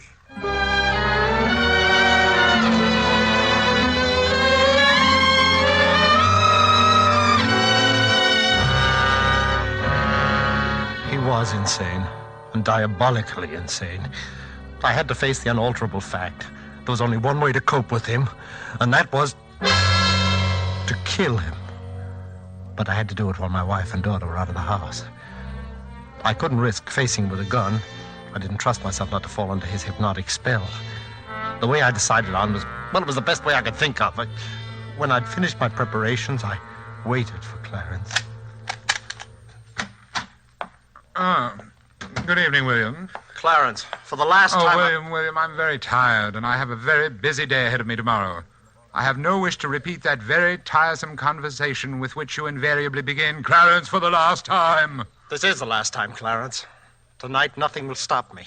Tonight, I am going to kill you. Please, don't make another unnecessary scene, William.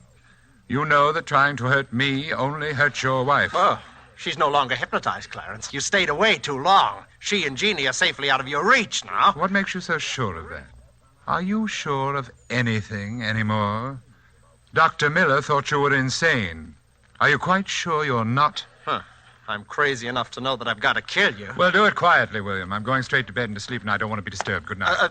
Just a minute, Clarence. Yes? Maybe you'll win again, I don't know, but just in case you don't... Yes? Tell me, why do you say you want to kill my wife and child? Because my mother meant more to me than anything in the world. She died in giving birth to this silly, shallow person you call your wife. I have hated her since the day she was born. And I hate the child because, having no right to life, she commits the sacrilege of inheriting my mother's beauty. They must both be destroyed, the murderer and the imposter. You are mad. Madder than I ever dreamed you were. Am I? Did I really say what you think you just heard me say? Or is it only part of your insanity? Think it over, William. Good night.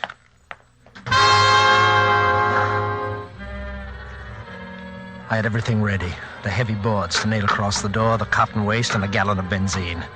The shutters over the window of his room I'd already nailed shut and barred. As I nailed the boards across the door, I felt as if I were driving nails into his cock. William, stop it! You don't know what you're doing! Lillian and Jeannie are upstairs. They came in the back way. William!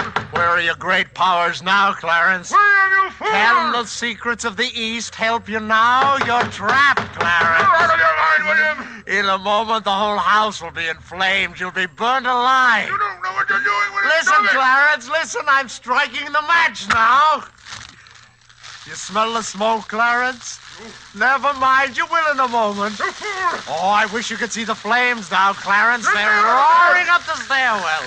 You don't know what you're doing! It's beautiful. William, you fool! I'll have to leave you now, Clarence.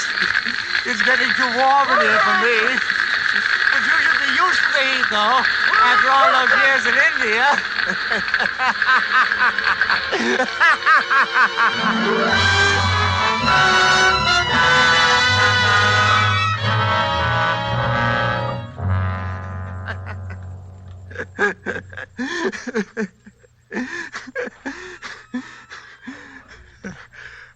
And I laughed. I laughed. I guess the relief from all that tension. Well, that's the story, Doctor. Then I must have fainted or something from the smoke. I don't remember anything after that till I woke up in this place. And what about your wife and daughter? Oh, that's just it. I haven't seen them since that afternoon, and that's why I've got to get out of here. I've got to find them. Can't you understand that? Yes, I can understand that very well. Oh, will you talk to someone, the head of this place, and tell him that and let me out? I shouldn't be locked up here in an institution. Yes, I'll talk to him, Bill. That's a promise. I'll do it right now. Goodbye. Goodbye, Doctor. Pardon me, the head's office, Dr. Dr. Crossman. You'll find him right through there. Thank you. Oh, pardon me, Dr. Crossman? Yes? Oh, how do you do, sir? Have you found my little sanitarium interesting? Yes, indeed. By the way, most unusual case. I've just been talking Yes, I know. To poor William. Bill, that is, number 27. Yes, but... I'm how? sorry that you had to be inconvenienced that way, sir. We do our best to keep the garrulous patients well out of a visiting doctor's way, but accidents will happen. I'm glad I ran into him, Dr. Crossman. His story interests me very much. He doesn't strike me as a homicidal lunatic. No, he's not. This idea of his that he committed a murder is simply a fantasy. Are you absolutely sure of that? Of course. Because, well, you see, I am Clarence, the wicked brother-in-law in his story. You? He began to develop these extraordinary symptoms during my stay at his home when I first returned from India. Parts of his story, you see, are quite accurate. I see. It's a pity, of course. He was doing quite nicely under treatment until his wife and child were burned to death so tragically in the fire that destroyed their home. I'm afraid that event, on top of his previous delusions, unhinged him for good. And where were you during the fire, Dr. Crossman? Oh, I dined out that evening. When I returned, it was all over. Well, I certainly shall write this case up as one of the most interesting I've ever run across. Oh, must you, Doctor? I mean, poor chap, I feel he's entitled at least to some privacy. Have you any personal reasons for wanting to keep this case quiet, sir? Yes, I have. Do you see this scar on my face? Yes, a burn, wasn't it? A very nasty burn, too. Precisely, Doctor. And a very nasty coincidence.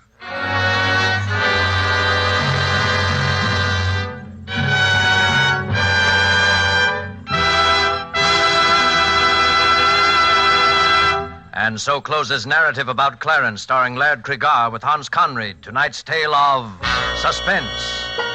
Laird Cregar is currently being seen in the 20th Century Fox production, The Lodger. We sincerely hope you enjoyed the performance of Mr. Cregar and that of the whole cast tonight in our Roma suspense play. And here's a thought. To discover the enjoyment these suspense programs offer, you first had to sample one. And so you must first sample one of the many delicious Roma wines to discover for yourself their wonderful taste and quality, the excellence that makes Roma America's largest selling wines. You'll discover, as of other millions before you, that Roma wines are super quality, are super tasting, and are super easy on your pocketbook, too, costing only pennies a glass. Why put off this taste treat another day? Be sure you get R-O-M-A, Roma wines, made in California for enjoyment throughout the world. This is Laird Cregar. It is my very great pleasure to tell you that next week the star who will keep you in suspense will be Joseph Cotton. Suspense is produced and directed by William Spear. Don't forget then next Monday, same time, for Joseph Cotton in Suspense.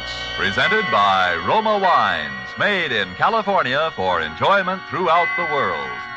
This is CBS, the Columbia Broadcasting System.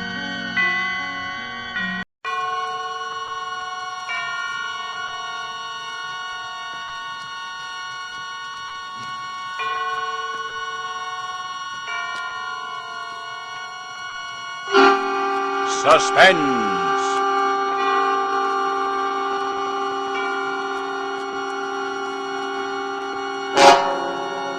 Radio's outstanding theater of thrills brings you an hour of suspense. A full 60 minutes of The Lodger. An eerie tale of 19th century London directed by William N. Robeson. and produced by Robert Montgomery, who tonight also stars as the Lodger.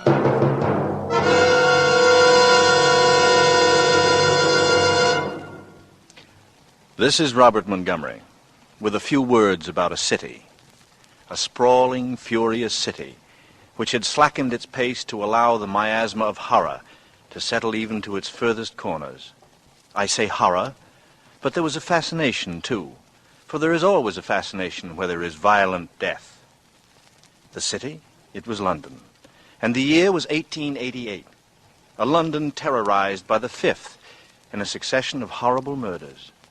Such is the very real setting for The Lodger, for Mrs. Belloc Lowndes' novel is based on fact. It was almost certain that these deeds were the work of one person, for this meager identity was established by the victims themselves. They were all young, all attractive women.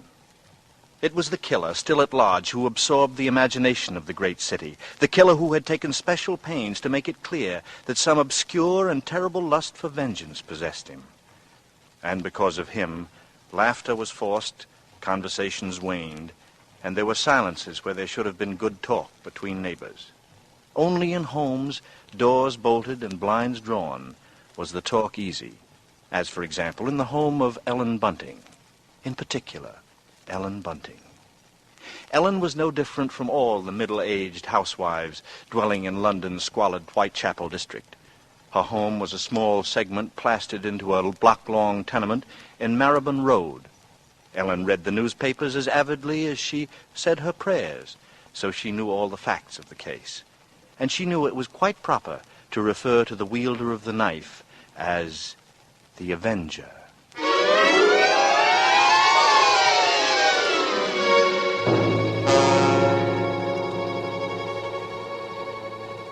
This particular night, she and Robert Bunting, her husband, sat before their fireplace reading the newspaper account of the latest murder.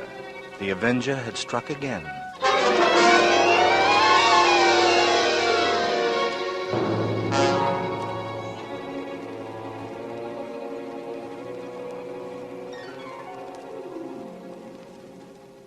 Why, he might be anybody. He might be the fellow you pass on the street. The one standing next to you. The man you bump into. Oh, it's a terrible thought. Yes. If only the police had something to go on. But the Avenger's just too quick for them. Oh, they do say here, Bunting, that the police have a clue they won't say anything about. Them who says that says wrong. The poor chap who was on point duty in the street where the last one happened, he hears a yell, he says, but he took no notice. The coppers will have to stick to it better than that to catch a slick one like the Avenger. It says here he left his calling card again. A bit of grey paper on which the monster writes his name. Funny kind of visiting card, ain't it? It isn't a thing to make a joke about, Bunting. Or was it a square piece of paper or one of them three-cornered ones? It don't say which, Bunting. Well, it should. Those are the things I like to know about. Keeps a body informed. Huh. And a fair girl again, just like all the rest. And let's see. Described by her friends as a very light-hearted girl. What a pity. Did you ever stop to think who fits that to a T? In fact, fits all those girls? Did you ever stop to think about that, Ellen?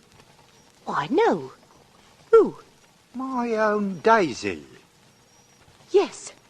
Yes, Bunting, that's a fact. Well, maybe it's a good thing she's with her aunt instead of here.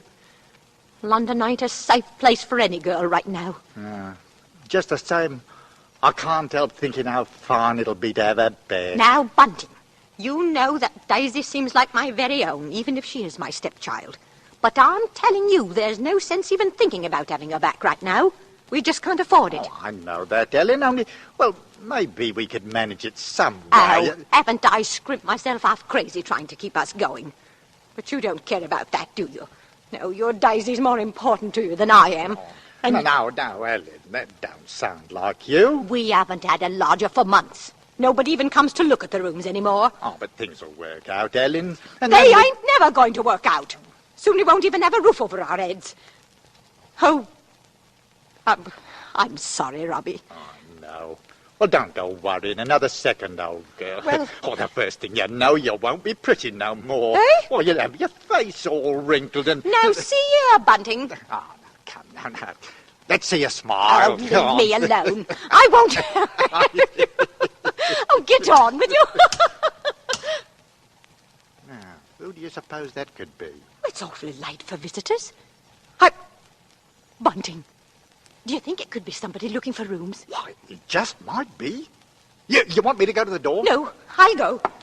Mike, like as not, it's Mrs. Fane wanting to loan something or other. Now, you be sure and get a good look before you let anybody in, dear.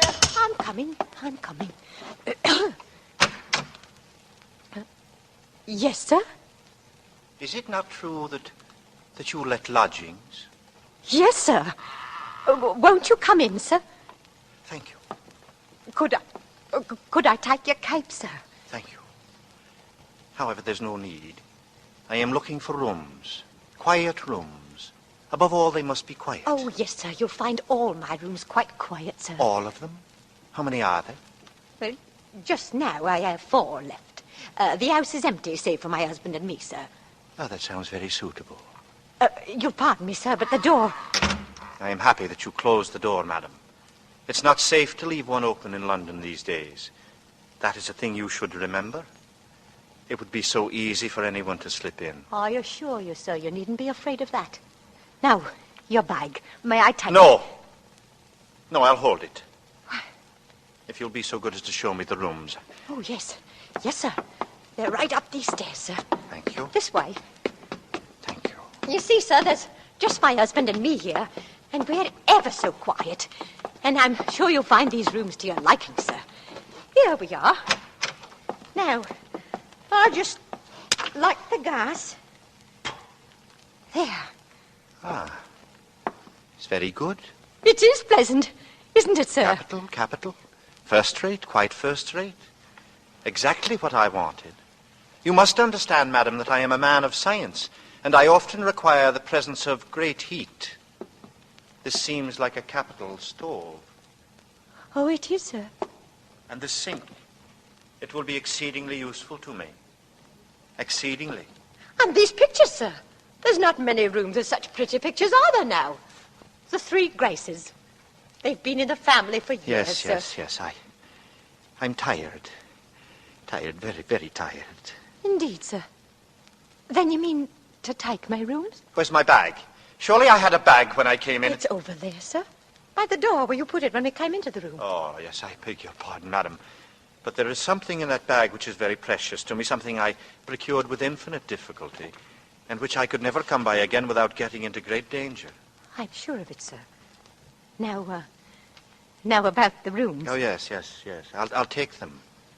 The very simplicity, the bareness of them impresses me. And about terms, sir? About terms. My name is Sleuth, madam. Sleuth. Think of a hound and you will never forget my name. And assure yourself that I am quite willing to pay you. I am quite willing to pay you, shall we say, a month's rent in advance. What would you say to 15 shillings a week, sir? And if I offered you £2, might I then rely on your not taking another lodger? Oh, yes, sir. First rate. Then everything seems quite suitable, Mrs. Bunting, sir. Mrs. Bunting. You see, I expect to do a great deal of studying here in this room. The Holy Bible. Oh, yes, sir. And please, sir, let me help you with your luggage. No, don't touch it. But, sir, I only wish to... Of course, Mrs. Bunting. You only wish to help. You must forgive me. It's just that I am so very weary. Oh, I'm sorry, sir. He bringeth them to their desired haven. Beautiful words, Mrs. Bunting. Indeed they are, sir. And now at last, I've found my haven of rest. I'll be going now, sir. Is there anything else? Oh, yes, of course. Of course there is. Your money, Mrs. Bunting. Now, let's see. Here's 5, 6, 7, 8 pounds. There. Thank you, sir. And would you wish supper now? Tea? Nothing, thank you, nothing. Good night, sir. Good night, Mrs. Bunting. You have... Stop it! You were humming a song. Oh, but I... Music, Mrs. Bunting, save that expressing the majesty of God, is an accompaniment for irreverent gaiety and an instrument of sin. It bespeaks of obscene gods in revelry. It is the tongue of the devil mocking the saints. Yes, sir. And you assured me your dwelling was quiet. But it is, sir. Believe me, sir, I didn't mean any harm. Believe me, sir. Of course. I am sorry, Mrs. Bunting. I fear I spoke sharply. I don't wish you to think me rude. After all, you have been so very kind, so considerate. Oh, well, I hope I know a gentleman when I see one. Thank you. Thank you very much. And on second thought, Mrs. Bunting, perhaps a bit of bread and butter would be pleasant. Bread and butter. Certainly, sir. I'll have it in an instant.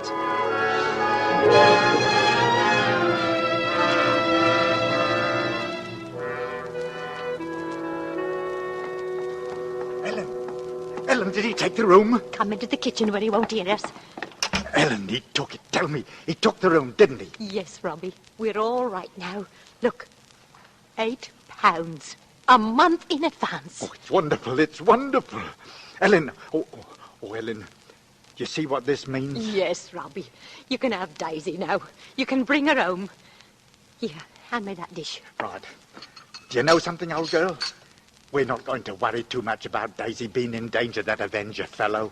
Whatever do you mean, Robbie? Well, she's not one for dancing, you know, or any kind of like entertainment. And what's that to do with it, please? Something I read here in the paper while you was with the gentleman. They found out that every one of the Avengers' victims had just come from a dancing party or a music hall. Oh, never mind the Avenger now, Bunting. Here, hurry. Take this bread and butter up to the lodger.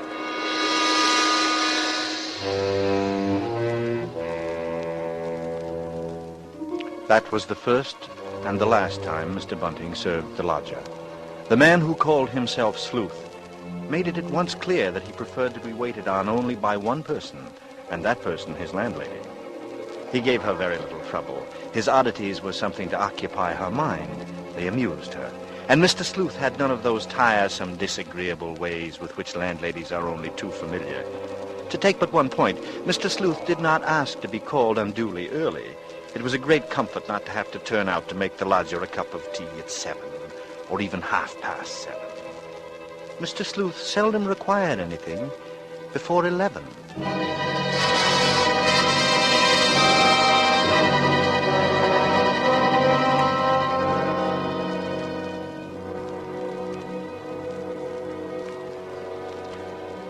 Nothing about her new lodger really distressed Ellen until the evening of the third day. It was time for Mr. Sleuth's dinner, and she started up the staircase to his room. Oh. She has cast down many wounded from her. Yea, many strong men have been slain by her. Come in. She saith unto him, stolen waters are sweet, and bread eaten in secret is pleasant. But he knoweth not that the dead are there, and that our guests are in the depths. Why, Mr. Yes. What is it? Those pictures. Those pretty girls. Half-human monsters, madam, who stare at me and eat of my sinew. You've turned all their faces to the wall. A woman is a narrow gate. She also lieth and waiteth for a prey, and increaseth the transgressors among men.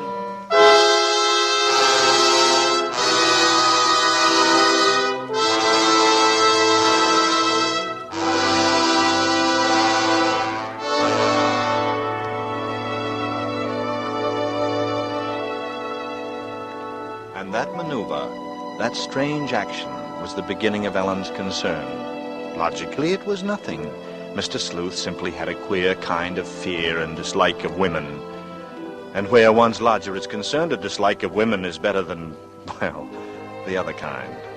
Besides, the next morning brought Daisy and laughing welcomes, for the sight of such a carefree girl was enough to gladden any parent's heart. And half-born suspicions withdrew into their own peculiar recesses of Ellen's brain. For Daisy was pink-cheeked, blue-eyed, and gay. She was also young and lovely. And she was blonde. Oh, it's so so good to be home. Oh, Daisy, you're even prettier than I remembered you would be. That's right, Daisy. Let me look at you, darling. Did you have a nice time at your auntie's? Oh, yes, but I'm glad you wrote me to come back. That old aunt's has nothing to do. There's nothing exciting to do. And Joe will be coming around to see you now, Daisy. I told him you was coming home today. Joe Chandler? That policeman? I don't know whether I want to be serious friends with a policeman. Him that walks around all day and's too tired when he comes home to have any fun. A girl could do worse than have a policeman for a friend these days, with the Avenger about. Well, the Avenger don't worry me none. Even though he's got 2 more victims last night. 2 more? Yes, the cabbie was telling me about it. On the way down from the station. Oh, the slick devil. Got 'em within a few yards of each other. He's got a nerve. Daisy, you talk like you've been taken in by him. Oh, Mother. Oh, that'll be Joe, I'm thinking. I'll go, Father.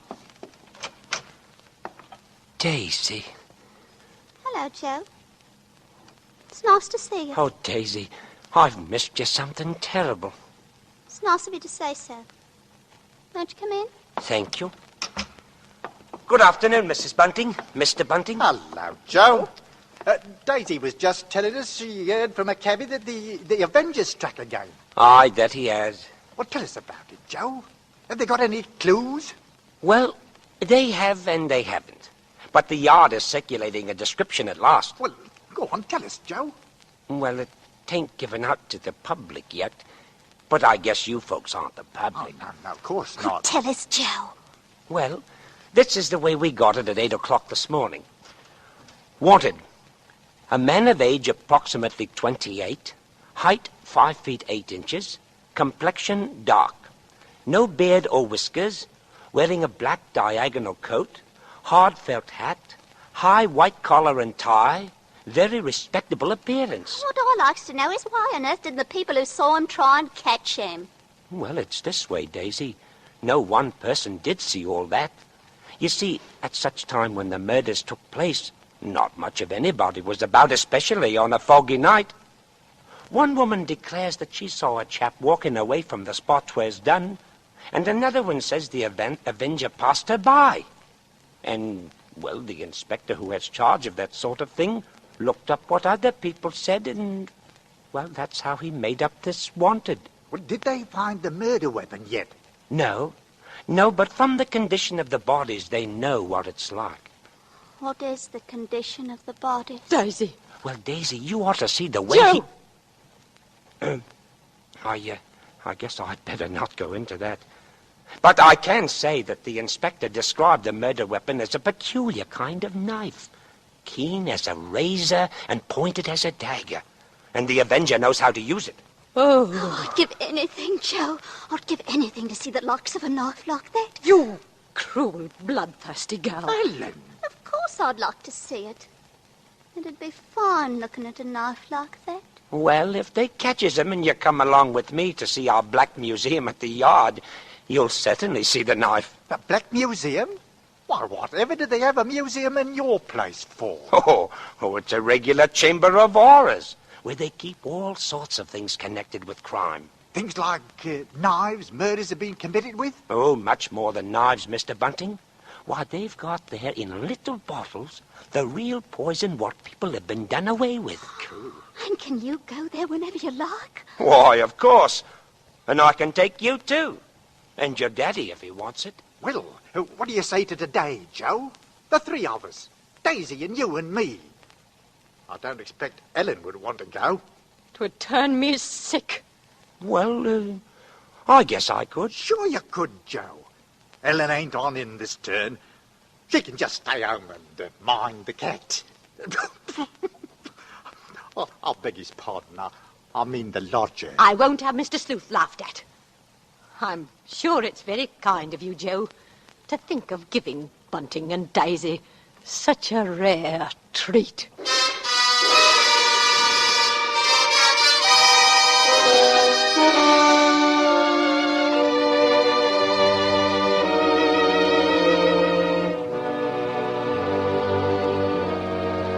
How curious, How amazing to reflect that one unseen, mysterious stranger had touched the lives of those ordinary people.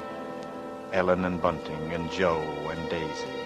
Here in this drab neighborhood, on that bitterly cold, dreary day, here they had all been, thinking of, talking of, evoking one unknown, mysterious personality, that of the shadowy and yet terribly real human being who chose to call himself the Avenger. And the effect was a very real one, a sort of witchery. The very name Avenger seduced common sense, and somehow even Mrs. Bunting realized the irony of her presence among such talk. While this thought threaded vaguely through her mind, she took her tea, doing everything as was her way, with a certain delicate and clean precision.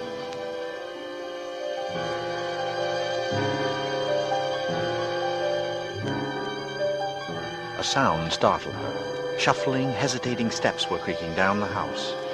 She looked up and listened. Surely the lodger was not going out again into the cold and foggy afternoon.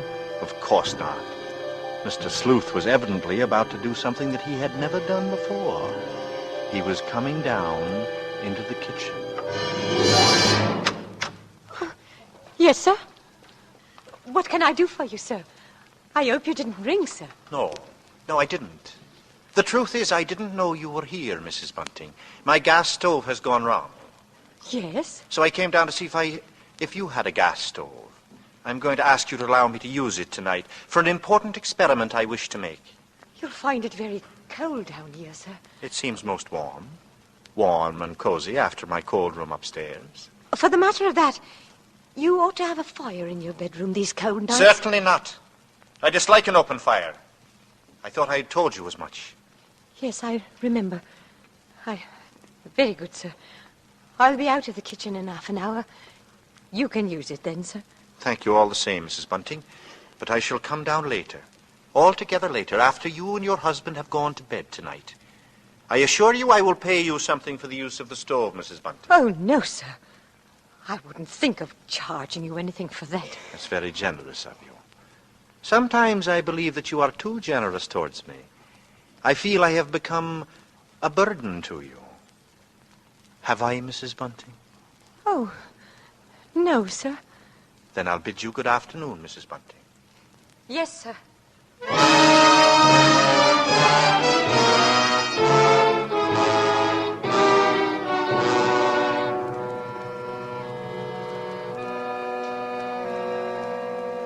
It was as simple as that.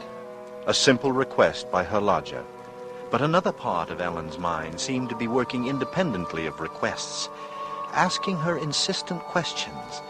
The house seemed to her alive with alien presences, and she would catch herself listening, which was absurd, for of course she could not hope to hear what Mr. Sleuth was doing 2 flights upstairs. She wondered briefly in what the lodger's experiments consisted. It was odd that she had never been able to discover what it was he really did with that gas stove. All she knew was that he used a very high degree of heat.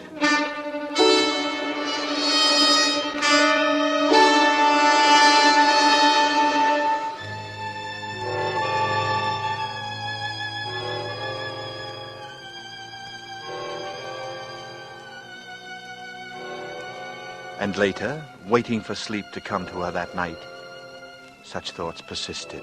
They inserted themselves like a cloud between a sweet dream and the dreaming of it. Questions and contrived answers and sudden realizations, as, for example, the curious matter of Mr. Sleuth's 3 suits, which he had purchased the very day he had arrived at Ellen's home.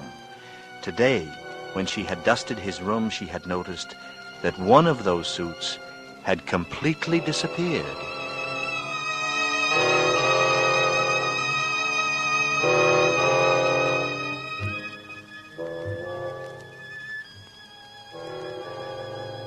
It was intensely dark, intensely quiet, the darkest, quietest hour of the night when Mrs. Bunting was awakened by sounds at once unexpected and familiar.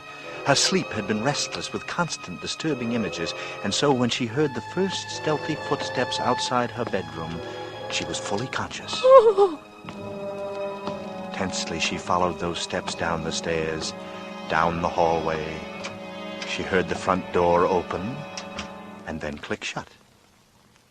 Utter stillness fell upon the house, and outside the streets were so silent she could hear distinctly the clock from a church tower a mile away toll the hour.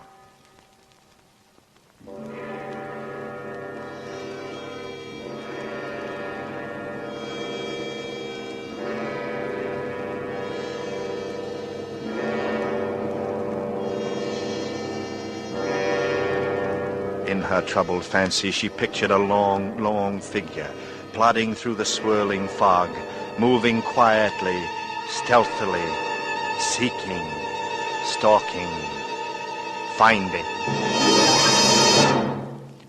When soon after she heard the lodger return, there was no surcease from the horrible dread which possessed her. Instead, it grew into something shrill, something that made her crouch in her bed, her thumb clasped between her teeth, stifling a scream. And then she remembered. Of course, the stove.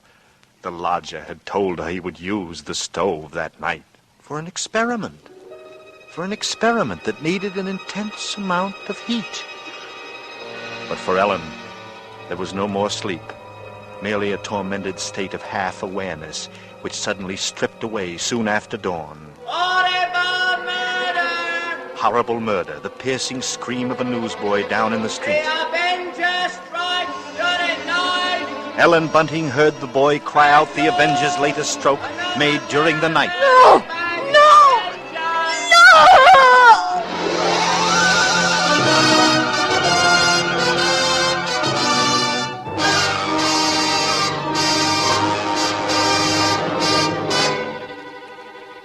In tonight's full hour of suspense, Mr. Robert Montgomery appears in the title role as the Lodger. Tonight's study in Suspense.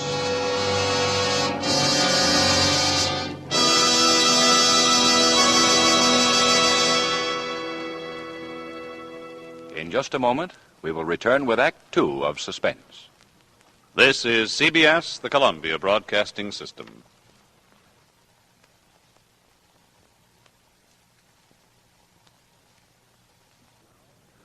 Now, back to our Hollywood soundstage. With Mr. Robert Montgomery in the title role, and with Act Two of The Lodger, we again calculate to keep you in suspense.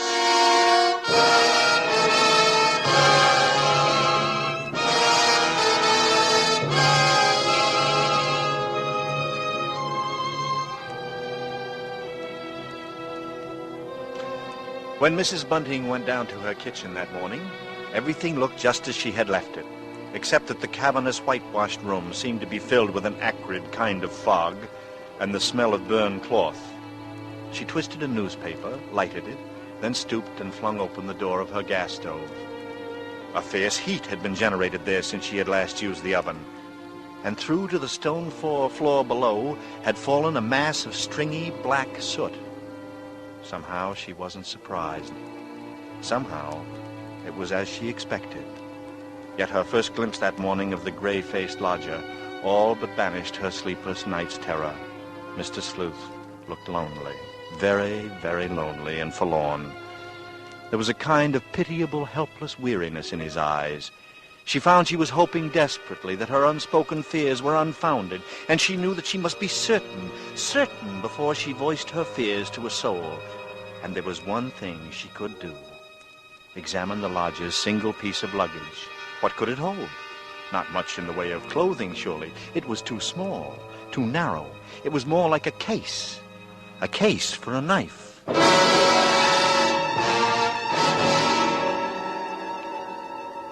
It was just noon when Ellen found her opportunity to search the lodger's room.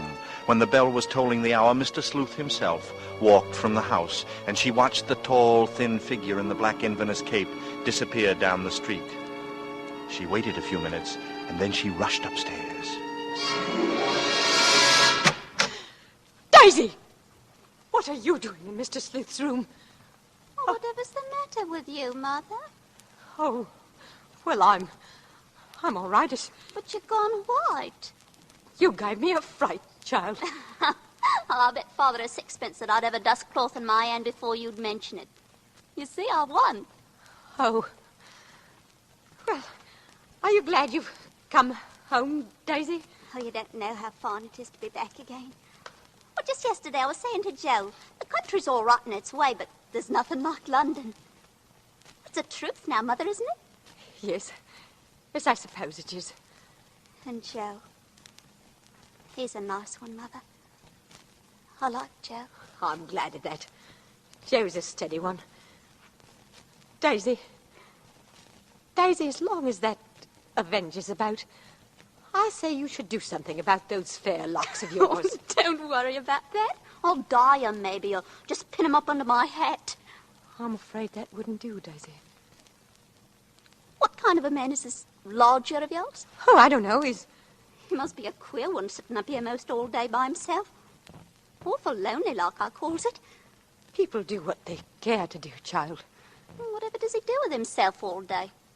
He reads the Bible. Oh, never. That's a funny thing for a gentleman to do. There's nothing to laugh at. I should feel ashamed of being caught laughing at anything connected with the Bible. He must be a queer card, that lodger. He's no queerer than a lot of people I could mention. Daisy, you go into the lodger's sitting room and dust up. I'll take care of things in here. And you won't send me back to old Aunt's? I can stay here, Mother, can't I? I suppose, child. I suppose you can.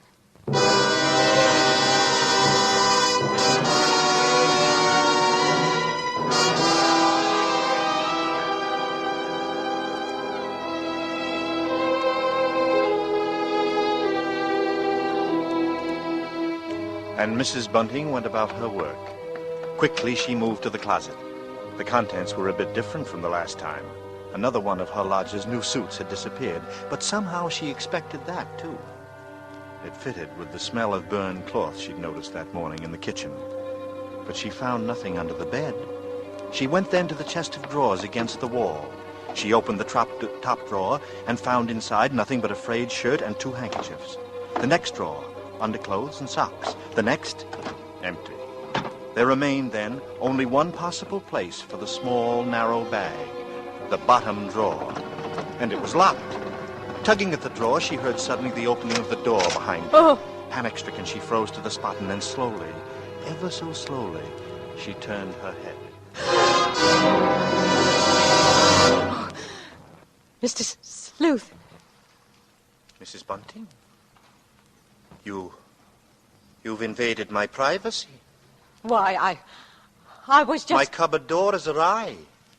Does this mean that you have been searching my rooms? It's about her snuff box, sir.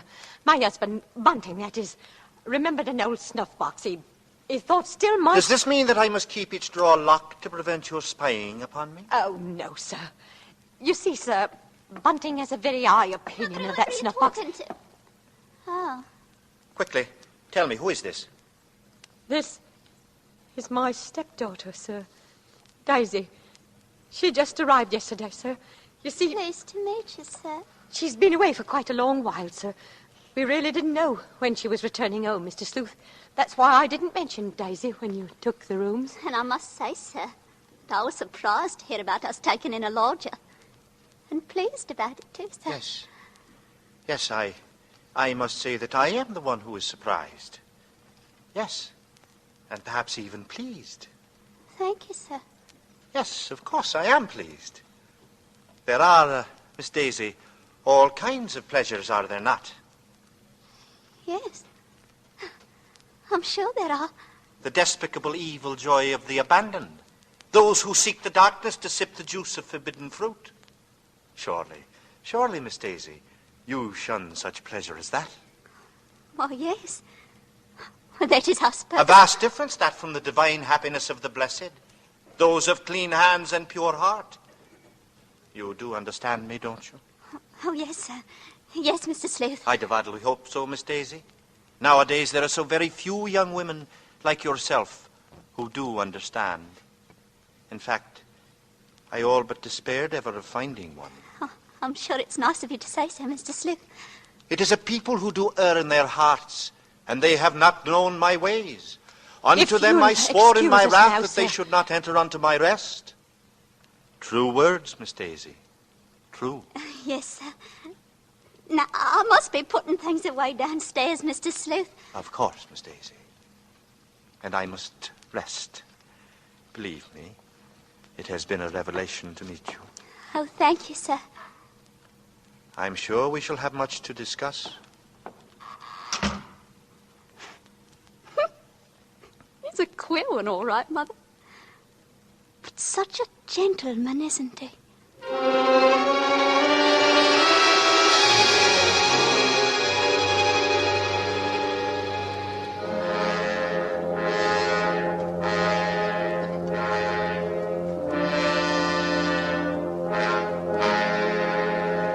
At that moment, Ellen had been determined to pour out her terrible knowledge. But the moment was fleeting, and Ellen's resolve fled with it.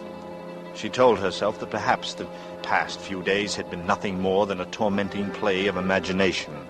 There would be a coroner's inquest tomorrow into the Avenger's last murder. Joe would take her. With Joe, they would admit her, and there perhaps she would hear evidence to disprove all her fears, to assure her there was no earthly harm in Daisy's being so near the lodger. This was her gravest concern now, for on the next morning Mr. Sleuth made it a point to see the girl more than once, and fearfully Ellen saw that Daisy welcomed the visits, that her eyes shined whenever the lodger's name was mentioned. That afternoon she heard once more the voices of her stepdaughter and the lodger coming to her through the kitchen door. She hesitated before entering, tense, apprehensive. I do believe, Mr. Sleuth, I've never known a gentleman with such funny ideas. Oh, Mother. Mother, you should hear what Mr. Sleuth was just saying. Perhaps, Daisy, you would excuse yourself. He thinks people, and especially girls, should spend all their time praying. I sought to explain to her, Mrs. Bunting, that all women are placed on this earth filled with wickedness. I'm not so sure of that, Mr. Sleuth. And they therefore must cleanse from themselves that evil which they possess.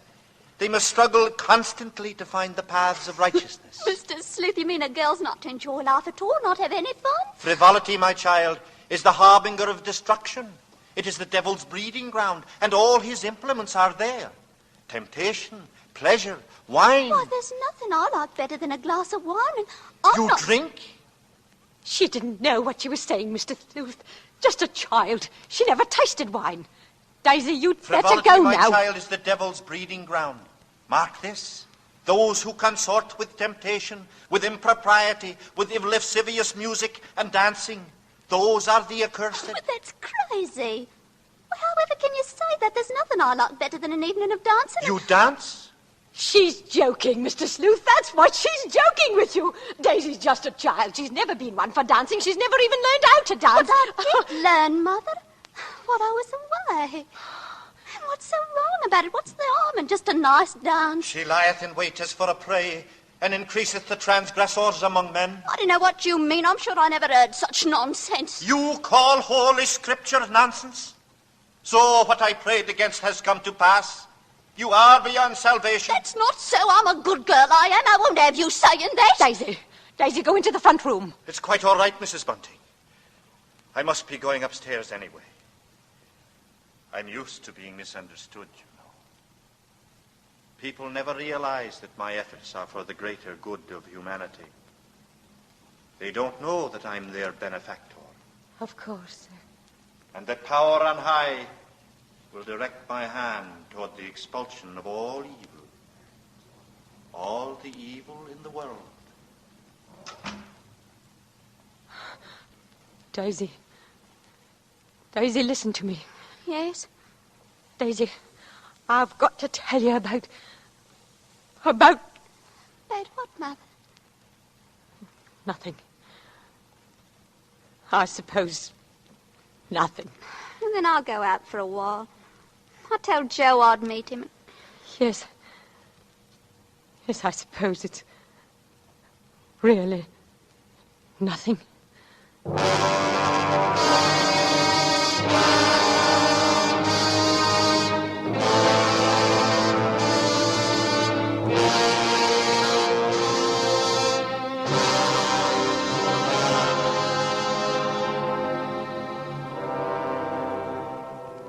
But there was something. Though the words had not yet shaped themselves in her mind, there was a knowledge stark and terrifying. It was as if a grinning face were leaning toward her, whispering, and a hand at her back, thrusting her forward. Ellen ran up the steps. She had to know, and who but the lodger could tell her?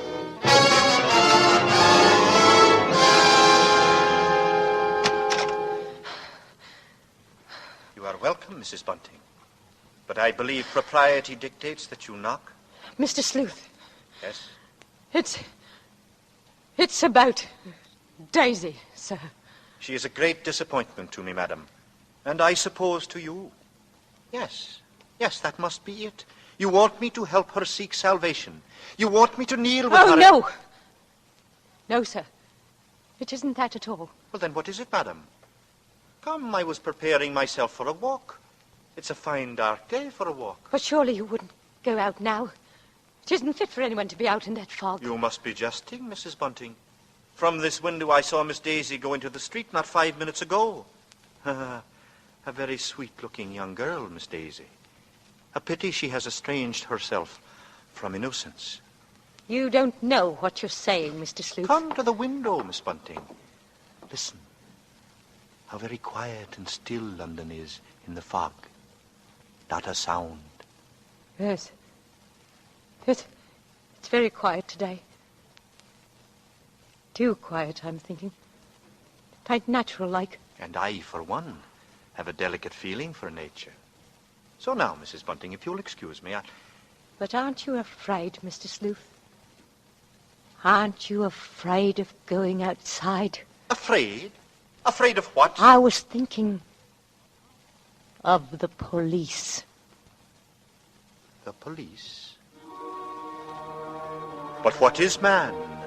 What is man's puny power and his strength when set against that of the highest power? So Ellen had tried, and she had failed. But even then she had had her moment of triumph. Looking out of the window, she had seen Daisy, arm in arm with Joe Chandler, and smiling up into his face. She was relieved when the lodger left the house. She needed this time for thinking. And now she knew what she must do. In an hour or so, Daisy would be coming home with Joe, and then she would ask him to take her to the coroner's inquest. She must give the lodger that last benefit of doubt. And if that should fail, then she would tell Bunting, or go to the police. And in an hour, as she expected. Oh. It's me, Mrs. Bunting. I've come to see you about something. Mind if I come in? Yes, come in, Joe. But where's Daisy? That's what I come to see you about, Mrs. Bunting. About Daisy. You see... Where is she, Joe? What's happened? Well, you see, we were walking, and Miss Daisy asked to be by herself for a while for the reason that... No! Now, don't take on, Mrs. Bunting. What? I don't think what I've got to say can take you by surprise. From the look or two you've been casting me lately. Why, Joe, whatever are you talking about? Well, like I say, Mrs. Bunting, it's your daughter. It's Daisy. I want her hand. I want to marry her. Mr. Bunting now said if it's all right with you, it's all right with him. Then Daisy's all right. Nothing's happened to my Daisy. Well, of course she's all right. She told me she wanted to do some thinking about me, and she didn't want me around while she'd done it. Oh. I left her with her daddy just a minute ago at the corner pub. Well, as far as I'm concerned, you have my blessing, Joe. Oh, that's mighty fine, Mrs. Bunting. And, Joe, I want you to do something for me. Of course I will. Just ask me, Mrs. Bunting. Joe, I want to go to the coroner's inquest tomorrow. Coroner? But why? I've got a reason for wanting to go there. I want you to take me, Joe. Well, I guess I could. Why, sure. Of course I'll take you, Mrs. Bunting. I'd be proud to take my future more any place she says.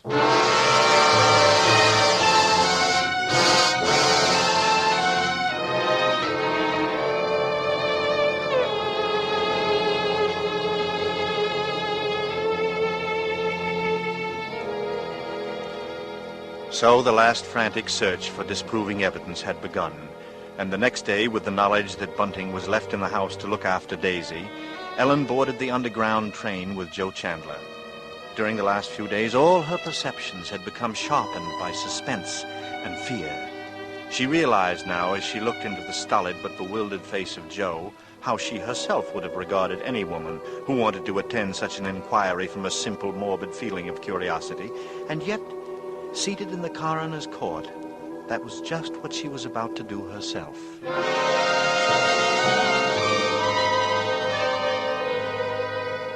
Ellen, seated near the rear of the room, listened to each of the witnesses, and from them she found none of the hope she had come for none of them had seen the Avenger or knew what he looked like. But then... Miss Lizzie Cole may step forward. Right here, Miss Cole. Thank you. Now, we quite understand, Miss Cole, that you think you saw the individual who has perpetrated these terrible crimes. Let us begin at the beginning. What sort of hat was this man wearing? It was just a black hat. A black hat, thank you. And the coat? Were you able to see what sort of coat he was wearing? He hadn't no coat. I remember that very particular. He's a queer one, I said. As it was so chilly, everybody as can wear some sort of coat this weather. But the statement you gave to the newspaper reporters says that the Avenger, according to you, was wearing a coat. A big, heavy coat. I never said so. I was made to say that by the young man from the newspaper. Just put in what he liked in his paper, he did. Not what I said at all. And you assert that he looked at you, is that correct? Frightened me half to death, he did. If you could really see his countenance, for we know that the night was dark and foggy, will you please tell me what he was like? Dark. He was dark. So it went with Miss Lizzie Cole. Most positively, most confidently, the witness declared the man she had seen hurrying by in the darkness was tall. No, he was short. He was thin. No, he was a stoutish young man. And as to whether he was carrying anything or not, Miss Cole absolutely refused to commit herself. The next witness was a Mr. Cannot. This elderly gentleman was certain that he had not only seen the Avenger, but that he had talked to him. It was near Whitechapel, he testified, only a few minutes before the murder, Mr. Coroner, when I saw him. He was quite a tall man, very gaunt-looking. I see. And this man you think was the Avenger. You're quite certain that you met him on the very night he committed the murder we are now investigating? I do so declare, sir. And I might mention a thing about him to which you might attach importance. The man carried a bag, a rather light-colored leather handbag. A handbag, you say? Yes, sir. A small, narrow one, sir. It was such a bag as might contain a long-handled knife. A knife! Please, we must have quiet. Quiet. Now, Mr. Kennard, what made you suppose that this stranger could possibly be the Avenger? Well, this man, as he approached me in the fog, stopped and turned to me. And there was a very wild, mad look on his face, sir, if I may say so. And he spoke to you? Well, as he emerged from the fog, he was talking aloud to himself. Then, as he saw me, he said, "This night, my friend, a night fit for the commission of dark and salutary deeds." Yes, sir, that's exactly what he said, sir. Is that all? He had a rather high, hesitating voice. An educated man, I would judge, but quite mad, as I've told you, sir. What do you mean by that? Well, as he passed by then, he continued speaking to himself aloud. Oh, believe me, sir, believe me, he was reciting scriptures from the Bible. Scriptures from the Bible? Horrified, Helen half rose from her seat, only half hearing the confusion about her. Scriptures from the Bible, you say? Aye, sir. And you ask the court to believe that? I would say, Mr. Cannot, that the man we're looking for would be, least of all, a religious man. And that's where you're in error, Mr. Coroner. The religious note is the very key to the case. I'm convinced of that, sir. Very interesting. And now, if you please, you may stand down, Mr. Kennard. Just a moment, sir, just a moment. You must understand, sir. The man you're looking for must be a religious maniac. That is the only possible explanation. And you must understand, sir, time is going on. I have an important witness to call, a medical witness. Now, if you... But certainly you're not... You may stand down, Mr. Kennard. The court was dismissing the very truth. Ellen knew that. She could no longer keep silent. Her hand shot forth, and she screamed. I want to say...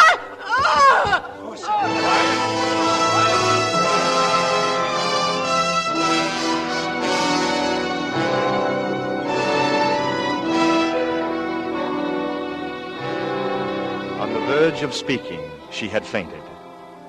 And then, when Ellen was revived a few minutes later, she said nothing.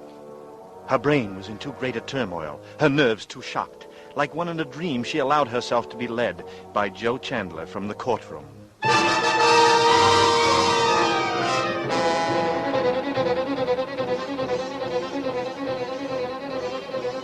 Joe took his leave to go on duty. And as Ellen Bunting's train pulled away from the station, a new torture came to her. Forming in her mind was the awareness that if Sleuth were the murderer, she was equally responsible for his crimes. She had been giving him protection. If anything should happen to Daisy, she would be equally guilty, fully as guilty as the Avenger.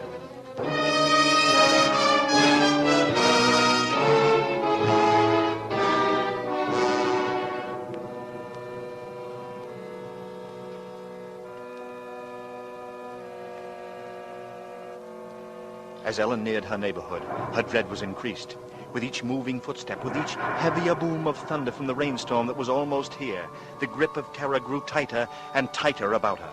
She moved faster and faster. If only she were in time. The first light drops of rain sprinkled her brow as she turned into Maribon Road. Then she saw Bunting walking toward her. Sharply, like the dart of a knife blade, the one fact pierced her mind. Daisy was now alone with the lodger.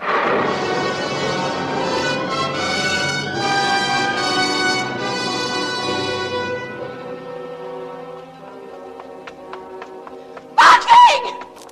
Bunting! Oh, Ellen, what is it? Tell me, Bunting! Where's Daisy?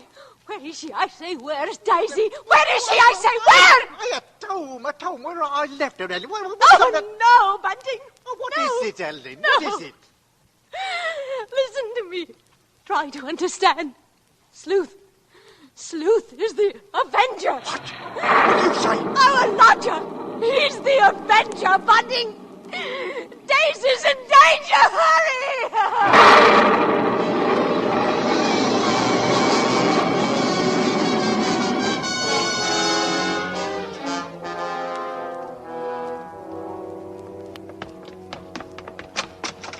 Daisy! Daisy! Daisy! Where are you? I'll look in the kitchen, Bunting. You try the sitting room. Daisy? Daisy! Where are you, Daisy? Answer me, Daisy! Try the bedroom. I did. She's not there. She's not downstairs. Oh, then there's just his room.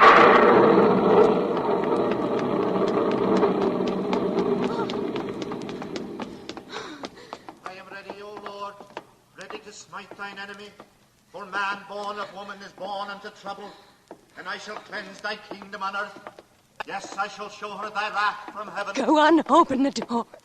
Speak, Lord, I am ready. The power on high will direct the expulsion of evil. The knife! He's got the knife! Daisy! Thy servant heareth. I behold Satan and lightning fell from heaven. In this woman I behold him, and lightning strike him dead.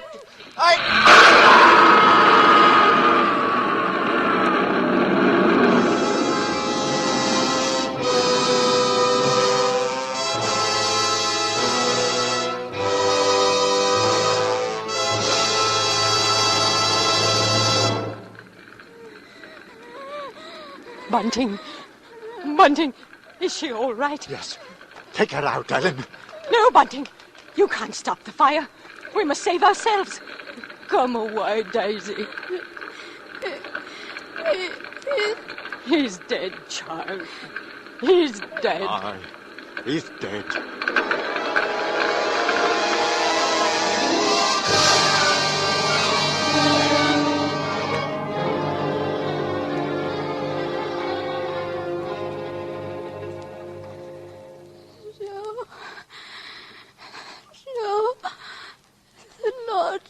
There, Daisy, there. Don't try to talk about it. I'll tell you, Joe, it was queer, it was. As if the Lord himself struck the house with lightning and spread the fires of hell to cleanse whatever the lodger had touched. To burn down the house and all that's in it. Our house. Everything we own. No. Not everything, Helen. Daisy's safe. That's all that should matter to us. She's safe. Thank heaven. Vengeance is mine, saith the Lord.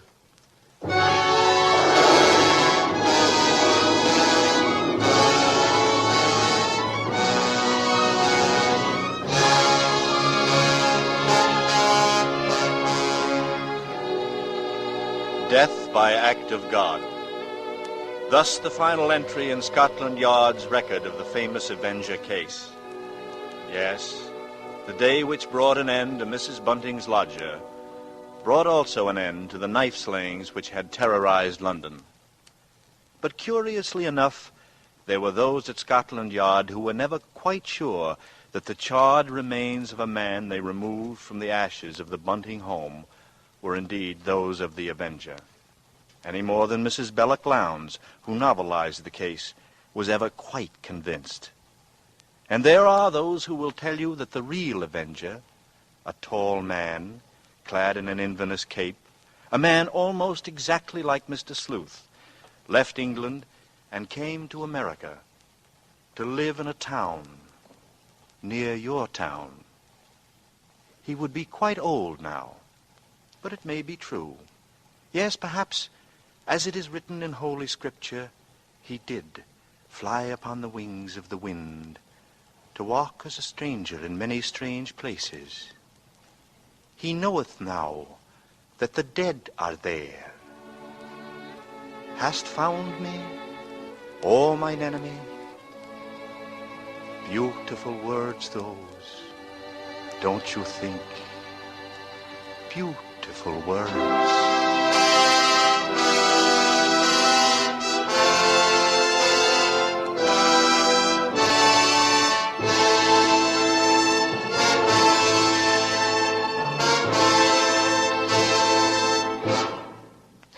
This is Robert Montgomery, without the Inverness cape. And I want to thank Jeanette Nolan, who played Ellen, and Peggy Weber, who was Daisy, for their splendid performances in tonight's play. Next week, we have chosen a story whose elements are natural counterparts of suspense. I guess you could call it a love story, one kind of a love story. For indeed, there is a man and there is a woman who fall in love, and they marry. It is probably only a mischance of fortune that the man has no material means, and the woman comes from a family of substantial wealth. And the dire chain reaction of events, which are then set in motion against the bride's family, are undoubtedly matters of mere coincidence, I imagine. Yes, you could call it a love story. We'll leave it to your own good judgment after you hear Beyond Reason by Devery Freeman, next week's study in Suspense. Mr. Montgomery may currently be seen in the Universal International production Ride the Pink Horse. The Lodger was adapted for Suspense by Robert Tolman and directed by William N. Robeson. Lud Gluskin is our musical director and conductor, and Lucien Moraweck composes the original scores. Next week, hear Beyond Reason on radio's outstanding theater of thrills, 1 hour of Suspense.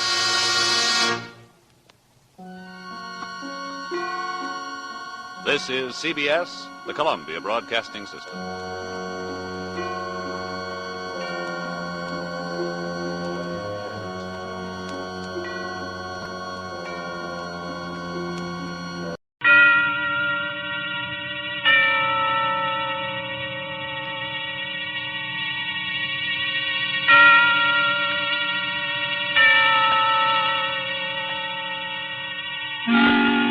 Suspense.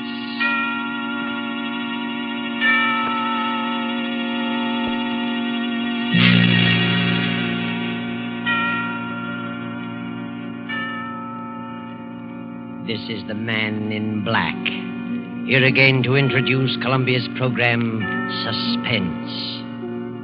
Our star tonight is Bela Lugosi, playing the part of Professor Antonio Basile, psychologist.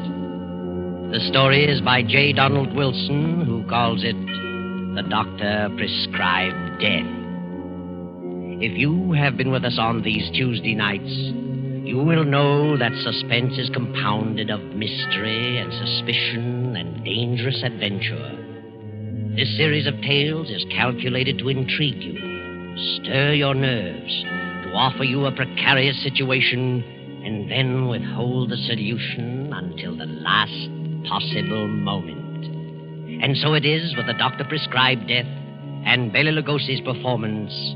We again hope to keep you in suspense. Professor Antonio Basile has a theory, but let him tell you about it. As a psychologist, I have worked out a theory I know to be sound. I contend that a person who has decided to kill himself can very easily be turned from this desire to the desire of taking the life of another. I can prove my theory, and if necessary, that is exactly what I will do.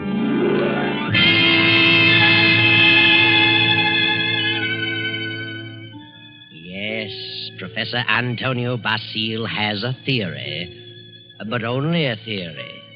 And he's worried about what his publisher will say, so he visits the editor, whose name is Hellman. Hellman finishes the manuscript and tosses it on the desk. Professor Basile leans forward eagerly and...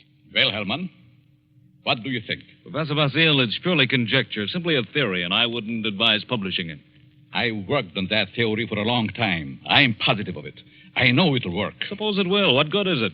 What good have you accomplished if you can prove it'll work? Are you laughing at me, Hellman? It's so silly. An ordinary human being has suffered reverses. Is sick of it all. He wants to leave it all behind. And you say he can be changed to want to kill someone else. I do. Self-destruction and the destruction of other life are closely related in the mind. The dividing line is very thin. It's ridiculous. And you won't publish it? Granger would fire me. Why? He told me that, in his opinion, you should be in the asylum. Mr. Granger said that. Does he think I'm insane? How do I know? Hellman, Mr. Granger didn't say that. It's you who thinks I'm crazy. You've never liked me. For some reason, you are trying to tear me down. Well, we'll see, Mr. Hellman. We'll see. Now, wait a minute. I'll show you whether my works are illogical. I'll show you whether I'm insane. Oh, calm down. I'm going to make you eat those words. I know you don't like me, but I'm going to prove that my theory is sound. Good night. Wait a minute. Basile, wait. You wait, Hellman. You wait. Yes, wait, Hellman. Wait. Professor Basile, seething with resentment, rushes from the office and strides angrily down the street. Insane, huh? I'll prove my theory. I'll find a subject. I'll find someone who wants to take his own life. And so Basile goes home, late for dinner. He finds a note from his wife, Myra, saying she's decided to attend the opera and will be home around 11:30. Then Professor Basile gets an inspiration. He goes to the bridge over the deep canyon, the bridge called Suicide. And strangely enough, he hasn't long to wait. As he stands against the railing in the fog, a figure appears a few feet beyond, stops, prepares to leap. Don't do it. Wait a minute. Listen. Huh? That's very silly. Let go of me. Oh, no. I couldn't do that. I need you. I don't need you. Don't you know this is against the law? You're not an officer. You can't stop me. It's 500 feet to those tracks below. Hard steel rails. And don't believe what they all tell you about not being conscious of what happened. You'd know. People don't die instantly. Let loose. They lie in agony for minutes and sometimes for an hour. It's a horrible death, I know. How do you know? I'm a doctor. Doctor? Yes. I can tell you much simpler ways, much less painful ways, and quicker. You're a nice young girl, an intelligent girl. You wouldn't want it to happen this way. Maybe after I talk to you a while, you wouldn't want to do this at all. No? No. But come on. Let's talk it over. Maybe a few minutes' talk will change the entire picture for you. What could you do to help me? If you'll come, I'll tell you. There's a motive back of your wanting to do this, and I'd like to know what it is. Nothing doing. Haven't you any relatives? Any loved ones you'd like to do something for? Yes? Then if you talk with me for a while, maybe I can find my way clear to help those people. You sound crazy to me. Oh, no. All right, I'll... Where? My apartment. Let's go.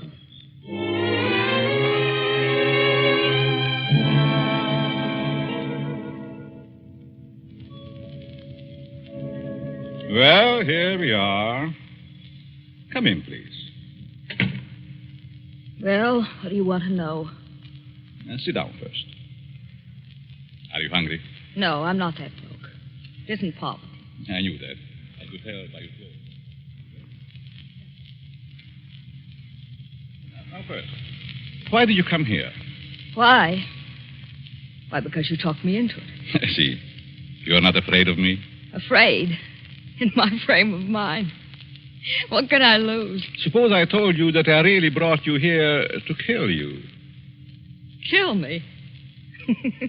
You know, you're a very pretty girl, don't you? Yeah? That doesn't always mean so much. The right man, it might. That's what I thought. But I found out it didn't mean a thing. Ah, then it was because of a man. I knew it. Really? How did you guess? I'm a student of psychology. I'm Professor Antonio Basil. I see.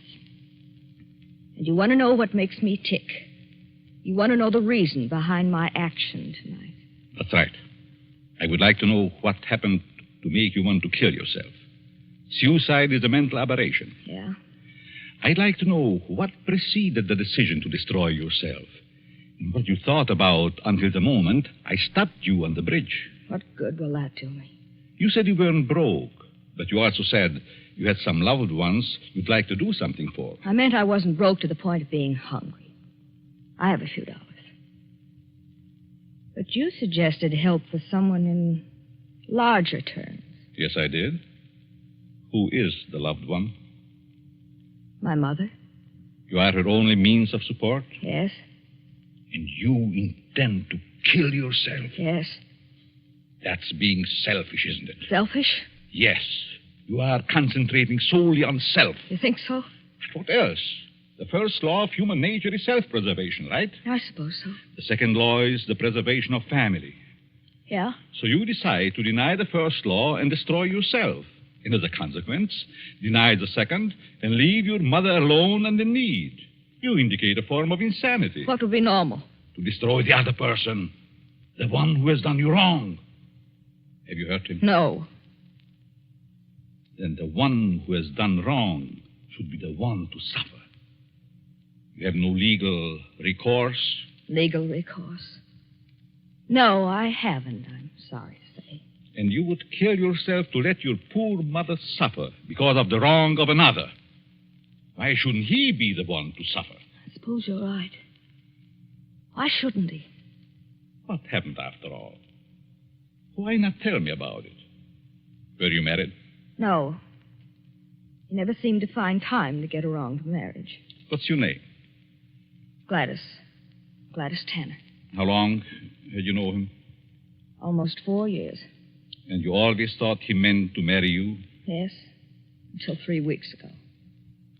Yes? On July 1st, he had to leave town for a week on business. Said he was going to Kansas City. When he came back, he seemed to be too busy to see me. Then a week ago, I found a snapshot along with several others in his desk in his home. May I see it? Certainly. It's a picture of him and another woman. But the picture was not taken in Kansas City. It wasn't? No. It was taken on the beach at Atlantic City. And it's dated by the finisher, July 3rd. Since he returned, he's refused to see me. Yesterday, he finally said he didn't care to see me anymore. That I'd better forget him. But it isn't so easy as that, is it? No. I figured I'd done something. And blame myself. Do you know this blonde woman in this snapshot?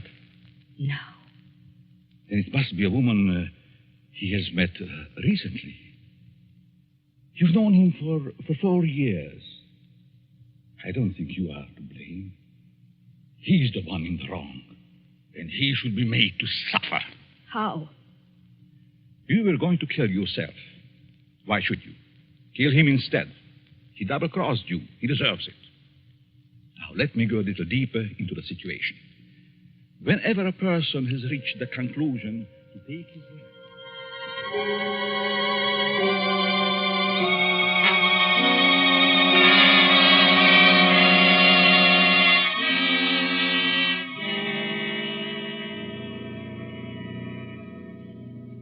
Sure you have made up your mind, Miss Tanner? Positive. Now, if you're careful, you won't be caught. No. But whether you are or not, I'm giving you this check for $1,000 made out to cash to be sent to your mother only after the man is dead. Write his name on this pad. There you are. I will know what has happened by the newspapers. And I will withhold payment until I learn that you have gone through with it. It'll happen tonight. Very well. You are sure? You are determined? Absolutely.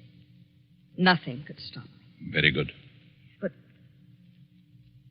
just what would happen if I did get caught? You won't get caught if you follow my instructions. I know. Now, here is a small revolver. It'll fit easily in your purse. That's all you need. Be sure to wipe your fingerprints off and leave the gun near the body.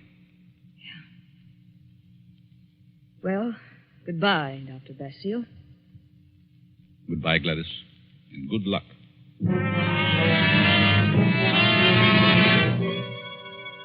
Professor Basile watches Gladys as she crosses the street to the dimly lighted bus stop. Then he rushes to his car and drives away. A few minutes later, he comes to a stop at Hellman's house. Hellman, the editor who ridiculed his theory. Just a minute. Oh. Hello, Basile. Good evening, Hellman. Thought I'd drop out to have a little chat with you. Well, why this time of night? It's kind of late, isn't it? 11. Didn't think that was late for you. No? Come in. Thanks. Sit down. What's on your mind? I want to talk to you about my theory you ridicule so definitely. My theory about suicide. Oh. Well, I just don't believe it, that's all. And I said I'd prove it, didn't I? Yes, but what are you getting at? It's going to be proved. My theory is going to be proved tonight. Oh, that's fine. Go right ahead and prove it. I don't like you, Hellman. I never liked you. And I know you don't like me. I can't help that, Basile. What are you staring at? Is there someone here with you? Certainly not. Why? That's a woman's purse on the Davenport. Oh, my secretary dropped by earlier this evening with the manuscript. She must have forgotten it. She's not here now? Of course not. Then I'll continue. I found a subject. A girl who was ready to commit suicide because a man jilted her. In a few hours, I was successful in changing her thoughts from suicide to homicide, and she is going to kill the man tonight. What do you think of that? There may be a dozen murders tonight. But you'll know which one I mean. You'll know about this murder. What do you mean? Because I'm going to tell you who the victim is going to be. You know who the intended victim is? Why don't you stop it? But then I wouldn't have proved my theory. If you put this girl up to it, you're as guilty as she is. You're insane, Basile. Hopelessly insane. You think so, Herman? The whole idea is mad. Too utterly ridiculous for words. No sane man would ever think of such a useless, senseless idea. And for heaven's sake, stop laughing. I'm thinking about the victim. when he learned. Who is the victim? Morton Hellman. Me? Yes, you. I don't believe you. You will this time. Who is this girl? I know no girl who'd want to kill me. This one does. Now. Oh, nonsense. However, I wouldn't put it past you to hire someone to do something like this. No, this girl is no fake. This girl is serious, deadly serious. You probably hypnotized some poor woman, figuring she'd never remember what happened. Oh, Hellman, you underestimate me. Maybe I do underestimate your evil mind. But believe Put up me... your hands, Hellman. Get away from the desk. I'll just take care of that gun, Hellman. That's better. Well, since when did you start carrying a gun, Basile? A gun? Don't be silly. This isn't a gun in my pocket. It's just my pipe. See? Well, what do you hear, Herman? Nothing. Oh, yes, you do. I heard it, too. The sound on the porch. I leave now. The back way. I put your gun in the kitchen. And I'll be very careful to remove all my fingerprints. You insane fool. Oh, fancy you. You, Hellman, you are going to help prove my theory. Good night, Hellman. Crazy devil. I'll have him locked up before he gets across town. Good evening, Mr. Hellman. Huh? How did you get in here? Through the patio door. What do you want? I wanted to talk to you. Very strangely. You're just imagining things. And what are you doing here? I wanted to tell you something. Yeah? What? When you first indicated to me that you were through with me, I was terribly hurt. I thought all along that we were to be married. I couldn't understand. I tried and tried to think of something I'd done to cause our breakup. Then I happened to find this snapshot in your desk. Snapshot? Take a look at it. Kansas City. No, Atlantic City, New Jersey. You and a blonde. And the date is stamped on the back. A business trip. Ha! Well, what about it? I just wanted you to know that you weren't so slick. I wanted you to know that I knew about the blonde. That I knew you'd lied. Now that you've told me, what good does it do you?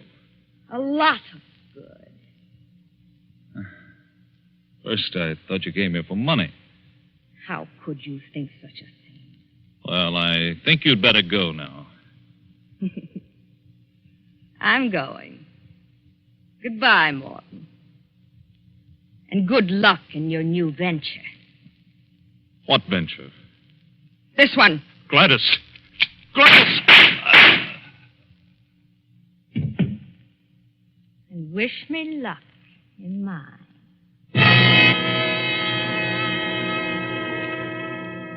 Gladys stands staring a moment at the body of Hellman, then wipes off the gun, drops it to the floor, takes the professor's check from her purse, steps to Hellman's desk and writes a note. Then she puts the note in an envelope with the check, addresses it, stamps it, turns out the lights, and steps out into the dark street. At the corner, she drops the envelope in the mailbox and disappears. Professor Basile heard the shots. His theory worked. Hellman will torment him no more. The perfect crime. So he can go home to his wife now and go to sleep. Myra. Myra. Huh? What? Oh, Antonio. What are you doing asleep on the Davenport? Do you know what time it is? It must be after midnight. I've been waiting for you. How was opera? Oh, fair. Nothing to brag about. Who sang the lead? Belchiati. He wasn't very good. Belchiati? Mm-hmm. He's a poor Othello. Othello? I thought they were doing Ida tonight. No, they switched because someone was ill. Oh, they just as soon have stayed home. Have a nightcap, Myra? No, thanks. I'm tired. I think I'll go to bed. I'll be along presently. Good night.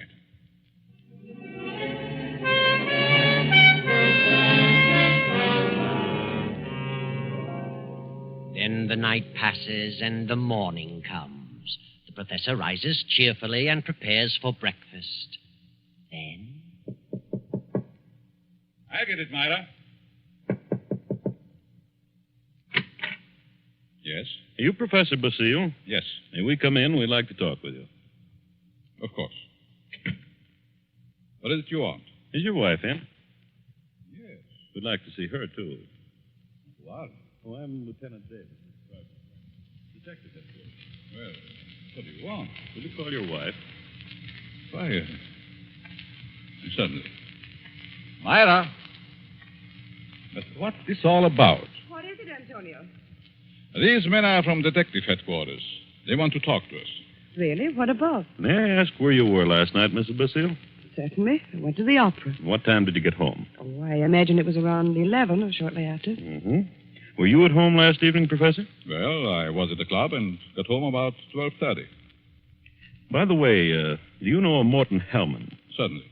What about him? He's been murdered. Murdered? Good Lord. When? Around midnight last night. I found him this morning. How terrible. Why, I've known him for years. He was editor-in-chief of the company publishing my writings. I'm a psychologist, you know. Yes, we know. But what do you want to know from us? We weren't connected socially with Hellman, just in business. Did you know him, Mrs. Basile? Yes, I knew him very slightly. Do either of you know of anyone who'd have reason to kill him? Certainly not. Everyone thought highly of him. Did you ever hear of a girl named Gladys Tanner? Gladys Tanner? No. Did you know of a Gladys Tanner, Mrs. Basile? No.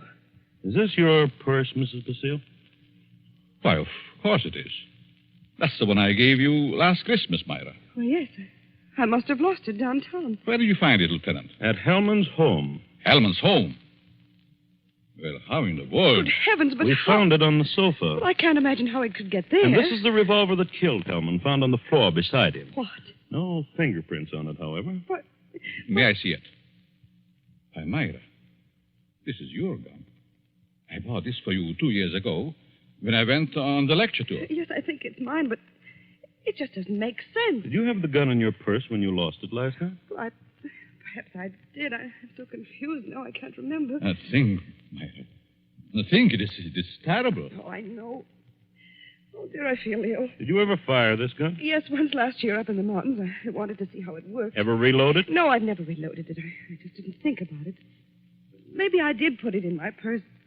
Why, I don't know. And whoever found the purse may have used the gun to... Oh, I just can't seem to think. This gun misfired on the first 2 shots. The other 3 killed Hellman. This is the most amazing piece of coincidence I ever heard of. Why would my wife want to do such a thing? Why should she get to Hellman? She hardly knew him. Are you sure about that, Professor? Of course. Well, sorry to say that I don't believe her. What? This is ridiculous. This is going to be a shock to you, Professor, but here's a snapshot we found on Hellman's desk. Taken in Atlantic City last July. Good heavens. Why, this is you, Myra. You and Hellman. You were at your mother's in Florida in July. Myra, look at me. What does this mean? I can't. And I can't believe such a thing. May I have the purse, the gun, and the photo? Thank you. I'm sorry, but I'll have to take her down to headquarters. But I didn't kill him. I didn't. I wouldn't. I loved him. Myra. You better pull yourself together. You'll have to go back. You'll want photos and fingerprints. Yes.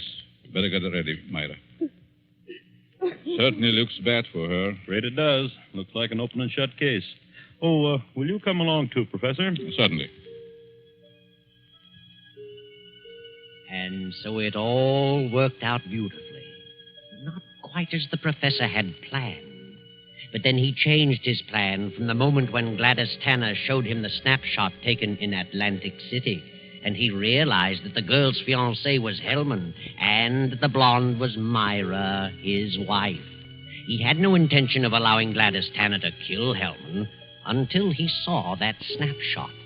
And when he recognized Myra's purse in Hellman's home, he decided to let Gladys kill him and the blame be placed on Myra. The perfect crime. But several hours later, after fingerprints and many questions, the professor is just about to be dismissed when Sergeant Rankin steps into the room and speaks quietly to Lieutenant Davis. What is it, Rankin? I stayed at Basile's place, as you said. Well? A few minutes ago, a special delivery letter came for the professor. This'll knock your eye out. Read it. Well, fits perfectly with the writing we were trying to make out on Helm's desk blotter. Professor, here's a letter sent special delivery to you a few minutes ago, postmarked last night. Read it. Dear Professor Basile, your theory worked a certain degree. You convinced me I should kill him. But when that gun you gave me misfired twice, I almost quit. Go ahead, Professor. Read on. Then as I looked at him on the floor, the feeling of self-destruction came back. I'm going ahead with my plan. Here's your check. I won't need it. Besides, I lied to you. I lost my mother long ago. Better luck next time. Gladys, Tanner. And a half hour ago, they found her body beneath Suicide's Bridge. Well, Professor, your perfect crime has failed. Failed? Yes, failed. Wonderful setup on paper, but your theory backfired and you're up for murder. But I didn't kill him. But you planned it, and you're as guilty as Gladys. She's paid her penalty. Now it's your turn. No. I won't be hanged. Never! Rankin, grab him!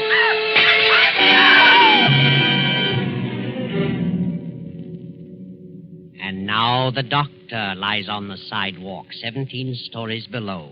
His entire theory worked in reverse.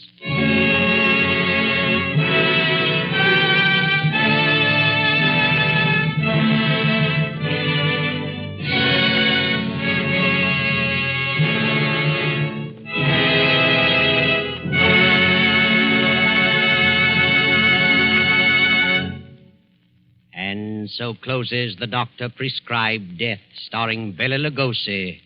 Tonight's story of Suspense. It came to you from Columbia Square in Hollywood.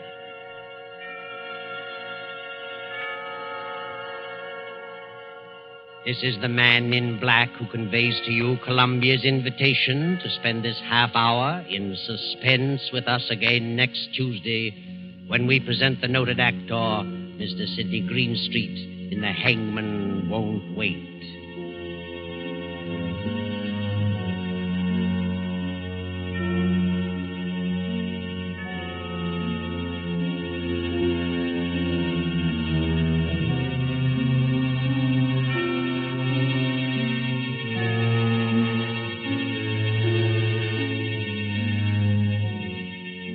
William Spear, the producer, Ted Bliss, the director, Lud Gluskin, the musical director, Lucian Mahuik, the composer, and J. Donald Wilson, the author, collaborated on tonight's Suspense.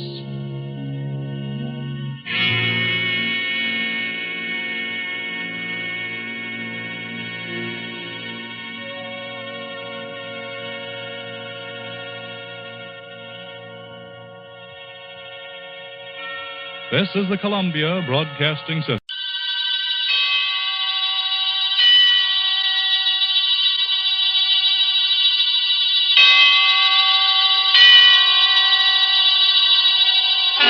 Suspense.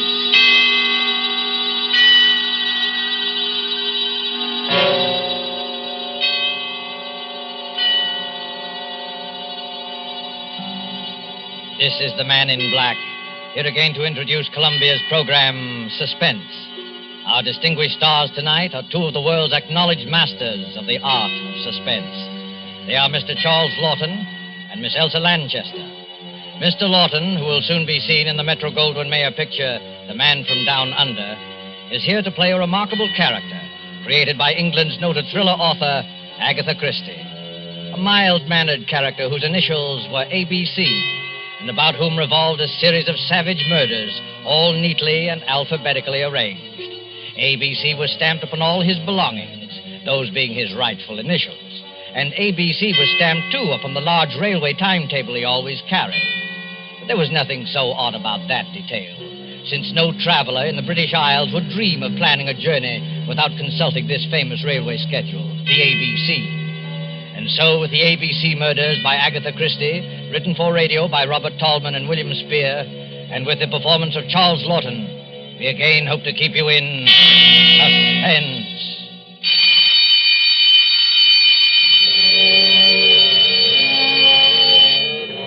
When the time for closing bell rang in the public library, Alexander Bonaparte Cust started, picked up his battered briefcase with the almost faded initials ABC, closed the book he had been reading, and shuffled over to the librarian's desk.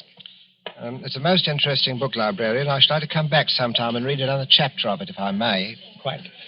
Yes, Mr. Clark. Can I help you, sir? No hurry. Well, I'll be going along now. Thank you.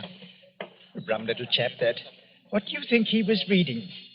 Studies in epileptic somnambulism. Medical stuff, eh? Oh, I say, the little fellow left his briefcase. I'll catch him at the door.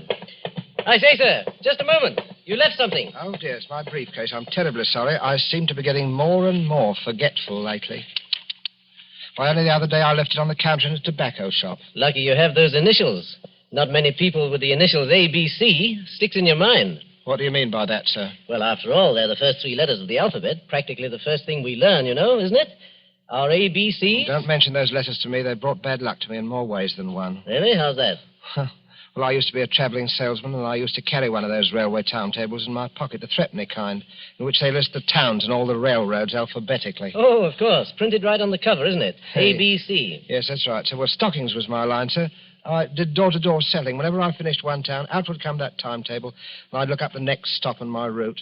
I got sick of the sight of that ABC railway guide, I can tell you, sir. It was like a symbol of failure to me. One dingy little town after another, and all listed in that railway guide with ABC printed on the cover. My own initials staring out at me from every newsstand and every dirty little railroad station in the Midlands. Oh, come on. It couldn't have been as bad as all that. Matter of fact, I never noticed it till I began to get the headaches. Oh, you suffer from headaches? Yes. Have you seen a doctor about it? Oh, no. I wouldn't want to see a doctor about it. I already know what brings them on. Well, if you'd rather not talk about it... Oh, no, it isn't that at all, sir. It was just such a long time ago. During the last war, in fact, Chateau Theory.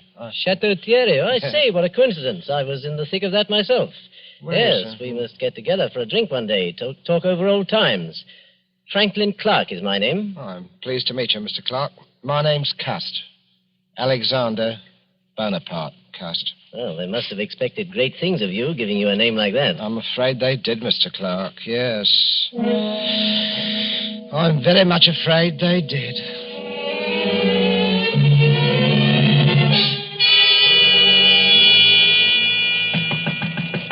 Mr. Cast. Oh, Mr. Cast. Who is it? It's me, Mr. Cast. I've brought you up a spot of tea.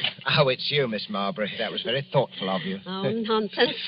You know Mother dotes on you. Oh. You're her favourite lodger. In fact, why, Mr. Cast, you're packing your things. You're not leaving us, are you? Oh, no, I'm just taking a little trip over the bank holiday, you know. Now, don't try to deceive me, Mr. Cast. You're embarrassed about owing us, aren't you? No. You needn't be, Mr. Cast. Really, you needn't. Oh, you are a nice girl, Miss Marbury. You really are a nice girl. As a matter of fact, I'm not going just for the bank holiday. I've something rather important, some very important matters to take care of. You know, it's very possible that my mother didn't have me christened Alexander Bonaparte Cust for nothing. Oh, have you got a position, Mr. Cast? Well... What is it? Well... Oh, come, Mr. Cast. You can tell me, can't you? Well, Miss Lily, I can tell you this much. I shall be travelling quite a lot. In fact, where did I leave that ABC railroad guide? Oh, yes, here it is. First stop, Andover. Andover? That's not very far. No, but I must be getting on if I don't want to miss that train. Now, let me see. Have I got everything? There's my spectacles and my overcoat, my typewriter, my walking stick. Did I ever tell you the history of this walking stick, Miss Marbury? It's a Scottish piece, very old. It's always it's antique. You know, they used to kill people with these back in the days of the old clan wars in Scotland. I wonder how many heads this one has bashed in. Mr. Cast. Oh, please, what a terrible way to talk. Yes, I'm sorry, Miss Marbury. I am a little bit surprised at myself talking like that. It must be my new job. It's gone to my head a bit. That's it. It's gone to me head. Have you got an aspirin by any chance? I've got an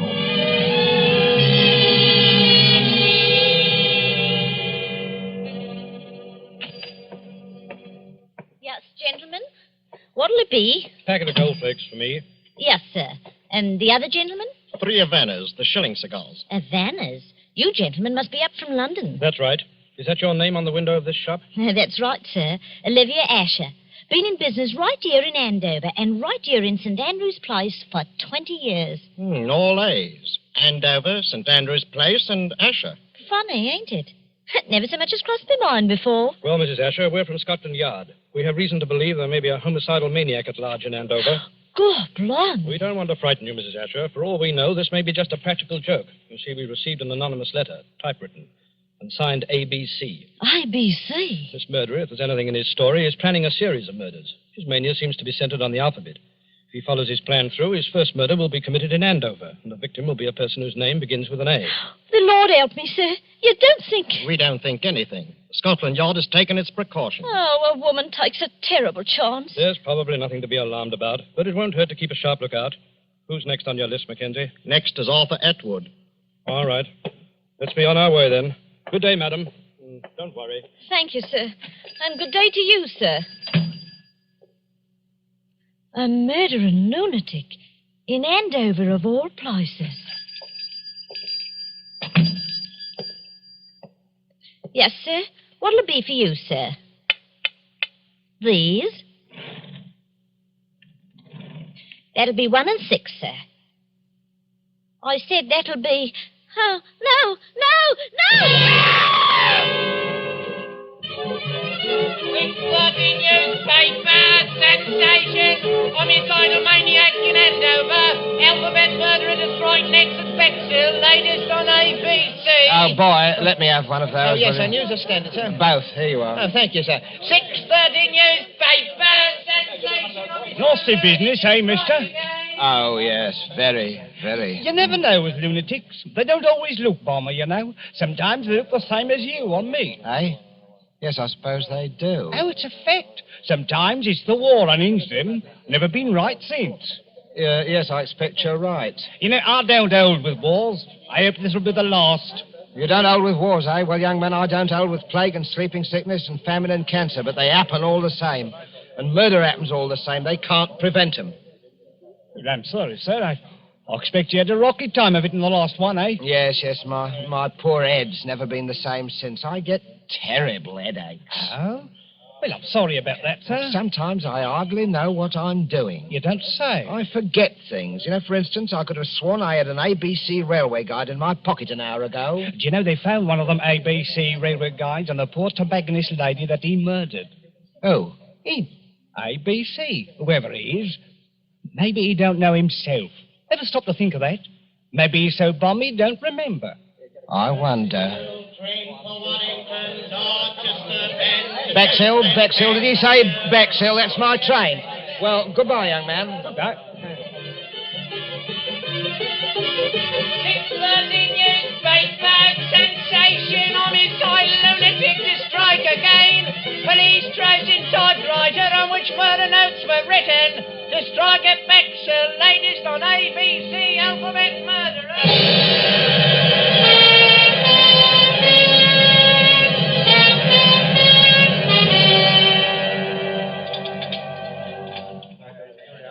Your order, sir? Well, I don't think I'll have the ham. I had ham for breakfast. Yes, I think I'll have the mutton pie. 1 mutton pie. Yes, sir. What's the matter with you? You're trembling, young woman. Is something wrong? Oh, sir, if you only knew. I have to walk home tonight, after they close up here. And there ain't hardly a light in Benson Terrace where I live. Benson Terrace in Bexhill? Yes, sir. You're afraid of the ABC murderer, aren't you? He follows the alphabet, don't he? That was the way he done in Andover. Hey. And does your name begin with a B? Barnard's my name. Mary Barnard. Oh, dear me, Miss Barnard. Well, I don't like to appear forward. Well, anyway, I'm old enough to be your father. Would it make you feel easier if I saw you home tonight? Oh, you don't know, sir. You just don't know what it would mean. Well, what time do they close up here? 9 o'clock. All right, I'll wait outside for you. At 9 o'clock? All right.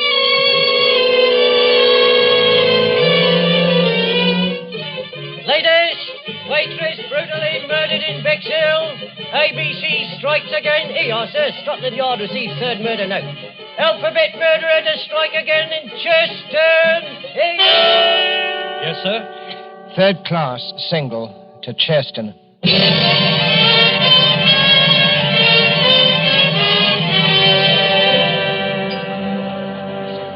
Give me a pint of half and half, please. Yes, sir. There you are, sir. You up from London, sir? Yes, I come directly from London. Ah, salesman? Stockings is my line. Rough going these days, what with rationing, eh? Well. It isn't my old friend Alexander Bonaparte Cuss. I'm sorry, I'm afraid I don't remember. We met in the library, remember? Oh. In London. Yes, had quite a talk. Yeah. Franklin Clark, remember? Yes, of course. You'll forgive me, Mr. Clark. My memory, it seems to be getting worse and worse. But you must have come under better times, Mr. Cuss. New briefcase, I see. Nice, bright, new initials? Well, I got a job shortly after I saw you, Mr. Clark, from Ballinger Limited. Stockings. It's my old line, you know. But to tell you the truth, I haven't been doing very well. Oh, those headaches again? Yes, the headaches.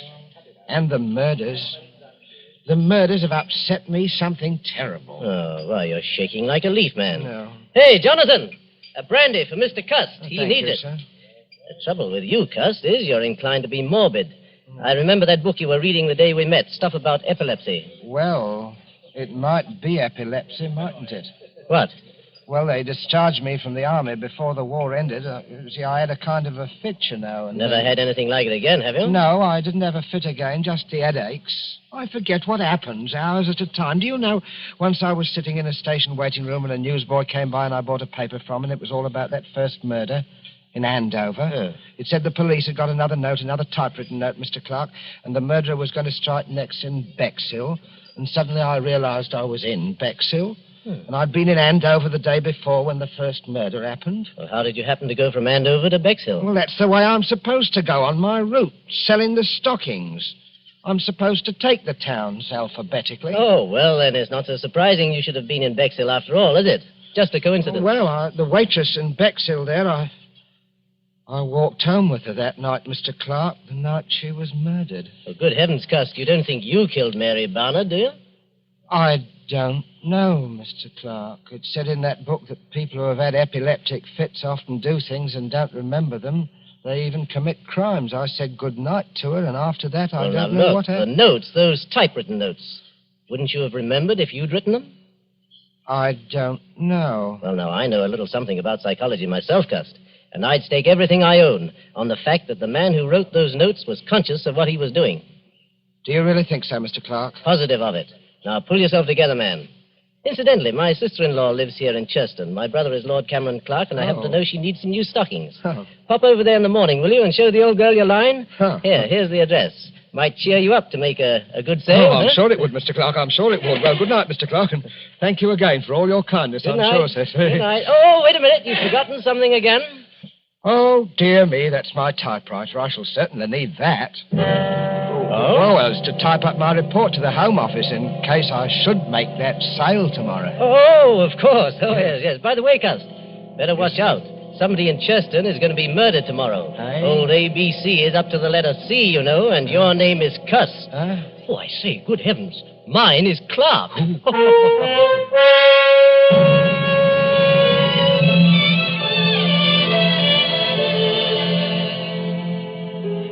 Well, thank you again for your generous order, Lady Clark. I hope you'll be pleased. This line of woolen lined stockings is one of Ballinger's best buys right now, Lady Clark. My brother-in-law told me that you'd had some unfortunate times lately, Mr. Cuss. Yes. But I really did need the stockings, and I should Hello be again, Cuss. Hello, I've sir. been stuffing myself with bacon and eggs. Make a sale, old boy? Oh, yes, Mr. Clark. Thank you very much. Good, good. Louise is filthy with money, and her ladyship's legs are in constant need of recovering. Oh, I wouldn't say that, Yes, sir. really. She wanted the stockings. Well, thank you very much, my lady. I hope I shall have the privilege of serving you again next year. Goodbye, Mr. Cust, and good luck. Cheerio, Cuss. Such a nice little man, Franklin. He's a bit off his nut, I'm afraid. Last night he tried to convince me that he was the ABC murderer. His initials, you know.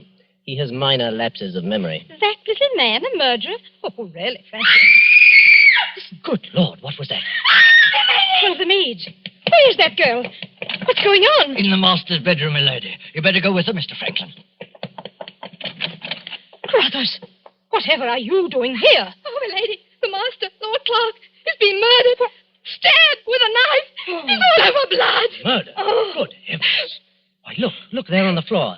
A railway guide and ABC. Take me out of here, Franklin. Oh, Louise, I'm sorry you had to see this. Oh, Cameron.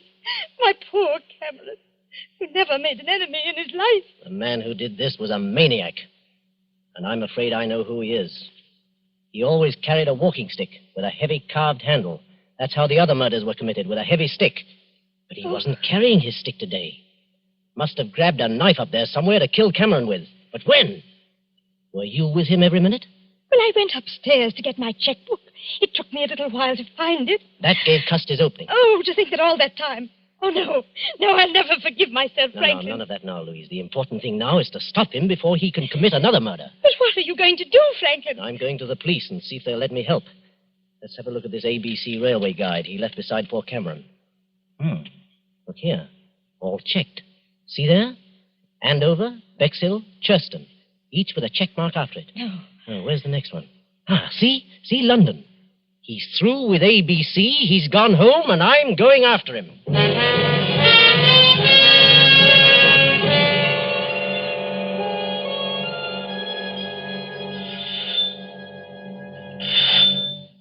Yes?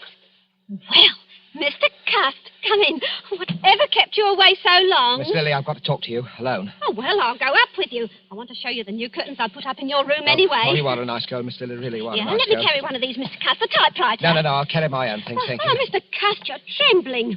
Oh, dear, you do look a fright. Look, I'm going to straight and get you a hot foot bath. No, not now, please. Not now, Miss Lily. There's no time for it. What is it, Mr. Cust?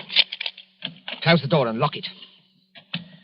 Are you in some trouble, Mr. Cust? I'm in terrible trouble, Miss Lily.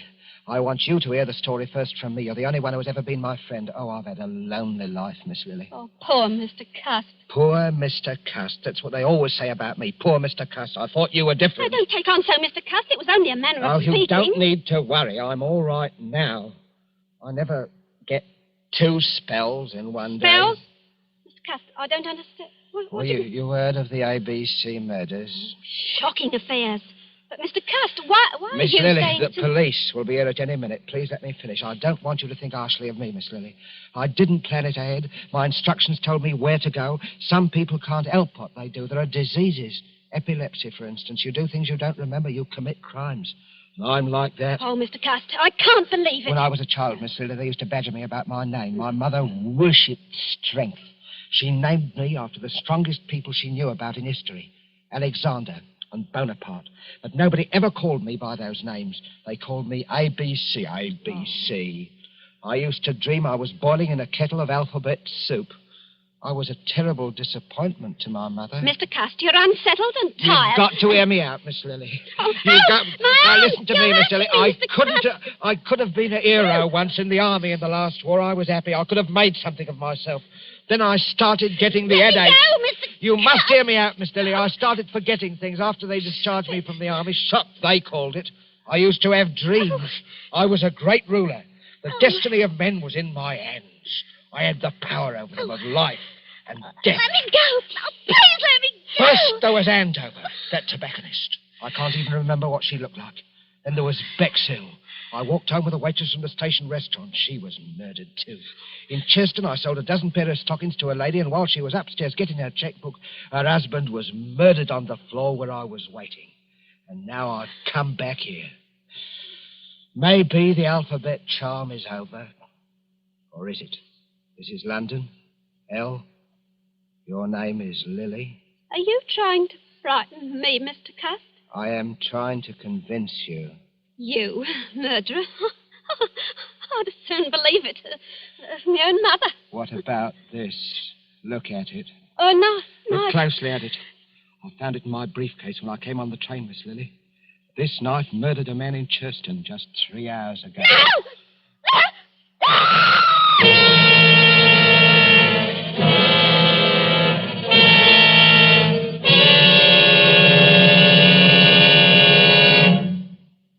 Oh, now, there, Miss Marbury. Don't take on so. He's all handcuffed pretty as you please in the next room.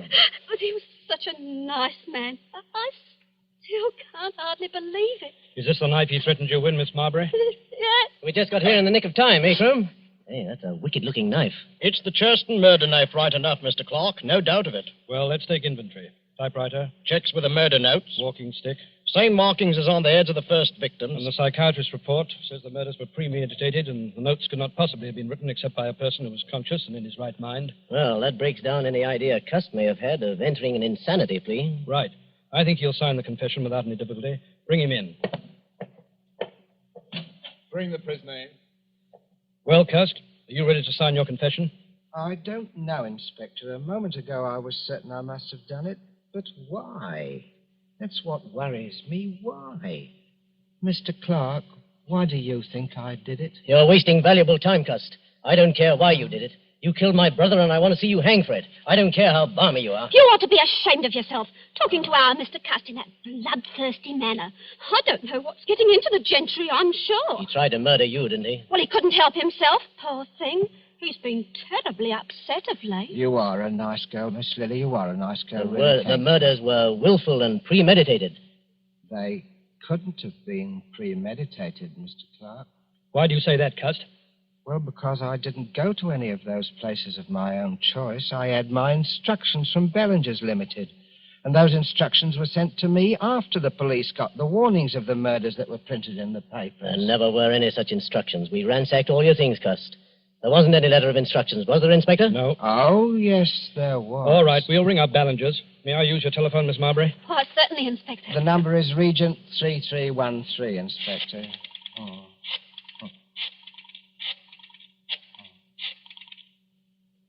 Ballinger's, are you there? Put me on to personnel. Oh, Mac, start packing those exhibits, will you? Oh, right, sir. Crome speaking, Scotland Yard. At what date did you employ a commercial traveler named Alexander Bonaparte Cust? No, Cust. A.B. Cust. Initials A.B.C. Yes, yes. Never employed by you. You're absolutely certain? Did you send a man to Andover or Bexhill last week? Not on your route. Thank you. That's all I wanted to know. Too bad, Cust. I guess this knocks out your last ghost of a chance, doesn't it? No, Mr. Clark. Because, you see, the instructions were in a letter, and that letter is right in this room. Well, let's have a look. Come on, Mackenzie, give me a hand. Let's go through these things again. It won't do you any good to look there, Mr. Clark. I have the letter. Would you like to see it, Mr. Crome? It's here. Well, I'll be...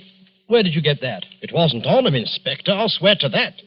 Where did you have this hidden? Well, Inspector, it isn't generally known, but I do wear a small hairpiece. Not out of vanity, mind you. I find it necessary for the business. Let's see that letter. Oh, gladly. Dear Mr. Cust, enclosed find advance. Typewriter is being posted today. You will... What a lot of nonsense, Inspector. Look at the typeface of that letter. It's obviously written on Cust's typewriter. Yes, that's right, Mr. Clark. And the man who wrote that letter was the murderer. Cool as you like, he sent the typewriter to me and instructions on one of Ballinger's letterheads and the money and everything else. What kind of stunt are you trying to pull here, Cust? No stunt. It's just that when you made that telephone call, Inspector, and Ballinger said I'd never worked for them, I knew that the typewriter must have been sent to me by the murderer. And the more I thought about it, the more it seemed to me that the murderer must be Mr. Clark. What? Why, this is too utterly fantastic, Inspector. Really, the murderer would have to had to know something about me.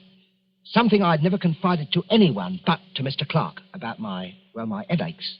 I'd been reading a book in the public library, Inspector, a book on epilepsy, and it seemed to me that what I suffered during the last war might have been epilepsy. And it was on my mind, see? It said that epileptics might commit crimes and not remember them under certain conditions. Without that to go on, the murderer couldn't possibly have pinned the crime on me. That works two ways, Cust. You might have told me that story deliberately, just so you could cook up this story now. Well, I couldn't cook up your fingerprints, Mr. Clark. And I'll wager anything. Your fingerprints are on that letter. Oh, come now, really. Well, that's easily settled. We can do it right here. Won't take a moment. Take a set of Mr. Clark's fingerprints, Mackenzie. You examine the prints in the letter meantime. Right, Inspector. Just press your fingers down firmly on this ink pad, Mr. Clark. What is it, Mr. Clark? It's quite simple, really. Yes, it's so simple it isn't even necessary. I'm afraid this is necessary, Mr. Clark. Only a matter of routine, you know. But I tell you it isn't necessary because Cust is right. I am the murderer. You? But wait, then... You killed your brother, Cameron Clark, so that you would inherit the estate? Yes, exactly. But the others, the A and B murders in Andover and Bexhill and... I committed them, all of them. Yes, but... Come now, gentlemen, surely you'll give me credit for thinking this thing through. If only my brother, Lord Clark, had been murdered, I, being the only heir, would have had a lot of explaining to do. So I invented my own little crime wave to make it appear as though he were just one of the victims of a homicidal maniac. And I must say, it almost came off thanks to the unknowing cooperation of Mr. Cust here. Thank you just the same, Mr. Cust. You're very welcome. Oh, Mr. Cuss, I knew you couldn't be a murderer. Not really. Oh, you are a nice girl, Miss Lily. Really, you are About a those nice headaches, girl. Mr. Cuss. Why don't you go to an oculist? Those headaches. Maybe you just need a new pair of glasses. I think I'll do that, Miss Lily. Good. Do you really think? Of course, I'll wager that's what's been the trouble with me all along. You know, you glasses. need someone to take care of you. Oh, I do, Miss Lily. I do, really. If only you... Oh, but no, you couldn't ever think What, Mr. Cuss? Well, I mean, Miss Lily, I was just thinking it would be really too much to ask anyone. Mrs. Alexander Bonaparte Cust. But when we're married, please don't wear that toupee. It's very conspicuous. Oh, you are a nice girl, Miss Lily. Really, you are. I do hope people won't call you Mrs. ABC.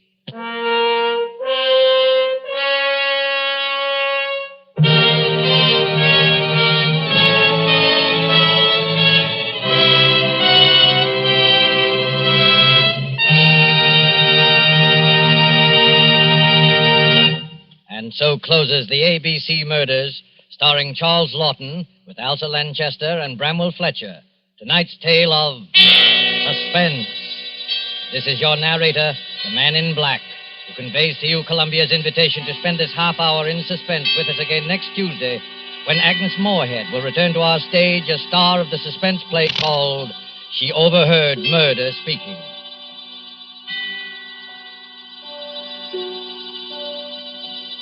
Producer of these broadcasts is William Spear, who with Ted Bliss, the director, Lud Gluskin and Lucian Mahowick, conductor and composer, and Robert Tolman, the radio author, collaborated on tonight's Suspense.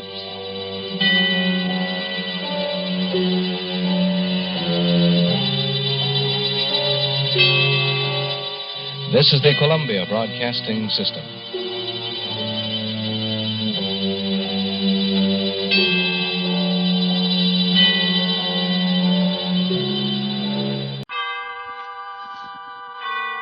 Autolite and its 98,000 dealers bring you Mr. Jack Benny in tonight's presentation of Suspense.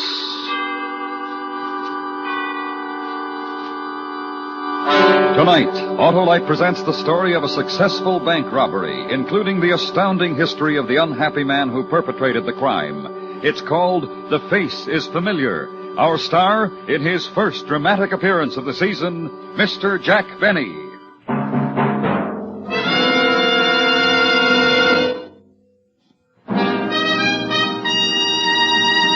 This is Harlow Wilcox speaking for the world-famous Autolite family. Tonight, we announce the $100,000 Autolite family charity drawing. During the next 11 weeks, all of you 18 years of age or over can take part in this greatest of all charitable events. And here's how. Just visit the showroom of any Autolite family car dealer and sign your name and address on the registration form he gives you. Ask him to sign the receipt portion. That's all. Nothing else to do. No need to buy a thing.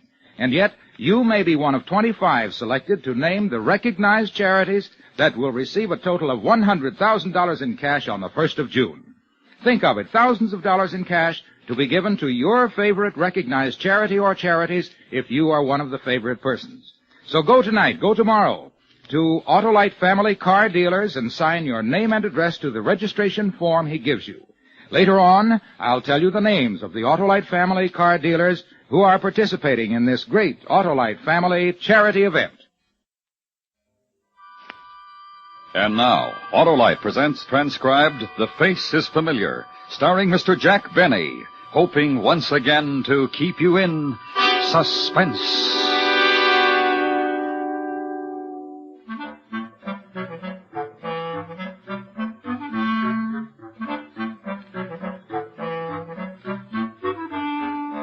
See, I still can't understand why they picked me, of all people. Me, of all people. That's why it's so hard to believe. That it all happened, I mean. But it did. It really did. Just because I like to go to the railroad station. Walk around, look at the trains, study faces. I never forget a face. I never forget a train, either. but it's easier to forget a face. For a matter of fact, I remember some faces that would be a lot better for me to forget. Like Harry Edmonds' face, for instance. That's the day it all started. The day I saw Harry Edmond way across on the other side of the terminal. That's the station. He was talking to a big fellow. Harry's face I remembered right away. I never saw the big fellow before. Better get going, Harry. But you can't pull off the job. I stuck up a bank before. Yeah, sure, and they'd spot you the minute you walked in. I know you, too. This is your hometown. Oh, sure, neither one of us is right. Let the boss decide. Come on. I thought about it on the train down. We need somebody new. We're not splitting this deck with anybody else. It goes 3 ways now. Look, if we have to, we have to. And if we wait too long, we gotta let the whole thing go until next month. Then we wait. Not for me. This town is too hot for me. Somebody is liable to recognize me. Yoo-hoo, Harry! Harry Edmond! Who's that? Where? Over there. Some guy calling you. Harry Edmond, you old son of a gun. Brush this guy. Well, well. Good old Harry Edmond. You got me mixed up with somebody else, mister. No, I haven't. I know who you are. Yeah? Harry Edmond. You used to live on 12th Street and 2nd Avenue. What city? This city. Here. Don't you remember me, Harry? Can't say as I do, so... Harry! Oh, Harry Edmond! Harry! Hey, Harry. No kidding. You remember me, don't you? Seriously, Harry. You remember Pinky Smith? He had a wart on his finger. And Alan Davenport. He had a birthmark on his neck. Well, I'm Tom Jones. I have nothing. I'm clean. Brush him, get rid of him. No, wait. I think we got our answer. Huh? I think we got the agent paid to handle some of our bank business. Harry, try to remember. Go ahead, now. Try to remember. Yeah, 12th Street and 2nd Avenue. That's right. That's right. Well, I used to live around there somewhere, but I still can't... Let me give you a hint. Go ahead. Remember Gordon's candy store on the corner? And remember the great bunch of guys who used to hang out there? Yeah? And remember those pesky kids who used to tag along? Nagging, saying, let us in. Can we come too? Always pesting. Always trying to horn in. Well, one of them was me, Tom Jones. Remember me now, Harry? What'd you say your name was again? Jones. Tom Jones. The name sounds very familiar. We grew up together. Yeah. Well, what are you doing these days? Oh, a little bit of everything. And you? Banking. Oh, money, eh? Yeah. Well, that's a nice field. Well, I gotta go look at the people. It was good talking over old times with you, Harry. Hey, come on. Oh, wait a minute. Look, you mind waiting a minute? What's your name again? Tom Jones. Remember? Oh, yeah, Tom. Yeah, well, wait a minute. Huh? Well, I'm kind of busy. Lots of appointments this afternoon. Oh, I'd like talking over old times with you, Tom. Maybe we could have a drink and dinner. Well... On me. Oh, well, yeah. Good, except that Joe has an appointment here. Joe, couldn't you break it? Wait here a second. Tom Jones. Tom, yeah. Joe, come here. Let me talk to you a second. What? Now I know I got the answer. I know I found the pigeon who's going to do it for us. Let the boss figure that out. I tell you, I got it figured. Look at that guy. Yeah? He is it. Him? He don't look like nothing. Right, he's nothing. Isn't that what we want? Nobody that anybody ever saw before. Nobody that anybody would ever think of looking at twice. Job's ready. And if we don't pull it this afternoon, we lose another whole month, so come on. Oh, Joe can make it. He is going to join us. Joe, I forgot to introduce you. Have you met, It's Jones, for heaven's sake. Yeah. Tom Jones. Tom Jones, yeah. Well, Tom, meet Joe, and don't get sore. He's a kid I grew up with, Joe. We're going to have a great time talking over old times, 2nd Avenue. That's right. And your name is Tom Jones. Yeah. I must admit it is a difficult name to remember because it's so common. Don't you think so? Oh, yeah, I sure do. Well, it'll certainly be nice talking over old times. Oh, yeah, I haven't talked over old times in a long time. Well. Harry Edmonds. Yes, sir, and good old, Tom. Tom, yeah. Better get started. Where to? I want you to meet another old friend of mine.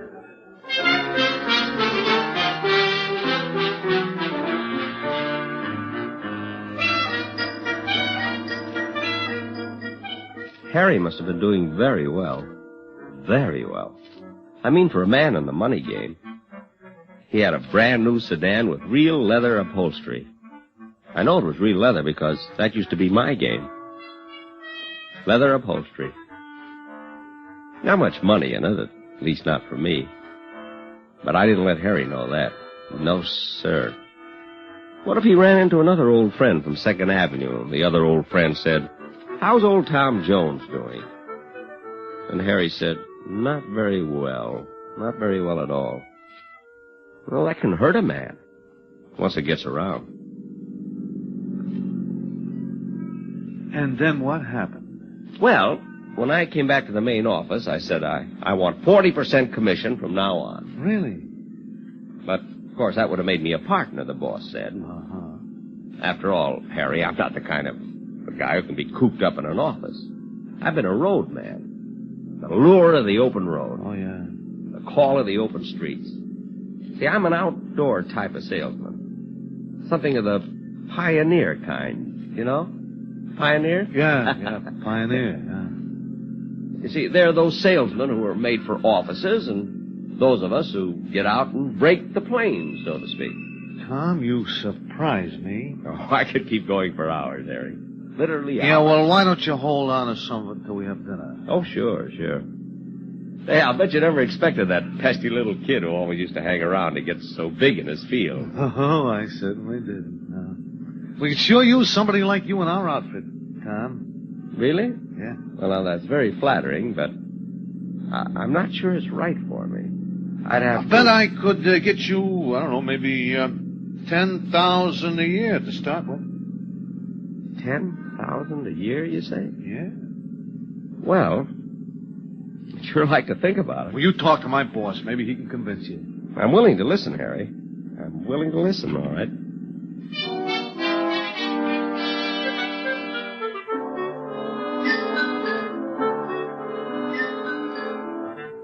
The business Harry was in was mighty successful, if the home of his boss was any indication.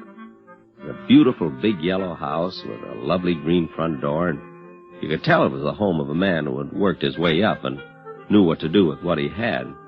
Inside it was very homey. 2 fireplaces in the living room that looked like they were burning. A beautiful plaid carpet that must have been a real Oriental, and they wanted me in the business. Me, Tom Jones, of all people. Brandy, Mr. Jones? No, thanks. Spoil my dinner. Cigar? Well... All clear Havana. Oh, I can see that. I can always tell a good cigar just by looking at it. I know cigars, and faces, trains. You're a very well-informed man, Mr. Jones. Well, you're kind of unusual yourself. Why? You remember my name. Don't most people? Most people don't even recognize me. People I've known for years. Is that so? Now, don't get me wrong. It's an asset in my business. See, people who tell me no when I try to sell them something say, come back next year. But I come back next week and they don't even remember I was in the first time. Believe me, a face like mine doesn't come along every day. I like you, Tom. Mind if I call you Tom? Certainly not, Mr. Just call me Boss. Everybody calls me that, especially people I like. And I like you. I like you, too, Boss. Then you're interested in coming into the organization? Oh, I might give it a whirl. Let's put it that way. I wouldn't want it any other way. A trial for both of us. And the pay Harry mentioned? Oh, I told him a starting salary, boy. Well, let's talk about that at dinner. Come on, we'd better get started. Isn't 2:45 in the afternoon a little early for dinner? We have a few errands to do. Excuse us just a minute? Oh, of course, sure.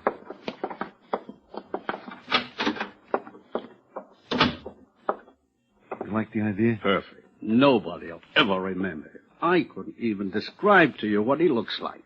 Where's the satchel? Right here, boss. I thought you put the note inside. Well, we wanted you to okay it first. Here, read it.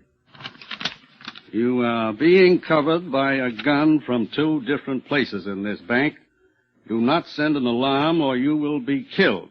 Put $50,000 in the satchel. That's it, on a note. How will you get him to take it in? Always come up with the answer, don't I? Yeah, sure, boss. Come on, let's go.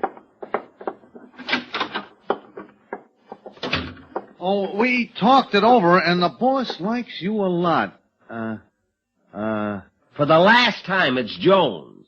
Tom Jones. Yeah, well, I was only kidding, Tom. Yeah. Well, all right. We better get started. Where to first? To the bank, Tom. That's very kind, but completely unnecessary. I don't need my salary in advance. I told you this is a high-class outfit. To the bank. Gee.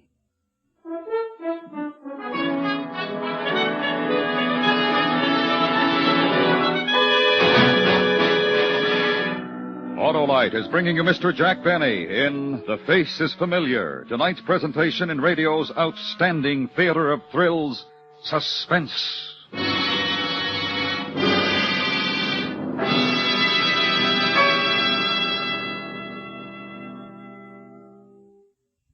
This is Harlow Wilcox again. Tonight, the worldwide Autolite family is privileged to salute a distinguished member, the DeSoto Division of Chrysler Corporation. So, I've stopped in at my local DeSoto Plymouth dealers to learn all about the wonderful DeSoto's 454. Well, you're right about the new DeSoto automatics, Mr. Wilcox. They are wonderful, and for many reasons. For instance, there's the great DeSoto 170 horsepower Fire Dome V8 engine, the world's most efficient engine design. Well, explain why, Mr. Dealer. The secret's in the hemispherical design of the combustion chamber. That's where your fuel is exploded to give you power. This design squeezes every last drop of power out of your fuel. Lets you use regular gasoline for real economy. This, plus DeSoto's fully automatic power flight transmission, power steering, power brakes, and Autolite electrical equipment are just a few of the many reasons why the 1954 DeSoto automatics put you ahead automatically. Thank you, Mr. Dealer. Autolite is proud of its long connection with DeSoto and DeSoto Plymouth dealers everywhere. And now, Autolite brings back to our Hollywood soundstage Mr. Jack Benny in Elliot Lewis's production of The Face is Familiar, a tale well calculated to keep you in suspense.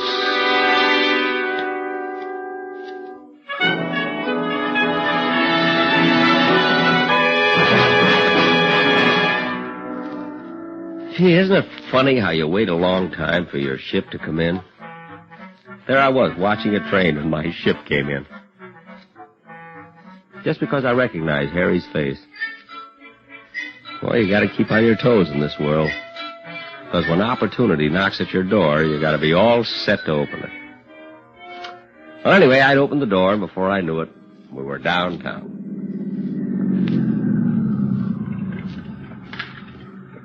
Gee, the bank already? I hardly noticed we were moving. Do you mind waiting a few minutes? Oh, not at all. I like you, Tom. Let me tell you, I like you, too. I'm certainly glad Harry met you after all these years. And I'm glad, too. I like Harry. And I like you, too, Tom. Tom, yeah. You know, I feel like I've known all of you. Just all of you since 2nd Avenue. Boss, I even feel like I grew up with you. Well, that's very nice of you, Tom. Who's going to get the payroll? Is that why we stopped at the bank? You pick up your own payroll? Sure, why not? For how much? $50,000. $50,000? And you pick it up yourself? It's my money, and I worked hard for it. It's my way. And if you don't like my way of doing things, Tom... No, not at all. I've always felt, personally, I've always felt that people should pick up their own money. Always. Especially if it's $50,000 or more. Besides, armored cars haven't been doing too well in the past few years. I like the way you think. Well, maybe we should all pick up the payroll. Wouldn't that make us a little too conspicuous? Yeah. Besides, I want to discuss you a little more. I think you'll work out. Fine. Say, maybe Harry can pick up the money while we talk. I wanted to discuss you with Harry. Oh. Well, how about Joe? Joe picked it up last time. I don't like the same man going in twice in a row. See, not Harry, not Joe, or you. Me? I hate to ask you. You're not really part of my organization yet, and I don't like to see a man work unless he gets paid for it. Well, I'd be happy to. Just delighted. Besides, I'm going to have to get used to large sums of money, and I guess there's no time to start like the present. Just take this satchel up to the window and give it to the teller. The withdrawal slip is inside. The teller will know exactly what to do. Go Oh, sure, of course. Now, boss, we'll wait until he's in. Did you call me? No. Go right ahead.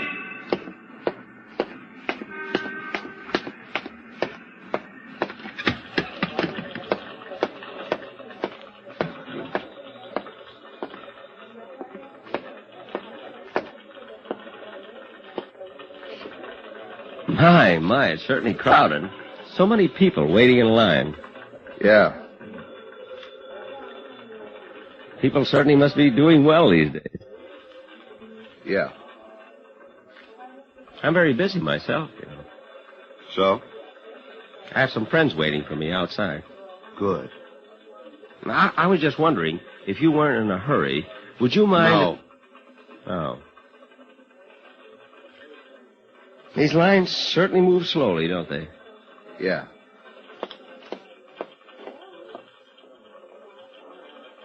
Well, he certainly took long enough at that window. Yeah. I hate people who dawdle over money. Don't you? I guess. Your transaction isn't going to take very long, is it? Nope. Good. That big bag you're carrying had me worried. Yeah? What sort of business are you in? Penny vending machines. Pennies? All those are pennies? Something wrong with pennies? Oh, no. No, of course not. Excuse me. I think I'll try that other line.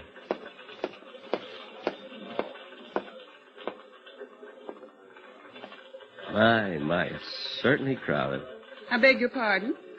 I say it's crowded. For such a big bank. Wouldn't you think they'd have more tellers? I certainly do. I mean, one, say, to handle pennies and so forth, you know.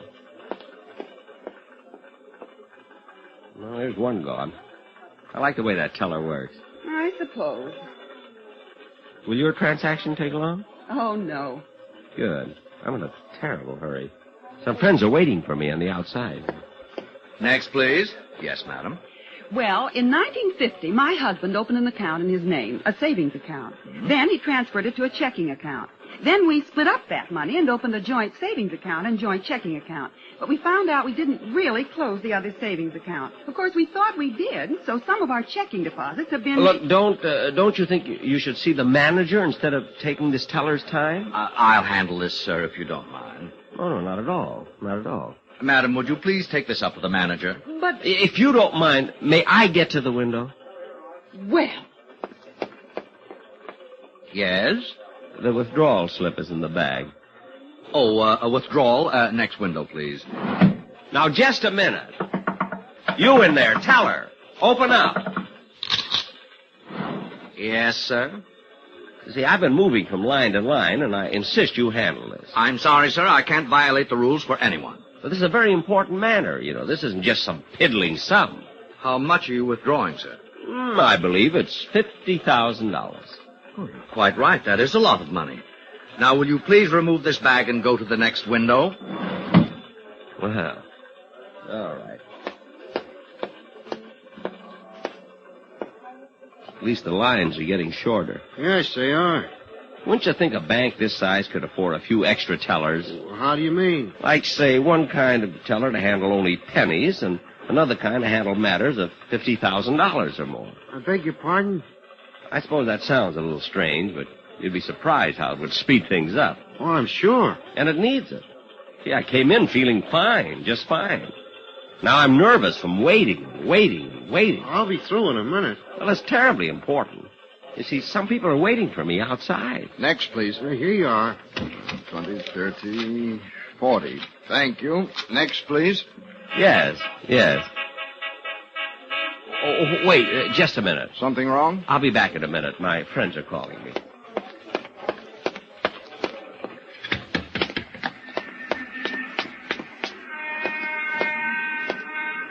Did you fellas call me? No. Go back. But someone honked the horn. I saw somebody else wave. Go back. A mistake. Just turn around and go back. We'll be here.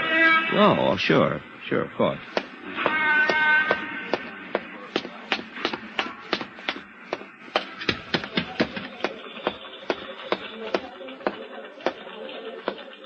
All right, sir. Here's the bag. Your deposit slip, sir. Withdrawal. The slip is on the inside. From time to time.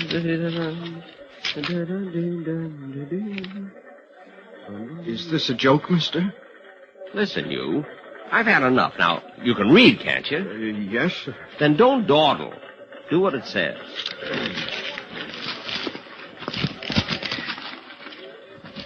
That's fine. That's much better. Yes, sir.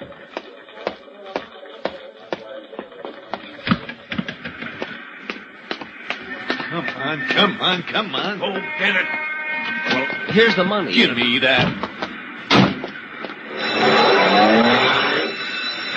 Hey, Harry! Where are you going? Stop! What are you doing? Harry!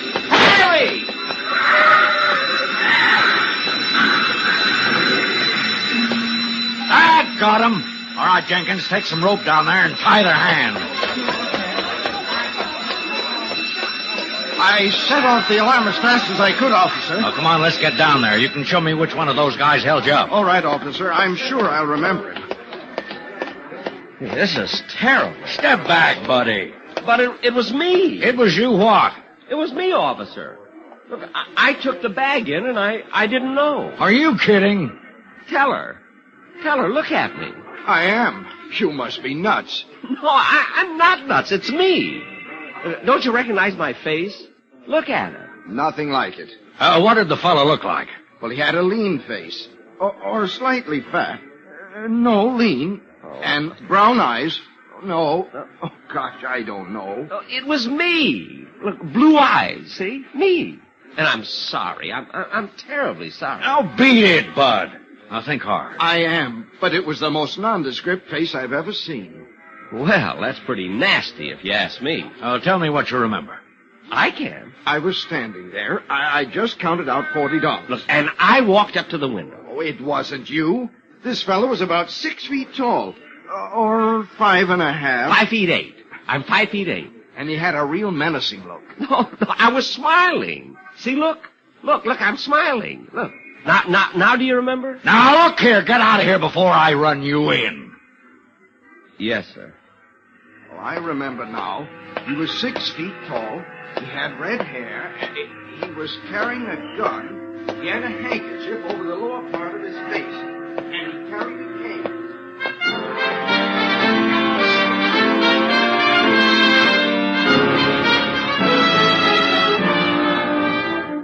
Well, that's what happened.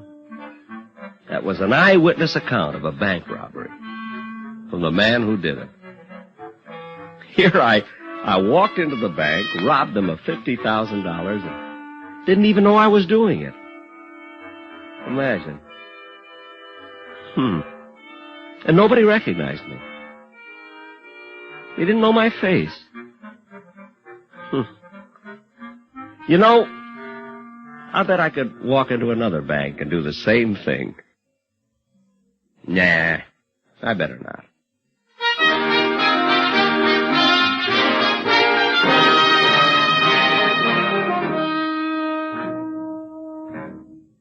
Suspense. Presented by Autolite. Tonight's star, Mr. Jack Benny. Be sure you take part in the great Autolite Family charity drawing now at your Autolite Family car dealers. No need to buy a thing. Just sign your name to the registration form he gives you. Ask him to sign the receipt portion. You may be one of 25 selected to name the recognized charities that will share a total of this $100,000 cash distribution on June 1st. Here are the car dealers in your territory who have the Autolite Family charity drawing registration forms. DeSoto, Hudson, Dodge, Nash, Packard, Plymouth, Kaiser, Studebaker, Willis, and Chrysler. Visit them tomorrow. Fill out a registration form. Do your part to help favorite charities in your community share in this $100,000 cash distribution. Next week, a story based on fact. The dramatization of one man's deadly way of earning his living.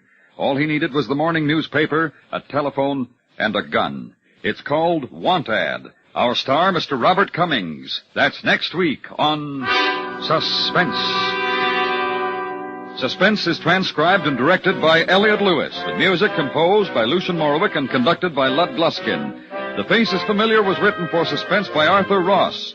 In tonight's story, Sheldon Leonard was heard as Harry and Clayton Post as Joe. Featured in the cast were Joseph Kearns, Herb Butterfield, Gene Wood, Hy Averback, and Stan Farrar. The Jack Benny Show may be heard every Sunday on the CBS Radio Network.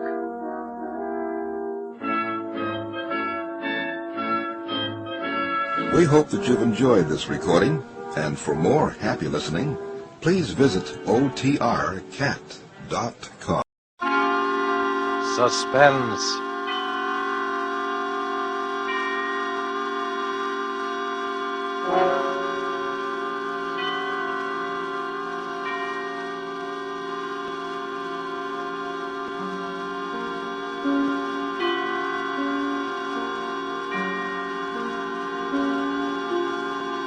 This is the Man in Black, here again to introduce Columbia's program, Suspense. Heading our starring Hollywood cast tonight is Mr. Laird Cregar, who will be seen shortly in the 20th Century Fox production of one of the great suspense stories of all time, The Lodger. Tonight, Mr. Cregar appears as a cynical gentleman who made an unusual bet with death. With Mr. Cregar is a cast of the screen's most distinguished and characteristic players, Miss Helen Vinson, Mr. Walter Kingsford, Mr. George Couloris, Mr. Harold Huber, and Mr. Ian Wolfe, here to bring us the suspense play called The Last Letter of Dr. Bronson. And so with the performance of Laird Cregar as he writes for us this last letter of Dr. Bronson, and with the performances of, in the order of their appearance, Walter Kingsford, Ian Wolfe, Harold Huber, Helen Vinson, and George Couloris, we again hope to keep you in Suspense.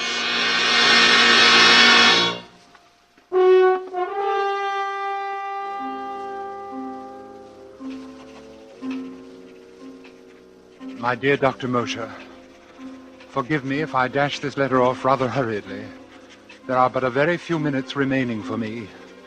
The few minutes between now and midnight. You have always protested my fascination with the subject of death. It irked you to hear me discuss the latest electrocution or hanging. I remember your sarcasm the day you found me staring down from the top of the Empire State Building, speculating on the thoughts of a man about to leap from that pinnacle. You alone, Mosher, know how this fascination led to my latest experiment. I should say, my last experiment. I promised you a complete account of it all. Here is that account. First of all, let me recall a conversation which we held here in my study a little over a year ago. There you go again, Bronson. Death and murder. Really, you're unhealthy. Please answer my question, Mosher. Why do men behave as they do? What keeps them from breaking loose? Why don't they kill one another as animals do? Why, because they aren't animals. But, my dear Mosher, being neither vegetable nor mineral, they must be animals. But what I mean that is... you do not know the answer. I do. So?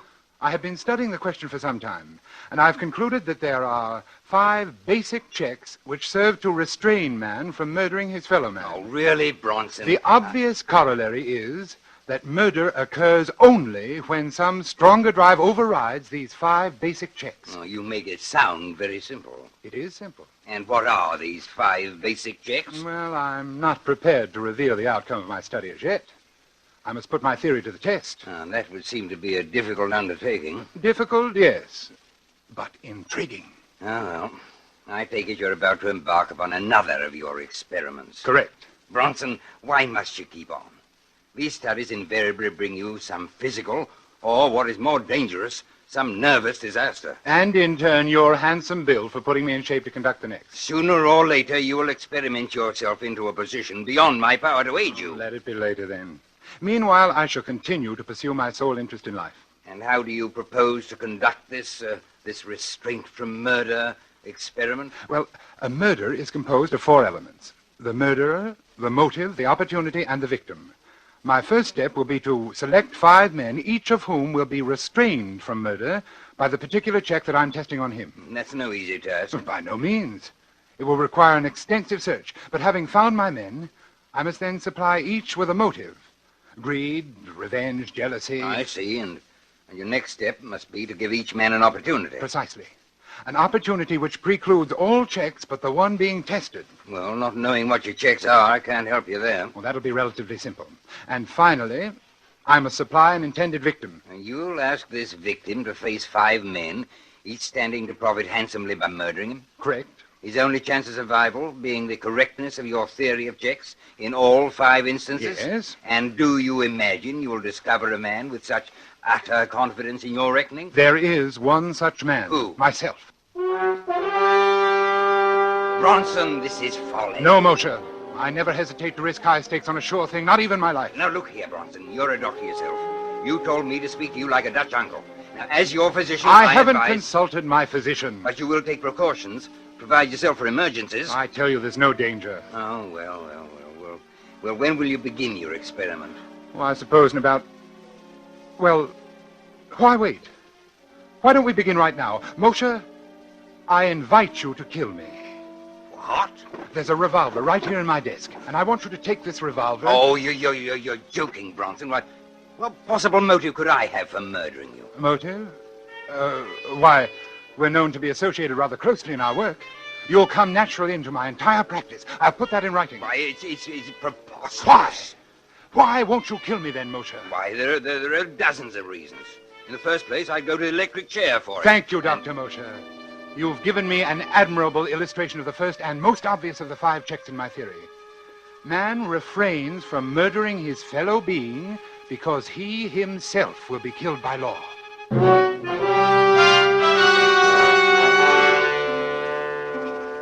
Remember, Moshe? Remember how it began? That was more than a year ago. Yes, I've spent more than a year in selecting my other 4 subjects, because the checks I wanted them to prove were not so simple. In selecting my people, it was necessary that I cultivate the friendship of each, so that when the time should come to confront him with my proposition, I should be certain of how he would act.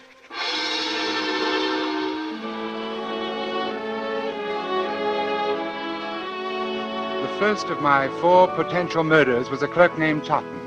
Totten was badly in debt, his wife in the hospital about to undergo an expensive operation, and he was a deeply religious man. We went to church together on Sunday evenings at St. Luke's, right around the corner from my apartment. One Sunday evening after the service, I asked him to come to my apartment, and we talked as we walked along. You know, Dr. Bronson, I was talking about you to my wife the other day, before they took her to the hospital. I was saying what a great comfort it was to be with you these Sunday nights. Now, come, Mr. Totten, you embarrass me. No, I mean it. In the world today, too many people seem to feel that they no longer need their God. Yes, but their lives are void of the great thing you have in your faith. The church is a great comfort to me, and I do need something to cling to in times like these. Mr. Totten, you could make rather good use of $5,000, couldn't you? It isn't like you to make fun of my poverty. No, I'm quite sincere. You know what even $100 would mean to me, and at present more than ever. Yes, with your wife's misfortune. Oh, isn't this your apartment we're passing? Oh, I want to go in the side way. We shall be unobserved. Unobserved? Oh, you'll understand presently.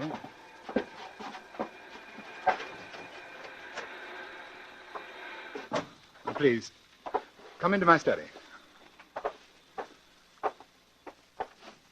Here we are. And now if you'll take this chair opposite my desk. Thank you. Mr. Totten, you said that even $100 would be a great help to you. Here in my desk, I have this package containing $5,000. Well, what could I do for you that would be worth all that money? Let me explain. My doctor called on me yesterday, and he told me, well, to be quite frank with you, Mr. Totten, he said that I was slowly going mad. Oh, no, that couldn't be. I'm quite all right at present, but it's only a matter of time, and I'd rather not have to face it. I believe you can understand that. But there must be something you can do, knowing in advance. There is, and I want you to help me. I don't understand. Put on these gloves. Take them. But why? As soon as you have them on, I shall hand you this paper knife. Notice how very sharp it is. I grip it firmly, thus, and clearly impress my fingerprints on the handle. Finally, here on the desk, I am leaving this note, explaining that I have committed suicide. Suicide? When the knife is in your hand, I want you to drive it into my heart. Then you may leave by the same way we came in. You will be quite unnoticed, and with the $5,000 in your pocket. You can't mean this. But I do. You see, I don't have the nerve to... Well, I can't quite make the final move myself. You would greatly oblige me. And with the $5,000, you will be able to give your wife the treatment she needs. What do you say? You can't die yet. You're not ready. Would you have me wait until I've gone mad? You can't take the matter of life and death into your own hands. I am not asking you to pass judgment upon my actions. Whether I wish to live or die is my own concern, and my mind is resolved. Is that clear? I'm sorry for you. I'm merely asking you to do something for which I will pay you very well. You will, of course, be killing me. But if you could realize what life would be like for me, otherwise I'm very sorry, but I can't oblige you. If it's the law you fear... No, it's not that. You seem to have arranged that perfectly. Then what is it? I'm an honest Christian, and I thought you were, Dr. Bronson. If you don't understand why I can't do this monstrous thing, I suggest you look up the 6th commandment. Good night.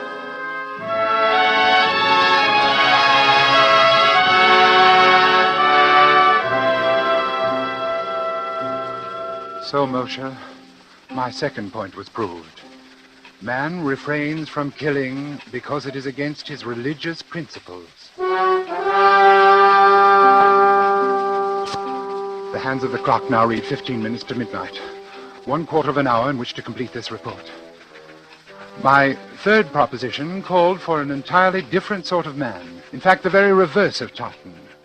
A man who believed neither in heaven nor hell, and also a man of little intelligence. It required careful search. For a number of nights, I frequented the rougher districts of the city. At first, I had no luck. Then one night, I came upon my man very unexpectedly. I was walking along one of the darker streets. There was no one in view.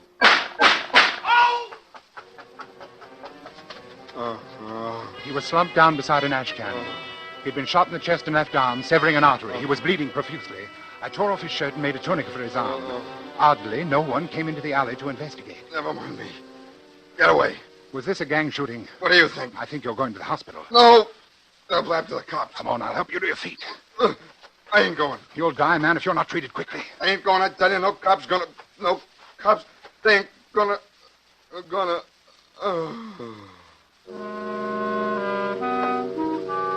His name was Matt Doyle. I visited Doyle in the hospital almost every day. Several months later, I decided to put him to the test.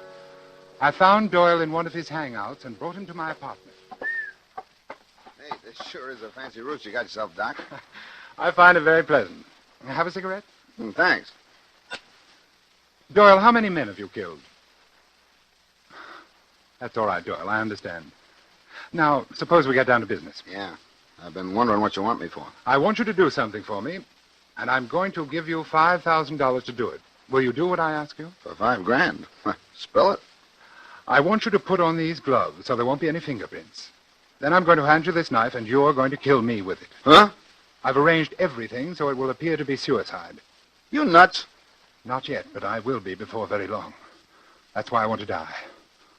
All you have to do is stab me and slip out with this $5,000. Is this on the level? Absolutely. This wad of dough is mine if I kill you? That's right. And nobody will know I done it? No one. These gloves is kind of big for me. That's all right. They'll do. Yeah.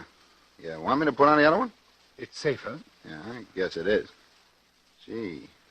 What is it? I was just thinking. $5,000. Oh, the boss has got to pay me more next. I never got...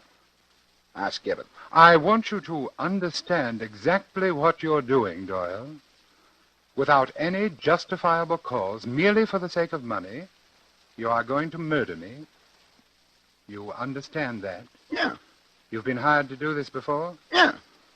I suppose it don't hurt to talk about it now that you're But you've never killed a friend, have you? Yeah, I have. Anyway, they was my pals till they got in the boss's way, but when the bosses say slip it to a Matt, then they was just another job to me. But there's a little difference in this case, Doyle. I saved your life. Yeah. I don't know. What? I don't know. Nope, I can't do it. But I thought you said that Here, you... take these gloves. Afraid of the law? No. What's the matter, then? Is it because I'm your friend? That's more than that. I can't bump you off, even if you want it. It would be an act of true friendship. I ain't so sure. When a cat has fits, you put it out of its misery, don't you? That's what I want. Oblivion. Peace. Sorry, Doc, I ain't the guy. It's like you said. You saved my life, so that's that. I'm sorry. I wish you could help me. Oh, me too, but not that. Now, if you got some other punk you want took care of... There's no one. Thanks just the same. Oh, don't mention it.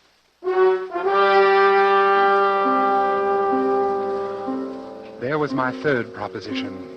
Man will not kill fellow man if a sufficient degree of gratitude has been invoked. Even a professional killer and one of the lowest examples of human life, such as Doyle, could not bring himself to murder his benefactor.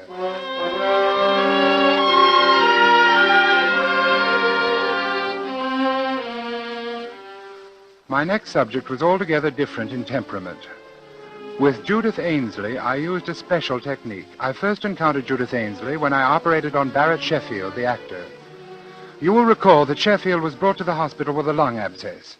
As I prepared to do the rib resection, I noticed that the nurse standing beside me was greatly agitated. Retractors, Doctor. Thank you. Doctor, do you think this is advisable? What? His dyspnea is more pronounced. Listen. Miss Ainsley, another hemostat, please. But he's getting blue. Doctor, do you think you really should? He's cyanotic. Miss Ainsley. I'm sorry, Doctor, but if... Doctor. Quickly, caffeine. Quickly!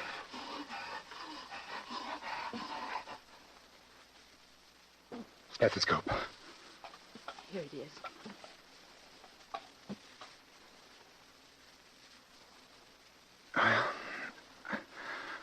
That's that. Yes. That's that. Miss Ainsley, what's the matter with you? You've been acting strangely all through this operation. You killed him. You killed him. You shouldn't have gone ahead. You know that. I warned you. I shall see to it, Miss Ainsley, that you are never assigned to one of my cases again. What's the matter with you, anyway? Have you never seen a pulmonary before? Or does it upset you to see a handsome actor like Barrett Sheffield die? Yes, it did. Oh? Yes. We were going to be married next week.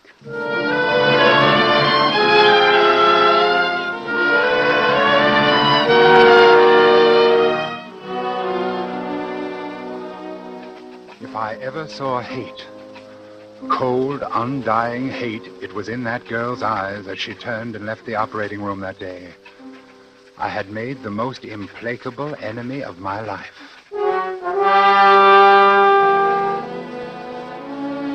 As I come to my third check, dear Mosher, it suddenly occurred to me that Judith Ainsley was the perfect subject. One day at the hospital, I inquired about Miss Ainsley and learned that she had done 4 years of medical and was now interning at Cedars of Lebanon in hope of picking up a resident fellowship. I went down to the hospital and sat in the doctor's lounge waiting for her. Presently, she came in with another intern. I stood up. She turned and looked at me. I saw again in her eyes that inexorable hate. She had never forgiven me for what she felt was my negligence in the death of the man she loved. I walked toward her. Excuse me, please. I see you remember me, Miss Ainsley. Yes, will you excuse me, Miss please? Ainsley, you may not believe this, but I've come here especially to talk to you today. To talk to me, Dr. Bronson? Yes. Come along with me, please. In this treatment room, please.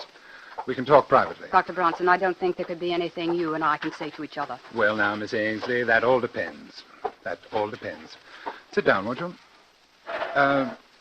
Miss Ainsley... Dr. Ainsley, if you please. Oh, yes, of course. Doctor, I have a little proposition to make to you. First of all, there are two facts I'd like to be sure of. A, you are unable to set up your own practice because you don't have the money to get started. Is that right? I don't see what business that is of yours, but it happens to be true. Fine. Fact B, you still hate me and feel a strong desire to be revenged for the wrong which you consider I have done you. Yes, I'm afraid that's true, Dr. Bronson. Good. Good? Yes. You see, I want to pay someone to murder me. And I think you'd enjoy it more than anyone, and you need the money, too. Dr. Bronson, I'm very busy. There's a patient in 302. Will you please... Wait a moment, Dr. Ainsley. I'm perfectly serious. Absolutely serious. You want to die? Yes. You see, I'm going mad. I can't face it. I wish to end my life immediately. You're smiling. Good, you're interested then. You going mental, Dr. Paresis? Yes. Hopeless. I've been to 5 or 6 men about it. Are you far gone? Hallucinations? Delusions of grandeur? Yes, advanced stages. Agony. Yes, it must be quite a temptation to get it over with. I wonder what I would do if it happened to me. I want you to understand, Doctor, that I'm not asking you to perform a crude murder. This would look like a simple error, unavoidable. There would not be the slightest aspect of homicidal intent. Really? That's most interesting, Doctor. Go on. My heart. I've had considerable damage. Coronary occlusion. Had to spend some 6 weeks on my back. Just got up last week. Naturally, I was given digitalis. Oh, I see, Doctor. You've been heavily digitalized, and if someone were to give you an injection of calcium gluconate, you would have an immediate heart block, dead within a few minutes. Exactly. I must compliment you, Dr. Ainsley. You've learned a great deal. What a pity you can't have your own practice. And that, of course, reminds me. Ah, another inducement? Of course. I plan to pay you the sum of $5,000 for your professional services in this matter. And I think, unless times have changed greatly since I've been in practice myself, you ought to be able to set up handsomely with that. My own practice. You'd better be careful, Doctor. You may tempt me a little bit too far. I thought you'd find it an attractive proposition. It will be only an error. I will say that I'm feeling badly again, a recurrence of my pericardial pains. I'll go back to bed and ask that you be assigned to my case. The rest is simple. No one would ever expect you to know that I'd been digitalized. Still, if I were on my toes, I would naturally go over your case history before giving medication of any kind. Well, yes, I suppose that's true. Professional people might think you had been a little lax. Might not have the highest regard for a new doctor who launched her career with such an unprofessional incident. Just a slight stain on your reputation for just a short while. You're very clever, Doctor. You knew that would do it, didn't you? I want to thank you. You've done me a great service. You mean you'll do it? You've reminded me that nothing, no money, revenge, nothing, can be worth the slightest suspicion in a doctor's career. I've worked too hard. I've waited too long for my practice. When I get it, it won't be soiled by any single act of carelessness. They'll never say that I lost any patient because of an error in judgment. You see, I once knew a doctor who did.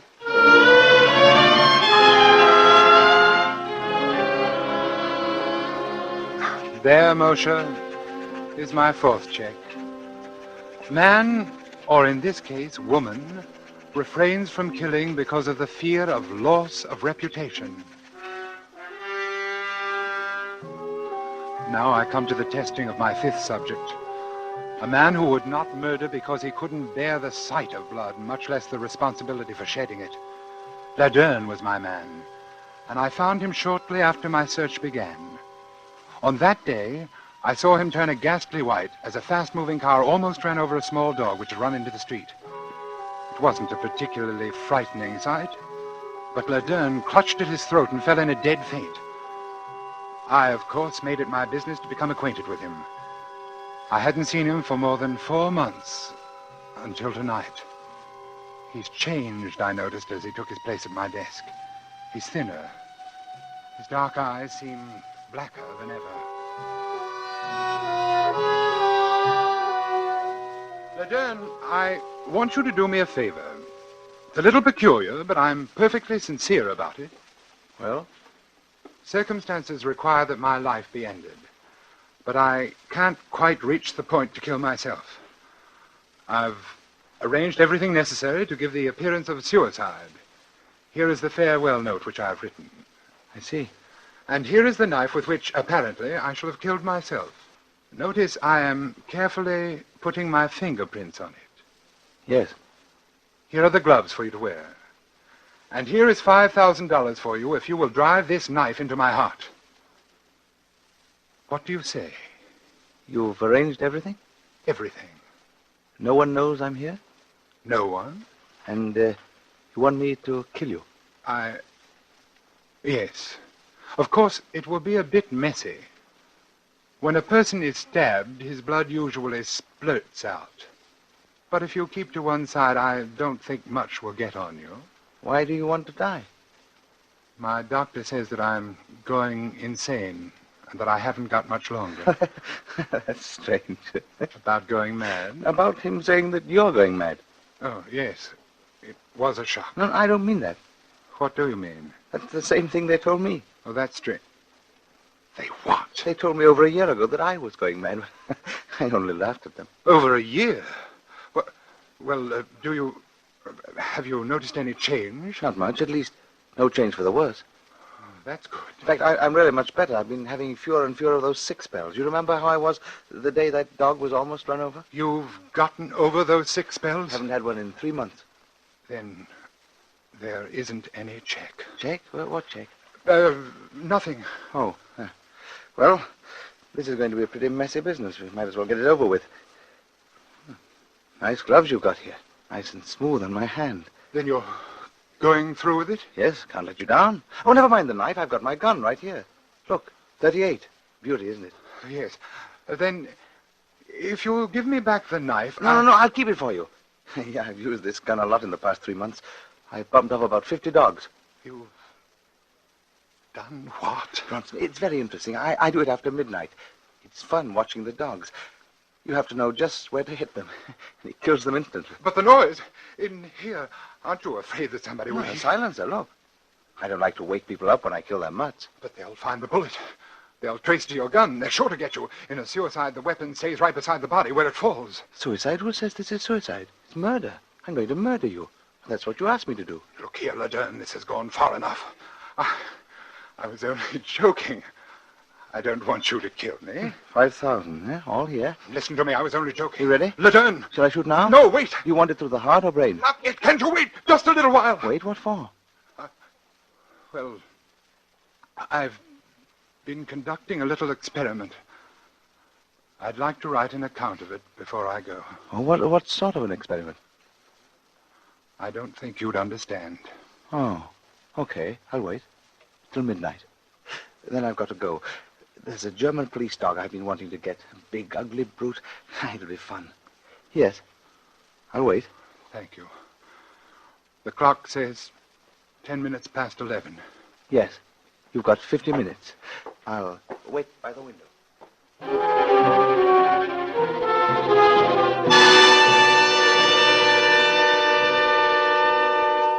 And so, Moshe, my experiment has ended. As you predicted, I have finally placed myself in a position beyond your power to aid. Strange, isn't it? That the one thing I didn't count on was the choosing of a subject who would not respond to my checks, who in fact had no checks at all, for insanity knows no restraint. Bronson, midnight. Oh, yes, Laderne, I'm hurrying. He is still at the window, and he is sure to shoot me. There is nothing I can do to say or stop him. I know that. I'm beginning to understand exactly what is going on in his twisted mind. I wonder why. Now I shall sign my name for the last time and lay down my pen. Then I shall look up and say, "All right, Laderne." All right, Laderne.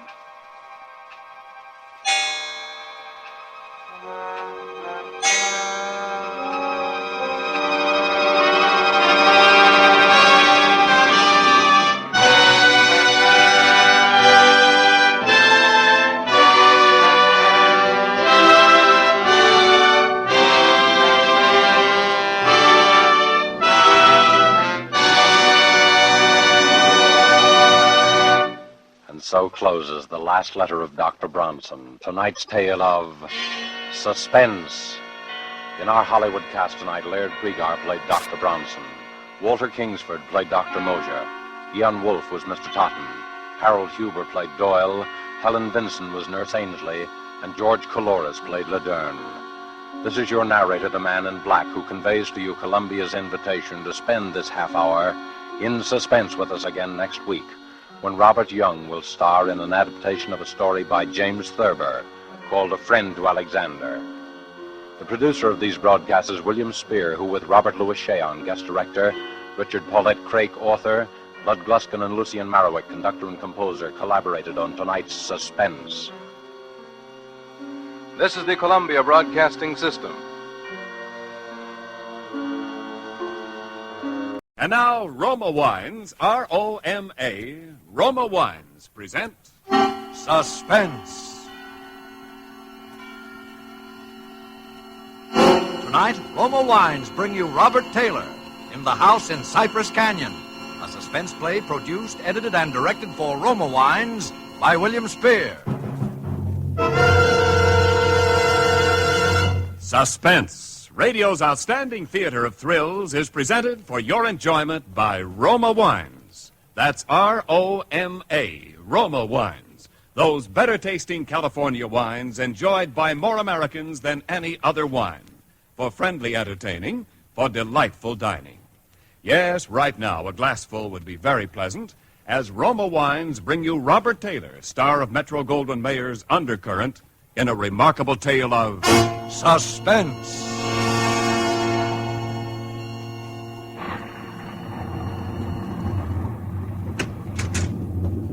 Merry Christmas, Jerry. How's the real estate business? Kind of early with your greeting, aren't you, Sam? Well, I got to get them in sometime. I may not see you again until next Christmas. If this real estate racket gets any crazy, I'll be dead by next Christmas.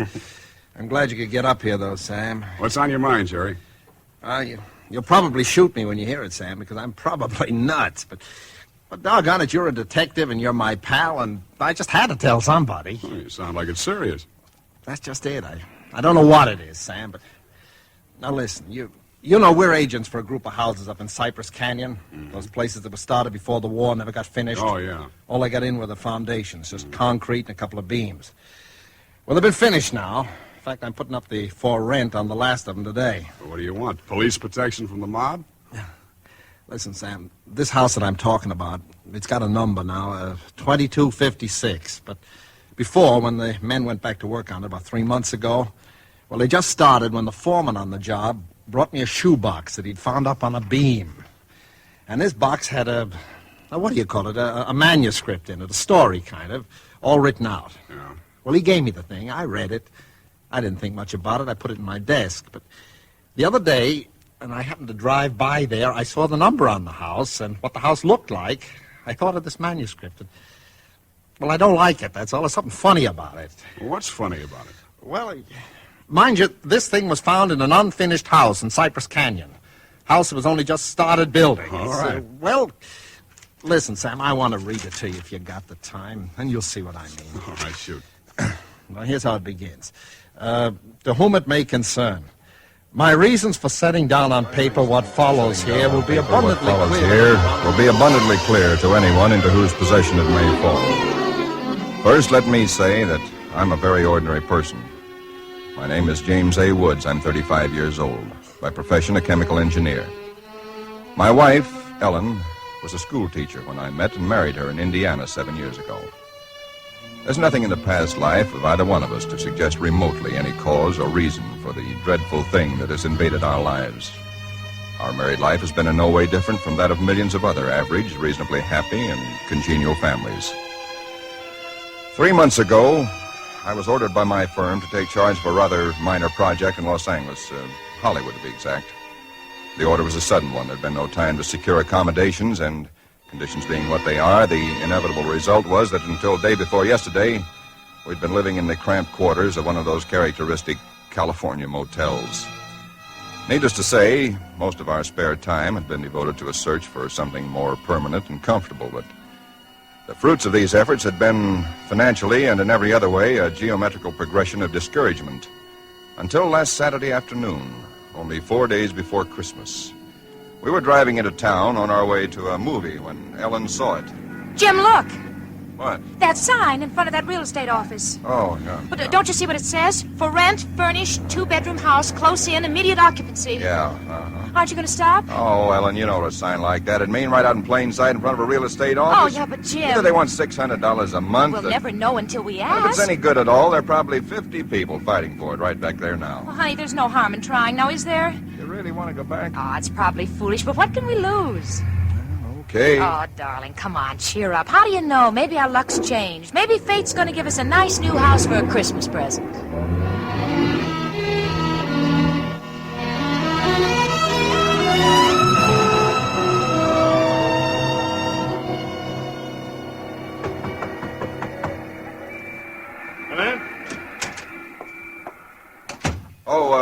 We're sorry to bother you, but we just happened to see that for rent sign outside. Oh, and, yeah, I hung it outside just this minute. Is the house available? Why, sure it is. Let me introduce myself. My name is James A. Woods, and this is my wife, Ellen. How to do? Wow. Looks like it's fixing to rain. Yes, so it does, doesn't it?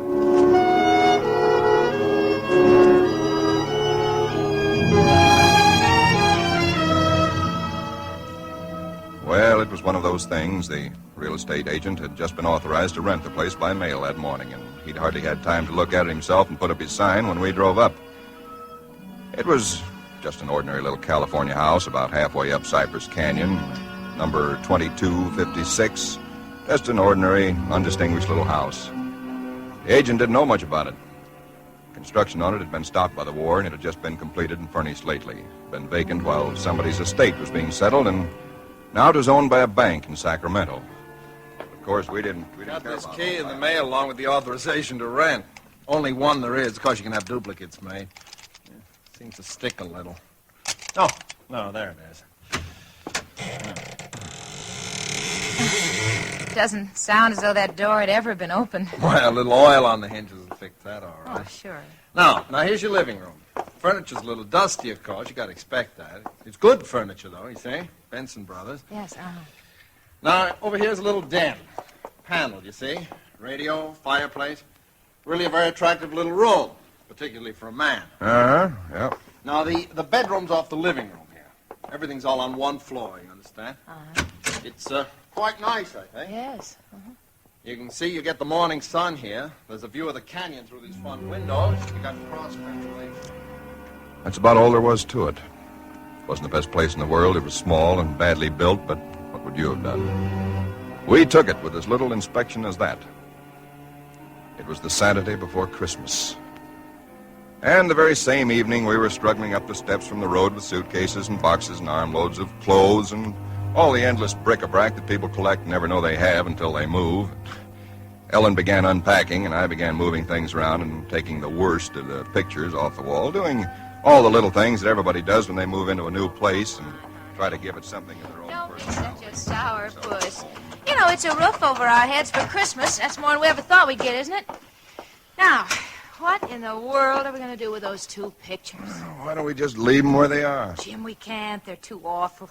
Well, all right, put them in the closet then. I can't. Both the closets are jammed full. No, I mean the other one in the little alcove off the den. At least there's a door there. I suppose it's a closet. I don't know. That isn't a commentary on the housing problem, huh? A woman moving into a house without even knowing where all the closets are. Take the pictures down, will you, honey? Bring them in here. Okay. Guess you'll have to help me with this door. I can't get it open. Let me see it. Well, of course you can't, silly. It's locked. Where are those keys we found on the desk? Here they are. No, not this one. Sure this one won't work. Well, feels like an awful solid door for a closet. Oh, and that's one solid door in the house. Well, this one won't do it either. Well, we'll just have to get a locksmith up here on Monday. I'll put the pictures behind the desk, okay? Yeah, all right.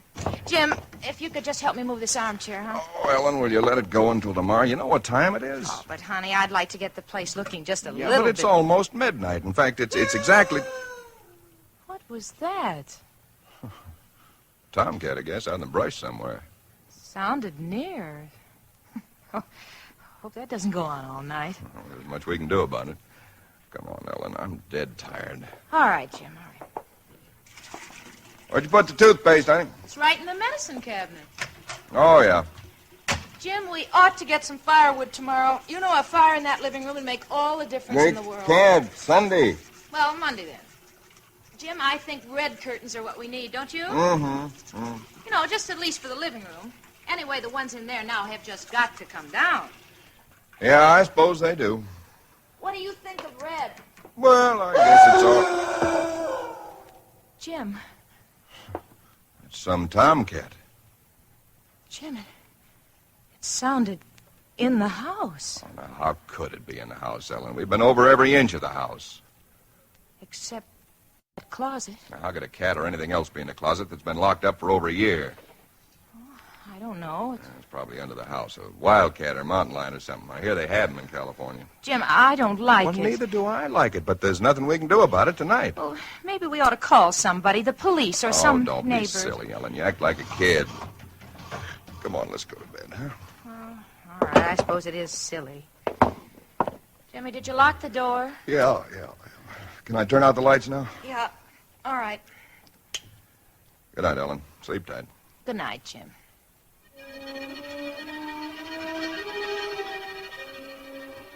I don't know what time it was, perhaps an hour, perhaps only a half hour later.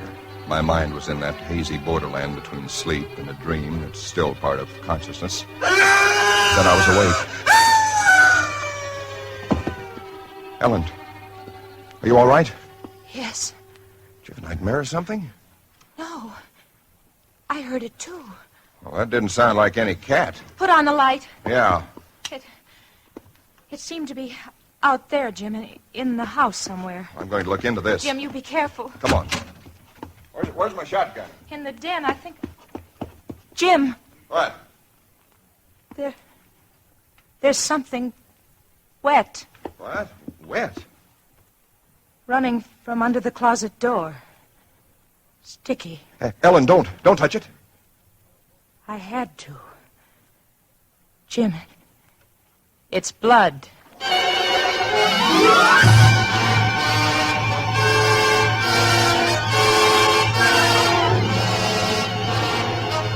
For Suspense, Roma Wines are bringing you Robert Taylor in The House in Cypress Canyon. Roma Wines' presentation tonight in radio's outstanding theater of thrills, Suspense.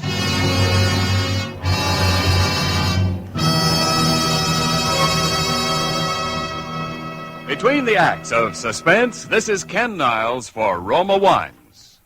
These days before Christmas are busy ones indeed, yet smart hostesses everywhere find time for shopping and distinguished home entertaining later. The secret? Magnificent Grand Estate Wines. Presented by Roma, America's greatest vintner, Grand Estate Wines add distinction to your hospitality on a moment's notice. Make your holiday welcome, effortless, and in perfect taste. The brilliant clarity, full fragrance, and mellow taste of Grand Estate Wines please discriminating people everywhere. For Grand Estate Wines, limited bottlings by Roma, are born of choicest grapes, then patiently guided to superb taste richness by Roma vintner skill, necessary time, and America's finest winemaking resources. Delight your guests with Grand Estate California wines. For entertaining, medium sherry, ruby port, or golden muscatel. For dining, Burgundy or Sauterne. So insist on Grand Estate Wines and enjoy the crowning achievement of vintner skill. And now, Roma Wines bring back to our Hollywood soundstage Robert Taylor as James A. Woods, with Kathy Lewis as his wife Ellen, in The House in Cypress Canyon. A tale well calculated to keep you in suspense.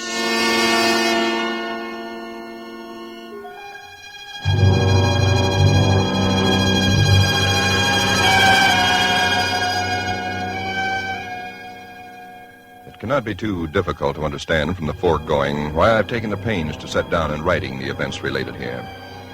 To find in one's newly rented house a closet which cannot be opened is in itself certainly no great cause for alarm. But to be awakened in the stillness of the night by unearthly cries within that house, to find oozing from under that closet door something that is unquestionably blood. That's another matter. Perhaps others might have been braver than we. Suffice it only to say that we got out of the house in something very close to a panic, and only returned when we had the moral support of 2 stalwart Los Angeles policemen. You, just moved in here, you say? That's right, officer. You can see we're still unpacking. And the place has been empty right along before that? Yeah, I don't know much about that part of it. You could check all that with the real estate agent, though. Well, where is this closet? Oh, it's right in here, officer. And the blood is...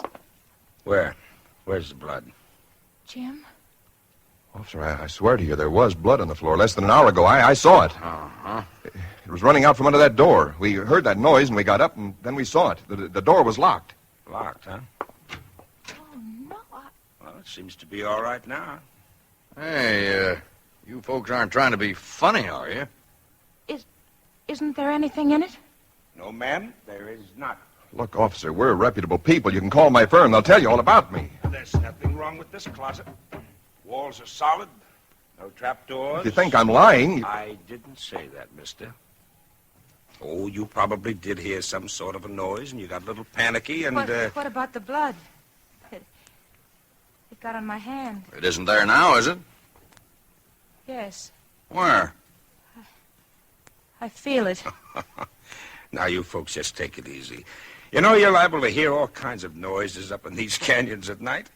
You're from the east, you say? Yeah. I'm sorry, officer. Ah, that's all right. That's all right. If you have any real trouble, call on us anytime. All right. Well, good night. Good night. Good night. Hey, you ought to have this door fixed. That's enough to scare you. Yeah, we're going to have it fixed.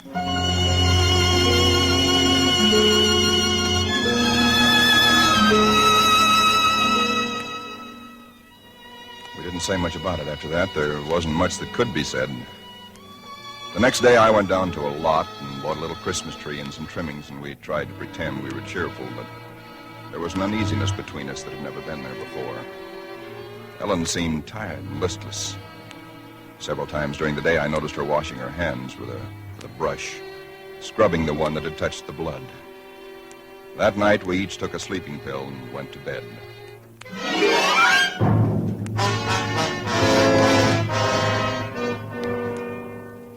It was sometime after midnight when I was suddenly wide awake and staring into the darkness. In some way, I knew at once and instinctively what had awakened me. Ellen was not in her bed nor in the room. The nameless thing I feared gripped at my heart until I could scarcely breathe.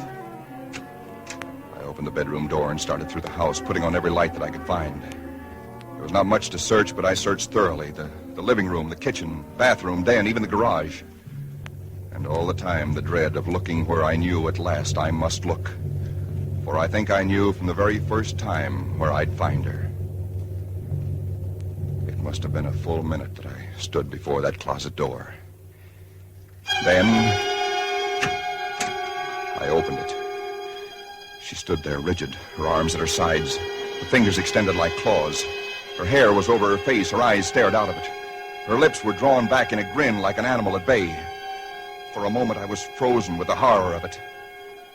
I stretched out my hand. Very deliberately, she turned her head and sunk her teeth until they met into the flesh of my forearm. I'd raised my hand to strike at her, but already she'd relaxed her hold and gone utterly limp. She would have fallen unless I'd caught her. I carried her into the bedroom and laid her on the bed. Strangely, at that moment, my only thought was how I might revive her. Until I saw that it was not a faint, but a sleep that she'd fallen into. Sleep as deep and heavy as though she'd been drugged. And so I left her. But for me, that night, there was no sleep.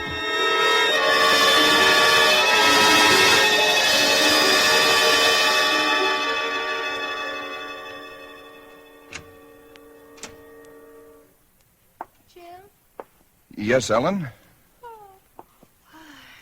What are you doing up so early? Oh, I got a little restless. I'd make some coffee. Oh. Oh. I had the most wonderful sleep. And I feel so rested. Do you? Mm-hmm. Jim. What? What's the matter with your arm? Oh, I just heard it. Honey, it's terribly swollen. Let me see it. No, it's all right, Ellen. Oh, it isn't all right. You've got to see Dr. Wesley right away. Sure, I will. No, I now will. you promise me, Jim, that you'll go the first thing this morning.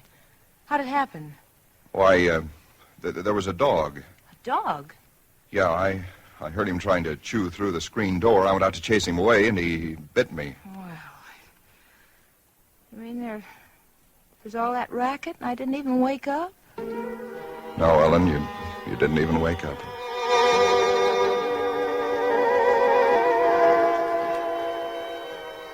It was clear to me that Ellen knew nothing of what had transpired the night before. I went to my office that morning and made a pretense of going over routine business, if only to restore my mind to some semblance of calm by the sight and sound of common, familiar things. Pain in my arm had become a persistent, dull throbbing. I made a late appointment with Dr. Wesley. He treated my arm with something of an arched eyebrow, and he said, Well, I've never seen anything quite like it before. That is such a rapid onset of infection.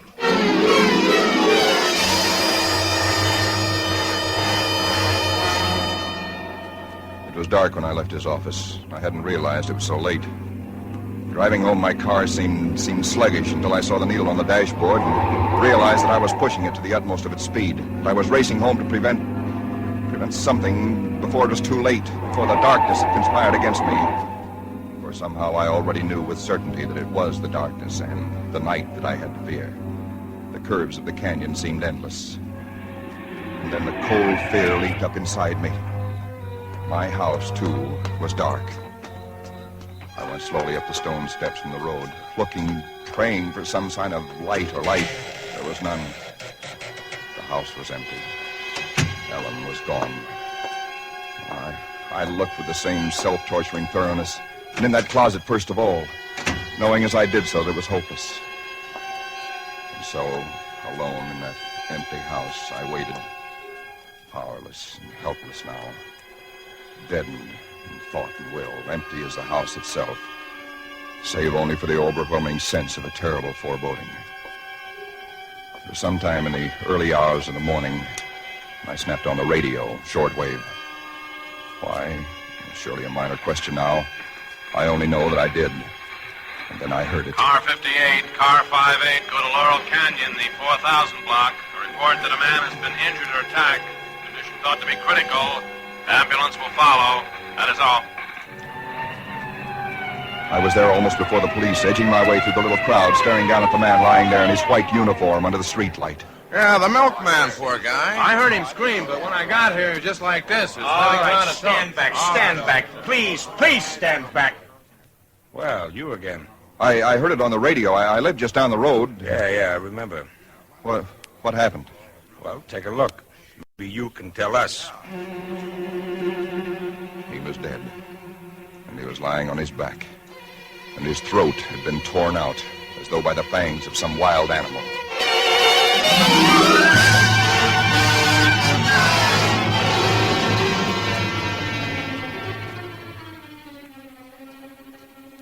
It is now Christmas Eve, or rather Christmas morning, for it's a little after midnight.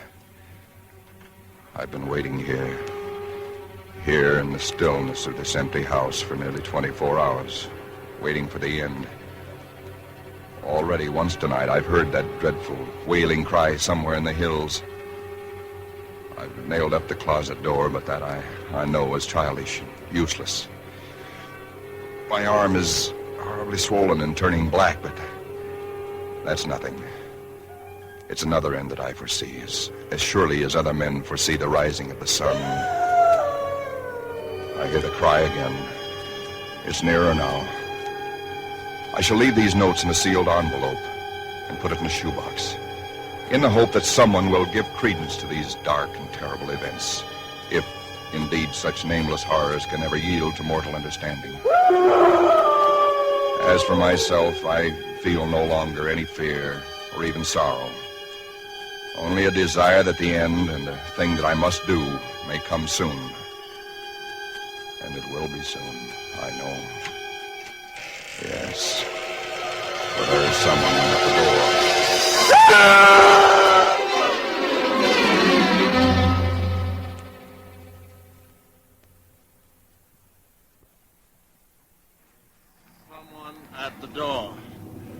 Well, what do you make of it, Sam? It's quite a yarn. But what of it? That's what I thought. Now, listen, that's not quite all of it. Clip to it's a newspaper clipping. Listen. Hollywood, December the 26th. Police reported what was apparently a case of murder and suicide in Cypress Canyon sometime in the early hours of the morning. The victims were James A. Woods, a chemical engineer, and his wife, Ellen. Preliminary investigation indicates that Mrs. Woods was killed by the blast of a shotgun in the hands of her husband, who then turned the weapon upon himself. That she fought desperately for her life, however, was evidenced by the disorder of the room and the severe lacerations inflicted upon her husband about the neck and arms. This is the second tragedy to be reported in Cypress Canyon within 24 hours, the other being the unexplained death of Frank Polanski, a milkman. Well, no such murders or whatever they were ever occurred, if that's what's worrying you. The clipping, well, you have those things printed up, you know. No, it's not that, Sam. That story was found in an unfinished house in Cypress Canyon. No number, no nothing, just a framework. Now that house is finished. When I drove by it today, but that's what stopped me, Sam, because it all fits. Now that it's finished, it is the house in the story, the same construction, the same vines and creepers on the lawn, even the same number. So what, a guy who knows roughly what this house is going to be like writes a yarn and loses it or something? Did he know the place was going to be listed for rental today, the Saturday before Christmas? Oh, Jerry, coincidence. Two bits you find the guy next door is a ghost story writer or something, and he's been wondering for a year what happened to that thing he wrote. Okay, coincidence. Well, I'm sorry I bothered you, Sam. Don't be silly. I liked it. It's a good yarn. That the for rent sign you were talking about? Oh, yeah, I'm going to put it up outside now. Well, so long, Jerry, and Merry Christmas again. Yeah, well, thanks, Sam. I guess I was kind of silly, all right. Huh? Listen, when a guy named, whatever it is, Woods, with a wife named Ellen, comes in to rent that place from you, then you can start worrying. Yeah. Well, so long, Sam. So long, Jerry. Come in. Oh, we're sorry to bother you, but we just happened to see that for rent sign outside. Yeah, I hung it out just this minute. Is the house available? Oh, sure it is. Let me introduce myself. My name is James A. Woods, and this is my wife, Ellen. How do? Wow. Looks like it's fixing to... Right? Yes, it does, doesn't it?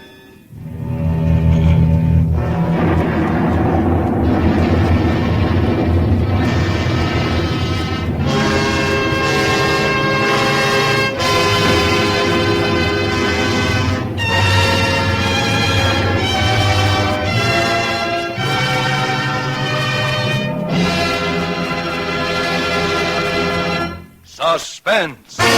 Presented by Roma Wines, R-O-M-A, Roma Wines, selected for your pleasure from the world's greatest reserves of fine wines. Tonight's show marks the third birthday of Suspense on the air, and this is Ken Niles asking our star of the evening, Robert Taylor, to help us celebrate. Why didn't you tell me before, Ken? If I'd only known, I'd have baked a cake. Well, Bob, all Suspense parties are surprise parties. As an old hand on Suspense, you know that in our plays, the tables are usually turned on the star. So tonight, although it's our birthday, we're going to give you a present. Here it is, a gift basket of Grand Estate California wines from Roma, America's greatest vintner, to our distinguished anniversary guest, Robert Taylor. Thanks, Ken. You turn a nice table. And you can set a nice table with Grand Estate Burgundy in your basket, Bob. For Grand Estate Burgundy means rare dining pleasure. Adds memorable distinction to holiday dinner. Even everyday meals are outstanding in taste when Grand Estate Burgundy is served. Yes, all Grand Estate wines presented by Roma are limited bottlings of outstanding taste excellence. That I know about Grand Estate wines, Ken. But did you know that for Grand Estate wines, Roma selects only the choicest grapes? Then the ancient skill of Roma master vintners, necessary time, and America's finest winemaking resources guide the cuvée of this grape treasure to rich taste luxury. That's why discriminating wine users everywhere look to Grand Estate wines as the crowning achievement of vintner skill. Reason enough. And now, Ken, who's all set to star on Suspense next Thursday? It's that very wonderful actress and wonderful girl, Miss Susan Peters. Susan will appear as a young lady in straitened circumstances who finds herself mistaken for a very rich young lady and who is forced into continuing the deception with murder as a result. I'll certainly make it a point to listen. And before I go, I'd like to thank this really great company of actors who have played with me tonight, and particularly Kathy Lewis, who played Ellen. Thank you, Bob. Tonight's original suspense play was written by Robert L. Richards. Next Thursday, same time, you will hear Miss Susan Peters as star of Suspense. Produced by William Spear for the Roma Wine Company of Fresno, California. This is CBS, the Columbia Broadcasting System.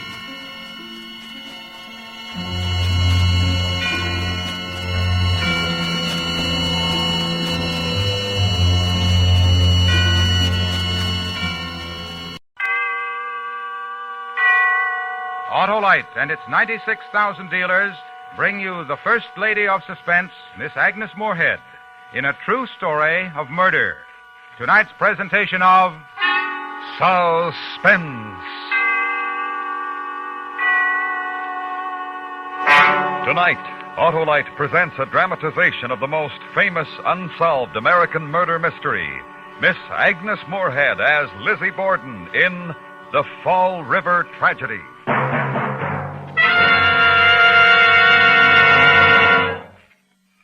Hey, Hap, why the downcast look? My battery is dry, Harlow, and my car won't start. Well, Hap, that's one of the big reasons you should have an Autolite Stay Full battery, the famous battery that needs water only 3 times a year in normal car use. You mean... Why, the Autolite Stay Full has over 3 times the liquid reserve of batteries without Stay Full features. And this helps prevent one of the major causes of battery failure. The Autolite Stay Full gives longer life, as proved by tests conducted according to accepted life cycle standards. That's the battery for me, Harlow. Well, then see your neighborhood Autolite battery dealer. He's equipped to give you the best service money can buy on all makes of batteries. To quickly learn his location, just call Western Union by number... And ask for me, Operator 25. I'll gladly tell you the address of your nearest Autolite battery dealer. And remember, from bumper to tail light, you're always right with Autolite. And now, with The Fall River Tragedy and the performance of Miss Agnes Moorehead, Autolite hopes once again to keep you in suspense.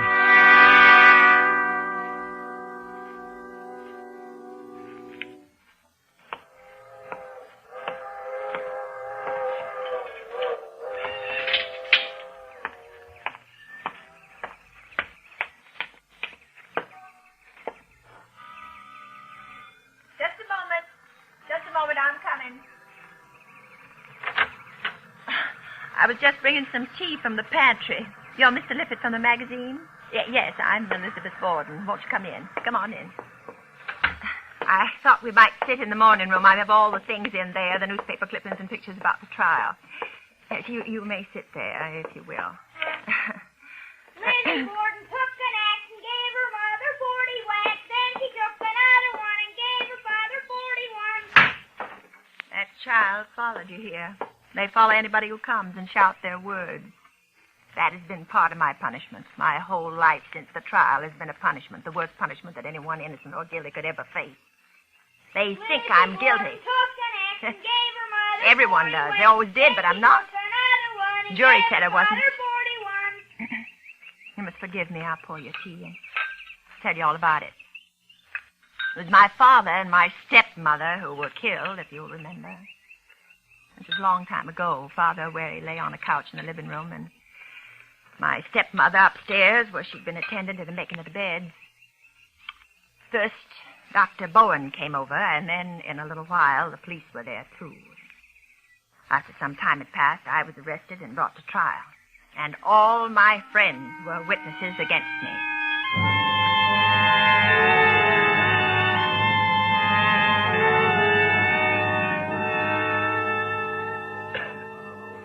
May it please your honor, Mr. Foreman and gentlemen of the jury.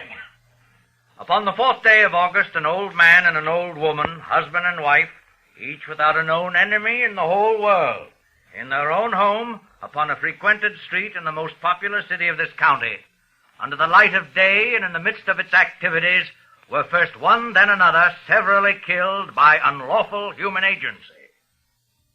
Today, Lizzie A. Borden, the own daughter of one of the victims, is at the bar of this court, accused by the grand jury of this county of these crimes. As spokesman for the Commonwealth, it is my purpose to explain to you the grounds and the basis for that accusation.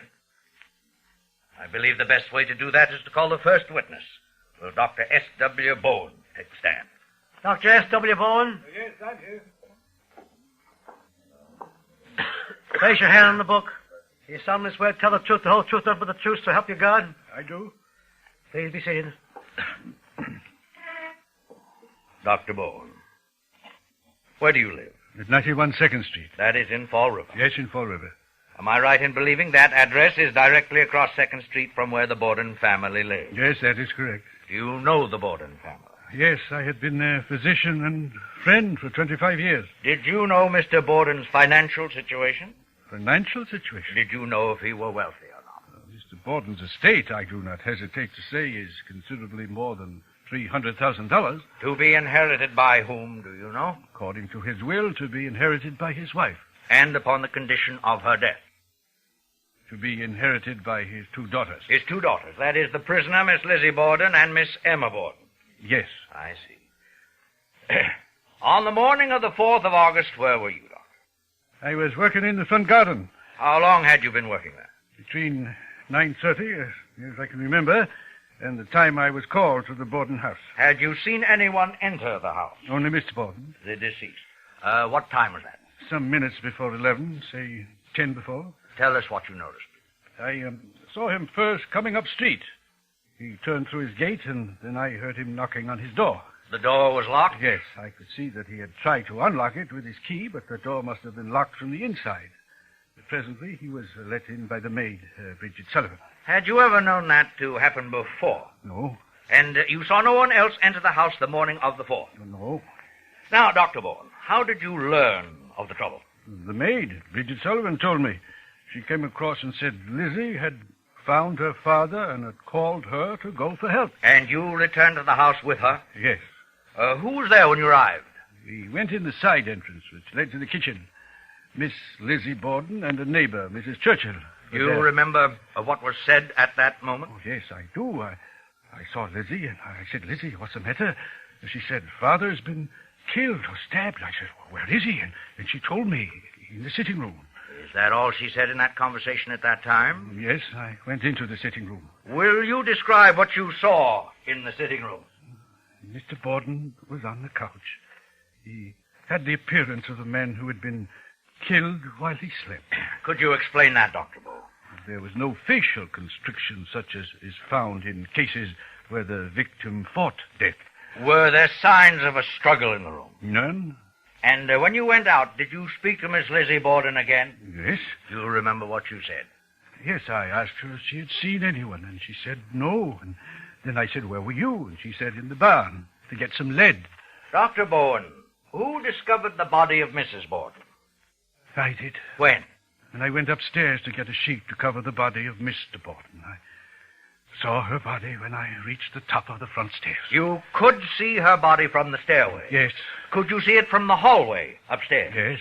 Did you examine the body? Yes, she'd been killed the same way as Mr. Borden. Do you know, sir, which of them died first? I believe it has been proved by Dr. Wood that Mrs. Borden died approximately an hour before her husband did. Thank you, Dr. Bowen. That will be all.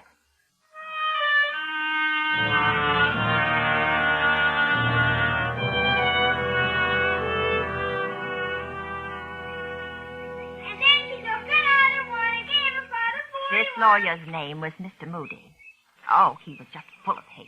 And he had a way to fill everybody else with hate, with the questions he asked them. He made all my friends witnesses against me. Yes, Miss Russell, who lived next door south, and Miss Churchill, who lived next door north. Mr. Moody made them say things to make the jury believe that no one could have gone into the house without being seen, and that no one had, yes?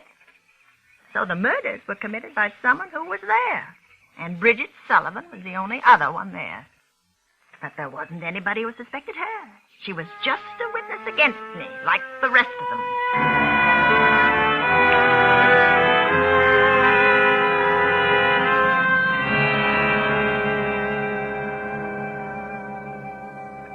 Bridget Sullivan.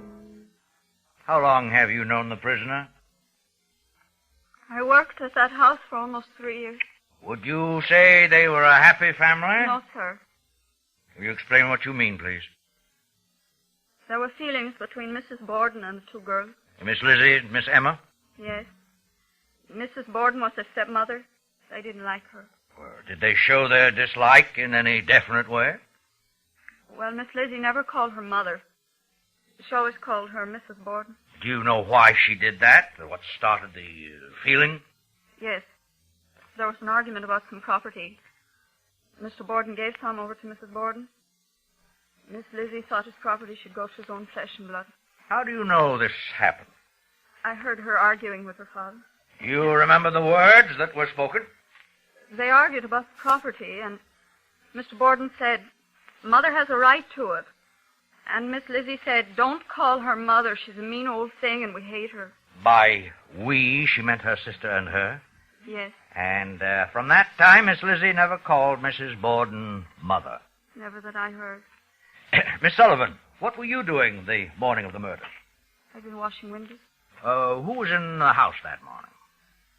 Miss Emma was not. She'd been gone since the day before, visiting a friend. Mr. and Mrs. Borden had breakfast, and then he left Well, what time was that? near 9 o'clock. What about Mrs. Borden? She was dusting. She told me to wash the windows. Then I never saw her again. Will you repeat that, please? I never saw her again. I even asked Miss Lizzie where she was, and she told me she went out. Miss Lizzie told you her stepmother had gone out? Yes. She said a note had come and that Mrs. Borden had gone to see a sick friend. Did you see the note? No, sir. No, never saw it. Did you see Mrs. Borden leave? No, sir. If she had indeed left, which door would she have gone out? The front door, sir. And yet that was the door you unlocked and opened to admit Mr. Borden a few minutes before 11. Yes. How was it locked?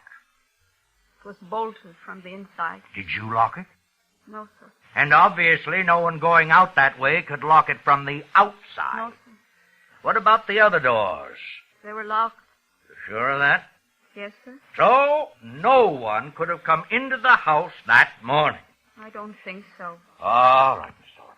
Now, when you heard Mr. Borden knock on the door, you went to it. Yes, sir. Miss Sullivan, where was Lizzie Borden at that moment? Upstairs or on the stairway. How do you know that's where she was? Because when I was walking to the door, I heard her laugh. You heard her laugh? Yes, sir. And she came down the front stairs after I let her father in. What was she laughing at? I don't know, sir. She didn't say. Tell us what happened then after Mr. Borden came in. I heard her ask how he felt. He'd been sick. Then I heard her get the couch ready so he could lie down. By that time, I'd gone through the kitchen to the rear stairway where I went up to my room. And how long did you stay there? 20 minutes, I think. Then Miss Lizzie called from downstairs to say that her father had been killed. Did you speak to Miss Lizzie? Yes, sir. When she told me her father was killed, I asked her where she was. And how did she answer? She said, I was up in the barn. Well, thank you, Miss Sullivan. That will be all.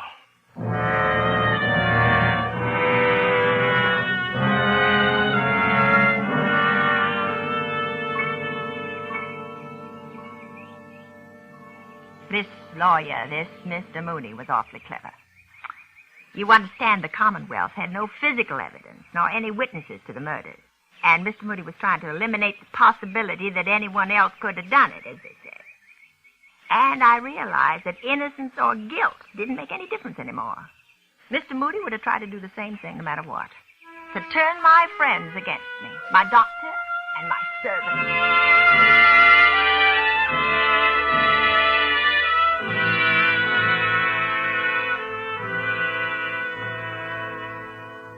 Captain Harrington, being in charge of the investigation of the day of the murders, Did you question Miss Lizzie Borden? I did. When I got there, I asked her if she knew anything about it. She said she did not, that she'd found him when she came into the house. I asked her where she'd been, and she said she'd been in the loft, in the barn. I asked her how long, and she said she thought it had been 20 minutes. Did you investigate that statement? I did. I went to the loft in the barn. The floor was thick with dust. When I walked across it, I left footprints.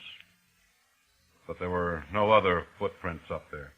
There was no evidence that anyone else had been there? No evidence at all. That will be all, Captain Harrington. Thank you. I would like to ask the jury to pause for a moment and weigh the testimony heard thus far. I should like to remind you that it was given by persons who would rather not speak against the prisoner and who spoke only the truth under oath. Now, I should like to ask the prisoner, Miss Lizzie Borden, to take the stand.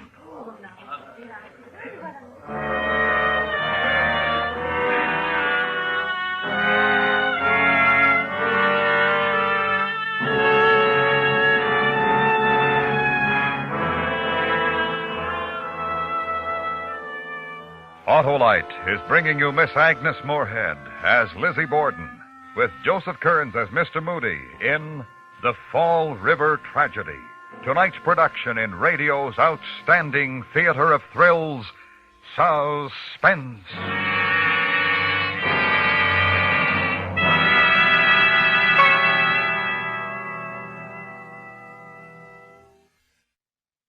Say, Hap, where were we? Oh, you were telling me about the Autolite Stay Full battery. Oh, yes, the famous battery that needs water only 3 times a year in normal car use. Good starter, Harlow? Ah, it's the very best, Hap. Why, every positive plate in the Autolite Stay Full is protected by fiberglass retaining mats to reduce shedding and flaking and give longer life, as proved by tests conducted according to accepted life cycle standards. You've sold me, Harlow. I'm on my way to get a new Autolite Stay Full battery. So, friends, have your battery checked soon by your neighborhood Autolite battery dealer who services all makes of batteries. He'll gladly tell you whether your battery is right for these cold starting days. And if a replacement is needed, your Autolite battery dealer has an Autolite Stay Full battery for your car. To quickly learn his location, just call Western Union by number... And ask for me, Operator 25. I'll tell you the name of your nearest Autolite battery dealer. where you can be sure of getting an Autolite Stay Full battery, the battery that needs water only 3 times a year in normal car use. And remember, from bumper to tail light, you're always right with Autolite. And now, Autolite brings back to our Hollywood soundstage Miss Agnes Moorehead as Lizzie Borden in Elliot Lewis's production of The Fall River Tragedy. A true story, well calculated to keep you in suspense.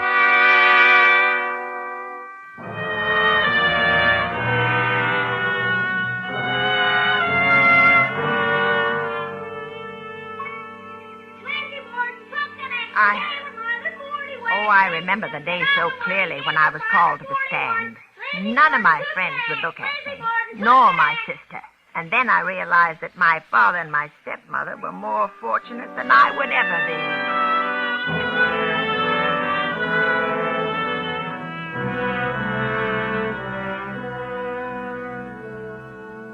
be. You, Lizzie A. Borden, swear to tell the truth, the whole truth, help you God? I do. Please be seated.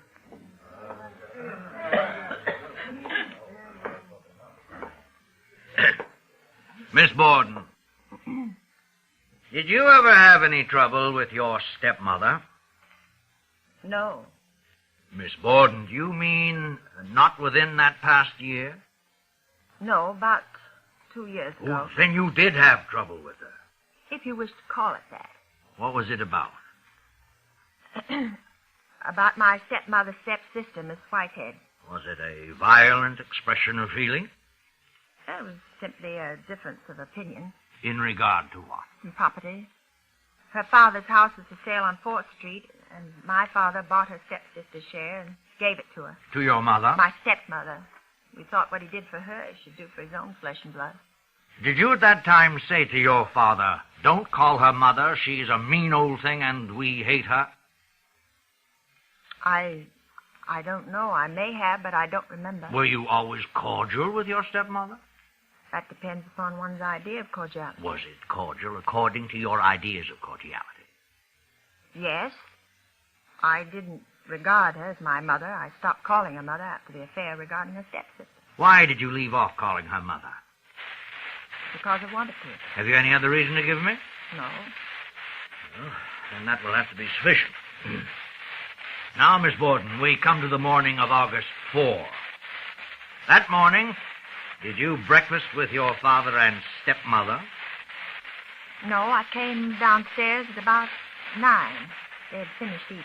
Did you see your father? Yes, he was in the sitting room reading the Providence Journal. And your stepmother? Saw her in the dining room. She had a dusting cloth. That was about 9. Yes. When did you see your stepmother again? After I'd eaten a pear and come back into the dining room. She told me she had had a note and was going out to see a sick friend. She said she'd get the dinner. Did you see the note? No, sir. Did you see your stepmother leave? No, sir. Or did you hear her leave? No, sir. How long did you stay downstairs? Oh, I'm not sure. I ate a pear and drank a cup of tea and then went back to my room. Your room. That's up the front stairs to the rear. Yes. Is that correct? Yes. That is across the hallway and a few paces to the rear of the room where your stepmother's body was later found. Yes.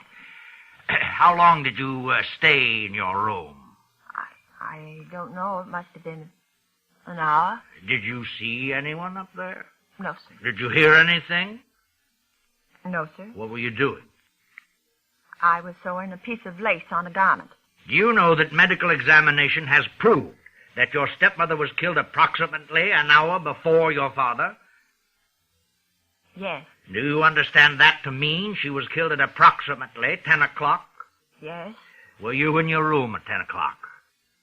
I think I was. But you heard nothing. Nothing like the sound of a person being struck down a few paces away. No. That is extraordinary. Now, Miss Warden, you insist that you did not leave your room for close to an hour. Yes, sir. And where was your father? He had left. He went downtown after 9. Do you understand that the front door and all the doors were locked from the inside when he returned a few minutes before 11? Yes. Did you lock it? No, sir. Do you understand that the witness, Miss Bridget Sullivan, testified that she did not lock it?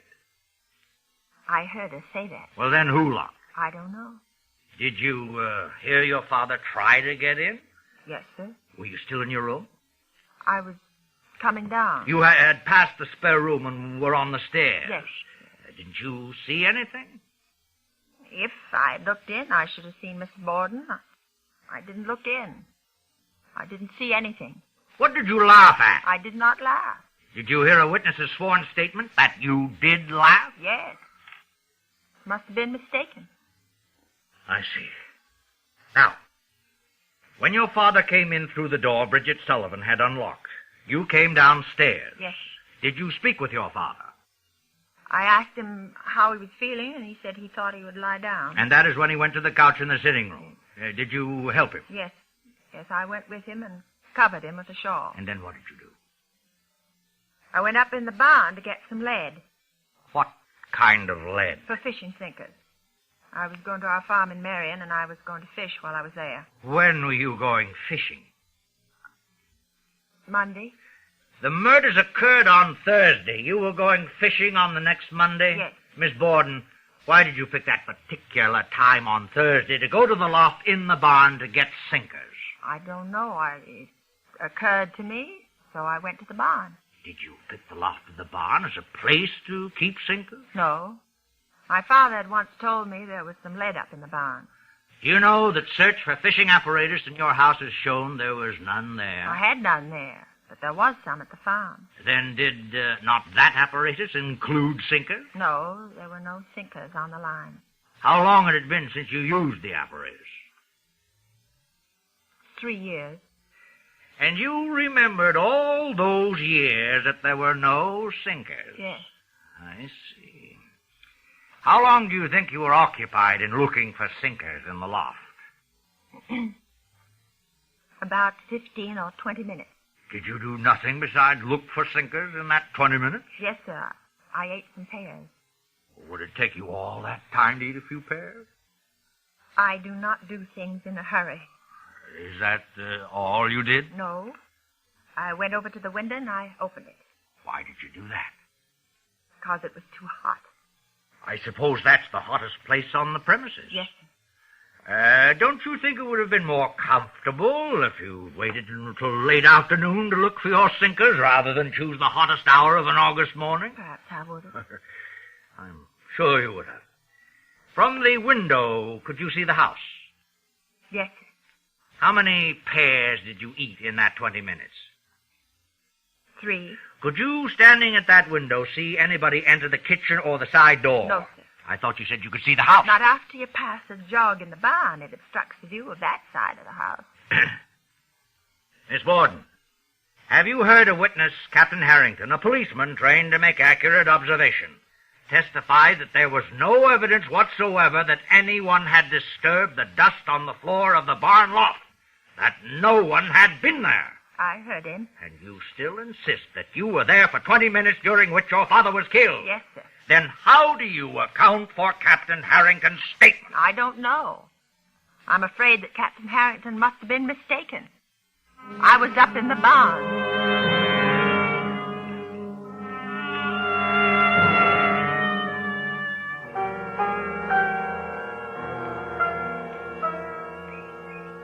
Oh, Mr. Moody was terribly clever.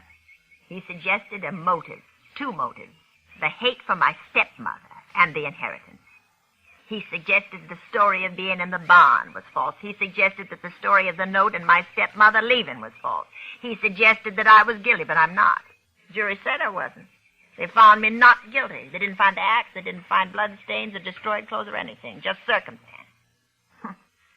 But it doesn't seem to matter what the jury said. Nobody else thinks I'm innocent. Lizzie Borden, That's why they punish me. But I am innocent, no matter what people think. I stood trial, and I am innocent. I swear I am. I swear I am. I'm sorry. Will you stop that? Stop it!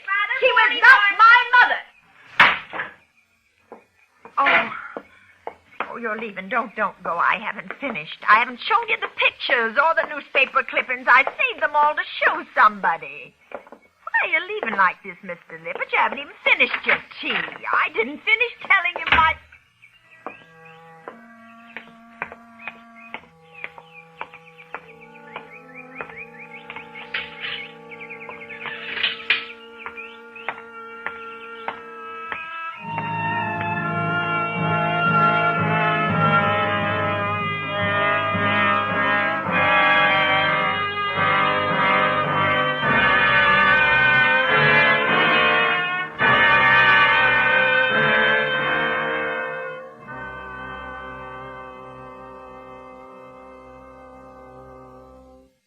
Suspense. Presented by Autolite. Tonight's star, the First Lady of Suspense, Miss Agnes Moorehead. This is Harlow Wilcox speaking for Autolite, world's largest independent manufacturer of automotive electrical equipment. Autolite is proud to serve the greatest names in the industry.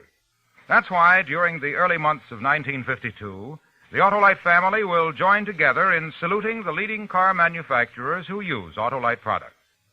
Our Autolite family is made up of the nearly 30,000 men and women in 28 great Autolite plants from coast to coast and in still other Autolite plants in many foreign countries.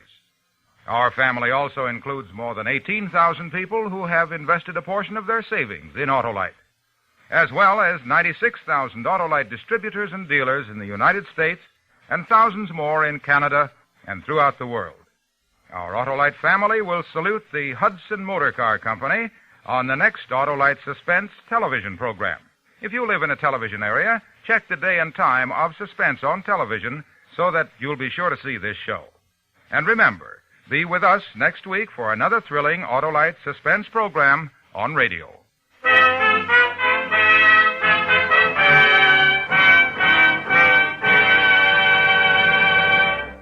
Next week on Suspense, our star will be Mr. Richard Basehart, who will portray a man who found it necessary to commit The Perfect Crime, a tale we call The Perfectionist. In weeks to come, we shall also present Mr. Charles Boyer, Mr. J. Carroll Nash, and Mr. James Mason, all on Suspense. Suspense is produced and directed by Elliot Lewis, with music composed by Lucian Morowick and conducted by Lud Gluskin. The Fall River Tragedy was written for Suspense by Gil Dowd. In tonight's story, Joseph Kearns was heard as Mr. Moody. Featured in the cast were Peggy Weber, Herb Butterfield, Rolf Sedan, Will Wright, and Stuffy Singer. Agnes Moorehead may currently be seen in the Wald Krasna RKO production, The Blue Veil. And remember, next week on Suspense, Mr. Richard Basehart in The Perfectionist. This is the CBS Radio Network.